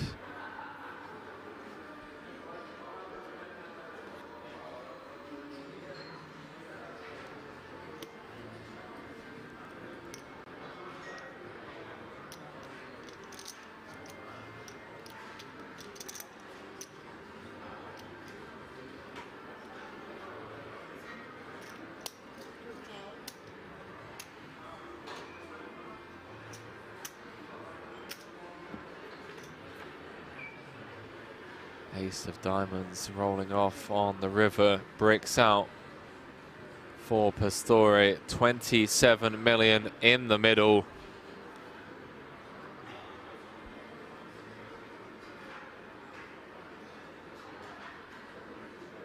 Is he going to wave the white flag with so much out there? All in. No, he's not, chat. He's going to move all in.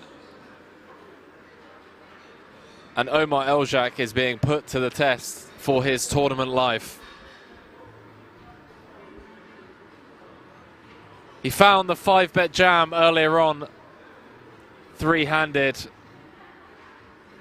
And you just have to give this young man so much credit for what he's displayed here over the next couple of days, regardless of how this one plays out. Made the hero call of the tournament with 17 left. Sure, he has ran well in certain spots, but every single one of these players that reach the final table will be the first to admit that they ran well, as will any tournament player. Got to run well to win tournaments. You've also got to have the heart to pull these massive bluffs.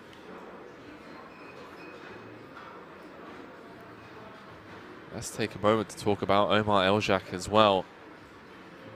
Young Swede.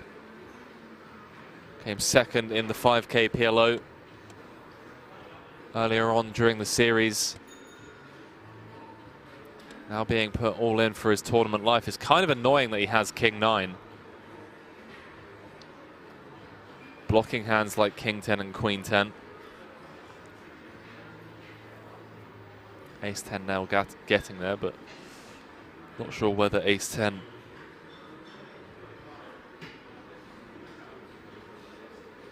with Jam River.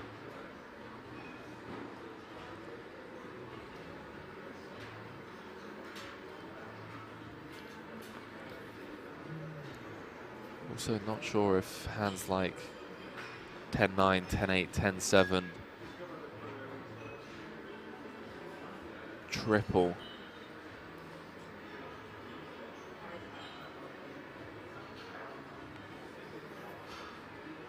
Ace 9.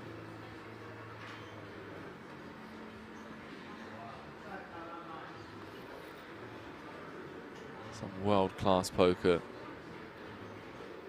being displayed here by both these players.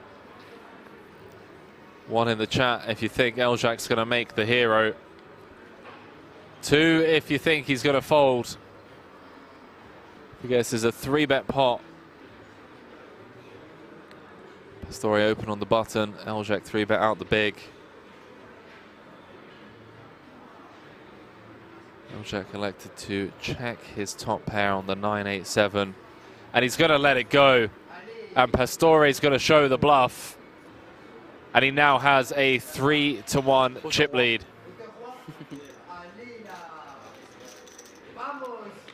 Over Omar Eljak.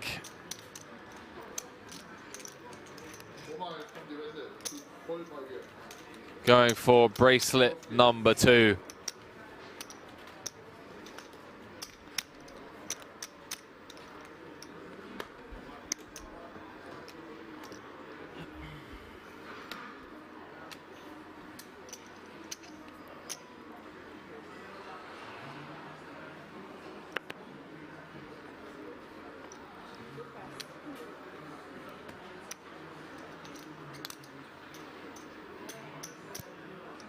Very strong play. Couldn't agree more, chat.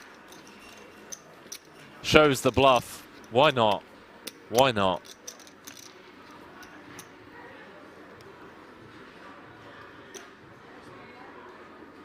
From a 6-1 chip deficit to a 3-1 chip lead. Can Omar Eljak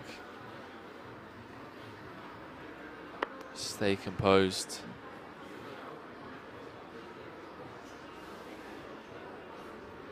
Turn this back around. Ace King. Pastore.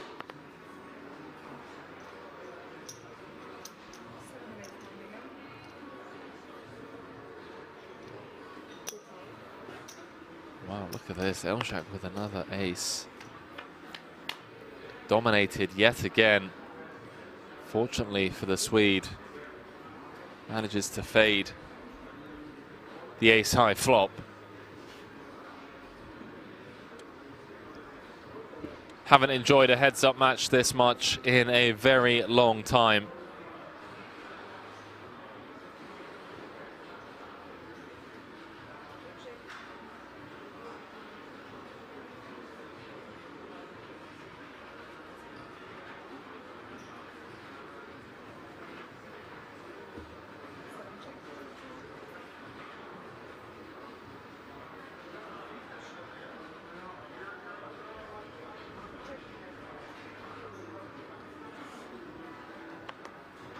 Ace high. Ace high. Ace high is good. 59 million. Plays 17.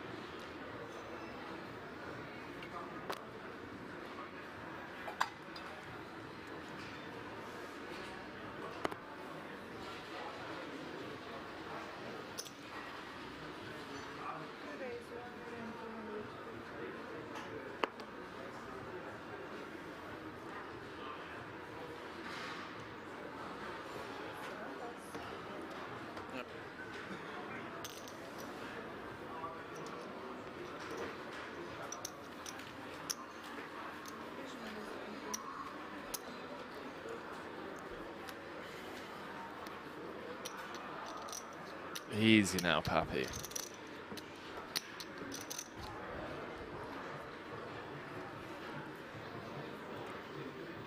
No 500 euro bills. Big Taurus, do they have to take all of this cash? Yep. To pack it up in their suitcases and ship it back home. Of course not, chat. It's the same as in Vegas. The money is just there for show, for obvious reasons. Just, you know, as to the prestige, the tournament, massive pile of cash, just the way it's always been at the World Series.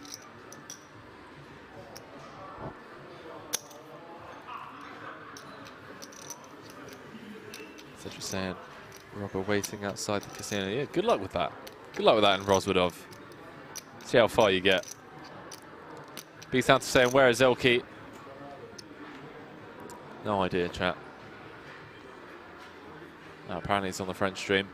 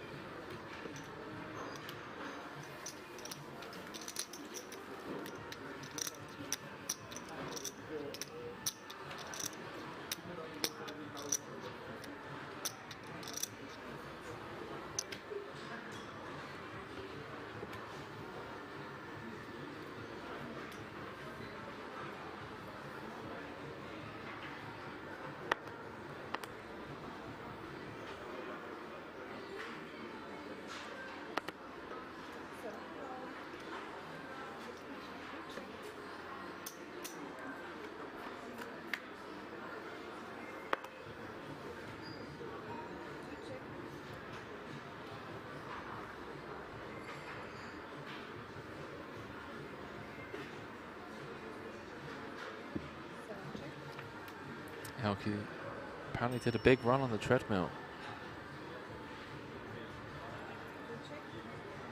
Yeah, it's fine, chat. I mean, he's over on the French stream. He is French after all. We do have Jonathan Pastore heads up for a bracelet.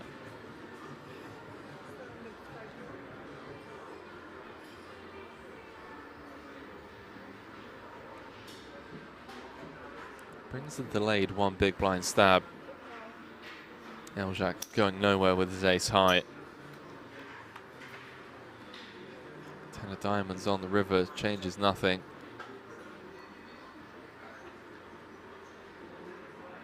Pastore with the nut low. 5 bigs out there. Ace high. Gonna wave the white flag. Eljac wins a small one.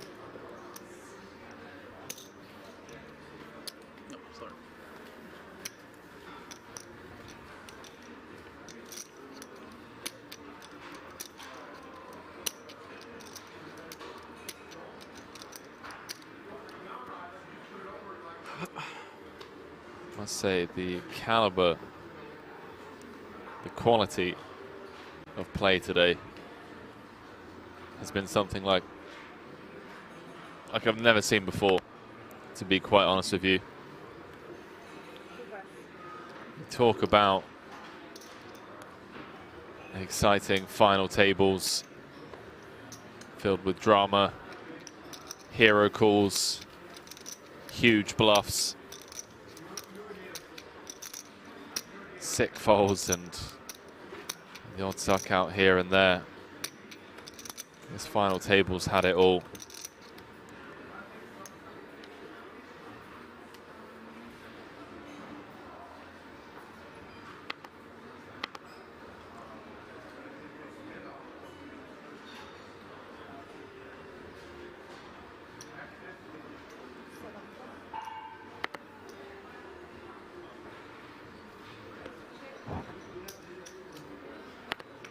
Both these players guaranteed a record cash. €852,949.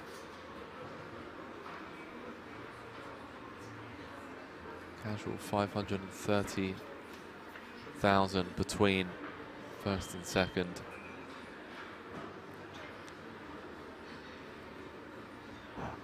Now seeing Pastore start implementing a limp strategy on the button with close to range. Now that he has Eljac hovering around the 30 big blind mark.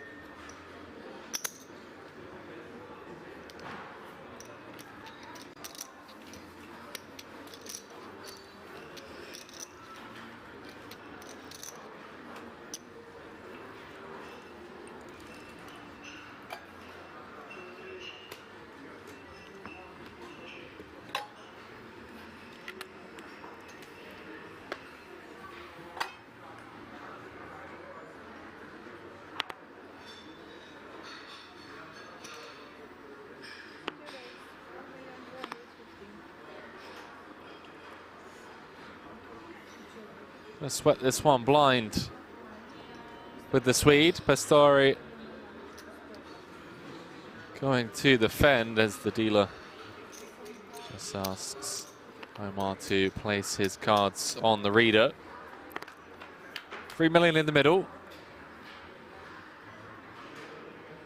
Swing and a miss for the Frenchman, top pair for Omar.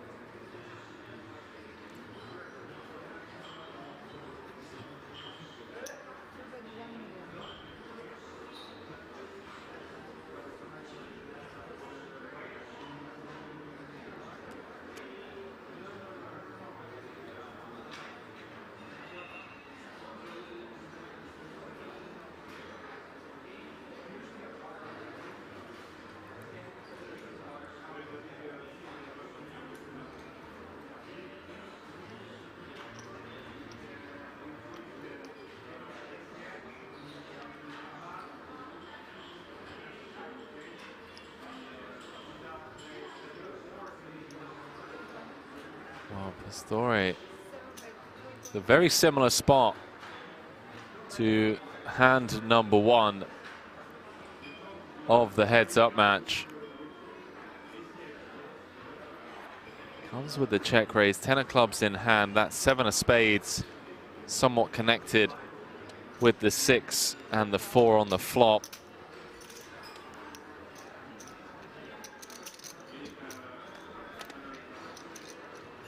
Well, the 6 of diamonds on the turn locks this one up. Only way Eljac can lose this one is if he folds.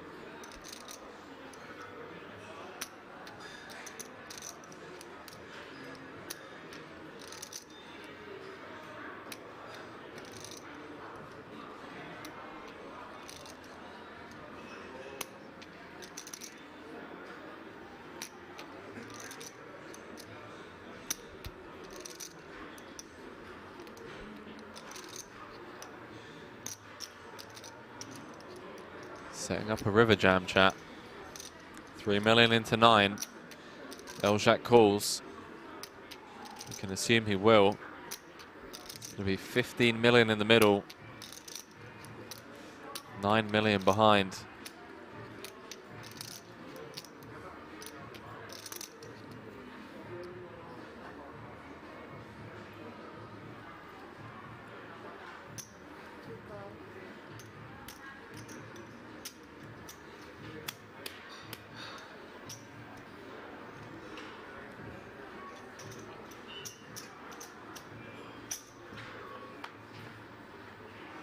Wow. The old 6-6 run out.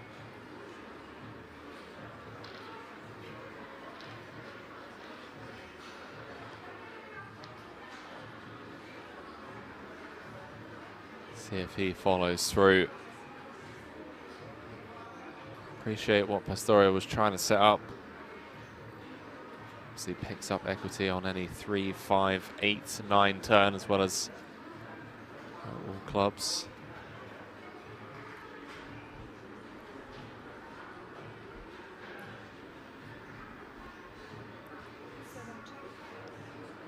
Check. Does wave the white flag and tables the 10-7. Mars rail. Finally get to celebrate about something.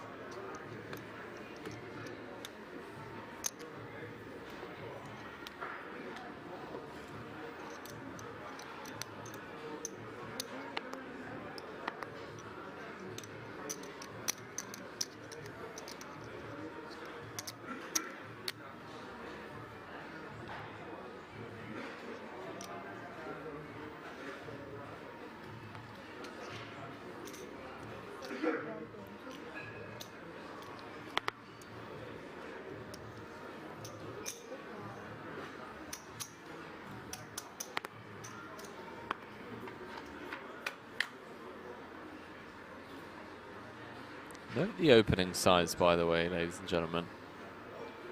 Pastorio had been... No, sorry. No, I'm not checking. No. Had been... opening 2x.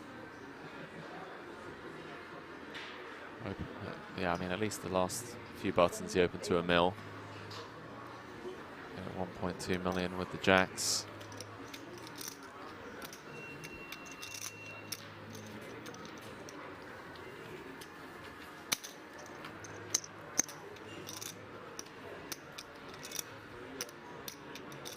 I've got a plane to catch in 6 hours. Am I going to make it?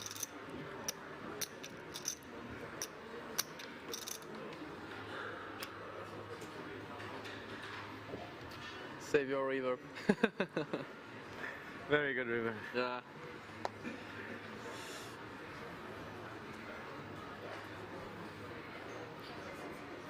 Hero Valley saying 6 hours. Yikes, man. Good luck. Oh, what is this? There's 80 big blind average, 90-minute clock. That's right, then Leon's chopper you'll manage. I don't think so. I don't think so.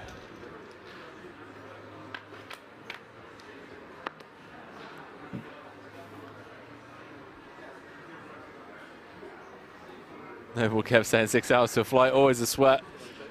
It's from Nuremberg. Can't get the chopper because of the weather. But also, you know, Apocalypse and DNX stood around to pick you up, Henry. Maybe. Oh. Totally saying, I will delay your flight in Prague for 2,000 euros. Probably rebook.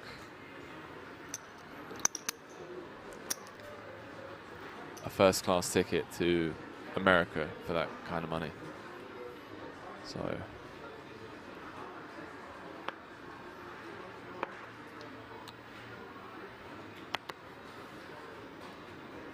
it's going to be sweaty.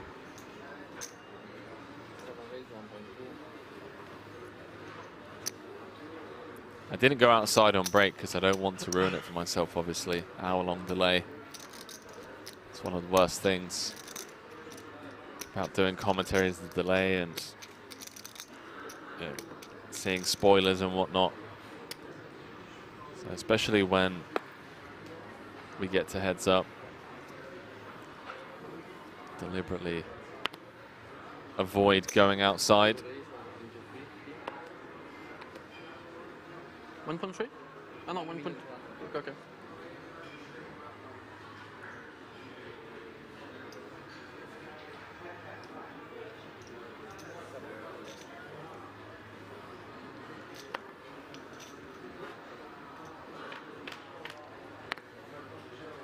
The real question is, why is your flight at 5 AM?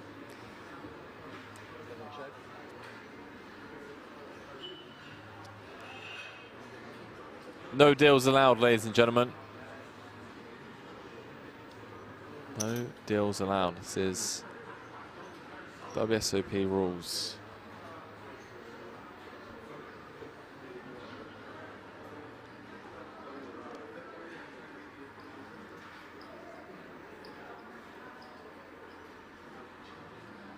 Jack firing 2 million to 3 million. Story obviously not going anywhere. This pair of 10s.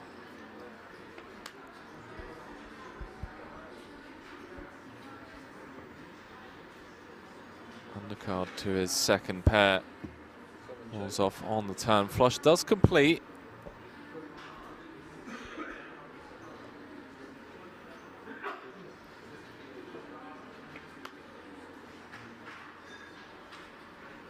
Three diamonds on the river. Frenchman with 2 pair. If he knuckles it on over to Eljac, which I don't think he will after turn goes check, check. But if he does, Eljac with bottom of range.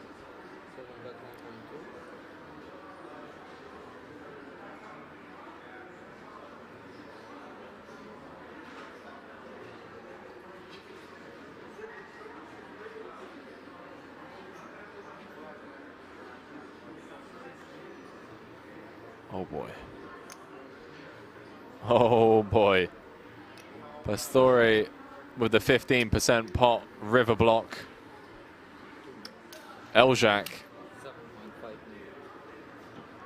with the pot size raised, says 7.5 to go.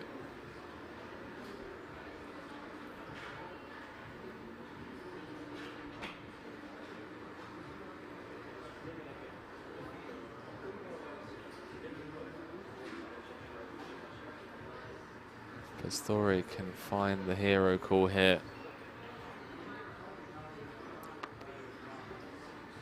It's going to have Eljac down to sub 30. How much is it? He's going to have a 5-1 chip lead for his second bracelet of the year. People in the chat saying no way he's going to fold.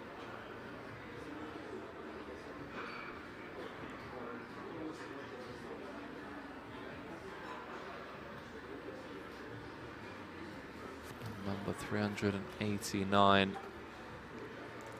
He leans back in his chair.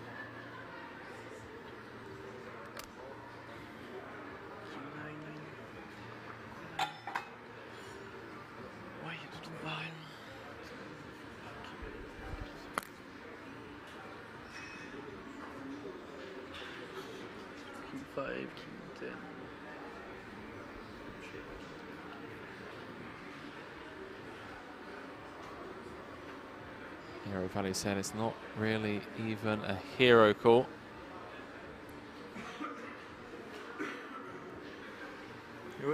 Does make the call. 22 million chip pot. Can you, sorry, I didn't see the end. I didn't see the end. You showed the end. Okay.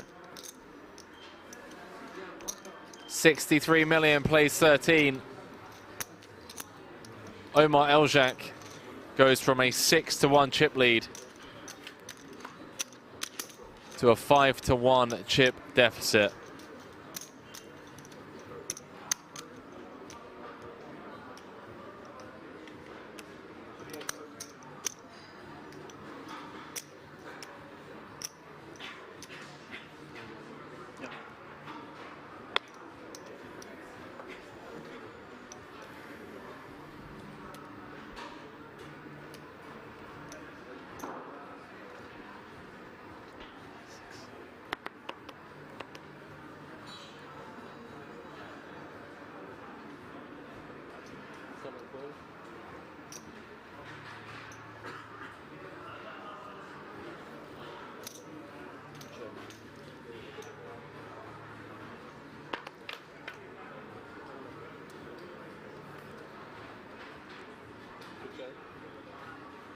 Sturrock limping on the button with a 10-4. Eljak checking his option.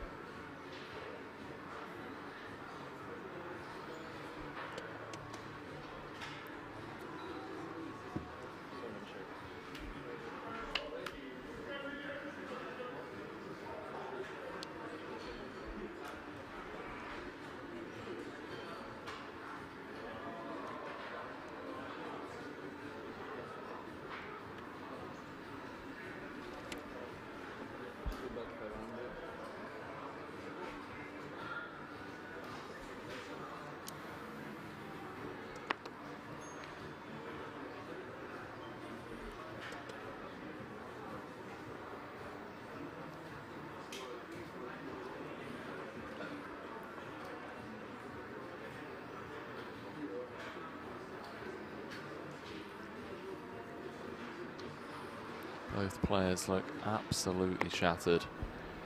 Ace. Ace is good. Absolutely shattered. 3 pair.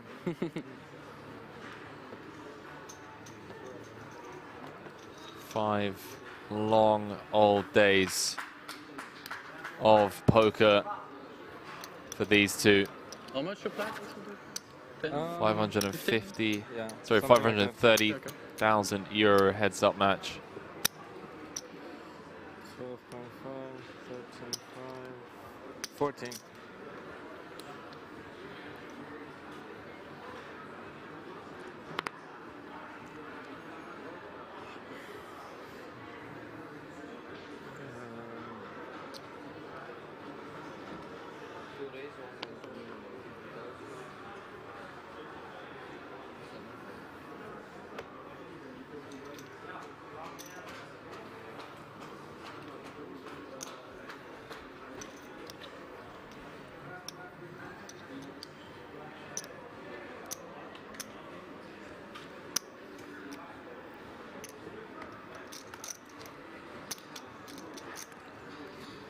$500,000 on the line. It's more than 3 times Omar's largest cash, the difference between second and first.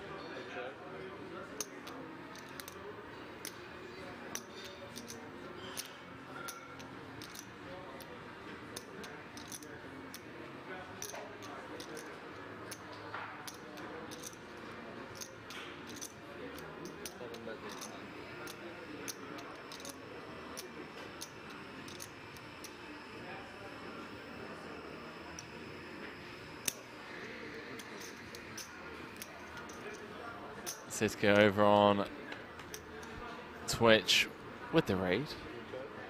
Welcome, welcome to the stream. Those who are just joining us at this fine hour. 10 past 11. This could have been over quite some time ago. And I don't just mean this heads-up match. Three-handed. Sean Deeb had around 60% of the chips in play. From 60% of the chips to out in third.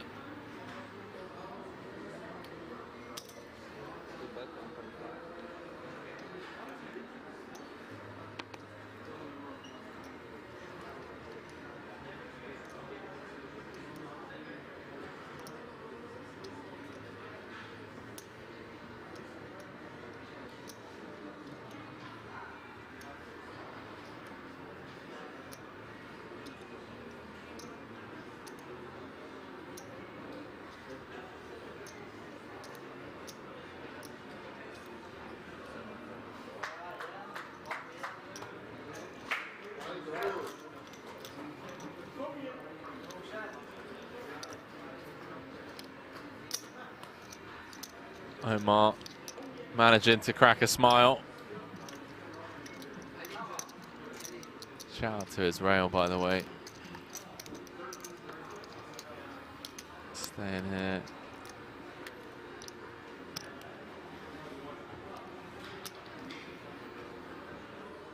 To show their support.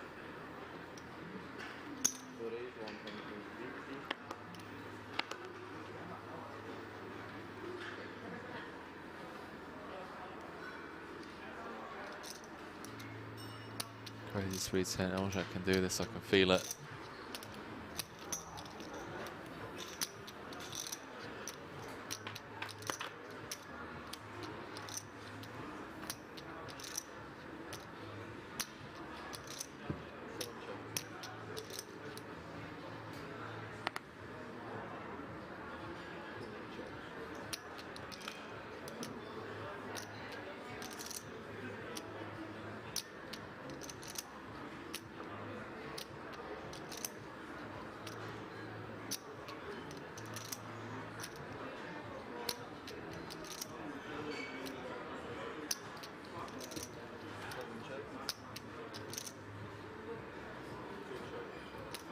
Story flopped bottom 2. Queen of clubs pairing the board on the turn. Checks down to the river. The 9 of clubs has rolled off. Young Jack, the ace of clubs in hand.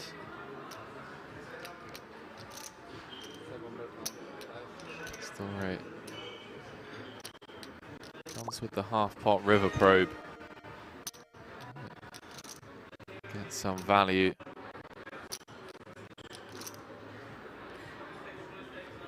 Now Jack makes the call with the ace high. Good there.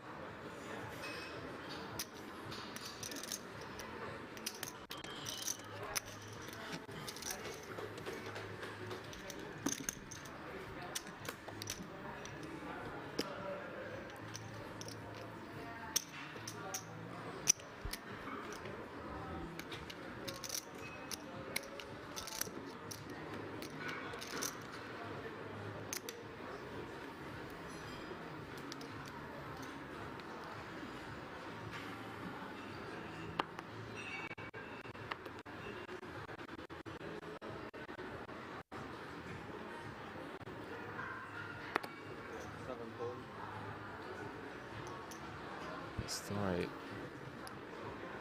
kicking things off with a limp. Jack sub 30 in the big with kings. 3.5x. Don't see Jonathan Pastore folding the 10-9. Chat, a 10 high or a 9 high flop could be huge. Unfortunately for Jonathan, has completely whiffed.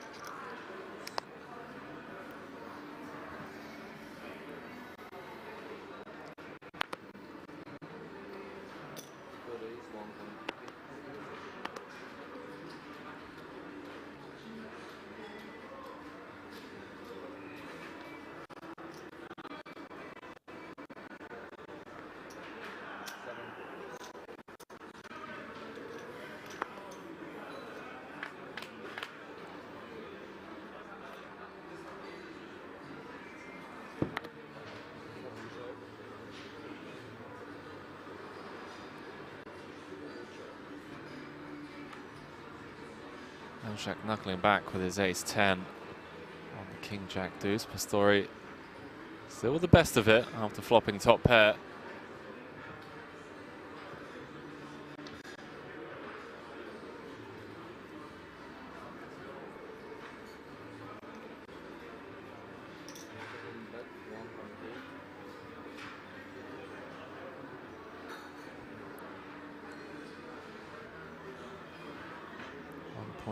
To 3 million.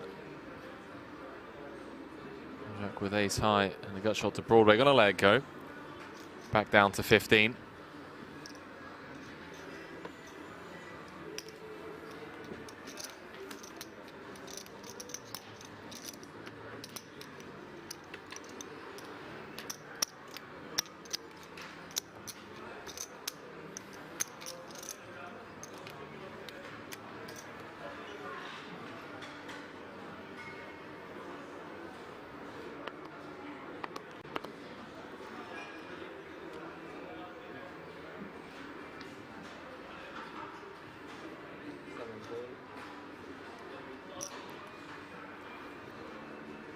Keeps waking up with monsters. Kings last time in the big. Woken up with jacks this time round.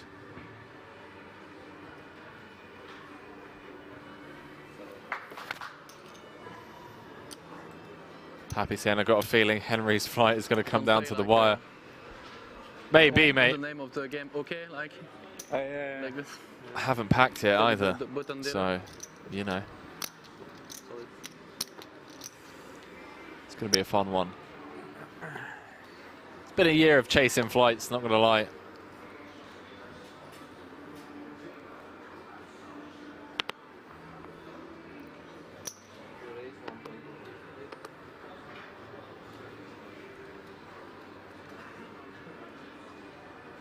How much you play approximately? 14. I started with 14. 14 and a half.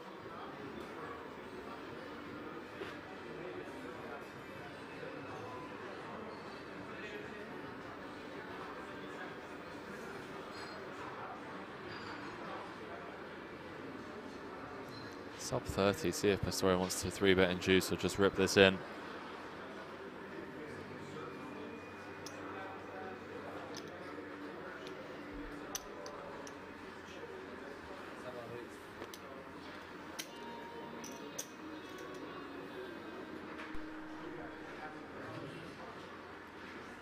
That's for the 3-bet in juice.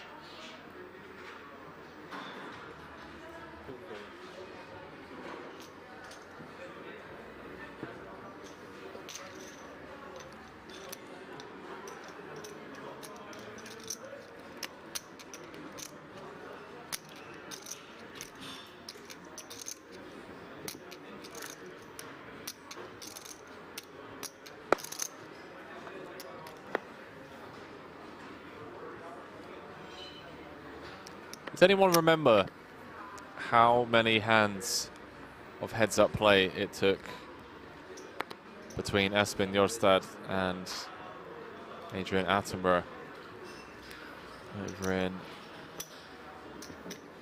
Vegas?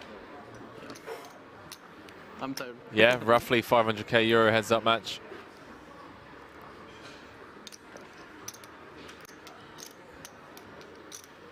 €127,000 to be precise. Barry King saying less than 50, I'd say. Rekik saying not many, most of the time was spent tanking.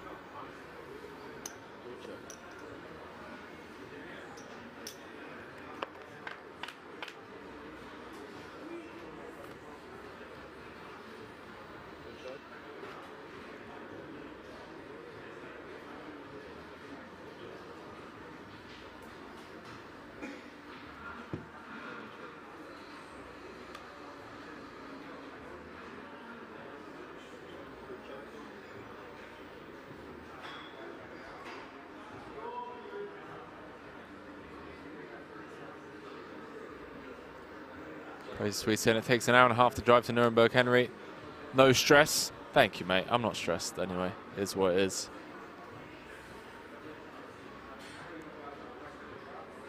Little Cheese Slow saying everyone's trying to trap every hand. I wouldn't say so.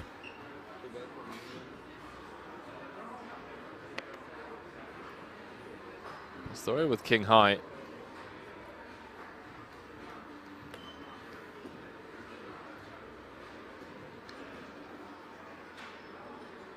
Is there enough random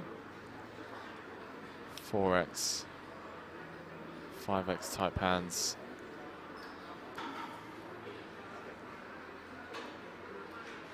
At Stab River.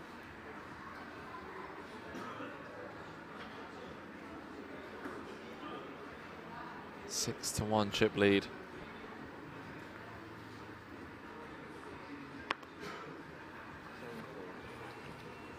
Story does make the correct laydown.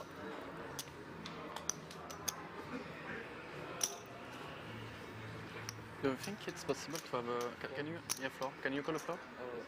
This floor. The floor or the pool? The floor, for... Because it's possible to have a... Pillow? Yeah. Normal?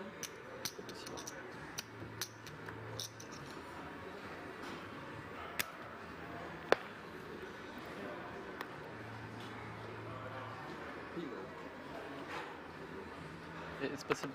Pillow.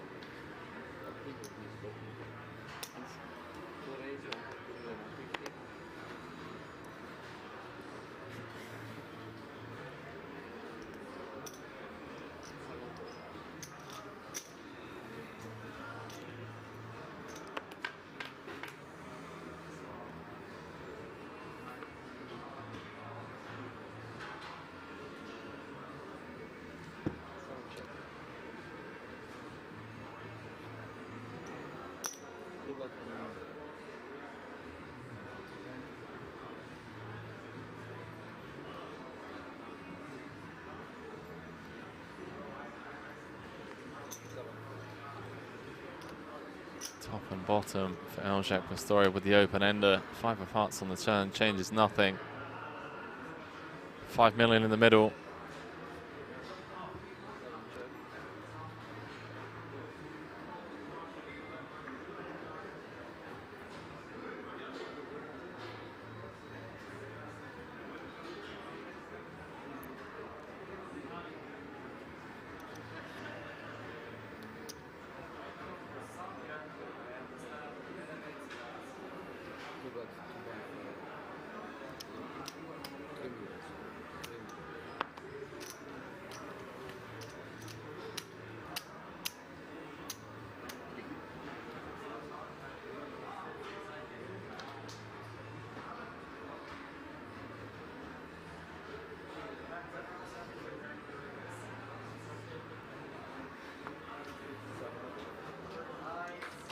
Steve X is saying, how long has this heads up been going for? Wait, 2.5 hours? What? I don't think so, chat. Haven't said they're going to drag it out for a week. I mean, I'd be very impressed. Ah ouais. Là, je veux bien, ouais.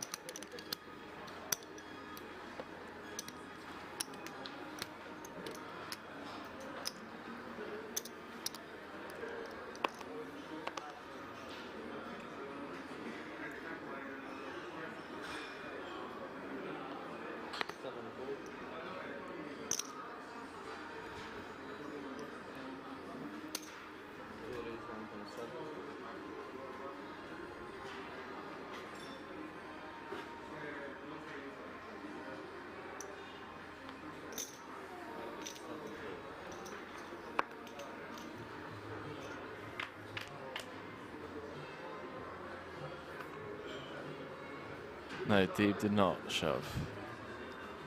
Wait, Hero Valley saying that definitely longer. Really? They've been playing heads up for 2.5 hours? Are you sure?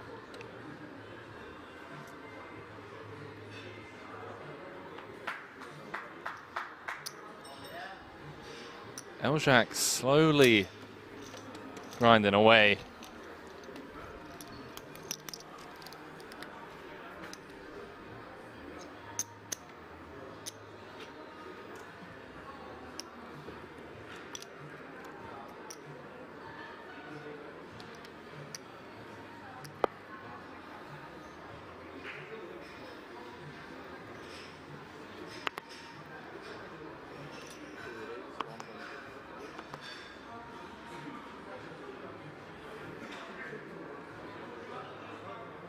Sino saying Paul Henry no longer has any sense of time solo casting this whole thing like a boss.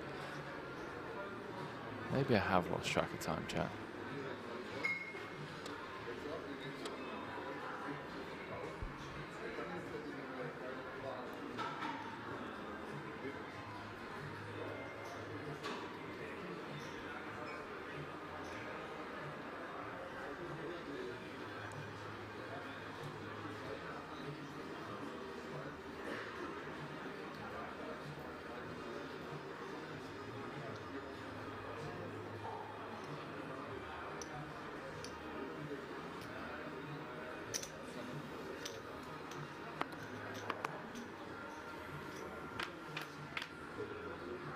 And Patrick saying, how many times has the chip lead changed?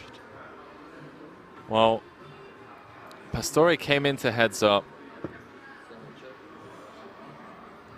with about 45% of the chips in play. I think Eljack had, yeah, it's about 55% for Eljack, 45 for Pastore.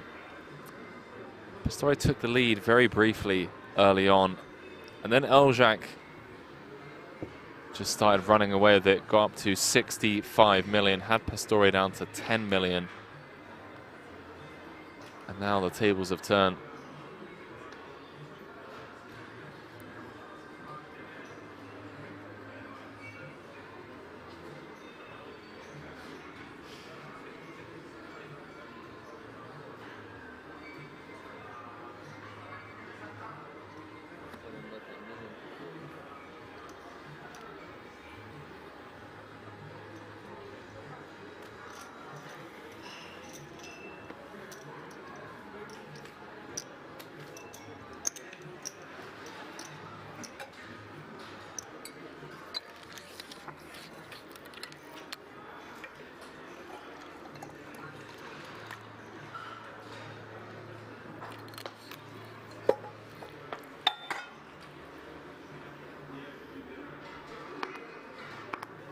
The P saying, can I take a 2-hour nap and come back? Please do. Try and get some shot eye in for some of us.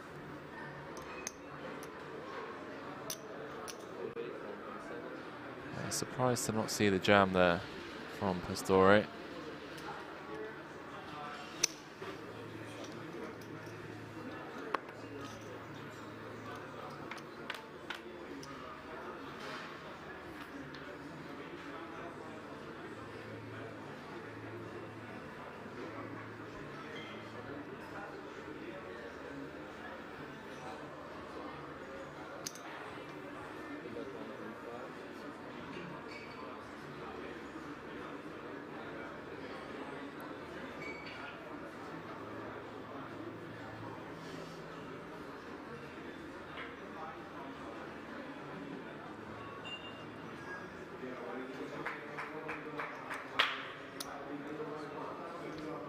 Eljack closing the gap. Now 3-1 chip deficit.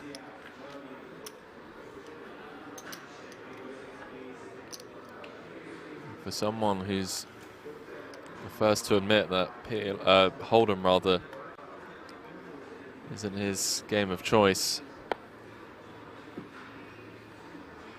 got to give him credit for his final table performance, regardless of where he finishes here today.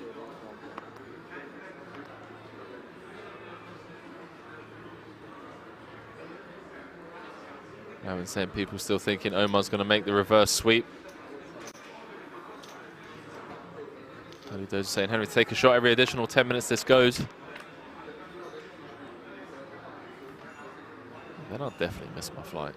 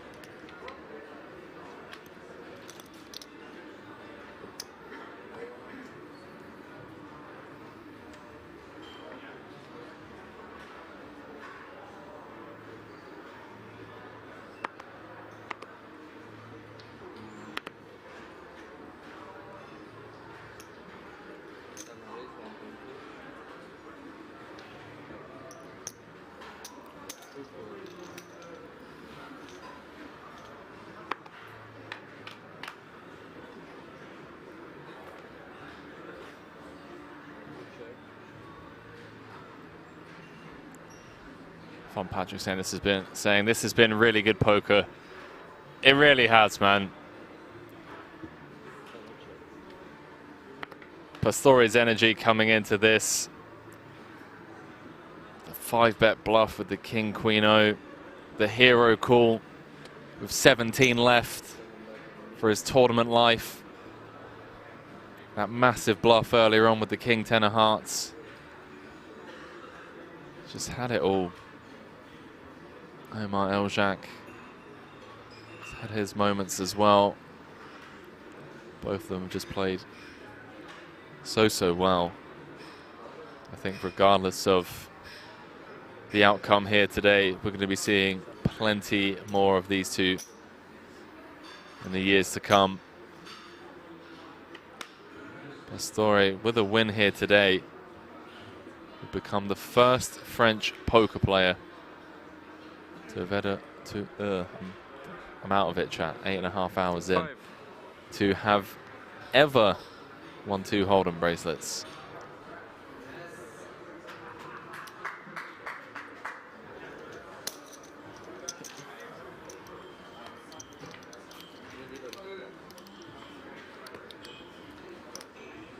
Can you have pink one for? Can you have pink one for the black? Pink. Can you have the 500 for the? So it does. I don't know, unfortunately, Kino. Well, I do know, but I'm not allowed to say.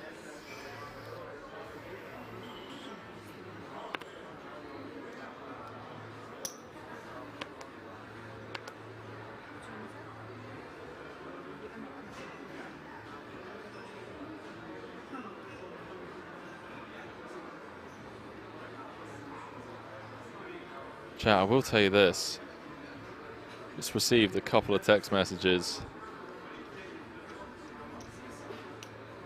One stating that Elke is finally ready, 8 hours late. And another message saying that Sean Deeb is also willing to jump in. What do you want, chat? Elke or Sean Deeb? Sean that came third in this, or Elke showing up 8 hours late to commentary duty? Lightning still saying both would be sick. Seeing a lot of love for Sean. Okay. All right, chat. I'm gonna shoot him over a message.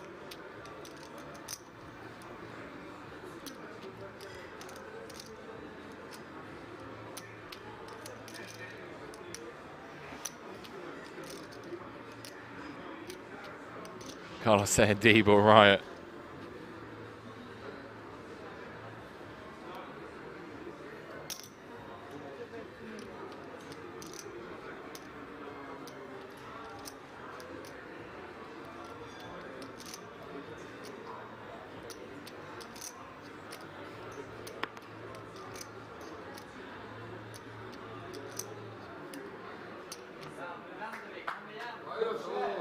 So chat, all of a sudden, Pastore is now just a 2-1 chip lead, and his rail, or Elzak's rail rather, popping off a little bit.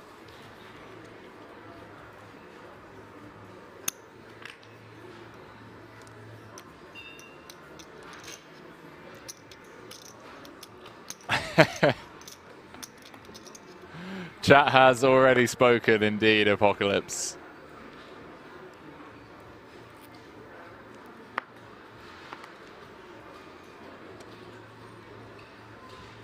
We all know how things go when chat throw down the gauntlet.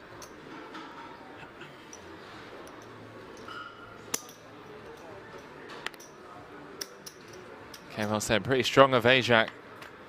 Slowly but surely chip up. He has indeed.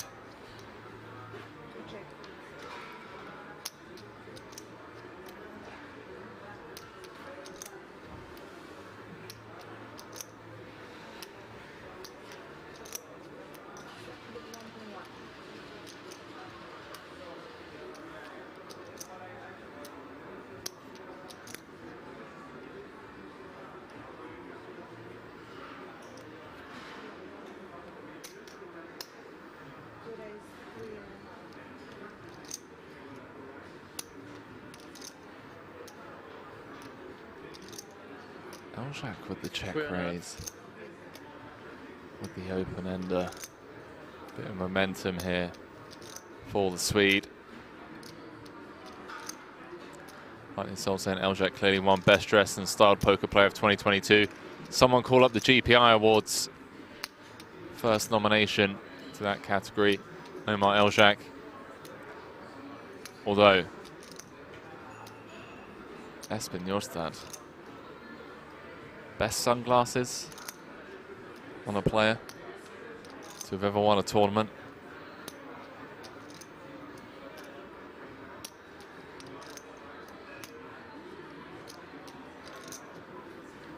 Story with the fold. Eljack up to 29 million. Yeah.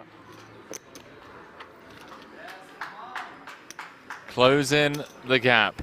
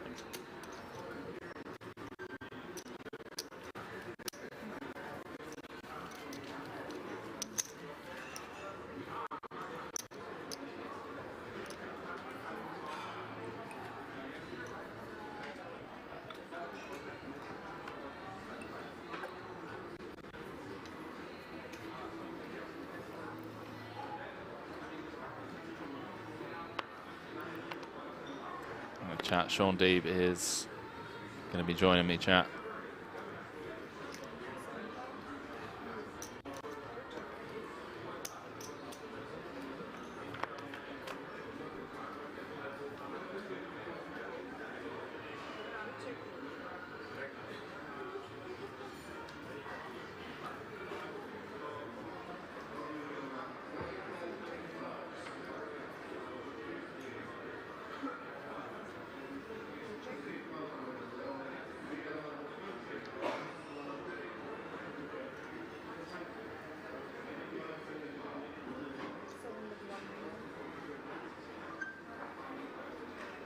Both players at one point in this heads-up match held a 6-1 chip lead.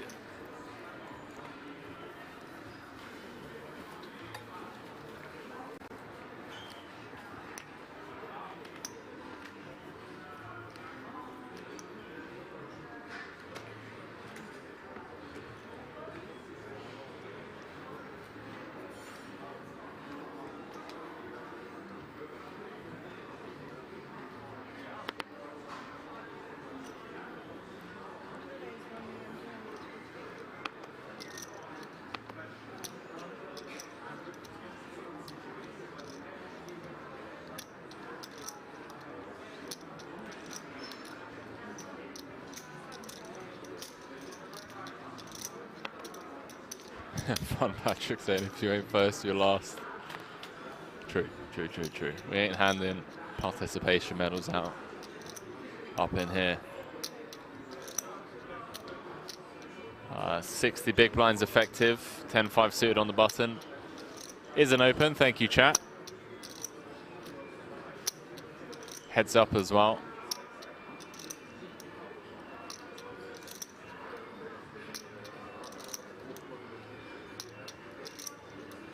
Yeah, incredibly impressed with both of these players. Story with the turn probe after the flop went check check. Open ender, queen high flush draw. Looking for a king, queen, 8, or a diamond. Finds it on the river, 8 of spades. Rolls off, giving him the nut straight.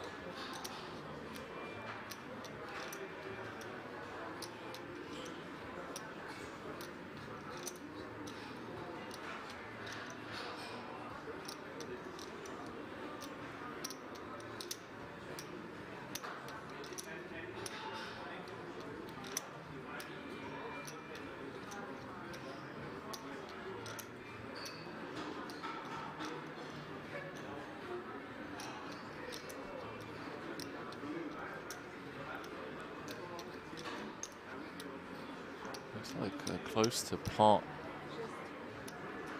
river bet from Pastore.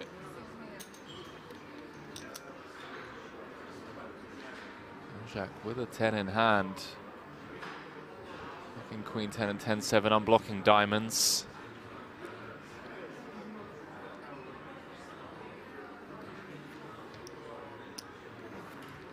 Coming out calling chips.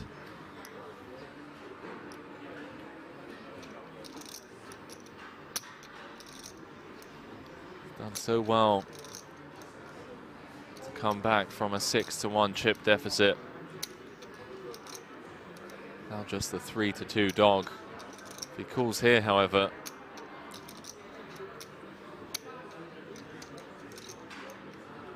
the story is going to be back up to 55 million.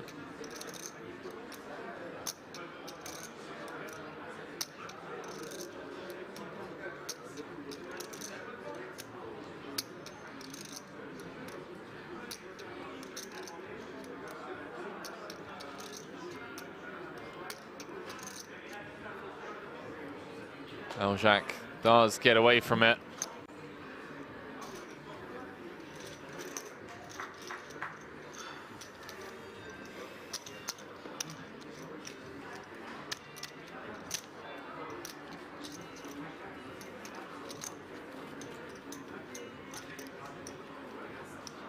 Holy Dozo. So coming up on that first shot, Henry. No shot. No shot.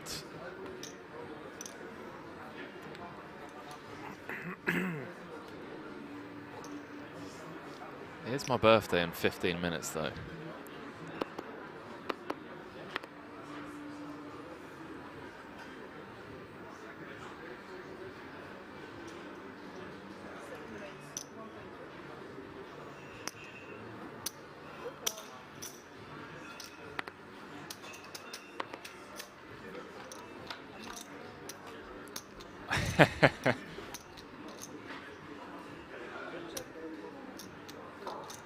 Matt saying, get the champagne out.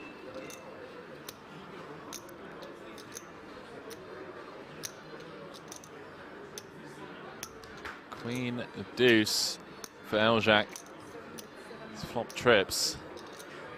Which, funnily enough, is the hand that Espen Jorstad won the WSOP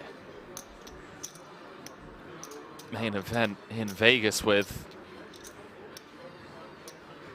Oh, Pastore turning a pair of 7s. 4.3 million in the middle.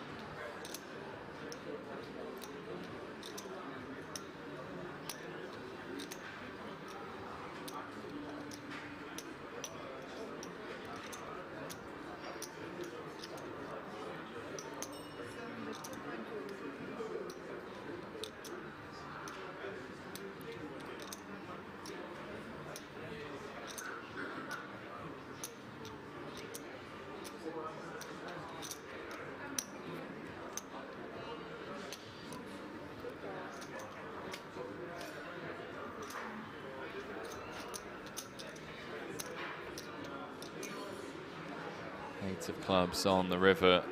It's always going to go check. Queen deuce gets shown.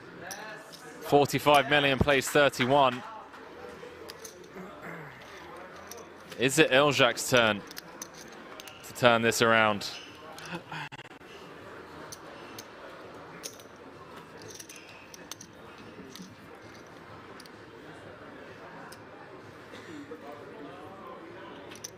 getting closer and closer to the good old-fashioned rose stucco.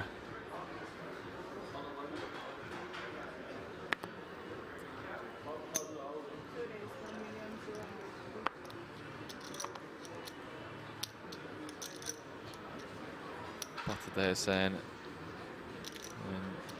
Zia Marina Pastilimani, it is apparently my birthday. But no, I'm not turning 47.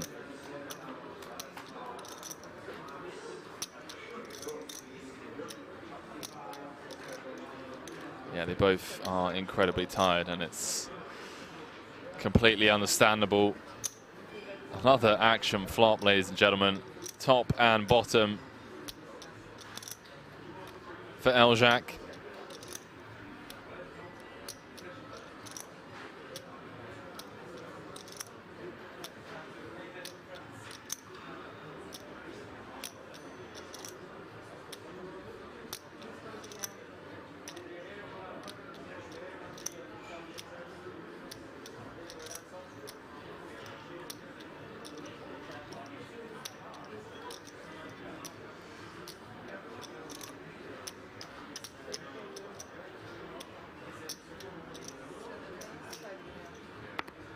Story with the check raise. Gut shot straight draw. Overcard to the board. And the Queen of Hearts in hand. We're going to see a flop 3-bet. Eljac just gonna flat. 13 million in the middle. 8 of clubs on the turn. Does complete 3 straights. Queen 10, 10-7, and 6-7 all getting there. Story turning third pair and picking up a ton of showdown. May opt to slow down on this turn.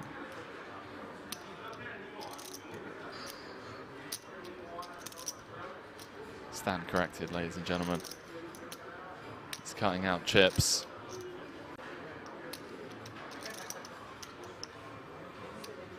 And he's setting up a river jam again. 7 into 13. Eljac calls. There'll be 27 million in the middle, with 18 behind.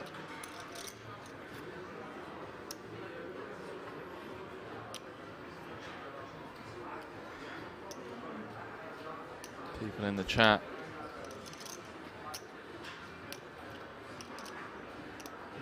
calling for Eljac to jam, just in case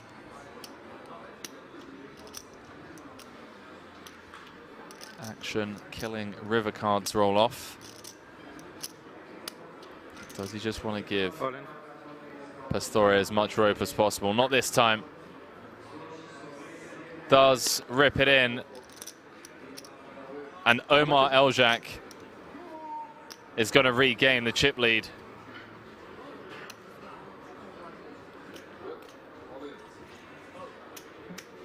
Going to regain the chip lead, ladies and gentlemen. For a 6-1 chip deficit.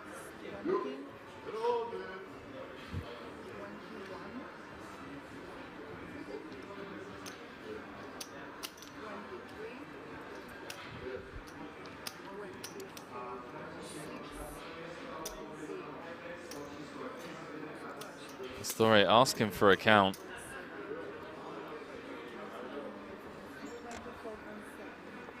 Can't call this though, surely.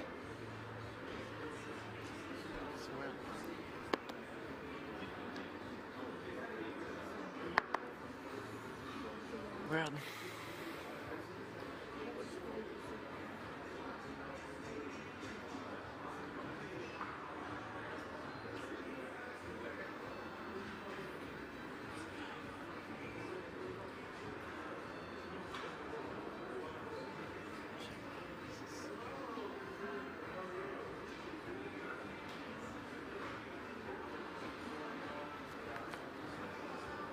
Deep in the tank. Jonathan Pastore does have 20% equity. Queen, 10 or an 8. 8, 9. Would win it for him.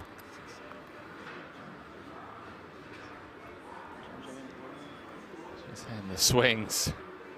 The swings indeed. They both had such massive leads.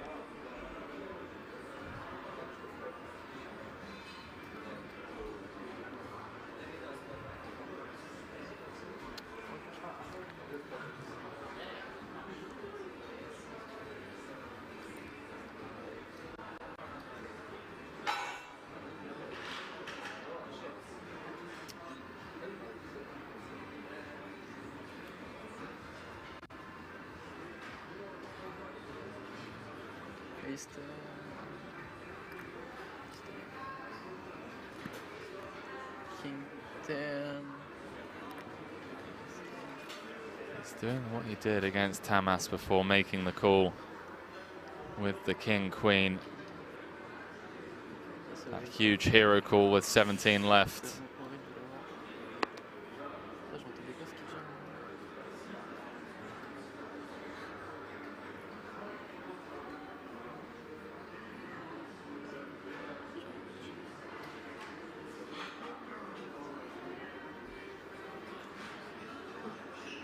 $45 million in the middle.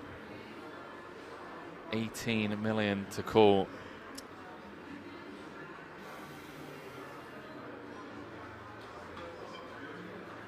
Jonathan Pastore looking to make history here. If he can close this out, becomes the first ever French poker player to win 2 no-limit hold'em bracelets. His first bracelet was a special one, the 5K 6 max in Vegas. Really one of the toughest bracelet events of the series.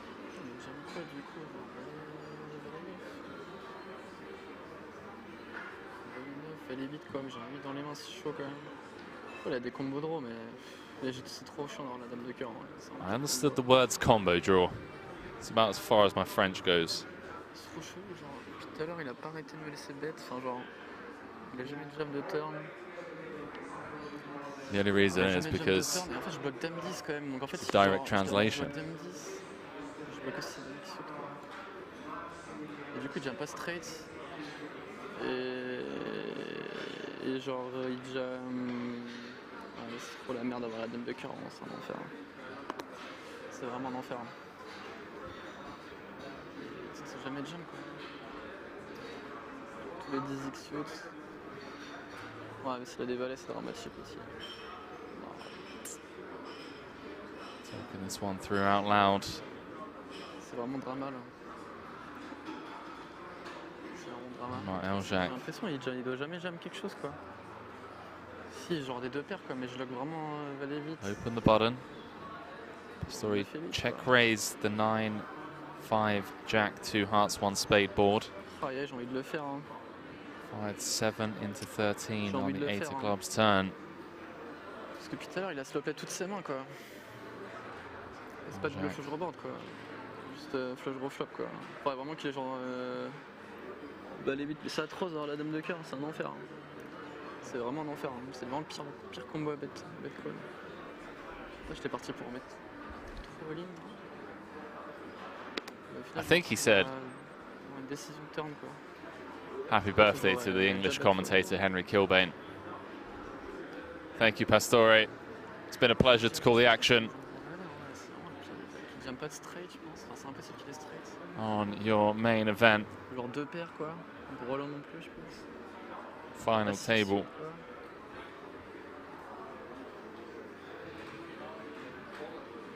Putain, c'est vraiment le pire combo. Hein.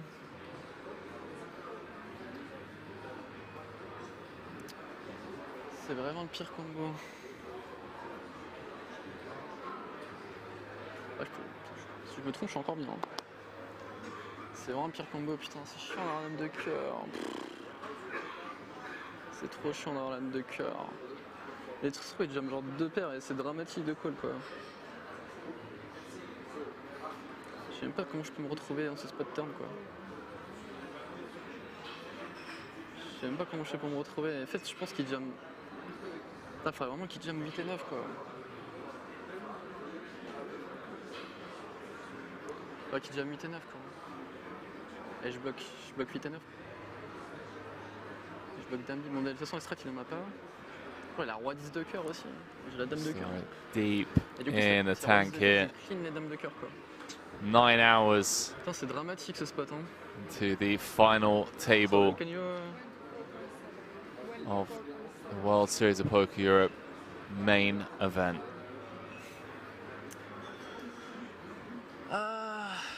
For the bracelet and for 1.38 million. Et j'ai jamme que des flush draws, mais j'ai la dame de cœur, c'est atroce quoi. C'est vraiment atroce et si je call ce spot, c'est dramatique. Hein. S'il me show de paire, c'est un spew de ouf. Hein.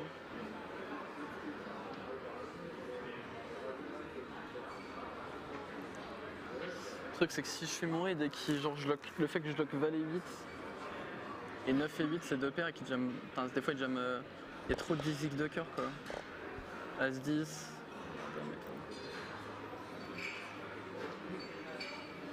Ah mais je me lève, c'est pas possible. Well, those are saying huge credit to Omar for keeping the same face. Yeah, it's the same when he was all in earlier on. This is for the tournament chat. Je suis en train de me lever le complet, je crois. Enter your name in poker history. Je suis en train de me lever le complet. It's for a 7-figure score. Le truc c'est qu'il a jam super vite quoi. Il y a trop de combo draw, c'est trop la sauce en plus. A lot of empathy for Adrian Attenborough during his long tank against the eventual champion Espen Jorstad, and I have a lot of empathy for Pastore here as well.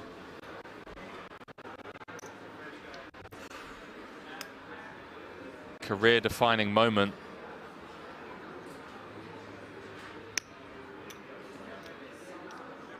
Comment je fais pour me retrouver dans ce spot là? Tu me donnes 30 millions, si je fais, je suis encore We bien. are on an hour-long delay to obviously protect the integrity of the game. Si je fais, je suis encore super bien en passant 30-60, j'ai 50 blancs. Mais c'est trop chiant quoi, putain. Si j'ai pas de cœur, je jouerais. Il met la 0 jam turn quoi. Ouais, Sick turnaround from both these players. Story was down to 10 million chips, got up to 65. Il jamme vraiment de pétain, c'est ouf. Eljac is a fold away from regaining the chip lead.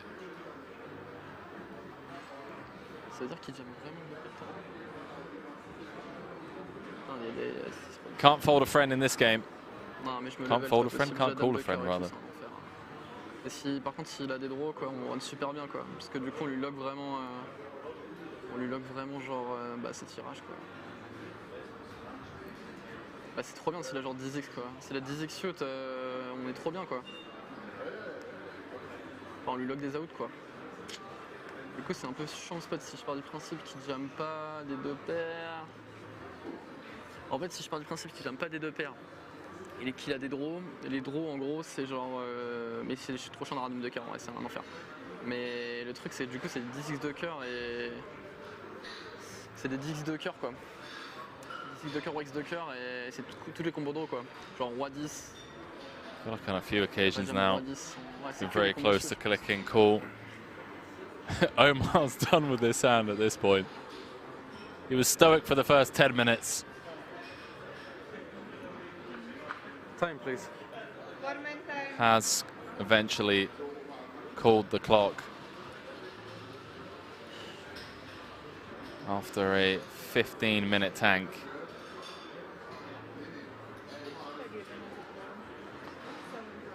And Pastore does eventually make the correct laydown. Sweden's Omar Eljac has regained the chip lead. 89 big blinds. Plays 63. Vamos. Vamos. I believe we are going on a quick, I say quick, 20-minute break. When we come back, Sean Deeb's going to be joining me in the commentary booth. Just quickly want to give a massive shout out to all of you viewers at home.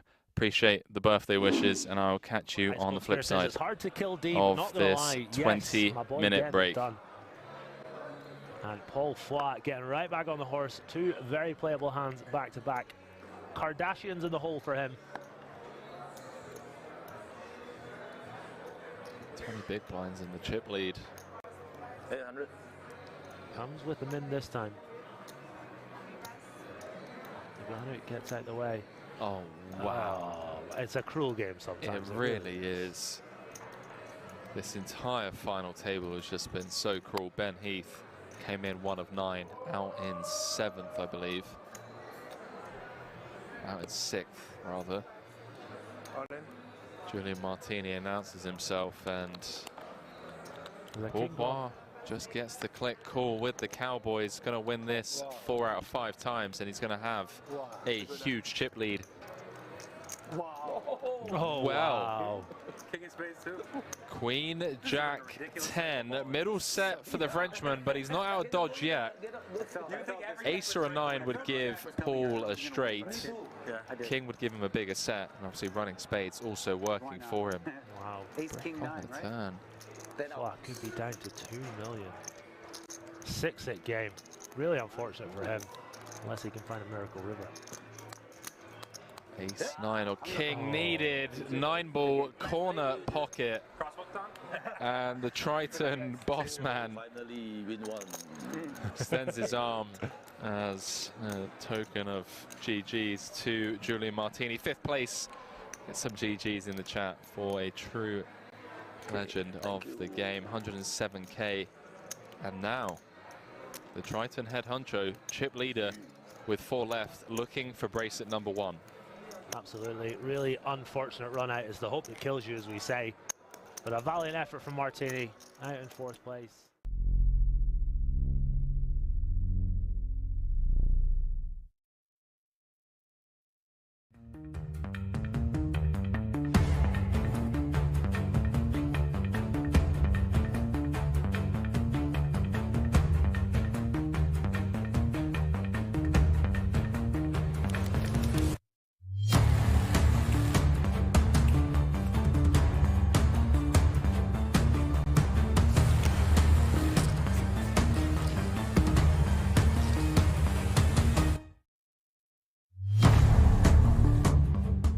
In seat 7, we have Jonathan Pastore with 9.925 million. Bonne chance, John. Bonne chance, John. I mean, Look, guys, good luck. 2 points.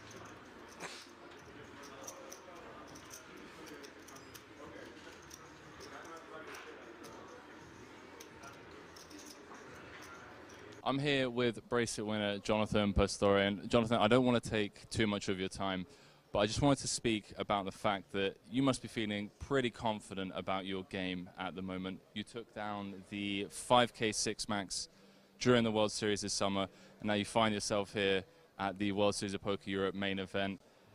How are you feeling coming into today playing for 1.38 million? First, I feel very grateful because I win. When you say I win the bracelet this summer, and I played now the biggest final table in Europe, so I feel very first grateful, and for sure I will play for the win. I just want the bracelet, so I mean I play for the win, and I would like to be the first French player to take 2 bracelets in No Limit Hold'em, so I will try to do the best. A lot of people, when it comes to tournaments, they talk about winning big flips, they talk about running well. Yesterday, with 17 left, you made the sickest call of the entire tournament. Can you explain to me a little bit about that hand leading up to the final table? Yeah. The thing is, on the river, you want to? I can explain the river, or just yeah. Yeah, the thing is, I take a lot of time because I saw he was very non-confident, or so I take a lot of time, and because I check the carotid, some like physical tell, and I call only, especially for this reason, because I probably fold if I didn't, if I don't have the information for the physical tell and things. So yeah, I take a lot of time. Like I think it's the first time I think. 10 minutes? Yeah, maybe. Yeah, normally I like I call the time every time, or so I'm not a tanker, but I feel like confident about my call, and yeah, I just follow my reads. My combo is close because you don't have so many bluff, but just time, just the tail, physics tail, and yeah, I just follow my reads. And you trusted your gut, you followed your read, you made the epic hero call with 17 left. Now you're at the final table. Jonathan, best of luck, mate. 1.38 for first, WSOP gold bracelet, and doing it for France. Best of luck.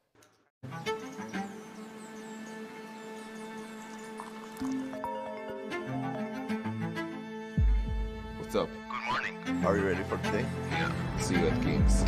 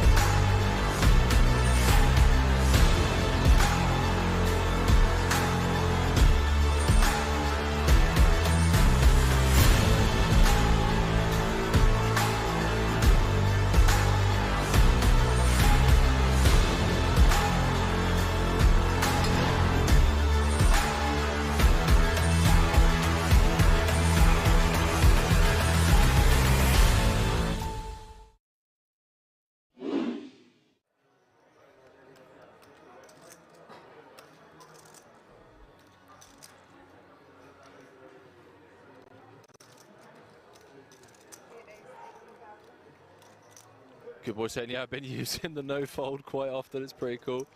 It is pretty cool. I'm not going to lie. He's just like, yeah, no, I'm out of here. GG's.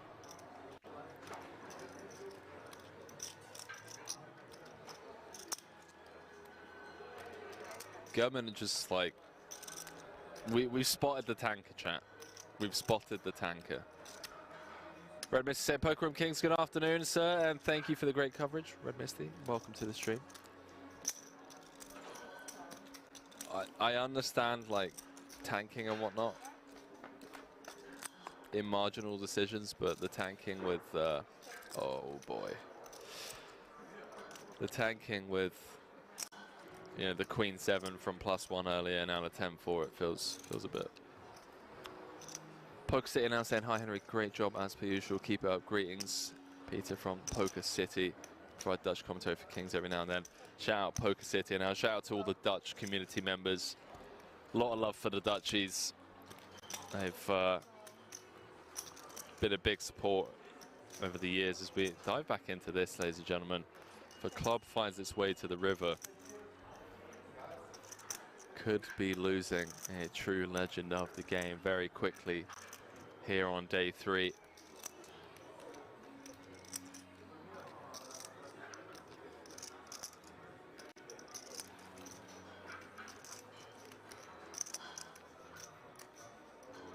See what Orpen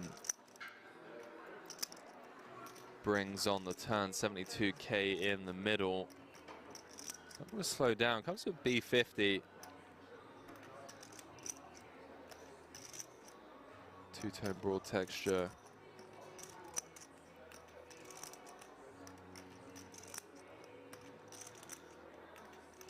Feels like a dicey turn proposition against the big blind range. Although Orpin is going to have, you know, every combo of King 10 suited and King 10 offsuit, and then I guess every combo of 10-8 suited from the cutoff, as well as set advantages on this board. But Victor going to attack this smaller sizing. Did feel like an attackable size B50 on this turn card. Takes it north to 147. Thank you. Been getting laid 2.5 to 1 on a call.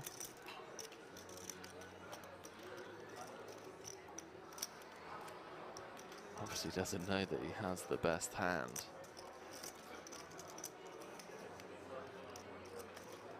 Nine clubs in the deck. Suppose the 3 10s, 12 outs once, getting around 25%. So not really getting the direct odds on a call from a mathematical point of view. That's if he assumes that, you know, his ace and king are no good.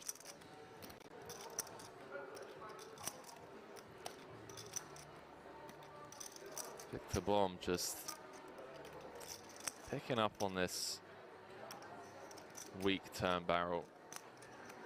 I say that with the utmost respect and love for Orpin, you know, fresh off a bracelet. Just felt like a turn sizing that's asking to be attacked. I don't know, chat. Feel free to weigh in, by the way. Feels like a turn card where we don't want to be half-potting a lot. But again,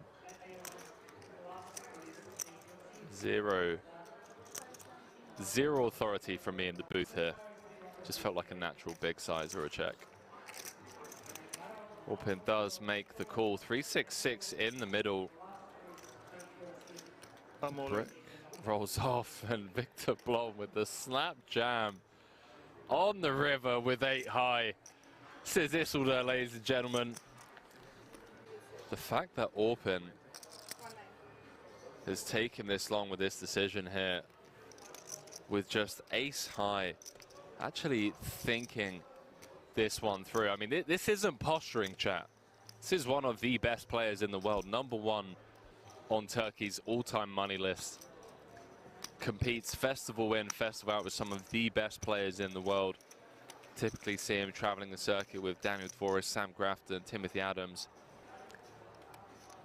Orpin is legitimately considering this spot here. He's thinking of making this call. He's reverse engineering the way that this hand has played out. You've got to think about the range of hands that check raise turn and jam river for value.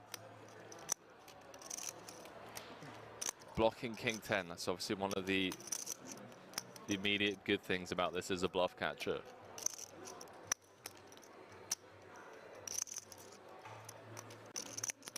Unblocking diamonds also feels nice. Is Blom ever turning a hand like King 8, King of diamonds into a bluff? Tip of my hat. And 5 of diamonds or something. Yeah, see, Orpin's dialed in, bro. 10-5 of diamonds. This isn't TV table time. He doesn't need it. This is Orpin just doing what Orpin does, man. Note the shift in body language from Victor as well. An immediate smirk on his face. The last thing you want to hear from your opponent when you're sat there with 8 high is 10-5 of diamonds or something like the soul read. You're just turning a hand on the turn into a bluff. I tell you what, ladies and gentlemen, if he makes this call, am I allowed to go out there and just give him a hug? Am I allowed to do that? He makes the call, ladies and gentlemen, with ace high. Hand number 13. Good luck, guys. #1 on Turkey's all-time money list. What did I just witness, chat? We really had bad hand to call as well, but Orpin, take a bow, my friend. He wasn't posturing on the turn. I was afraid of that. That sounds like some risk there, but Smelt like 10-5 a diamond, something like that. Enough. He makes the call.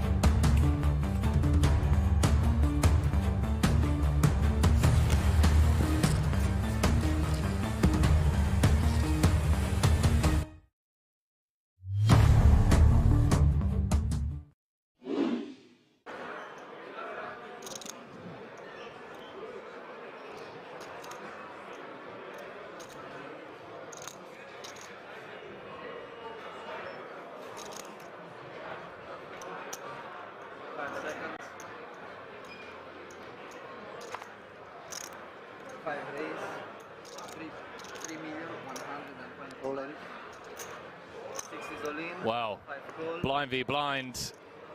Sam Grafton, 5 cards away from being up to 8 million in chips and number 99 of this final table. Are you rooting for me? No. You're too professional. You're too professional. Yeah, no, I want to see a 7 right in the door.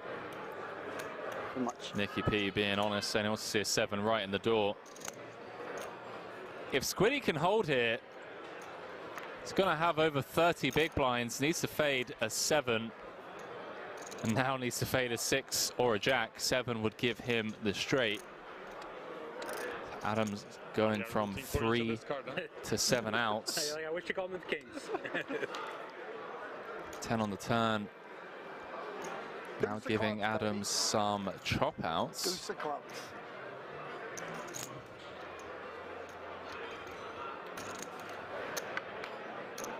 Queen of spades on the river. And Sam Grafton, ladies and gentlemen, Somebody's gambling around. now up to 8 million in chips, looking for his first bracelet. Okay, we have 2 million, 3.5, 6.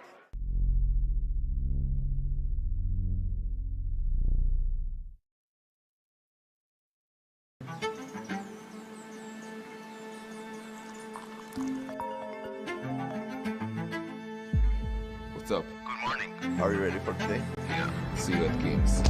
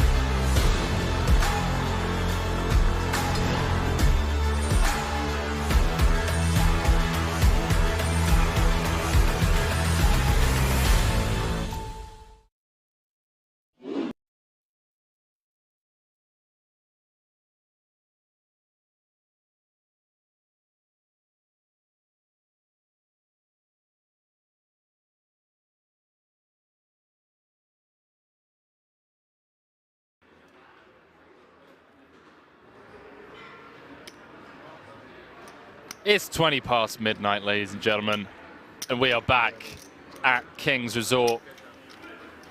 We've already awarded 14 bracelets here during the 2022 World Series of Poker Europe Festival.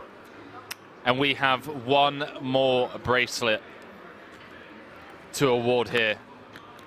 The question is, where is it going home to? Sweden or France? Omar Eljak came in as the chip leader to this final table of 8. And, well, to be honest with you, lost it pretty early on into the final table. It was held by none other than Sean Deeb for most of the way. Jonathan Pastore,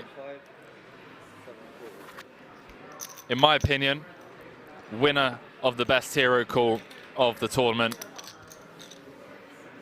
If there was an award that we could give out in the commentary booth. And winner of the best bluff of the tournament. Although some could argue the ace-9 of clubs bluff by Sean Deeb up there as well. Jonathan looking to become the first ever French poker player to win 2 No Limit Hold'em bracelets. Omar Eljak looking to not repeat a second place finish here. I'll be honest with you guys, this has been one of the most epic heads-up matches I've ever had the privilege of commentating on. Both of these players, after 5 grueling days of poker, have put on an epic display of some high-level poker. And someone else responsible for some high-level poker is about to jump in the booth alongside me. It's Mr. Sean Deeb. Hey, Sean, guys. welcome. I'm happy to be, well, not happy to be here. I prefer being on screen, but unfortunately some things didn't go my way. I made, you know, a hero call, and this is where we're at. But been quite the battle. I'm not surprised how deep these two are. You know, Omar admits he's not too much of a Hold'em player, but he's definitely holding his own. He really is, man. Really holding his own. Both of them have held a 6-1 chip lead at one point during this heads-up match. 74 bigs, plays 53, 90-minute clock. Sean, you're talking about hero calls. One that was world-class, the 10-4, but that ended up snowballing into just some brutal hands for you. Yeah, I mean, I was correct that I didn't think he was bluffing there, and there were very few value hands, but I felt like he had it, and I folded. And then the ace-7, you know, kind of had a timing tell on Omar pre-flop, so I knew he was weak, and I kind of just induced and trusted my read that there's very few value. He didn't have aces or ace-king or kings, you know. So I thought when he got to the river and like basically shoved, I really thought Jack-10 or 5-6 were like the value combos. You know, occasionally maybe a 9-8 or something goofy like that, but I don't think those bet the turn that size. So obviously the king-deuce suited was not something I was considering an option. But whatever, you know, you make some mistakes, but I was trusting myself and I was going for the win, and sometimes you're wrong. After the dust has settled, maybe not today, but when you get home with the family and you look back on this series, I mean, looking at the Hendon mob, 7 cashes here, if I'm not mistaken. Yeah, I think I cashed 7 out of 9 events I played. Wow. One of the ones I didn't cash was the short deck, which I bought in while I was still on the 50 or 25K final table. Right. And I had 1 big blind, so I bought in when Reg closed. I blinded off a bunch of my stack. I ran it up in the 25K, so I ended up, you know, blasting my stack dark in a couple hands, got it in really good, and lost, and then went back to the, you know, 25K. Multi-tabling. Of course, man. Multi-tabling live events. This guy. I'm, you know, Roland Israelovich, whatever the fuck is. I can't even pronounce his name. Just call him Roland. But, you know, the World Series cash leader, he's my hero. He was 3-tabling at one point during this series. Wow. He was on hand for hand of the main and the half and half, and then he bought into the turbo. What a fucking sicko. That should be everyone's idol in poker. True legend. Victoria saying we're still heads up. We are indeed about 4 hours into this heads up match. I believe you went for a massage to the spa. Yeah, called the family. I talked to the wife, got the approval to book my Tokyo trip that got delayed. Mark Gregorich and Dan Wyman are already there. I was supposed to be there with them. So meeting up with them, I got to go get a COVID test to get through, you know, Japan customs equivalent. And so, yeah, it's going to be like 4 or 5 days there. Do a lot of food and drinking. Was that? That's just purely leisure? The first vacation in 10 years for me. Very nice, man. And that's just always been a bucket list place? Yeah, so Dan Wyman and Sam Pansko went there a few years ago for a WPT, like, South Asia tour. They did Vietnam, like, Philippines, and Japan. There was events everywhere. They loved it. And me and Dan been talking about going there for his bachelor party. Unfortunately, he broke up with his fiance. And Dan was supposed to come with me to World Series Europe. So I was like, hey, to convince him to come here, I said, let's do World Series Europe and then go to Tokyo, thinking that we were most of the way there. Once I started booking flights, I realized I'm further away from Tokyo in Czech Republic than I was at home, which is pretty crazy being from New York. But yeah, so. Yeah, that's very true. And obviously it's a couple hours ahead, so it's difficult to get there. Yeah, it's not the easiest place to go through. I remember during the pandemic, the options were like San Francisco to Japan, or having to fly all the way across Europe to get there. And yeah, it's a long flight. It's a very long flight. B. Santos saying, Deeb, as far as cashes overall during the series, any idea of how much you cashed for? 1.5 million in profit, question mark? No, it was like 1.2 million. 1.2? Yeah, and obviously I sold for the 25K and 50K, so my cut wasn't that much, but it was still very good. Had all myself in the main, so nice. One of my, you know, better personal scores, but I was going for more. Oh, well done, man. 3 third-place finishes here during the World Series, cashing, what, 7 of 9, you said? Yeah, I think it was 7 of 9. 7 of 9, I mean. It's pretty fucking good. I'm quite happy with myself. You know, and also like besides 3/3, there was like a 10th in the PLO where I actually played with Omar a bunch. I saw that. He was super short. He sucked out on me. I sucked out on him. Or you know, we had some crazy hands. He's a super nice guy. I really enjoyed playing with him. We had a great rapport at this final table. I was definitely hoping to get heads up with him because I think we'd have fun. We'd do some drinking, you know, make it a little bit less stressful and have a little bit of gamble. But I think, you know, Pastor and Omar are really fucking on the grind. Pastor said three-handed he was playing for the win. Yeah. You know, and bracelet means a lot to him. I mean, he'd become the first ever French player to win 2 Hold'em bracelets. Why do you got to be so specific? It's I know. Hey, listen, man. I mean, it's his thing. I'm the only player in the world who's won 2 25K PLO. There we go. Like, that's your title. You don't got to pick and choose, like, just to, you know, find the filter of where you're the top of the list. Just accept it, accept all events. Not to say anything he did was less impressive. It's just kind of silly to say that's what you want to do. Just be happy to win bracelets. Learn to play other games besides Hold'em. They're way more fun. I mean, I'm the first person to have had 2 cheesecakes in the commentary booth today. Which is shocking that I've had no cheesecake. I'm sure everyone expected me to out-cheesecake you in a day. The cheesecake here. But I'm not. I know it's going to be shocking to the chat. I'm not a big dessert guy. I rather fill up on the other food. Dessert is a very rare thing for me. Yeah, I'm getting trolled by the chat for always mentioning it. I don't know. Look, it's his thing that he's going to potentially be, you know. Everyone's got a thing. You're the voice of every poker thing that ever goes on now. Wow. You know, we're getting there. We're getting there. I'll let the chat know. So Henry came up and introduced himself to me, and I'm like, "You think I don't recognize your voice?" Like, he's very distinct, and which is saying something because there's a lot of, you know, accents out there. But Henry's just got that voice that, you know, he's kind of like a Galfond-esque person where you hear it, you know where you heard it last, and you hope to never hear it again. I've peaked, chat. I peaked until that final comment. Getting compared. It wouldn't be a Sean Deeb comment with a little backhanded compliment. I don't know how to give proper compliments. Just ask my wife. Oh, I love it, mate.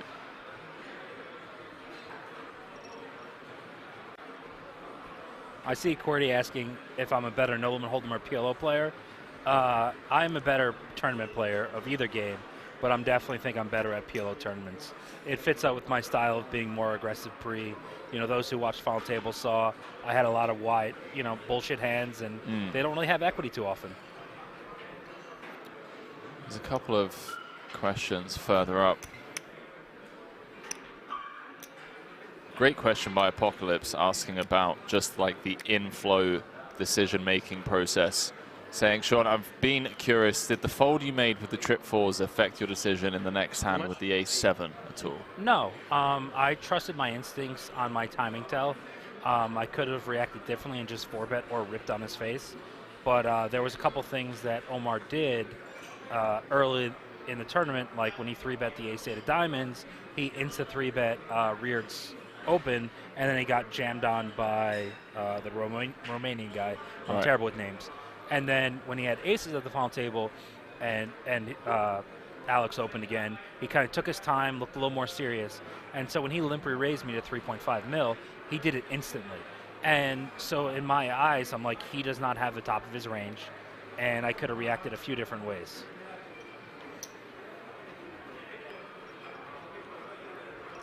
Jack. Just giving a call on the chop. He's never folding. He's never re-raising.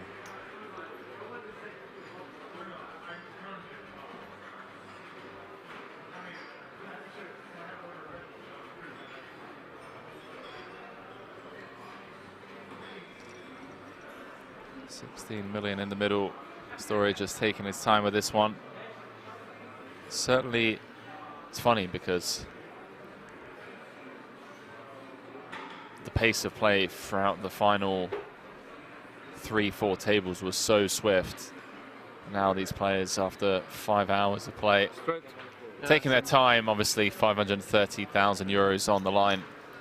And they are going to chop it up. I see someone in the chat asking about my thoughts on his excessive tank with Queen 8. I think that he's just kind of in a spot where he kind of has a hand with some equity. He doesn't want to make a bad fold, but I think that it was kind of, he was never going to call.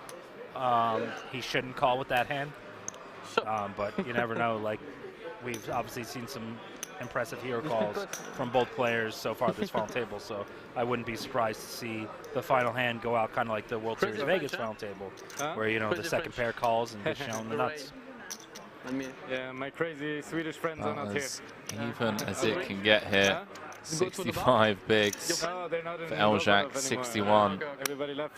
And one of my favorite things is, you know, when you see the flags here, it shows how geographical poker is.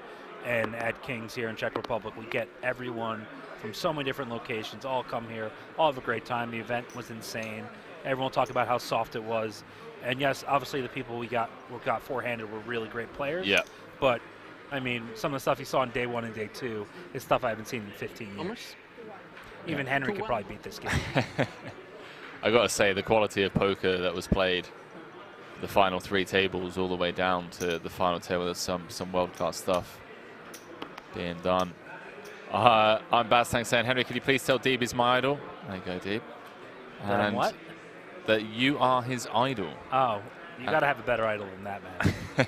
And Lightning Soul saying, what did Deeb think when he punted at him with ace-9 of clubs in that huge pot? I don't think it was a punt. I mean, so here's the thing. So that hand will be talked about for a while. I mean, if I won, that was going to be the one that really catapulted me. But if you watch my table talk for 2 days with that player and the other people, you know, I kind of said, like, hey, I'm going to be aggro, but if I bet big, like, we're talking about some sizings. He was like, oh, there's always a sizing someone will fold to. And his hand was so face up as King Jack. He knows that I know he has King Jack. And then when the offsuit 3 comes, or offsuit 2, whatever it was, like, I just think he never thinks I'm bombing that river. And there was actually, I had a plan going to the final table, which I won't share, that actually if I had it, I would have done something different.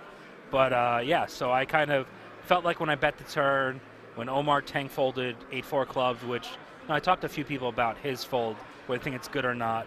You know, I think most Hold'em players wouldn't fold there. Yep. But most PLO players are afraid of being overflushed. And it seems likely that either, you know, the first guy had Jack X of clubs. I could have the nut flush draw. I mean, it's tough for him to continue, but getting that price close in the action with some possible bluff cards and some really hidden improvement outs, I think, you know, he should have probably called. could also just be dead. 10-9 of clubs. I mean, that's one combo you're dead. One combo, definitely, yeah. So you're saying there's a chance? Yeah. I mean, if you want to just put people on the nuts, then that's why you play 5-card PLO. Well, that's why I play 5-card PLO. Like, oh, he has the nuts and a redraw. Yeah, I mean, there's not any other combos in 9-10. I'm opening there 4-handed. I'm opening every 9-10 off. So you're saying, Henry, you playing against Sean heads up whilst we talk? No. No, I like money, believe it or not. Do you, though? I do. Not trying to give this man any more. It's already enough I got here. kids. You got nothing. You're 28. You got your whole life in front of you. You can go broke, get bailed out again. No. It's okay to just give it away early on your career. Early? I've already gone broke like 6 times. I'm not going broke again. Really? Yeah. Not going broke again. Is it just because you suck at poker? No, just terrible bankroll management. Like, just shot taking ridiculous stakes. Stakes that I've never played before. What stakes? What was? I was playing like 50, 100 heads up against like a French businessman once, where it was a spot where, in my opinion at the time, I couldn't afford to miss. But the reality is that his pockets were thousands of times deeper than mine. He just kept reloading and topping up until he had me covered every time, and eventually sent me home with my tail between my legs. How big did your stack peak in that match? 40,000 euros. Yeah, 45,000 at one point. And he probably, if you interviewed him, he'd be like, I had the fish on the line. He was going to give me all his stack with like the second nuts, and he got you good. Got me good. Cleared me out for like. I see someone asking, would Adams have been the biggest threat to me? For sure. I actually, when me and Tim played together on day 3, we played a lot. We obviously played in the 50 together. Yep. And I'm always impressed by his game. I love talking with him. Super nice guy. And I actually, I'm very rare that I'm afraid to ask for a swap. And I wasn't even sure he would accept. But when we got kind of deep, I said, hey, if we get close in stacker, do you want to swap? He said, sure. And unfortunately, for me, we never got close because I would have loved to have some equity in him. I think he's a great player. He's like, his instincts are spot on. He's great for his fish. He's not that straight GTO guy. He's got great live instincts. And yeah, I would have been very happy to have a piece of him.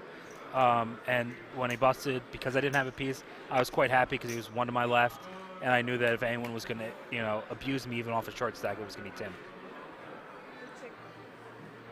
Yeah, Timothy Adams, one of the best in the game at present. He's been the best of the game for like 15 years. Like, we go way back. Yeah. He's stayed at the top of the game for a long time.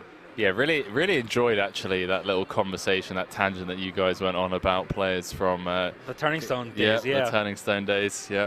Yeah, I had at the time Cliff Josephy was sending me hands, and he's like, I forgot to keep sending you hands. I was just listening to Turning Stone stories. Yeah. But that's the thing is like, poker is all about your group, and your group got pretty famous this year, and that's kind of the way it goes. You all come up together, you all learn together, you all buy each other's action or swap or talk hands, and it's amazing how much the tournament community brings each other up. And I love that side of it, and I'm so glad so many friends I had from 20 years ago that me and Tim were talking about, these old Turning Stone people. And then there's people like Tim who I didn't even remember ever from there. So I actually been meaning to go look at his Hendon mobs, his first event he cashed, to see if I was also at that final table or not. Should we have a look? Yeah, let's pull it up.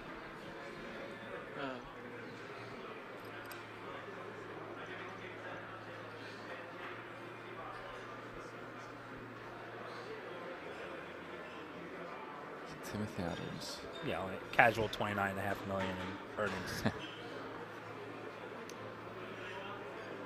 Click that for the bottom one. This one? Yeah. Is this going to be at May 2007? I probably was there. Nope. 2 million?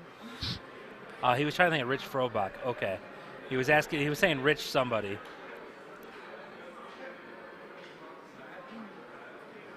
I don't recognize any of these names. Mark Flowers Jr. is Randall Flowers. He got famous, won a couple WPTs a couple years ago. Was usually my roommate on a lot of those trips. But back then, they didn't have his first name the way he liked to go by.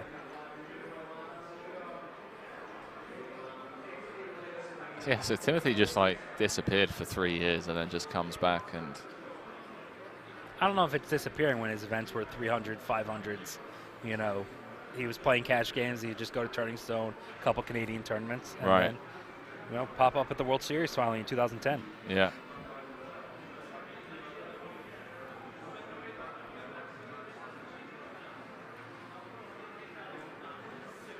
Jumping back into this. Story with King High and the check mark. Really tough board to call off, though.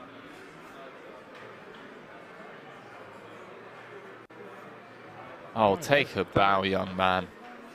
King Some world-class poker being played between these two, and it's just been the case for the last 5 hours. No one can begrudge the length of this heads-up match when they're just playing. Except for you. The quality. No, honestly, mate.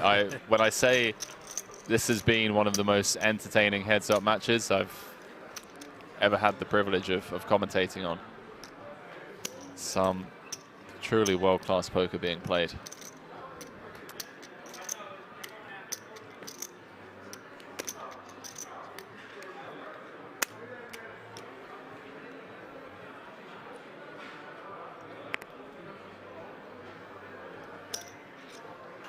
Sean, have you ever played Omar before in PLO outside of the 5K? No, I believe it's the first time we played together. He's a very sociable guy, but you know, I don't have the greatest memory. I've played a lot of tournaments with a lot of people, but I think this was the first time. It seems to, I mean, he got your vote of approval, if you will, when you were speaking about it earlier. It seems like he's a very competent PLO player, and looking at his Hendon Mob results. And his flag as well, you know, he's Swedish, so. But yeah, so like he played really well off short stack, understood the situation better. There was one hand he played that didn't love his line, but it made sense a little bit. And then, you know, we were talking about some other hands that people played at the final table, and we were laughing about how bad they played, because he's similar to me, is kind of balls to the wall, really aggro pre, you know, a little more solid post flop most of the time, but you kind of have to steal a lot of pots.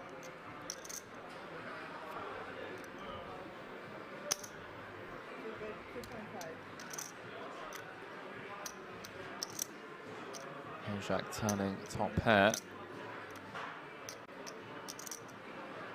Pistori obviously going nowhere with his pair of eights. 2.5 to call, 6.1 in the middle. Still incredibly deep here.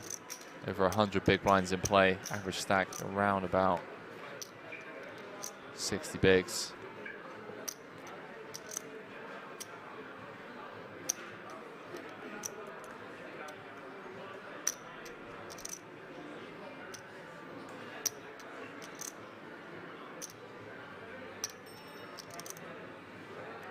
Seems like Henry's missing his flight. No, no, no. Hey, I offered to Henry I would take over the whole booth capabilities so he can make his flight. My flight's not till 2:30 tomorrow. Do I have to assume full responsibility for anything you may say live on air, though? I think, depending on how many more gin and tonics I have, you know, we might get more aggressive. But I think the chat loves a little drunk commentary. Nah, I'm not drunk yet, but I'll get there tonight. It's going to get there.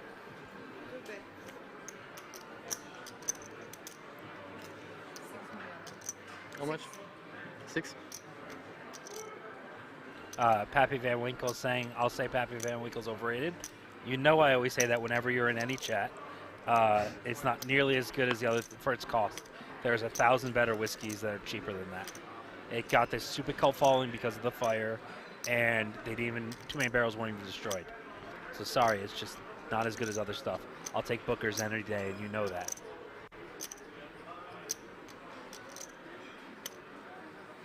Is that Neuville in the background? I believe so. Yeah, Pierre loves to sweat the poker. I remember meeting him early on the EPT circuits, and one of the Stars reps said, "You'll never guess it, but that guy has won more satellites this tournament than anyone else. He was the grinder of the EPT satellites." That's up the game. Played some cash with him. Some PLO cash. A few years back. One of the times you went broke? No, actually.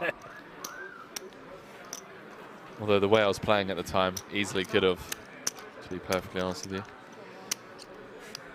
Finally, your friend are there. Your friend. So wait, so the name It's the only Pappy one, Van yeah. Winkle is a type of... It's a type of alcohol. Come on. I don't drink. But you still got to know good alcohol. No, if you don't drink, you don't. No. You hear some things. Have you ever heard of Louis the 13th? No. I'm sorry. I don't know my alcohol. Right? Okay, we gotta send him on this fucking flight. This guy does not belong in the booth. I grew up in Eastern Europe. Okay, we grew up on like cheap tequila and dangerous vodka.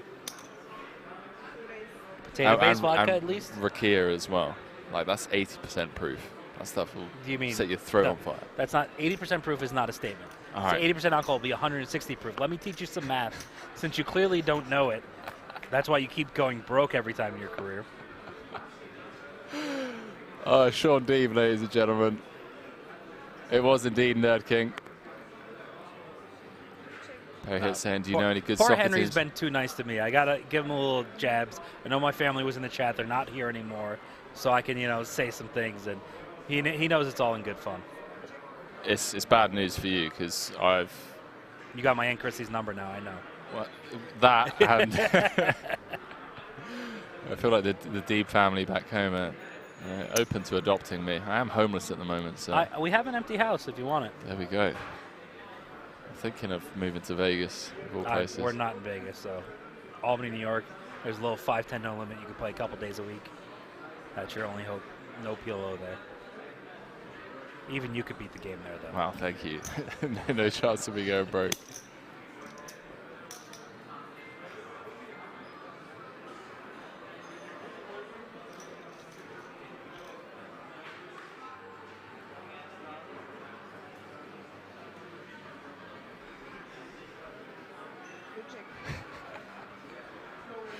Oh man, this chat's out of line.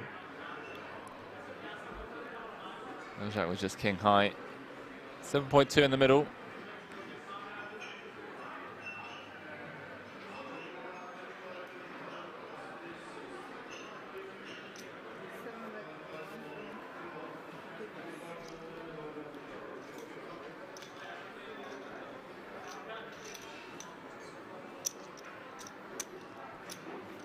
Spoiler asking why you would swap action deep in a tournament. If you're already winning big, more than you buy in, then swapping action would potentially result in giving that money away. So basically, when you're deep in a tournament, you have a lot of equity, and the variance is usually very high. So it actually makes a lot of sense from like a bankroll perspective, game theory, whatever that Kelly criterion type stuff, that you actually want to split action with another great player, because then you get a likely result. Like if we swap 5 or 10% and we're 9-handed, one of us is getting top 3 very frequently.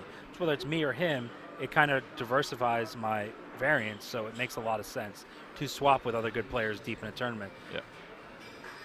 Yeah, 100%. Hear that a lot from pros that I've had in the booth.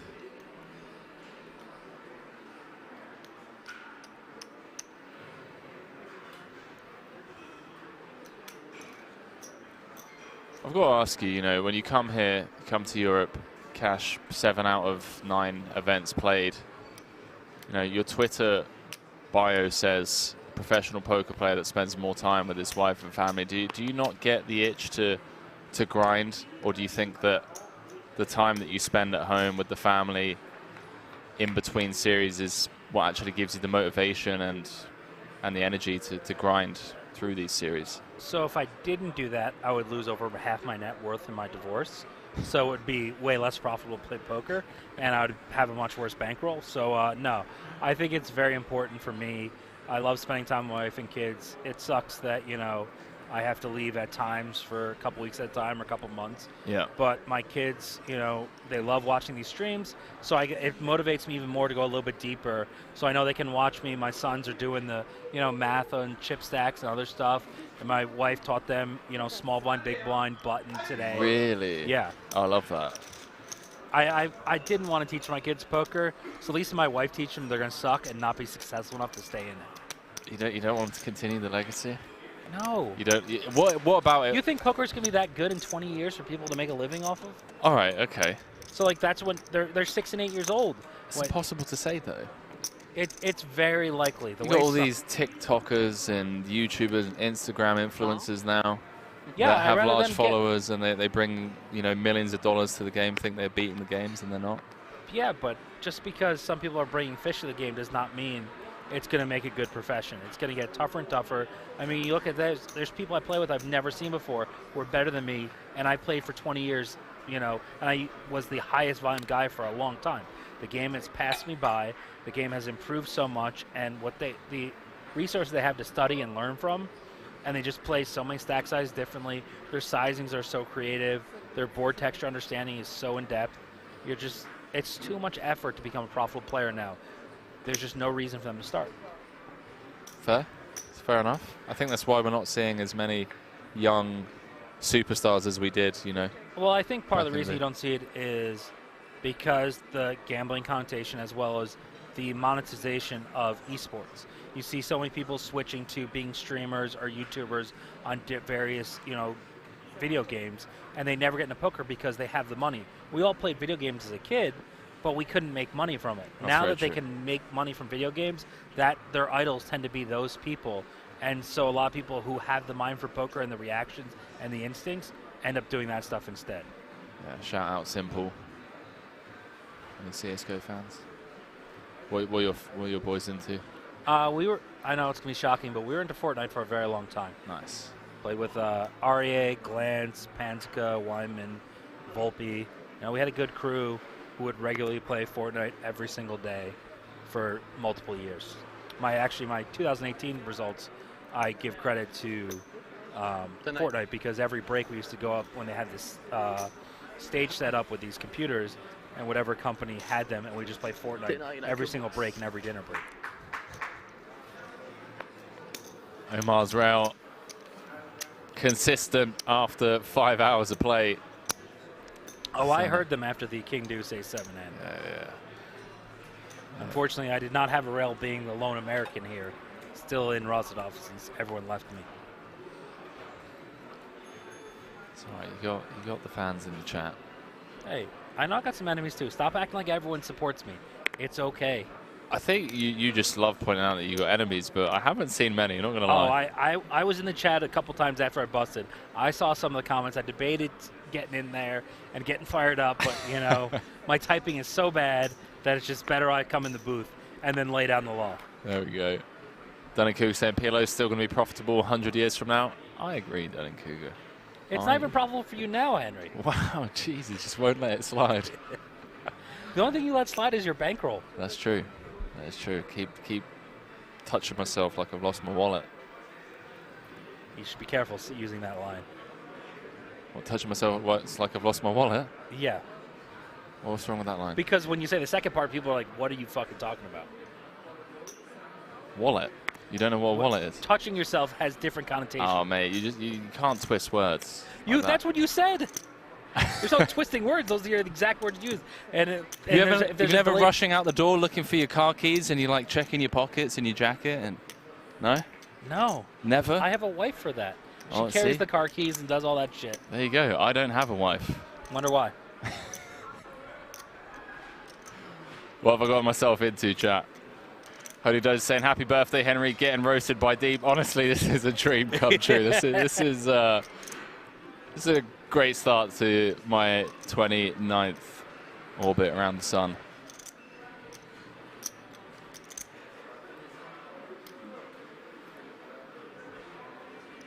A lot of people trying to get some football questions or soccer questions out of Deeb. Lightning Soul saying he's American and doesn't even know the rules, most likely. First off, both my kids play U8 and U6 soccer. All right, I know the rules. I was just actually reading this morning about the Maradona handball infamous thing, because the ball's going up for auction, you know. Oh, well, we just got scammed again. I'm not even getting into it. I'm not getting into it. You weren't even alive back then. I know.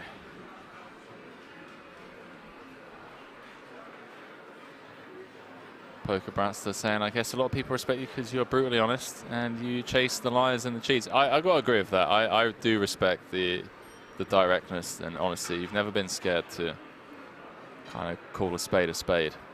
Thankfully, I usually have the truth behind me, and there's usually stuff I know that's not public yet, or I can't divulge the sources or say exactly.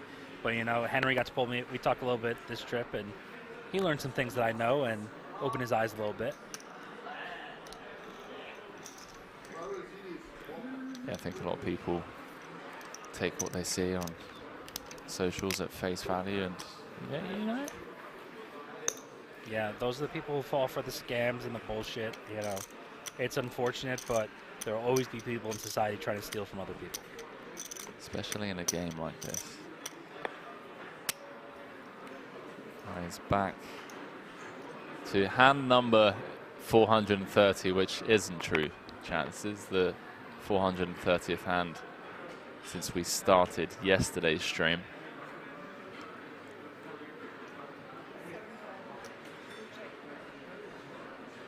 $852,000. I will apologize to the chat, because if I was heads up, it would not have taken this long. Win or lose, I would have punted it off, or they would have punted it off. It would not have been a 7-hour heads-up grudge match. Man, you're so close as well. 60% of the chips in play. I got up that high? Yeah.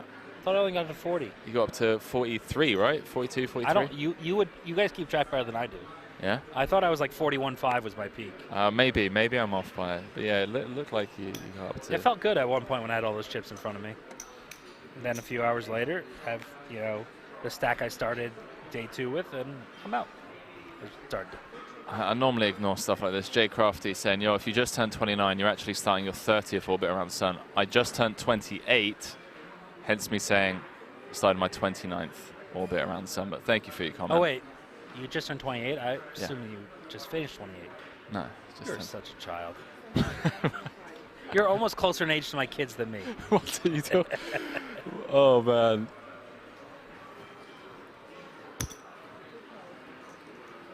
Sage saying a side bet on USA and England in the World Cup. I honestly don't follow football. I'm terrible with this stuff. So I'm not really even remotely interested, to be honest with you. I'm sure Sean and I can come up with some prop bets in the future. I don't know if you can pay him, though. Let's have to call up Espen.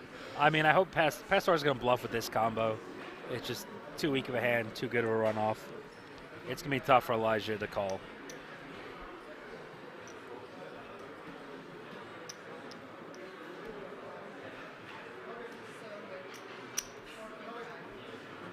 Appreciate the fact that there are people in the chat backing me up on, the old lost keys when you're rushing out the door thing.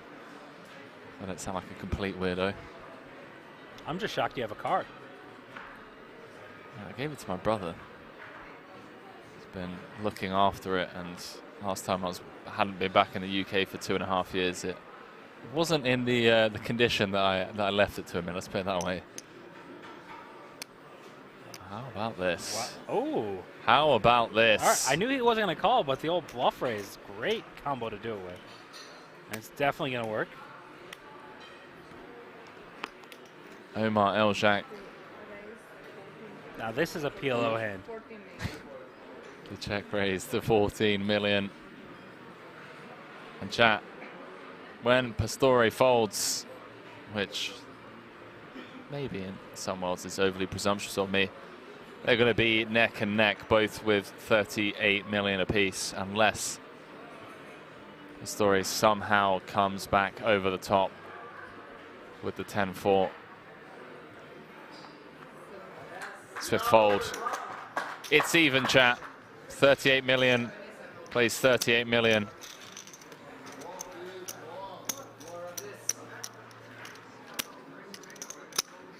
Martin Sol saying the good old 2-card PLO hand.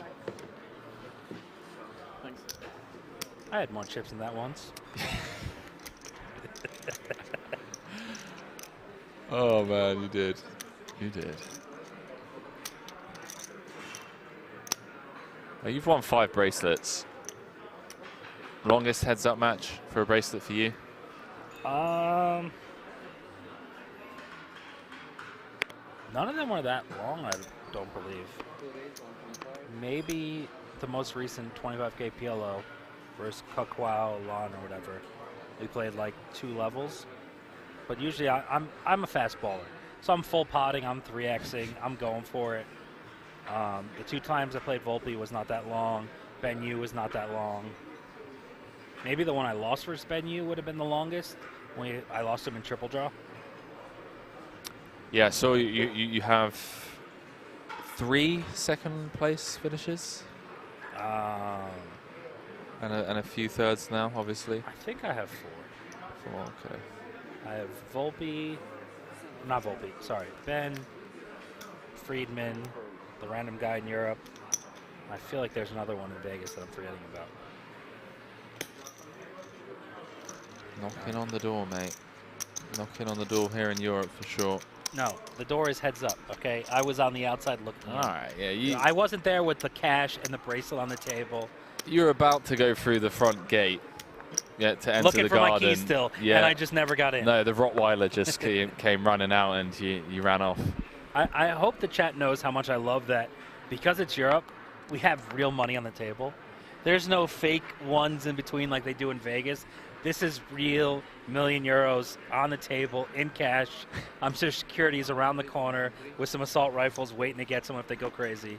But it's just a great show here. I mean, King's event has been awesome. This property is amazing. I love it. I'm happy to come here every year. I'm sure you enjoy it as well. I love it, man. I love just imagine how much fun it would be here if you also drank. Yeah. You see us at the bar every night. I do. And I deliberately try and avoid coming over because I know how that can go. But no, I mean, over 70, I want to say 72, was it over 70 nationalities here for the World Series of Poker Europe Festival. I mean, a lot more accessible to, you know, the Asian countries, the Europeans as well. Also, a lot cheaper for the Americans now, given the exchange rate. Dude, when I came here, the euro was less than $1. My wire was in USD. And like, yeah, you have, you know, X number of euros. I'm like, that's less than I wired. I pull up XD, and that's where it was. Thankfully, it went up a few points since I've been here. So, you know, I made an extra 3 or 4% on my cashes thanks to that. Nice, man. Just running good. Wow.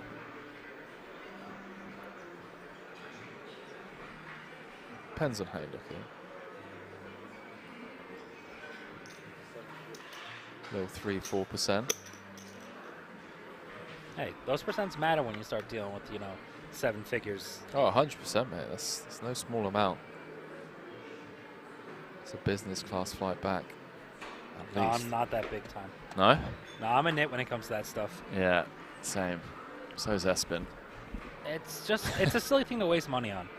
We won the main, and then we're flying from like Vegas to Miami, all just like crouched up next to each other on some, God knows, what is it you've got over there, Spirit or whatever it is. You got to know to never take Spirit, never take like, that's the Ryanair of the U.S. All right. How did no one warn you of that? I don't know, man. I don't know. But we found out about Jet Suite, so. Oh, now you guys are living the life. Yeah, I mean, it's $200 from Vegas to LA. Like, that's. Yeah, but when you ever go to LA? You doing commentary out there? No, just private games. Oh. Mr. Big Time. Mr. Big Time, trying not to go broke again. I don't get invited to private games, but Mr. Henry Kilbane with his 0 bracelets gets the invites. Oh man, it's all about image, Sean. You know, people know that you're bloody good at poker. I'm good at tournaments. People don't see the difference. You see me get lit up when I get 100 blinds deep with people. I just call down with 3rd pair or 4th pair every time. Occasionally they have it, occasionally they don't. It's a flip. But yeah, going back to the money on the table, there are a few people in the chat earlier on questioning whether, you know, what about security, this, that, and the other. We're in Rosvadov, okay? Leon Turkonik owns about every square meter of land within, I want to say, a 20-kilometer radius of the casino. So, you know, good luck. This would be like top 3 place I want to be if like some apocalyptic event is going to happen, because the supplies they have, the ammo, the guns, like the people, you know, it's going to be good. Like, this isn't the place, like this isn't America, chat, okay? This isn't the place you come to come and try and do anything fun. Let's see if Pastor chooses the King 8 off as a 4-bet bluff. Pretty good candidate for it.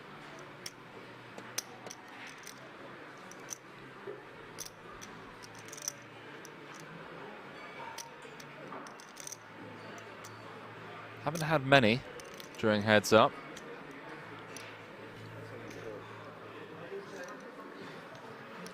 comme un rock.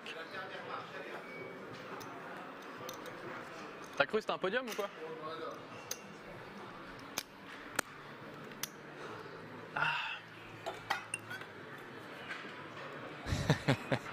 That's right, so nothing wrong with Ryanair. Can fly to Germany tomorrow for €10. Yeah, and you can't even wear your own clothes. They probably pay you to be dressed on the flight. Or do you have to pay to wear your own clothes? Yeah. Yeah.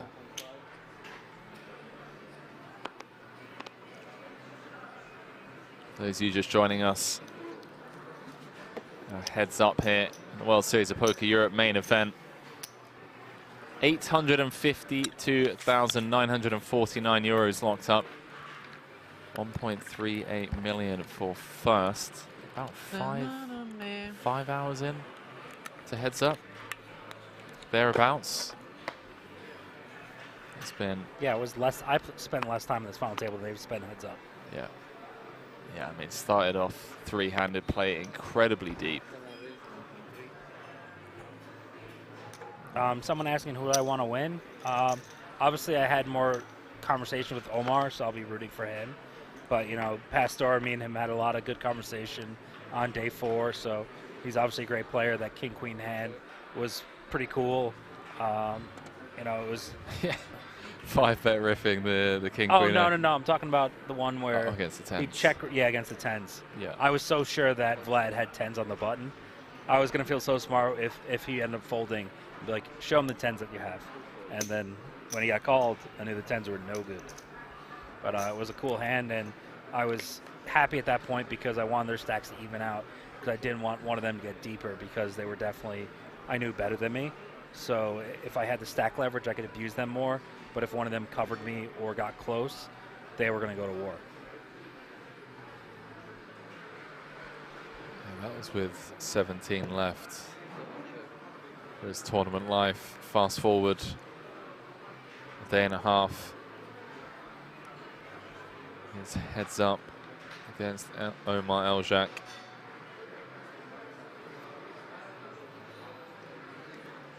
Yeah, there also was a heads-up match at a WPT between Cuz and I forget who was it? One of the mixed game players, and they played like 12 hours, something absurd, like crushed the WPT record. It was like 350 hands heads up. They end up they started like 50 blinds deep each, and they ended up like 8 blinds each. Chad Evans was who won it.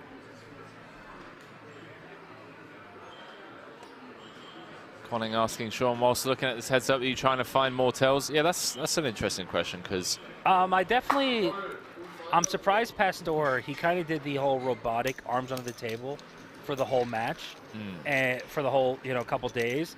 And when I came and looked at the King 10 hand, he had his arms on the rail and his arms crossed. But it seems like he's kind of keeping that pose regularly. So I've definitely noticed a change in him there. I don't know if that's just comfort or if he's just exhausted. And it's more relaxing to have your arms supported than under the table. I don't like the way he checks. I think that's going to give off tells, whether I picked up any or not. That slamming down the table, it's also going to hurt your knuckles long term. So he's got to figure out a more gentle checking pattern than what he was doing earlier at the final table.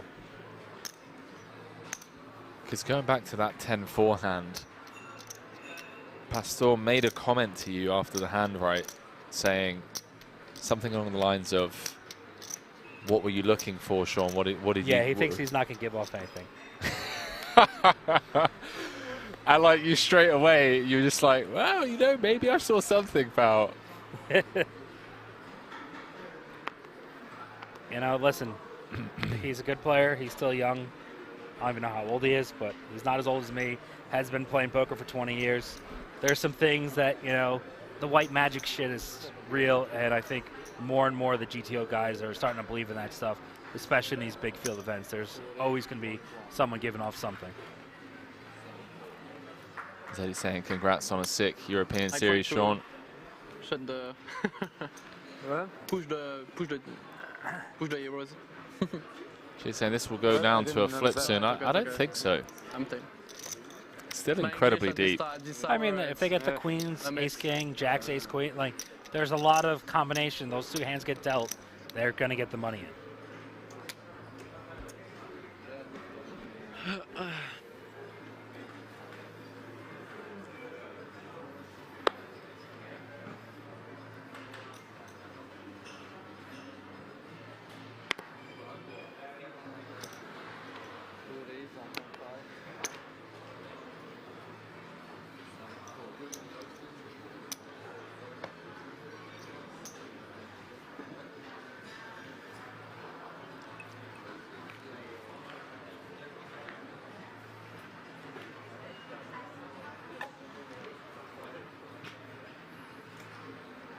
Shout out to Kev Math.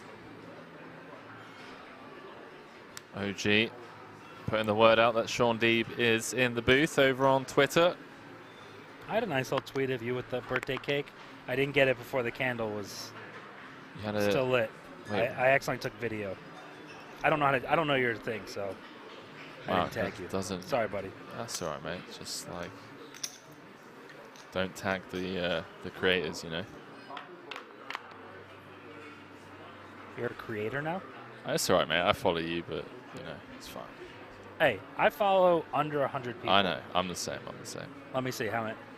I follow 173. Double. Okay, but it's the same thing for a poker player. Come on. I don't know. I got pretty solid 91 people I follow. That was one of my most famous things over my career. I was one of Helmy's 13 follows. Very young in my career. And there was, I remember someone, like some article in some newspaper like wrote about who Phil Helmy follows. And they had all these bios of Chamath and Goldberg and all these like big time friends. Tiger Woods. And then Sean Deeb, he's a poker player. Like they had nothing to write about me. I was nobody. And then Phil got mad at me because I made fun of him a few times and he unfollowed me. Standard.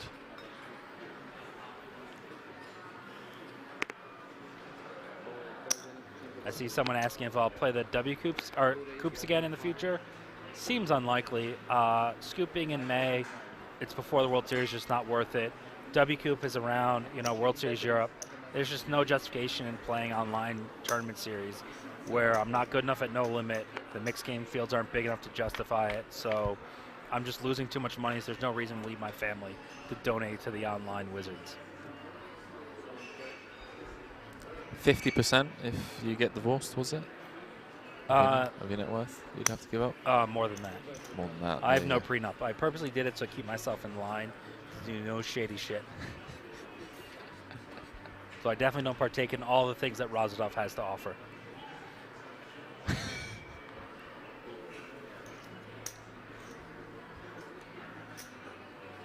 Back to the action. Top pair v middle pair, modern day cooler. Ooh, and now they both got open-ended. 7.6 million in the middle already to this two-tone turn.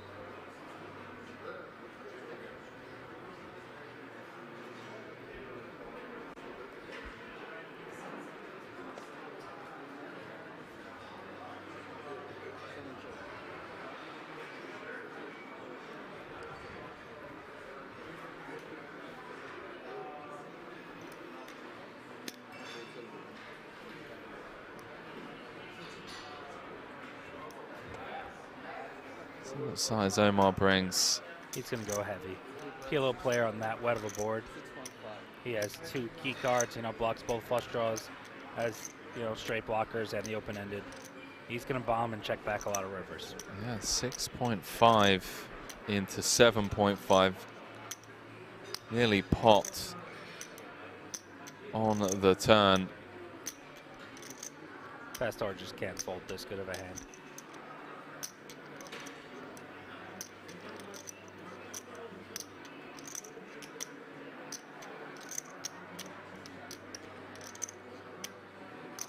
Over 20 million in the middle now, chat. Omar with 26 behind. To regain the chip lead, needs to fade an 8. 9 or a 4 would chop it. That's one of the cards he might go for value on.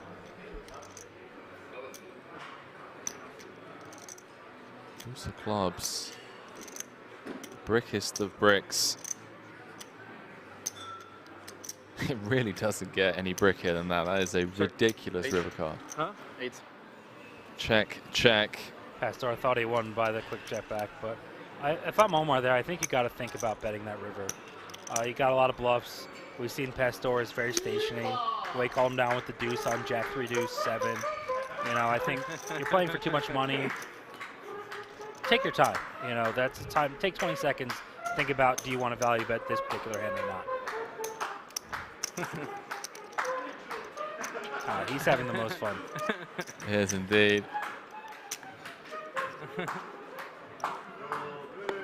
One at Omar Eljak's rail. Mr. Tarzan loves a bit of PLO himself. Always in the 10-10-25 streets. Only sipping on some red wine and just enjoying himself. King's Resort regular.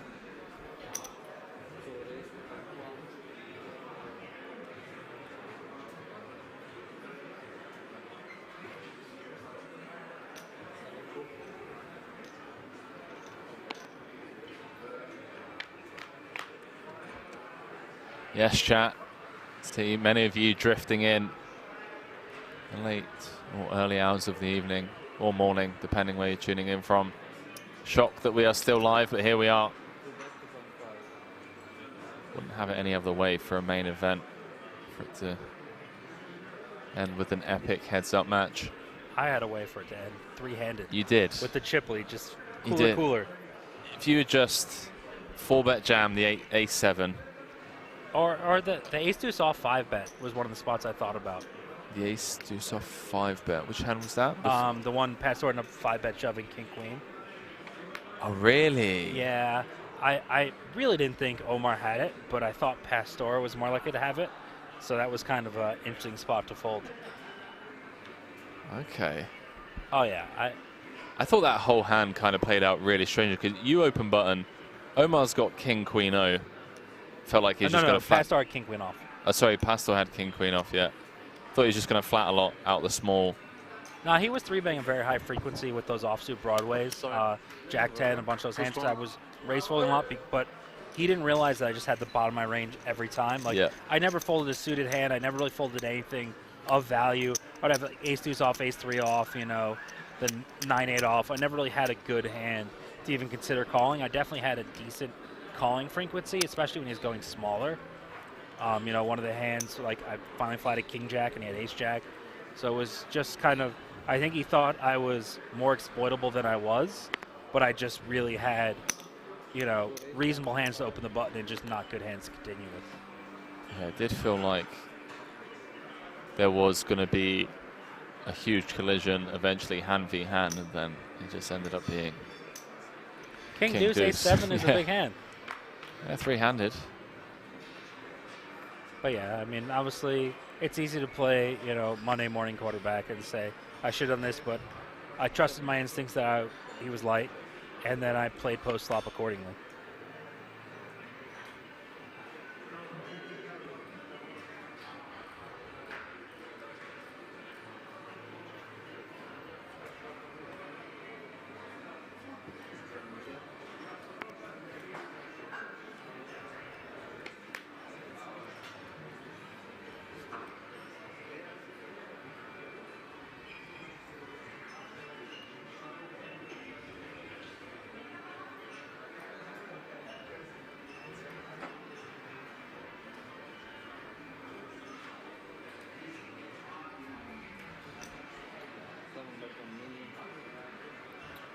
Who does Sean think is the GOAT? Ivy. There's no question. There's no one else even in the running. Straight up, chat. What is that call?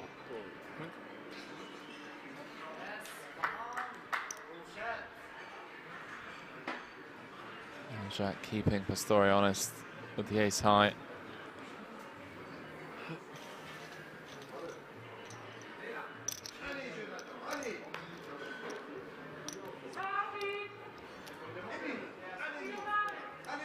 Don't want to answer on your behalf, so I'll continue reading out the questions. You into crypto? I have a little exposure to it. Might throw some of the money I won this week towards it. Seems like a good spot, a lot of upside. Could go to zero, so I won't, you know, go all in. Like some other people in poker have done throughout their career, but I definitely am not as anti-crypto as I was, 4 or 5 years ago when I was clearly an idiot. So kind of like I was 4 or 5 years ago when I was going broke. I mean, we both made a lot of mistakes in those years. Hey, listen. It's the only way to learn. There's other ways, asking people. Nah, come on. How many times have you been given some sage old wisdom, advice from people that have been around the industry for 10 years longer than you when you were first starting out, and you're like, no, I'm not going to do that? No, I always take people's input. I do as well, but then I get myself in the situation, I'm like, well, hang on, this guy is clearly happy to lose 300k to me right now. He's going to keep reloading. I'm just going to sit down with 8% of my net worth and, Yeah. Yeah. You got him. Do you still see that guy? Do you tell him the story? I've never seen him again, ever since then. Never seen maybe he got cheated. It was one of those pure hustles. Maybe. I have been cheated before. We all have. Yeah. I went on a podcast, spoke about that. That was one of my first experiences, actually. It was good fun. Maybe not the right time or place to talk about it, though. I see someone saying that I lost confidence in misreading Omar and saying a couple times, no, I was getting relayed the hands, and my opponents actually weren't getting relayed the hands in real time. So I have a huge edge getting information before they do. They were waiting till break. So I'd already kind of had my reads on both of them and instincts. So when they played a pot, I was going to get the information of the previous hand. So I have that knowledge of their frequencies and their ranges from an hour ago quicker than they do. I think that's, one of my skill sets is using that information to extrapolate, find exploits, to figure out if they're playing the way I perceived, if their hands were what I thought. Kind of like the 10-4, it felt great to read that I was right on that fold because, my instincts were I got very unlucky in that river and I had him until then, and I was right.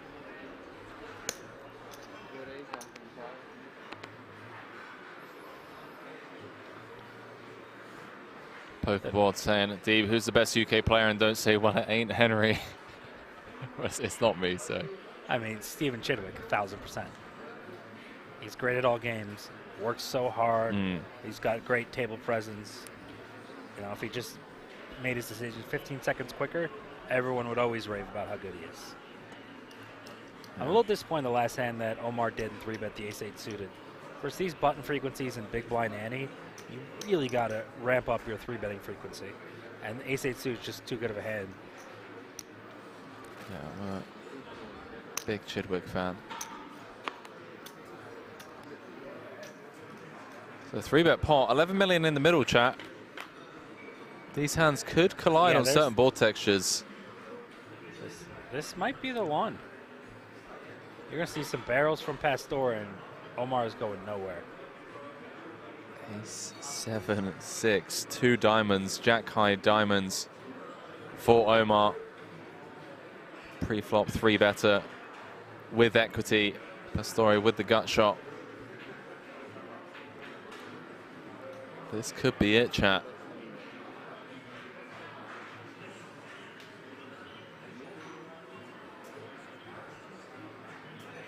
Comes out with 20% pot.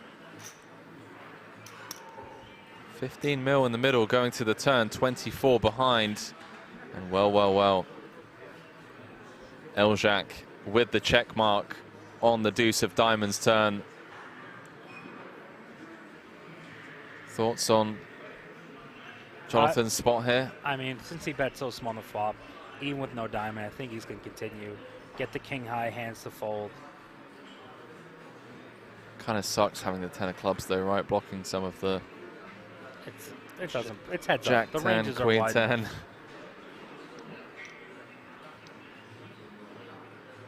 I wouldn't be surprised to see like a small bet here. Oh, he's going big. Ooh, this could be the hand.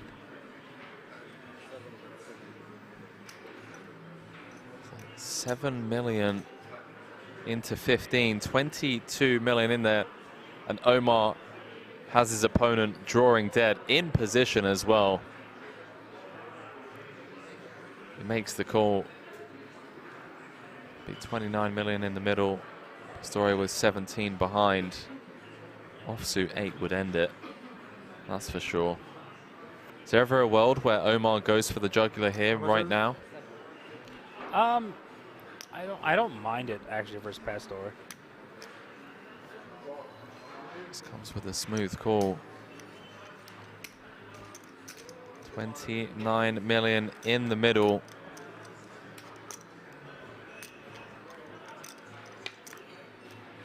Oh, that's card he just never bluffs. Very unfortunate for us and you making your flight. Ace of clubs pairing the board. Sean Deeb predicting that is an action killing river card.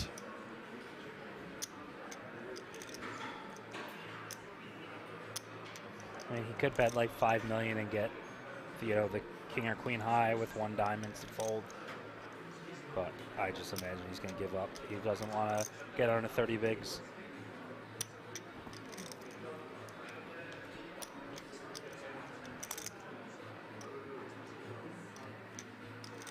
Surprised, Sean. I thought math was your strong suit. 17 million is not 30 bigs at 300, 600? You said you don't want him to get under 30 bigs. Oh, sorry. 29, 28 and a half. That's Really? We round up in America? Well, you know, you speak with people like Timothy Adams, listen, there's a strategy difference between 28 and a half and 30 big blinds. Yeah, says the guy who went broke 6 times to the guy who went broke 0 times. Never been broke in your career? No. Fair play. I had family money too. I was safe. Ah, okay. But my account was all in a couple days of my career. That was just like the online money, and I just always won a tournament that day. Story checks it on over to Omar, who jams and now has a 4-1 chip lead. And the great celebration is coming up. Does he do different songs or just that one every time? Where's his drink? So he's a red wine drinker? Red wine drinker.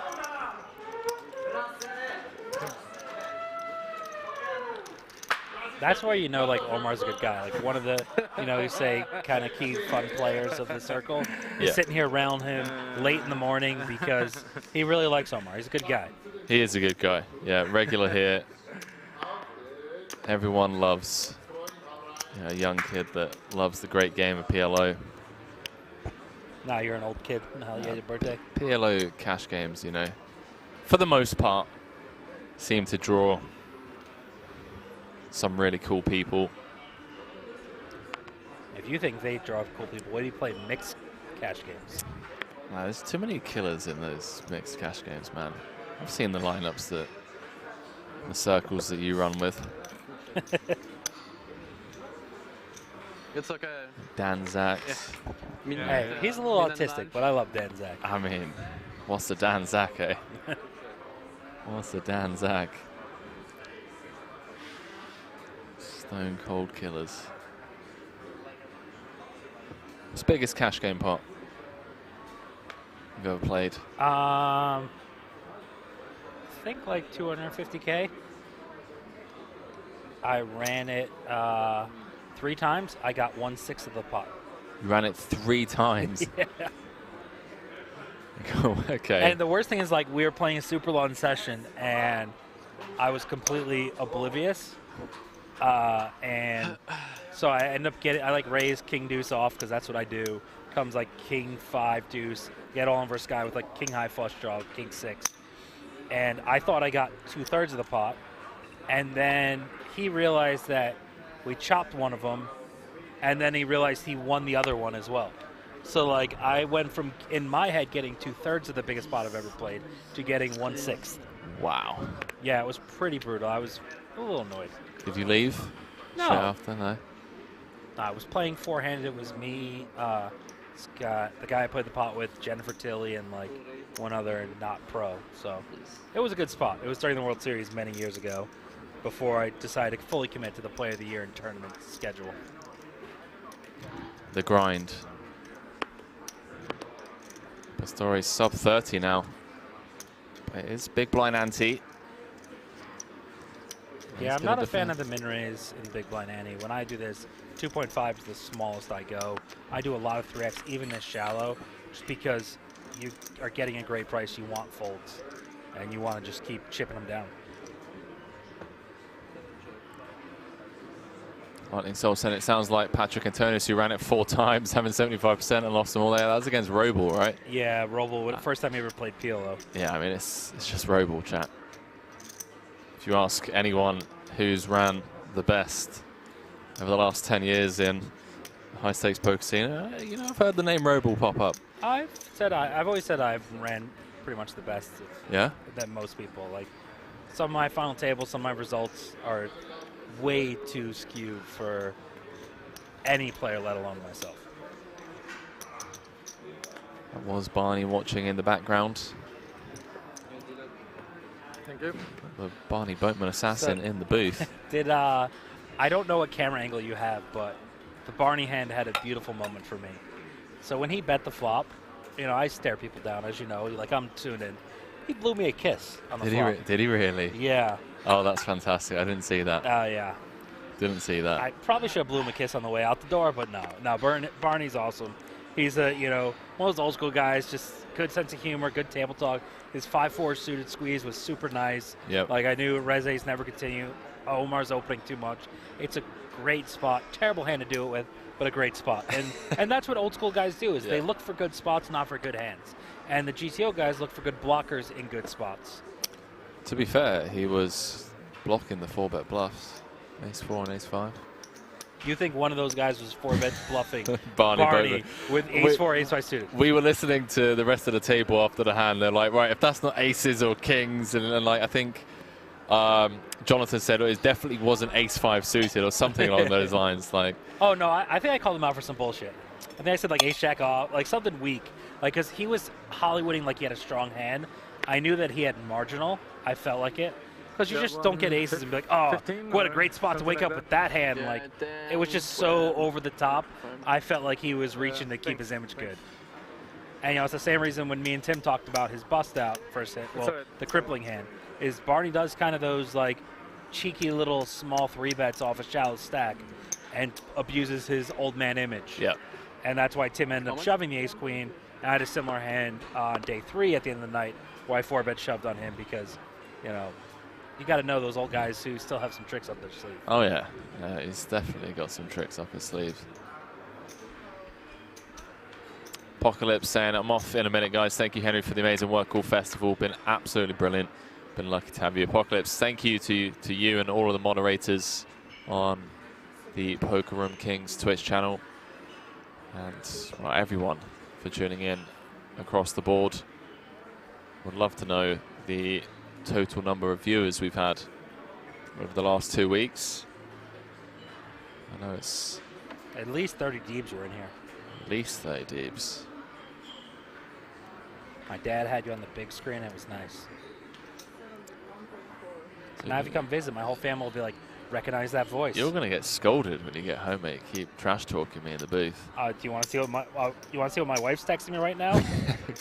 I'm already getting scolded.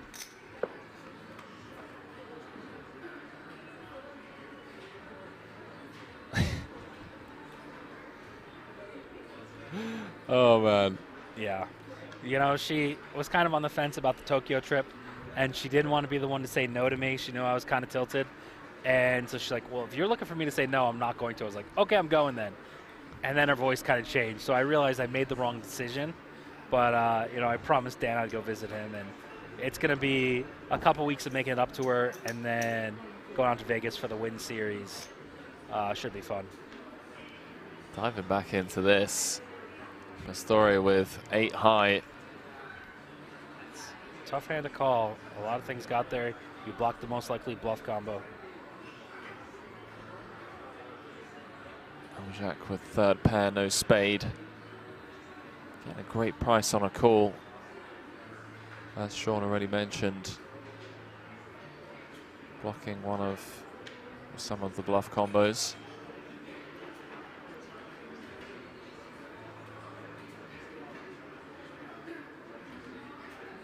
If he can sniff this one out. Oh, Pastore he doesn't grab chips and fold. Like, I think when he calls them, he's going to call. To get Pastore to down to sub 20. You know what's going through his mind. Wow. Omar does lay it down. The story back up to over 30 bigs. Pappy saying, just bring her back something nice. More like a bottle of... No, I bought my wife like 5 things in our 10 years of relationship. She has hated 4 of them with a passion, where she still tells the story of each individual 4 items and usually brings them out to showcase how terrible a job I did buying it. The only thing she's ever liked that I got her was this Icelandic chocolate I got in the airport during a transfer. So that's like about all I have going for me. Can I hear the other 4 things that you bought? Yeah. So I bought her like this handbag. I think it was leaving World Series Europe. Okay. I went like in the Prague airport, you know, they got this fancy stuff.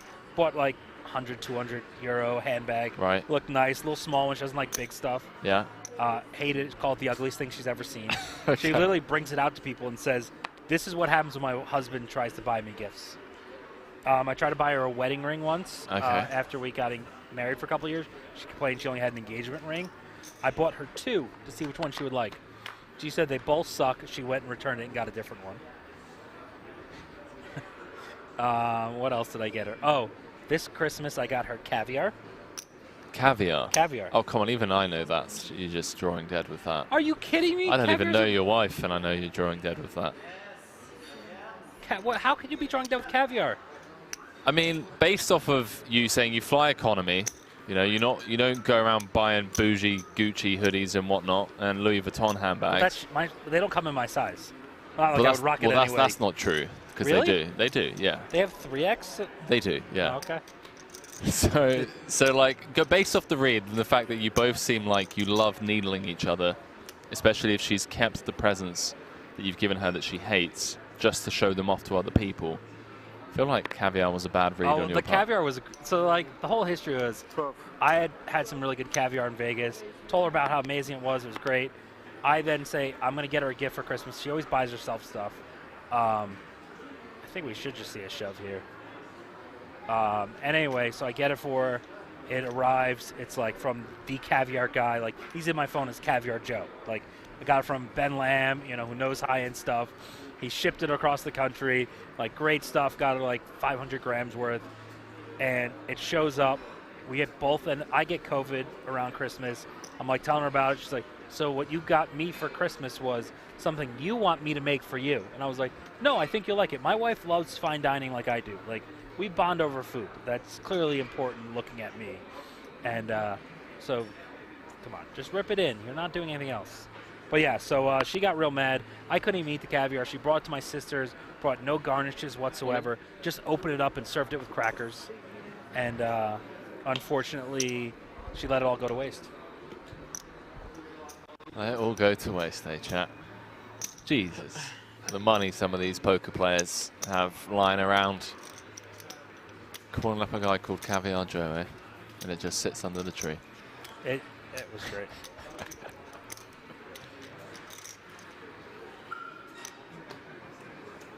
Sorry, his name's Caviar Pete. Sorry, Pete. I had to Google caviar in my phone contacts to see his name. So if Pete's in the chat, you're the fucking man. I want to get some more of your shit, but my wife won't cook it for me, so I have to have other people get it and serve it to me.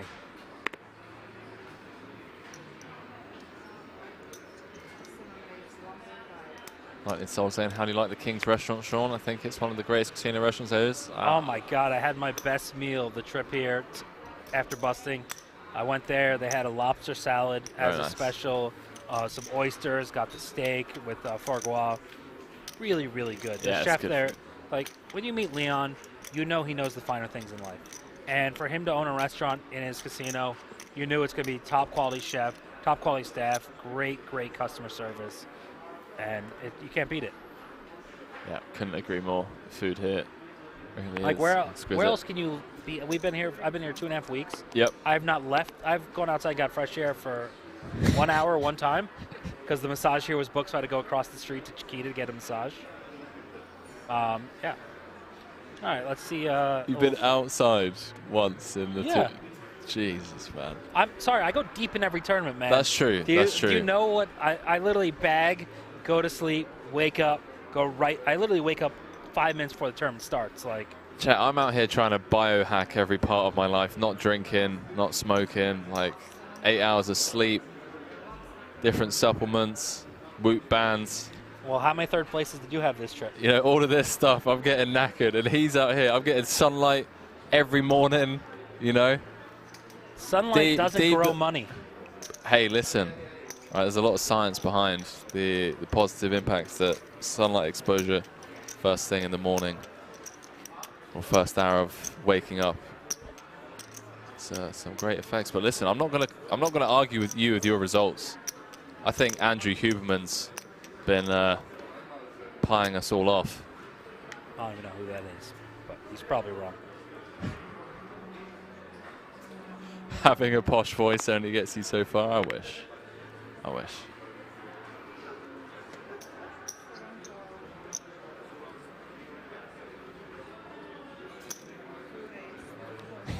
Worst beat in 2.5 weeks was the massage was booked and he had to walk across the street.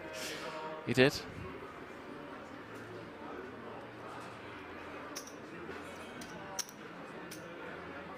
Warren said, how's there not been one big cooler heads up? Well, I mean, there have been a couple of setups,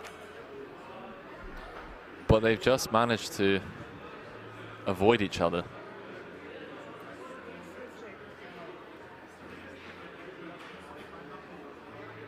Not many 3-bets. Yeah, I would be 3-betting a lot more with the big blind ante. I've seen very few walks, so these guys are opening so wide in the button. You got to ramp up the 3-betting frequency and pick a lot of trash if you think you want to have your calling range be stronger. Like no one's 4-betting. We haven't seen one 4-bet since I've been in here. So if no one's 4-betting, your 3-bet bluffs are just printing money.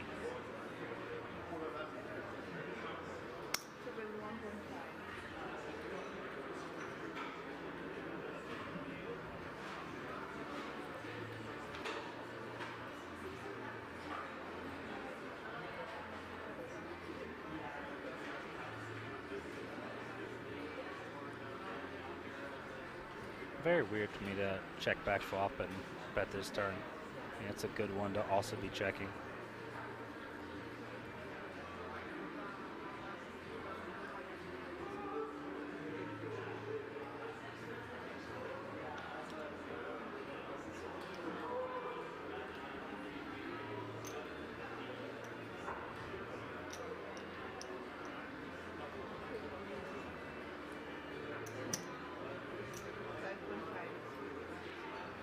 Story with the check raise.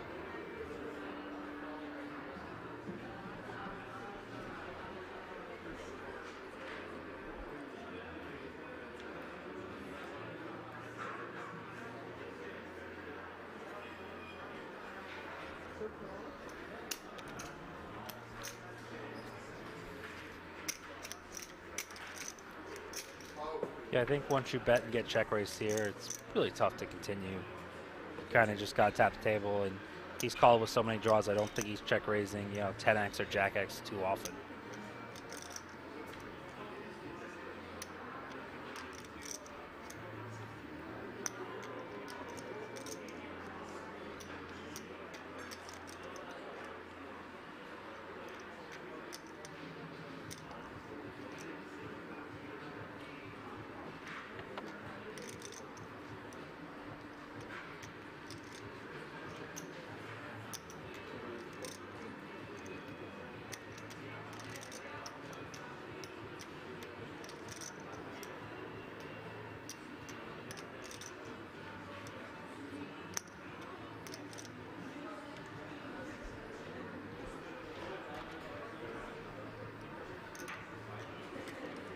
All in.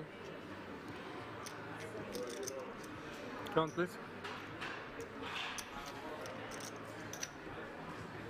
What did I miss, Sean? The check raise got called, and now he's shoved for a little bit less than pot.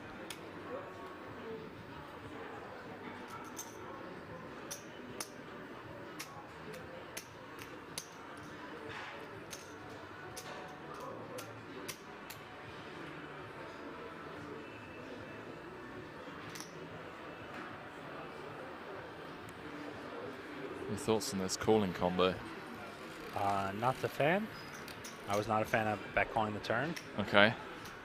Just based off of the way Pastore's been playing up until now in these turn spots, or? Yeah, I just don't think a spot where he's representing weakness. A lot of his bluffs would have just led turn on this board texture, so he doesn't have too many check raise bluffs. A lot of them would have just led turn themselves. There, you know, straight draw with no showdown value.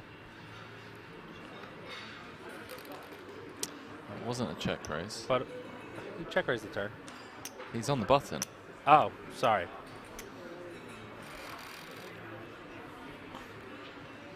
It's been a long day. It is, mate. It's been a long few weeks. Mistakes were made. Half the time, I forget that I'm talking. It wasn't for the viewers.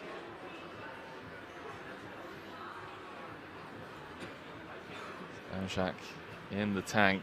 But I'm sure Omar's thinking, like, you know, twice Pastore has shoved as a bluff, and he's seen it both times now. Yep, yep. So it's like, ah, is this guy always just shoved? Yeah. Wow, he does make the call. And just like that, Pastore Sure. gets the full double and is back up to 44 million chips. Je pensais que c'était le break. Sean. And the match goes on. And the match goes on. I just got a glimpse of the Sean Deeb desk there in the booth after the chips found their way to the middle. Well, well, well, ladies and gentlemen. Je pensais que c'était le break. Believe just heard Après, je vais demander 20 minutes. Jonathan asking about the break. You understand French? I don't, but I understand the word break. Okay. So You're sharp. I am, you know, trying. You're sharp as the keys when you're losing.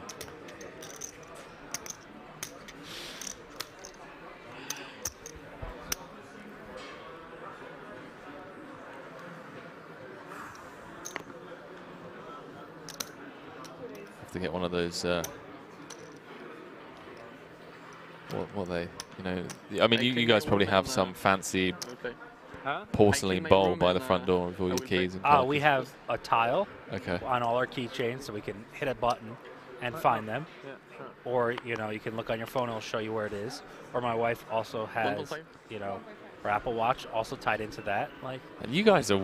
I need to seriously come and visit the Deeb family and just see. I need to plug some of the leaks that I'm making. I'm being a bit of a life fish. Clearly. I mean, it's not your fault. You just had bad, you know, mentors. Wow. Blame Espen.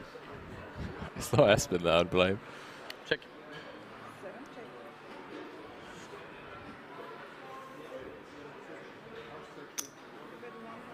Bit of a life fish. Still got time. Pastore with bottom pair. Omar. With the gut shot, Pastore just going to fold. Not interested in keeping him honest after the huge double. The show goes on.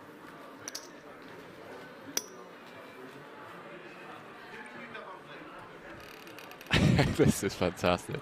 Gorshu said, I've been out all evening at the local pub poker evening when I left these guys with heads up. I'm shocked they're still going. It's been an epic back and forth. Pastore, early lead, then dropped down to a 6-1 chip deficit. Managed to then turn it around, held a 6-1 lead for a good hour and a half. Just couldn't finish off Omar Elzak. And now they've both switched between 20 and 50 million several times over.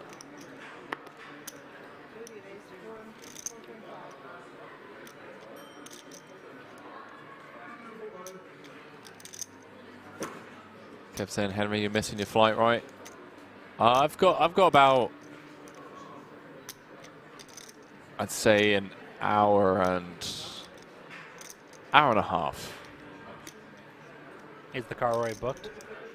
The car is booked. Are you able to sleep on flights, considering how tall and awkward you are? Yeah. Yeah, I've got to drive back to the hotel. That's 20 minutes. Pack my stuff, shower. Wait, you didn't pack knowing that? Well, I assumed that, you know, we'd be done by. No, I knew it was gonna be a long day. I mean, look at it. We're at 300, 600. There was 75 million in play. That's 120. Like, I got unlucky, but everyone in the viewers got lucky to get heads up so quickly. I really thought this was going to be like six-handed for many, many hours. Look, if you I try to go fast, if right? you 4-bet the ace-7 of clubs, you win your 6th bracelet, and we would have been out of here. Yeah. 3 hours I would have ago. forced you to drink with me on your birthday. And I would have said yes. Oh, man. All right. I'm locking him in the booth, 6 bracelet in Vegas. It's going to happen next year. Henry's going to leave his 5-card PLO game and come join me for a little champagne. That's if I'm still rolled to play any 5-card PLO game. I think your backer's doing okay. He's doing all right. He's still got to get paid, though. Jack, 9, 7 on the turn. Double gut shot. There might be a card that could end this match if it comes on the river. So let's all hope for that.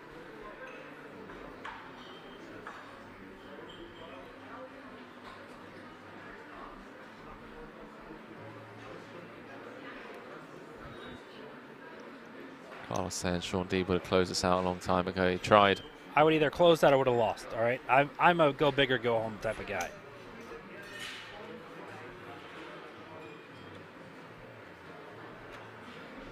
Now, kind of crazy that Omar, I don't know if people know, when he got heads up earlier in this series, him and his opponent chopped and then just flipped for the bracelet. Yeah. So, you know, and he had some good, we drank some champagne, had a good life.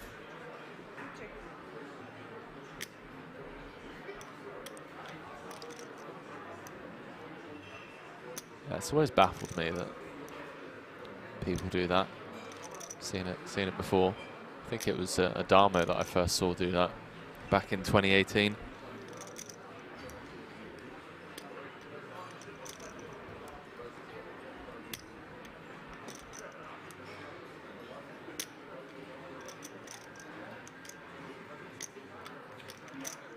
Go big or go home, or go to Henry in the commentary booth. Hey, if you got to add that part. Hey, I'm kind of disappointed it didn't go sooner. I was talking to, you know, the main guy who runs everything here at Kings, and I mentioned to him how I love to do commentary. I've done it a lot in the past. Did it even a couple times in 18 and 19, I think. After I busted, I went and did some commentary and was quite tilted after POI, and then got even more tilted on my flight home when I realized what happened actually with POI. All right, chat, 15-minute break. They're right. still heads up, blinds are going up, and when we come back, we are presumably going to be crowning a champion here, 2022 World Series of Poker Europe main event.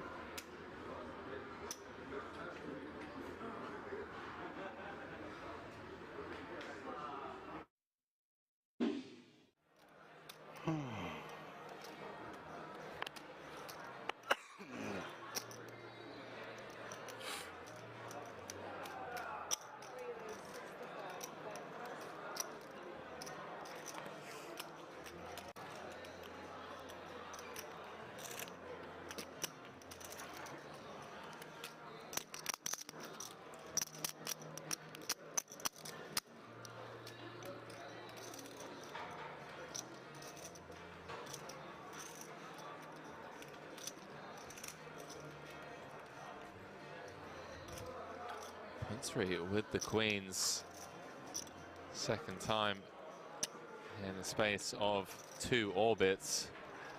Up against Reard. To the 3-bet on the button to 200k. Start off this hand around about 45 effective.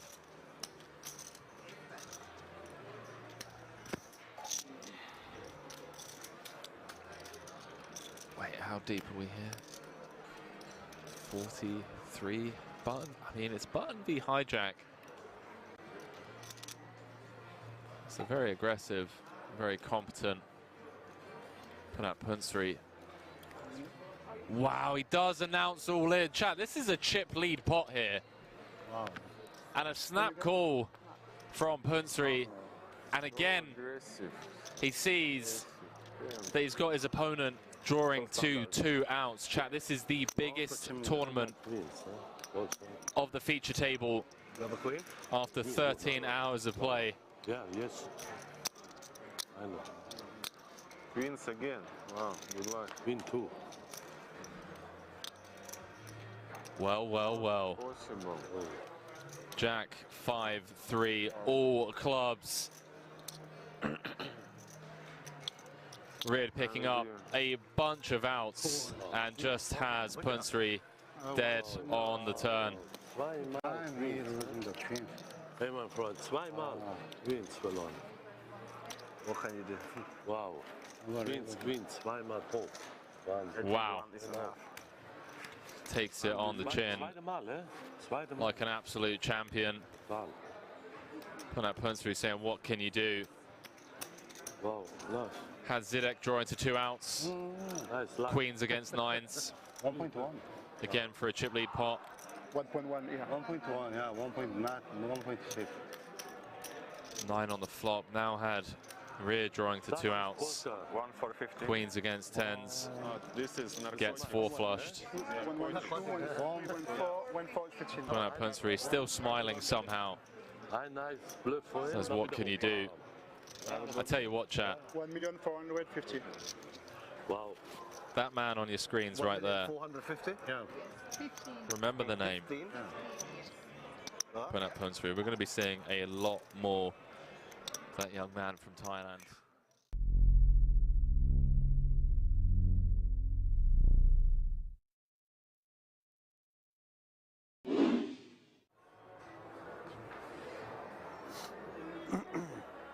All in. Daniel ships it in. Deeb with the king 8, going to get out of the way, as will Kim in the small.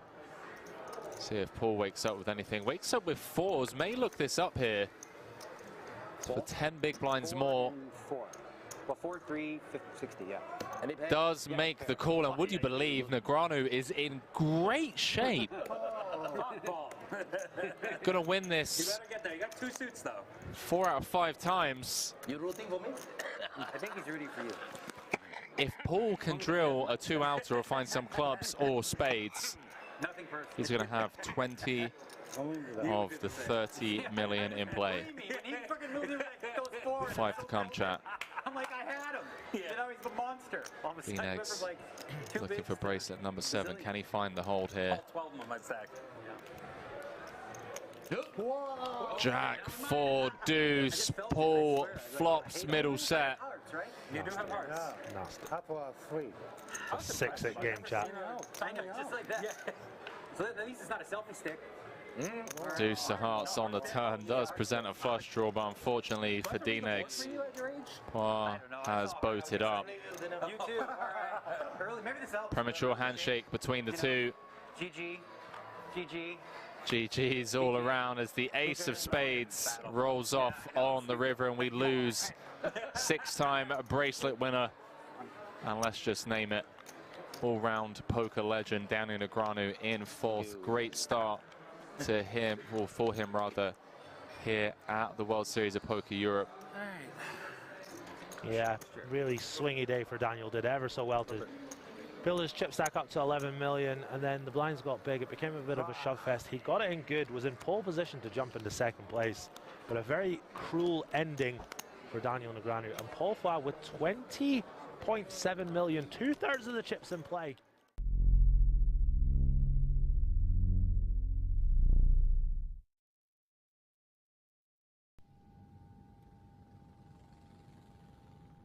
But I always liked both. What I used to do when I started my career is I played cash as my job. To build That's up to pay the bills. And then at night, I would go play these like nightly tournaments at dessert. Right. So I was playing 10, 20 limit hold'em, making about $45 an hour. Yeah. You know, and then I would go play these $20 tournaments of 3-buys at night because I enjoyed them, right? But it wasn't like something that I looked at as like, oh, that's a stable living, right? Like without the cash game economy, tournaments are nuts. Yeah. So it's much more difficult. That makes a lot of sense. So like I would stick with, I mean, I don't know how your brain works in terms of like learning 2 things at the same time or how much it would sacrifice, but like if cash games is where you make the majority of your money, I would, you know, still do that and then like, you know, sleep into tournaments. That's what I've seen a lot of the guys do, and it's crazy because like I'll cover you guys, you know, like anything higher than like a 10K, and I'll feel extremely comfortable in my knowledge and understanding of what you guys are trying to achieve. That's obviously a blanket statement, but you know, from a surface level. Yeah.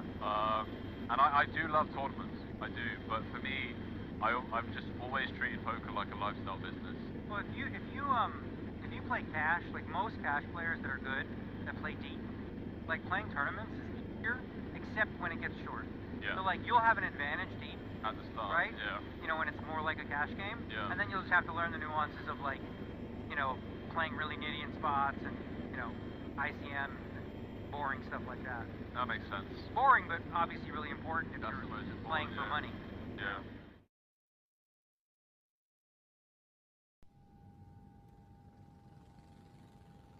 December. So I'm going 7 hours back, right? Okay. So how do you... I'll explain how I did it from home. Okay. So what I do is, my flight left at 10 p.m. Right. Right? I want to wake up around, and it's 8 hours forward. Right. So 10 p.m. my time is 6 a.m. there. Right. 2 hours into the flight is about 8 a.m. Right. So I'm gonna eat at midnight. Right? That's gonna be breakfast. Before midnight, I don't have any food. I fast the whole day before noon. So like if you do earlier, it's even better. You know, anywhere from like 8 a.m. to noon, you have a big meal, satiate yourself, and then you basically the time that you will be asleep, you're not eating, right? Then when the new time, like, oh, I need to wake up here, it's like this is true in the animal world too. Like when they eat, that's the start of their day kind of thing. Yeah. So the body's tricked into thinking that, all right, this is the new beginning of my day. I fasted during sleep. So you fasted from 12 p.m. your time. Yeah. You then got on the plane at 10 p.m. You didn't eat until midnight. Yeah. So you went 12 hours. I did 12. Yeah, 12 to anywhere 12 to 16. And that was 8 a.m. Okay, I see. Yeah. So basically, like when I had breakfast, when I had dinner at midnight, that's breakfast. Even though it wasn't a breakfast, but that was my new breakfast because I hadn't eaten, right? So your body's like. I'm gonna give that a try. Yeah, there's science behind it. It's not just like, you know, old wives' tale from Phoenix. It's the real thing. Yeah. I'll have to give it a try. And then of course, you know, if let's say it doesn't work or whatever, and you're up, it's like 4 or 5 in the morning, don't eat. Like, that's the key thing is like, if it doesn't happen the first 24 hours, like, always make sure that you're not like eating, you know, 4 hours before you want to wake up, because then you're gonna stay all fucked up. This schedule here for these events, though, it's so fucked up that I don't even know what time makes sense to wake up, because I think I'm playing a lot of 4 p.m. tournaments. It's pretty late. Yeah. Very late. 4 p.m., 6 p.m. till 2 or 3.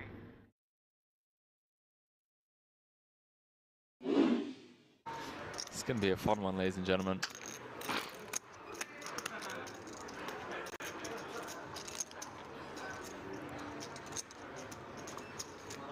你死咗個。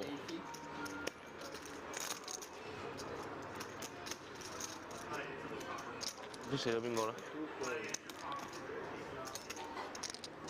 ？Martin Cabral, maybe? I don't know. It looks like Martin Cabral. Just me and Canada? Me and Canada. D-Negs, you're in rough shape, mate. Not anymore. Daniel Negreanu flopping trips. Daniel Dvoris with the nut flush draw. 560 in the middle already. Strap yourselves in, ladies and gentlemen. Hand number 3 of this 50k. Note the stack to pot ratio. Around 4. 160. One bet 160. Dvoris going to continue for small. In the form of quarter pot.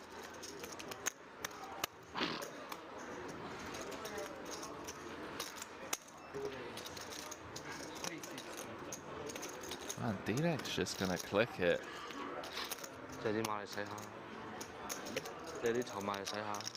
Clicks it to 360, and I was speaking to D-Negs.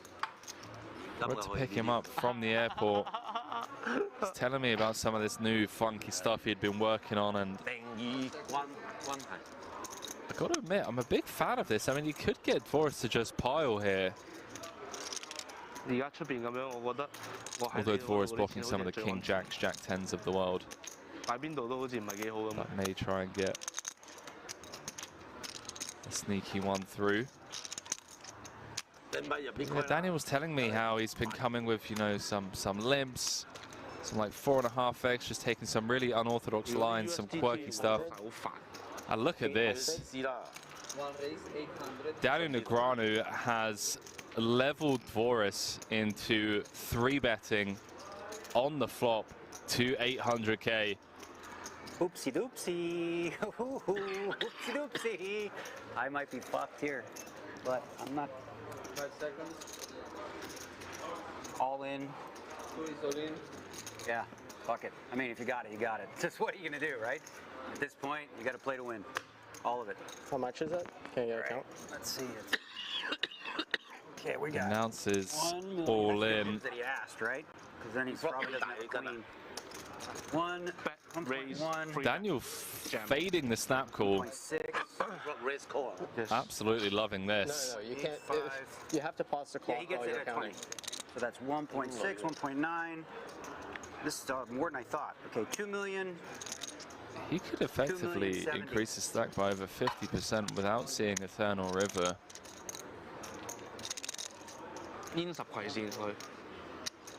Boris just gonna run the numbers in his head.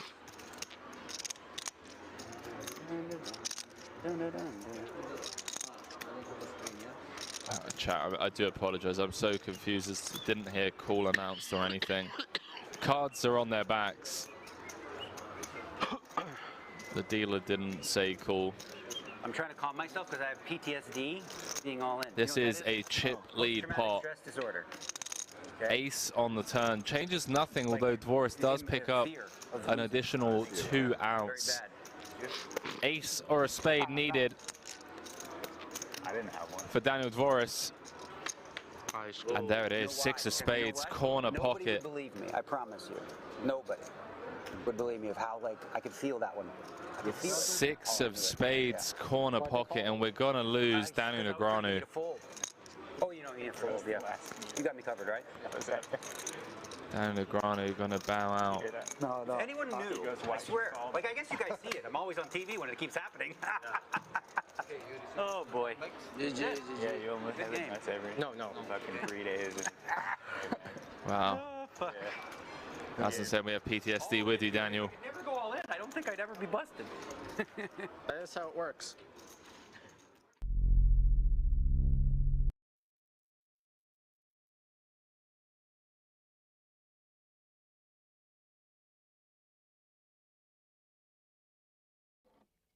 Very warm welcome back, one and all, to the World Series of Poker Europe main event final table. For those of you who have just stumbled. Just tuned in. I mean, you should have been watching for a long time now. Stumbled. Once you're committed, you're just pot committed. You're here to the end. You're here. You don't want to be the one to go to sleep and not see the final. That's why I'm still here. For those of you that have just stumbled here on the off chance, we are entering hour 6 of heads-up play between Omar and Jonathan, and it has been quite the treat. Epic heads-up battle for the main event bracelet and 1.38 million. My name's Henry Kilbane, joined by none other than Mr. Third Place himself. Sure, let's go with that. Mr. Third Place himself, Sean Deeb, who came third in this very event. Also came third in the 25k and 50k high rollers here at Kings. Rooting for, I mean, you meant to remain impartial, but you're a big fan of both, right? And yeah, I mean, obviously they played great. They played better than me. You know, like I said, I played with Omar more previously. We chatted, you know, before this tournament. We played a little bit on day 3. Where, you know, we always seem to be seated next to each other, so he was always in my direct right, unfortunately for him. So we just chatted a bunch, talked about different things, and, you know, just the usual conversation that go down poker table that I love. I love the small talk with, you know, new people. Yeah. There's, again, going back to that conversation, you were chatting with a few people, man. You're also giving out that deadly stare of yours. Very deadly. Ooh, we got some potential here. A little flush over flush draw action. Indeed. Jacket saying this could be the first WSOP bracelet of 2023. Maybe. Maybe. You never know. It could be carnage on the river. 8.8 million in the middle already. How much? Jack firing out half pot. Story not going to go anywhere. I don't know about you. I know you have some great hair, but you got to be jealous of Omar's look, man. Mate, he's already been. The chat were trying to come up with some new GPI awards specifically for Omar's hair. And I just think the whole look, the whole the look. mustache, the goatee, the his ethnic skin tone. I mean, I'm just very jealous of him. Yeah. Ooh, we got some action going down. I'm also very jealous of his PLO skills. Pastore with the check rizzle. It's the 12 million. Surprised he chose this combo. What combo would you prefer? The club draws. Just the lower ones where I have less showdown value. Makes sense. Makes a lot of sense. And a quick fold from Omar. So Pastore regains the chip lead. I feel like they've switched the chip lead a good 10 to 15 times now.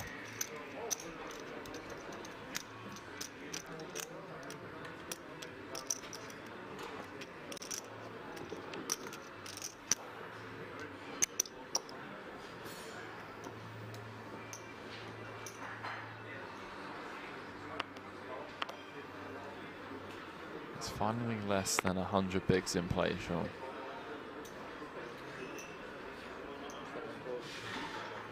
If they start limping buttons, it's really going to slow down the play. Go back to raising, guys. Henry's got a fight to catch.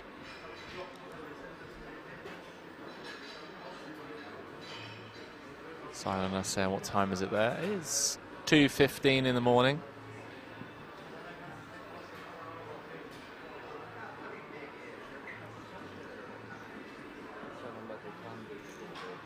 That part of cash. All in 50s, 1.4 million.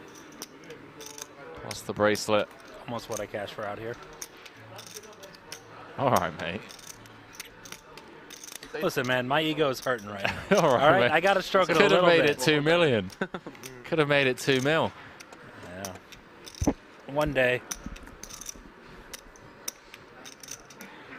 I'll definitely be back here next year, so hopefully I get to battle some more on the streams. Would love to have that happen, and if not, have you here in the booth. Sean saying, and Sean H saying, Henry, great calls all tourney. Real legend for all the hours and hours. Happy birthday, mate. Thank you, mate. Arcane said, do you ever wish they could do deals at WSOP? Honestly, I don't. No, I think they have to eventually. Yeah? Yeah. There's just too many scammers. There's no reason not to. There's ways to get around it. There's ways to make it legal. And just let the players, change the price pool. That's really what a deal is. So there should be a way to implement that into the system. And you just shouldn't force people to play for, life-changing money just because it's a World Series Poker bracelet. These guys are playing for €500,000, bigger than their biggest score ever, massive swings in their net worth.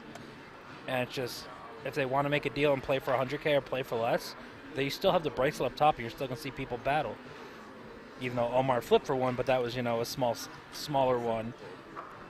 And it's Omaha, so every hand's a flip. It's true. Every hand is a flip. At least it feels that way. Story with the best of it on this ace 10-8-4.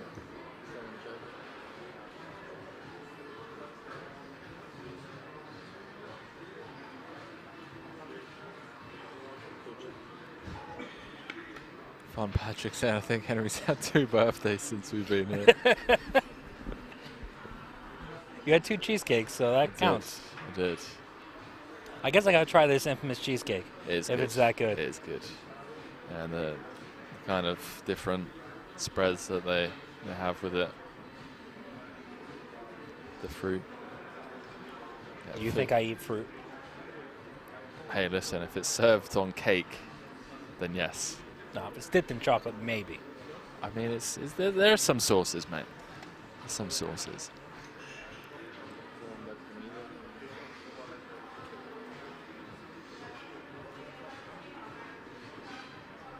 Yeah, Deeb's final bust-out hand was blind v blind for 13, I believe. 13.5 bigs. Omar open jammed from the small with queen, 3 of clubs.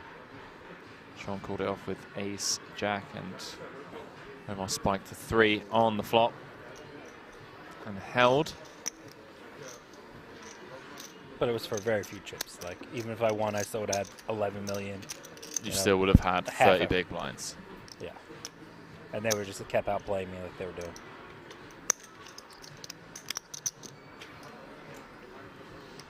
I'm going to have to stop rooting for you, mate. Is that where your headspace was at when you got down to 11 mil? You were just like, I'm out. No, I trust me. When I start today, you know, you have that. Negreanu always talks about these things. Like, you have that feeling. Like, I felt like third was so likely this scenario. Really? And then when I got 25 million, I called my wife. She was still at the gym, and I was like, "Hey, do you want spoilers?" She's like, "Oh, I'm not watching stream, so okay." I'm like, "I got 25 million. Omar's got 25 million. We have 2/3 of chips in play. We're 6-handed. Like, me and him are getting heads up." Yeah. And then once once Pastor kept chipping up, once Vlad kept winning pots, I was like, these fucking guys 4-handed. I'm just getting lit up. So I was trying to increase variance, but I just never even had a spot to gamble. Never really flopped equity to kind of push an edge. But you didn't get lit up 4-handed. You came into 3-handed as chip leader. I bled a little bit 4-handed. Did you? Pastor was 3-bet me a lot out of the small blind. Okay. He chipped up like 10 million just off me. Fair. And like Omar was respecting me to his left, so he wasn't opening as much. So I really didn't have 3-bet spots. I never even had close to a good hand. I 3-bet the queen jack suited was the best hand I saw really when he opened. And he snap folded and showed me a deuce. Yeah, I remember that. Ace deuce of clubs, I believe. I heard it was ace deuce off was the hand I was sent. Because he said he didn't have ace deuce suited. So I think it was like ace hearts deuce clubs. Oh, you're right, actually. Yeah, you are right. Yeah. You well, saw a lot more hands than I did. I was just getting texted the key hands from my boy Andy. Shout out to Andy. A little bit disappointed that Ashley didn't have the stream on at the gym, but, you know, I'm not mad. I'm just disappointed. No big deal. She loves you. The other commentators she also liked. She's given you a lot of compliments, said a lot of good things. All my relatives who don't even made Twitch accounts just to communicate with you. That's fantastic. I love to hear that. Absolutely love to hear that. Twitch should give you a little residuals from these new accounts. Yeah, I should hope get some royalties. Do you stream regularly? You have your own channel? We used to, but then Espen decided to win the main. Yeah. You guys had a shared channel? Yeah. Ah. Over PokerXpress. We were streaming mid to high stakes PLO. How can you have that be your stream name and then play PLO? You can't overbet in PLO. It's the whole fucking I know. game. It was Espen. That was a terrible name for a PLO stream. It was Espen that came up with the name Over PokerXpress, and Espen's a Hold'em player, and he's the only one out of our group that plays Hold'em as well. Because me, Ben, and Jonas are all PLO players. And we were, you know, I was in Thailand. The boys were all spread out over Europe, and we're on Discord, and we were trying to come up with a company name. And we were just coming up with just random names, and it was just nothing was sitting. And then Espen just turned around and said, about Over PokerXpress.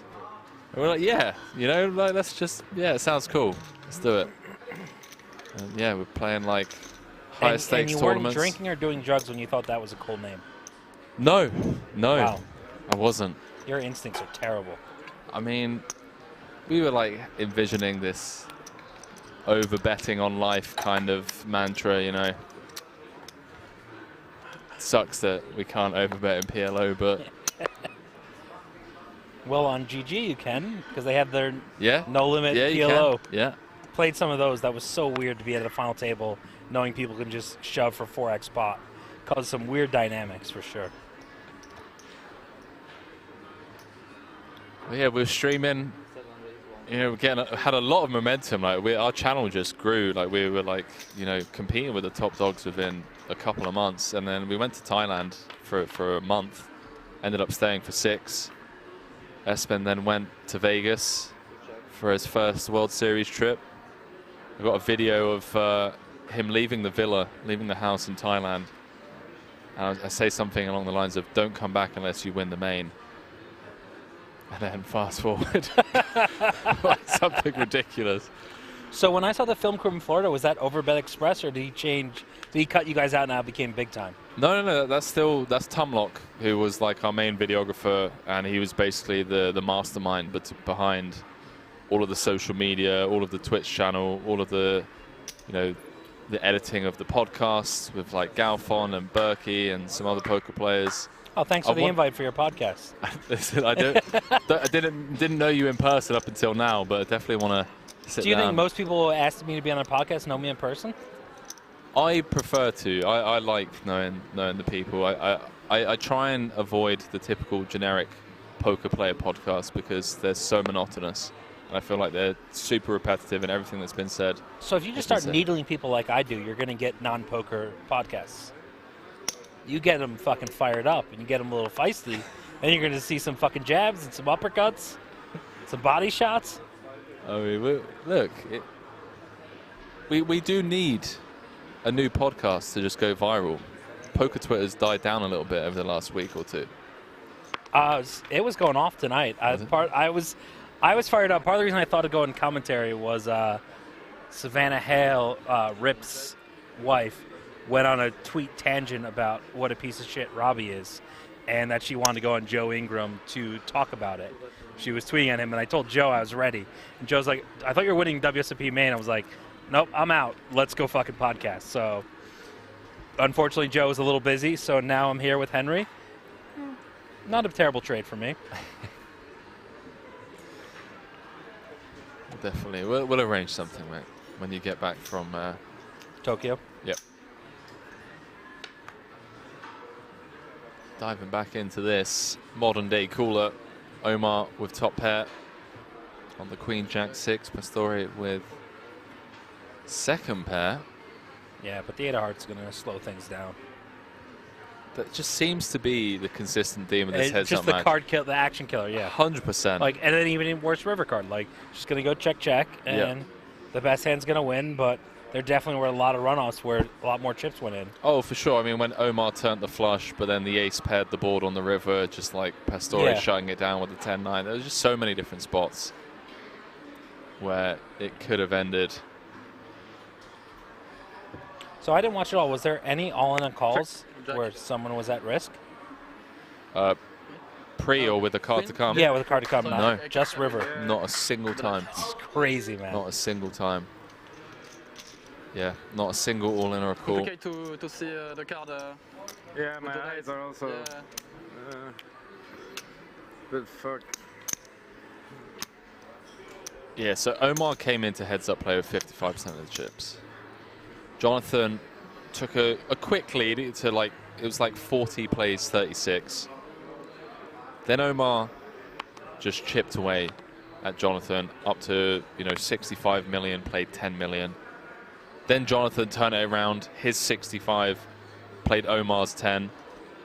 Like there should just be a hand that's like raise 2.5x, shove, call ace 10 off. You know?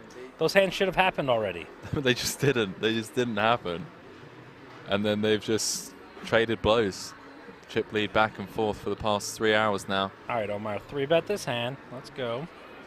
Start ramping up the 3-bets with some good hands.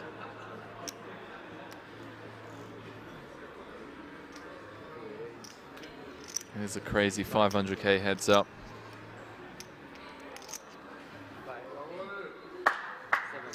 As it's already been pointed out, Omar Eljak came second in bracelet event number 6 here, the PLO 5k for his career best score. And this cash, this second place finish, worth more than his total live earnings to date.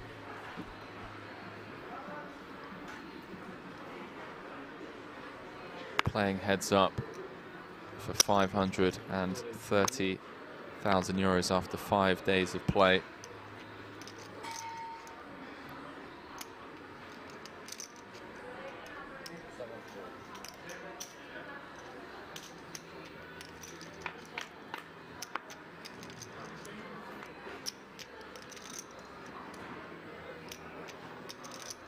Santos saying, Henry, life gets in the way. Do you know what happens if you miss your flight?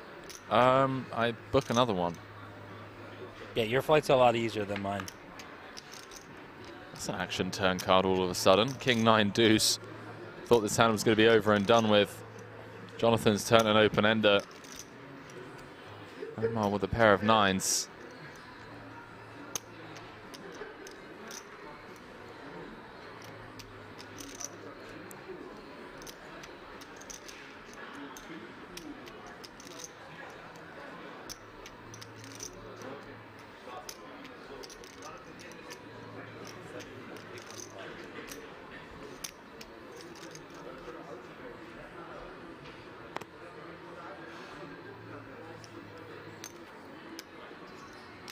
Jack is saying, Sean, do you know if some of the old 2+2 high stakes regs are still in poker? Bobby Boy, 1,000 of them. Yeah. Who do you ask about? Jimmy's doing Pokemon cards. Yeah.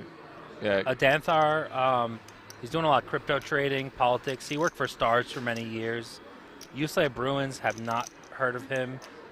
Below above is Kevin Saul. He retired from poker, and you know, I think he's doing real estate or something now, but he plays once a year or so. Below above was not a 2+2er, by the way. He was a pocket fivers. You got to remember who was who. A good give up here by Pastor.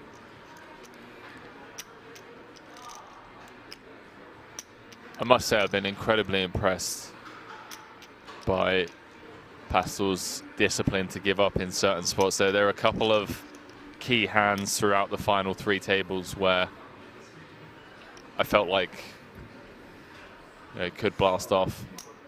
Yeah, I mean, I felt like that on day 4 versus him. I had a couple spots. I got to river with like the nut worst hand I get to, but I just felt like they knew I was kind of going to bluff with my missed draws or whatever bullshit I had, and I just didn't go for it. But I think that's part of the reason why I got the fold on the ace-9 of clubs hit, is because, you know, I built up that image of not taking every bluff spot in small to medium pots, and then I exploited that in the really high equity spot. Like sometimes building up your image and not 100% bluffing in obvious bluff spots can be useful for later on. Ashley Deeb said, Sean, it's nice of you to go spend Henry's B-Day with him. Yeah, the wife is chatting with me, asked me what I was doing. I said I'm doing do commentary. So thanks for coming in, Ashley. I still love you. I know you put up with my ass. And Henry enjoyed our text messages. I showed them to him earlier. And shout out to Josh Aria as well. Love that, man. I mean, that's like, that for me is like, you know. Really? That's one of your like poker heroes? I mean, look, I've only been around for, you know, a year and a half, 2 years, and there are legends that have paved the way and just made my life, you know, so much easier, whether it be directly or indirectly. And yeah, there are a lot of OGs that I just have the utmost respect and love for. Oh, you have the worst read ever on Josh. He's a giant fish. For their, I actually like, cross-book him. I can't even give him a compliment without Sean ripping him a new one. Josh is my boy, but I tell him all the time. Let me hold on. I got to show you this group message because it was great. Oh man. Ashley saying happy birthday. Thank you, Ashley. She did tell me to say happy birthday to you. That's the only reason I knew. And then I saw him giving you the cake when we were at the great Shisha Lounge at King's Casino, by the way. Yeah. Elke let me know a couple years ago when that got built because I was pumped because he knows I love Shisha. Go to it wherever I can.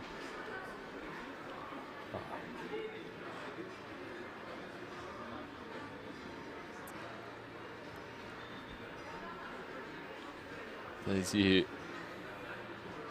just joining us, heads up here, WSOP Europe main event, 852,949 euros currently guaranteed for both Omar Elzak and Jonathan Pastore. And talking of Omar, how about this? Jack deuce with the jack of spades.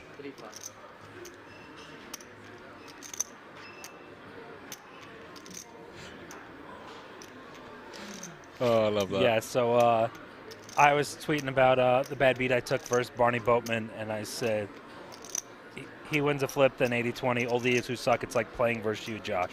And Josh says, F you. So, listen, if you can't needle your friends, you need better friends. But yeah, I mean, Josh is an amazing person. I've learned so much from him in life. You know, I've always been there for him. He's always been there for me. We're very, very close. You know, I can't believe it. You know, growing up playing tournaments at my house at 16 was the year that he got heads up. And, you know, remember the infamous bust that fat fuck. And now he uses that in regards to me getting that famous quote all the time. But Josh is the man. He's had amazing success the last couple of years.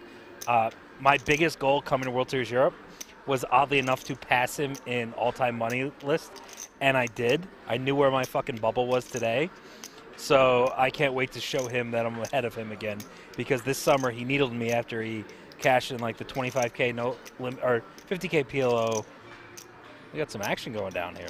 Yeah, so Eljack bet 3.5 on the turn. Pastore made the call and has now led river with the ace-6 on the 9 of hearts river. Yeah, no dice. So you passed him by coming third? Yes. So I've now passed him. I'm now like 400K ahead, or 300K ahead. Okay.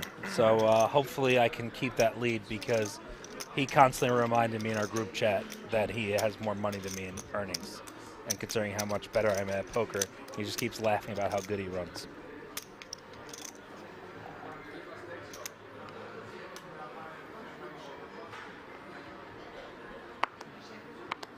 I see some B. Santos asking about an interview with Doug in 2017. So I still think I'm down lifetime tournaments, which is one of the bigger shocks for people who know me with my success online, with my success in cash games. You would at this point think I've gotten there.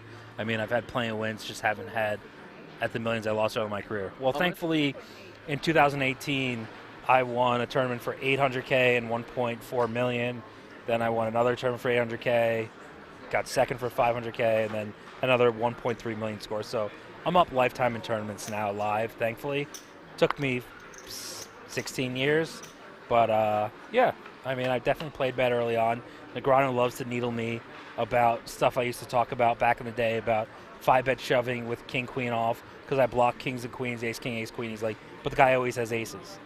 But it's funny that, you know, some of the solver guys realize king, queen goes up in value now, and it's different than what Negreanu's generation initially thought about it. So I was more close to correct. I just punted in spots where people are not as wide as I thought they were. So wait, you've only been profitable in tournaments since 2018? In live tournaments. I won a lot online. That upset that. But yeah, I was down probably $2 million at peak in live tournaments early on in my career. Wow. I mean, I never had a final table, never had a big win. I just play every tournament, play every buy-in level. My biggest win of my career for the first 10 years was a EPT high roller that had 3 entrances in Kiev. You didn't know about this one, did you, Henry? No, I didn't. Oh, yeah, the EPT Kiev.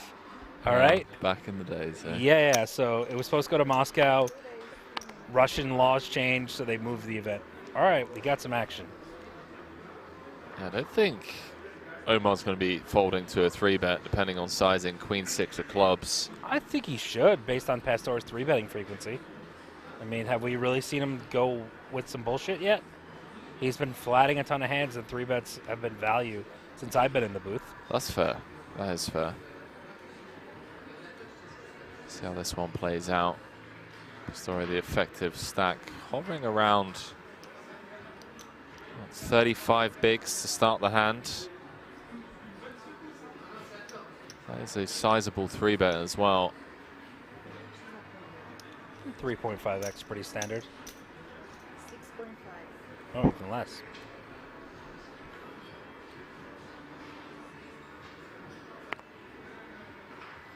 $9.3 million does just fold.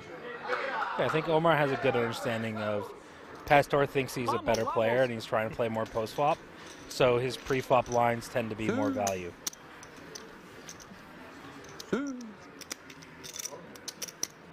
He's trying to get his rail going, but he doesn't realize they're more exhausted than he is. I was shocked, by the way, and like after the first break today, going to the bar, grabbing a drink with Omar, and he's the Orient double espresso. I'm like, dude, you're chip leader at the World Series Europe final table. Like, how's your adrenaline not pumping? Like, why do you need caffeine right now? Yeah, that's like that's crazy to me. Like, I'm not a big caffeine guy in general, but I was just shocked. I'm like, you know how long today's going to go? If you start pumping the caffeine in you now, you're going to crash. But, you know, clearly he knows something I don't know because he's still in there 7 hours later. And I'm sitting in the booth with the birthday boy himself. For those of you just joining us, Henry Kilbane alongside Sean Deeb. Do you have any plans to get home for your birthday? No, I'm flying to Cyprus. Oh, more work? More work, going to Cyprus. Gonna head back to the UK. Are you trying to be the Sean Deeb of commentary with your volume? I think so. I like it. Yeah, I think so. I got respect for the grind, man. Putting in these hours. I love the grind.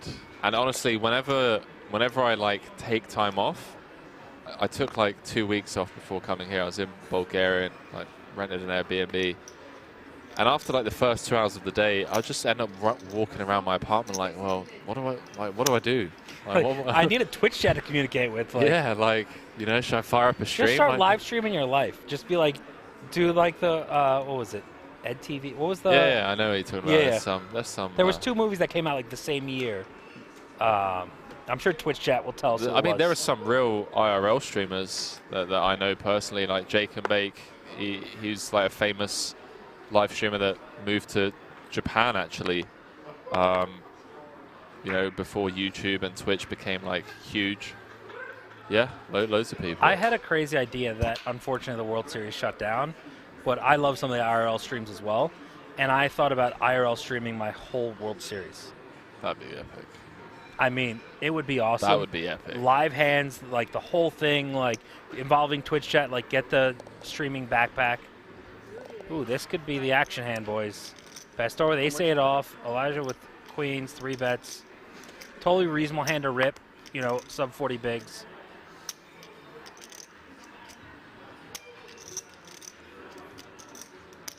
Could this be it? Could this be it? We were talking how we haven't seen many 4-bets. But like, it's kind of cool to choose his hand to 4-bet after there's been no 4-bets, because he's probably not 3-betting playing on calling. He's 3-betting some hands that play good post flop. You know, and also remember the 6-4 suited hand from super early at the final table, where Pastor ended up calling the king 10 of spades. You know, he knows that Elijah likes to 3-bet some lower combo hands and deny that equity, pick up the, you know, 7-8 million in the pot. Wow, he announced his all in, Sean. He's getting snapped. Snap call from Omar Eljak, 64 million chip pot. And Sean, do you know the crazy thing is, over the last 19 days here, queens have been the hand of all of the tournaments. Really? Really, like, just like queens have just been winning like all of the crucial That's pots. what I'm saying, like queens lost a lot in the spots I've seen. They did, yeah, that's the crazy but thing. they win the actual tournament. And to close this out with the Mamacitas at 3 a.m. Just in time for your flight. After an epic heads-up match between these two. Ooh, he gets a little bit of equity. Now he's got 2 more outs with the 8. No back doors. Elijah has the backdoor spades. Don't come into play too often. But some of Pastor's 2 pair or trip outs, you know, give a spade. Oh, takes away 2 of those outs. 93% chance for Omar. On the turn to become the World Series of Poker Europe main event champion. Is it going to be the year of the Scandies? Norway won it in Vegas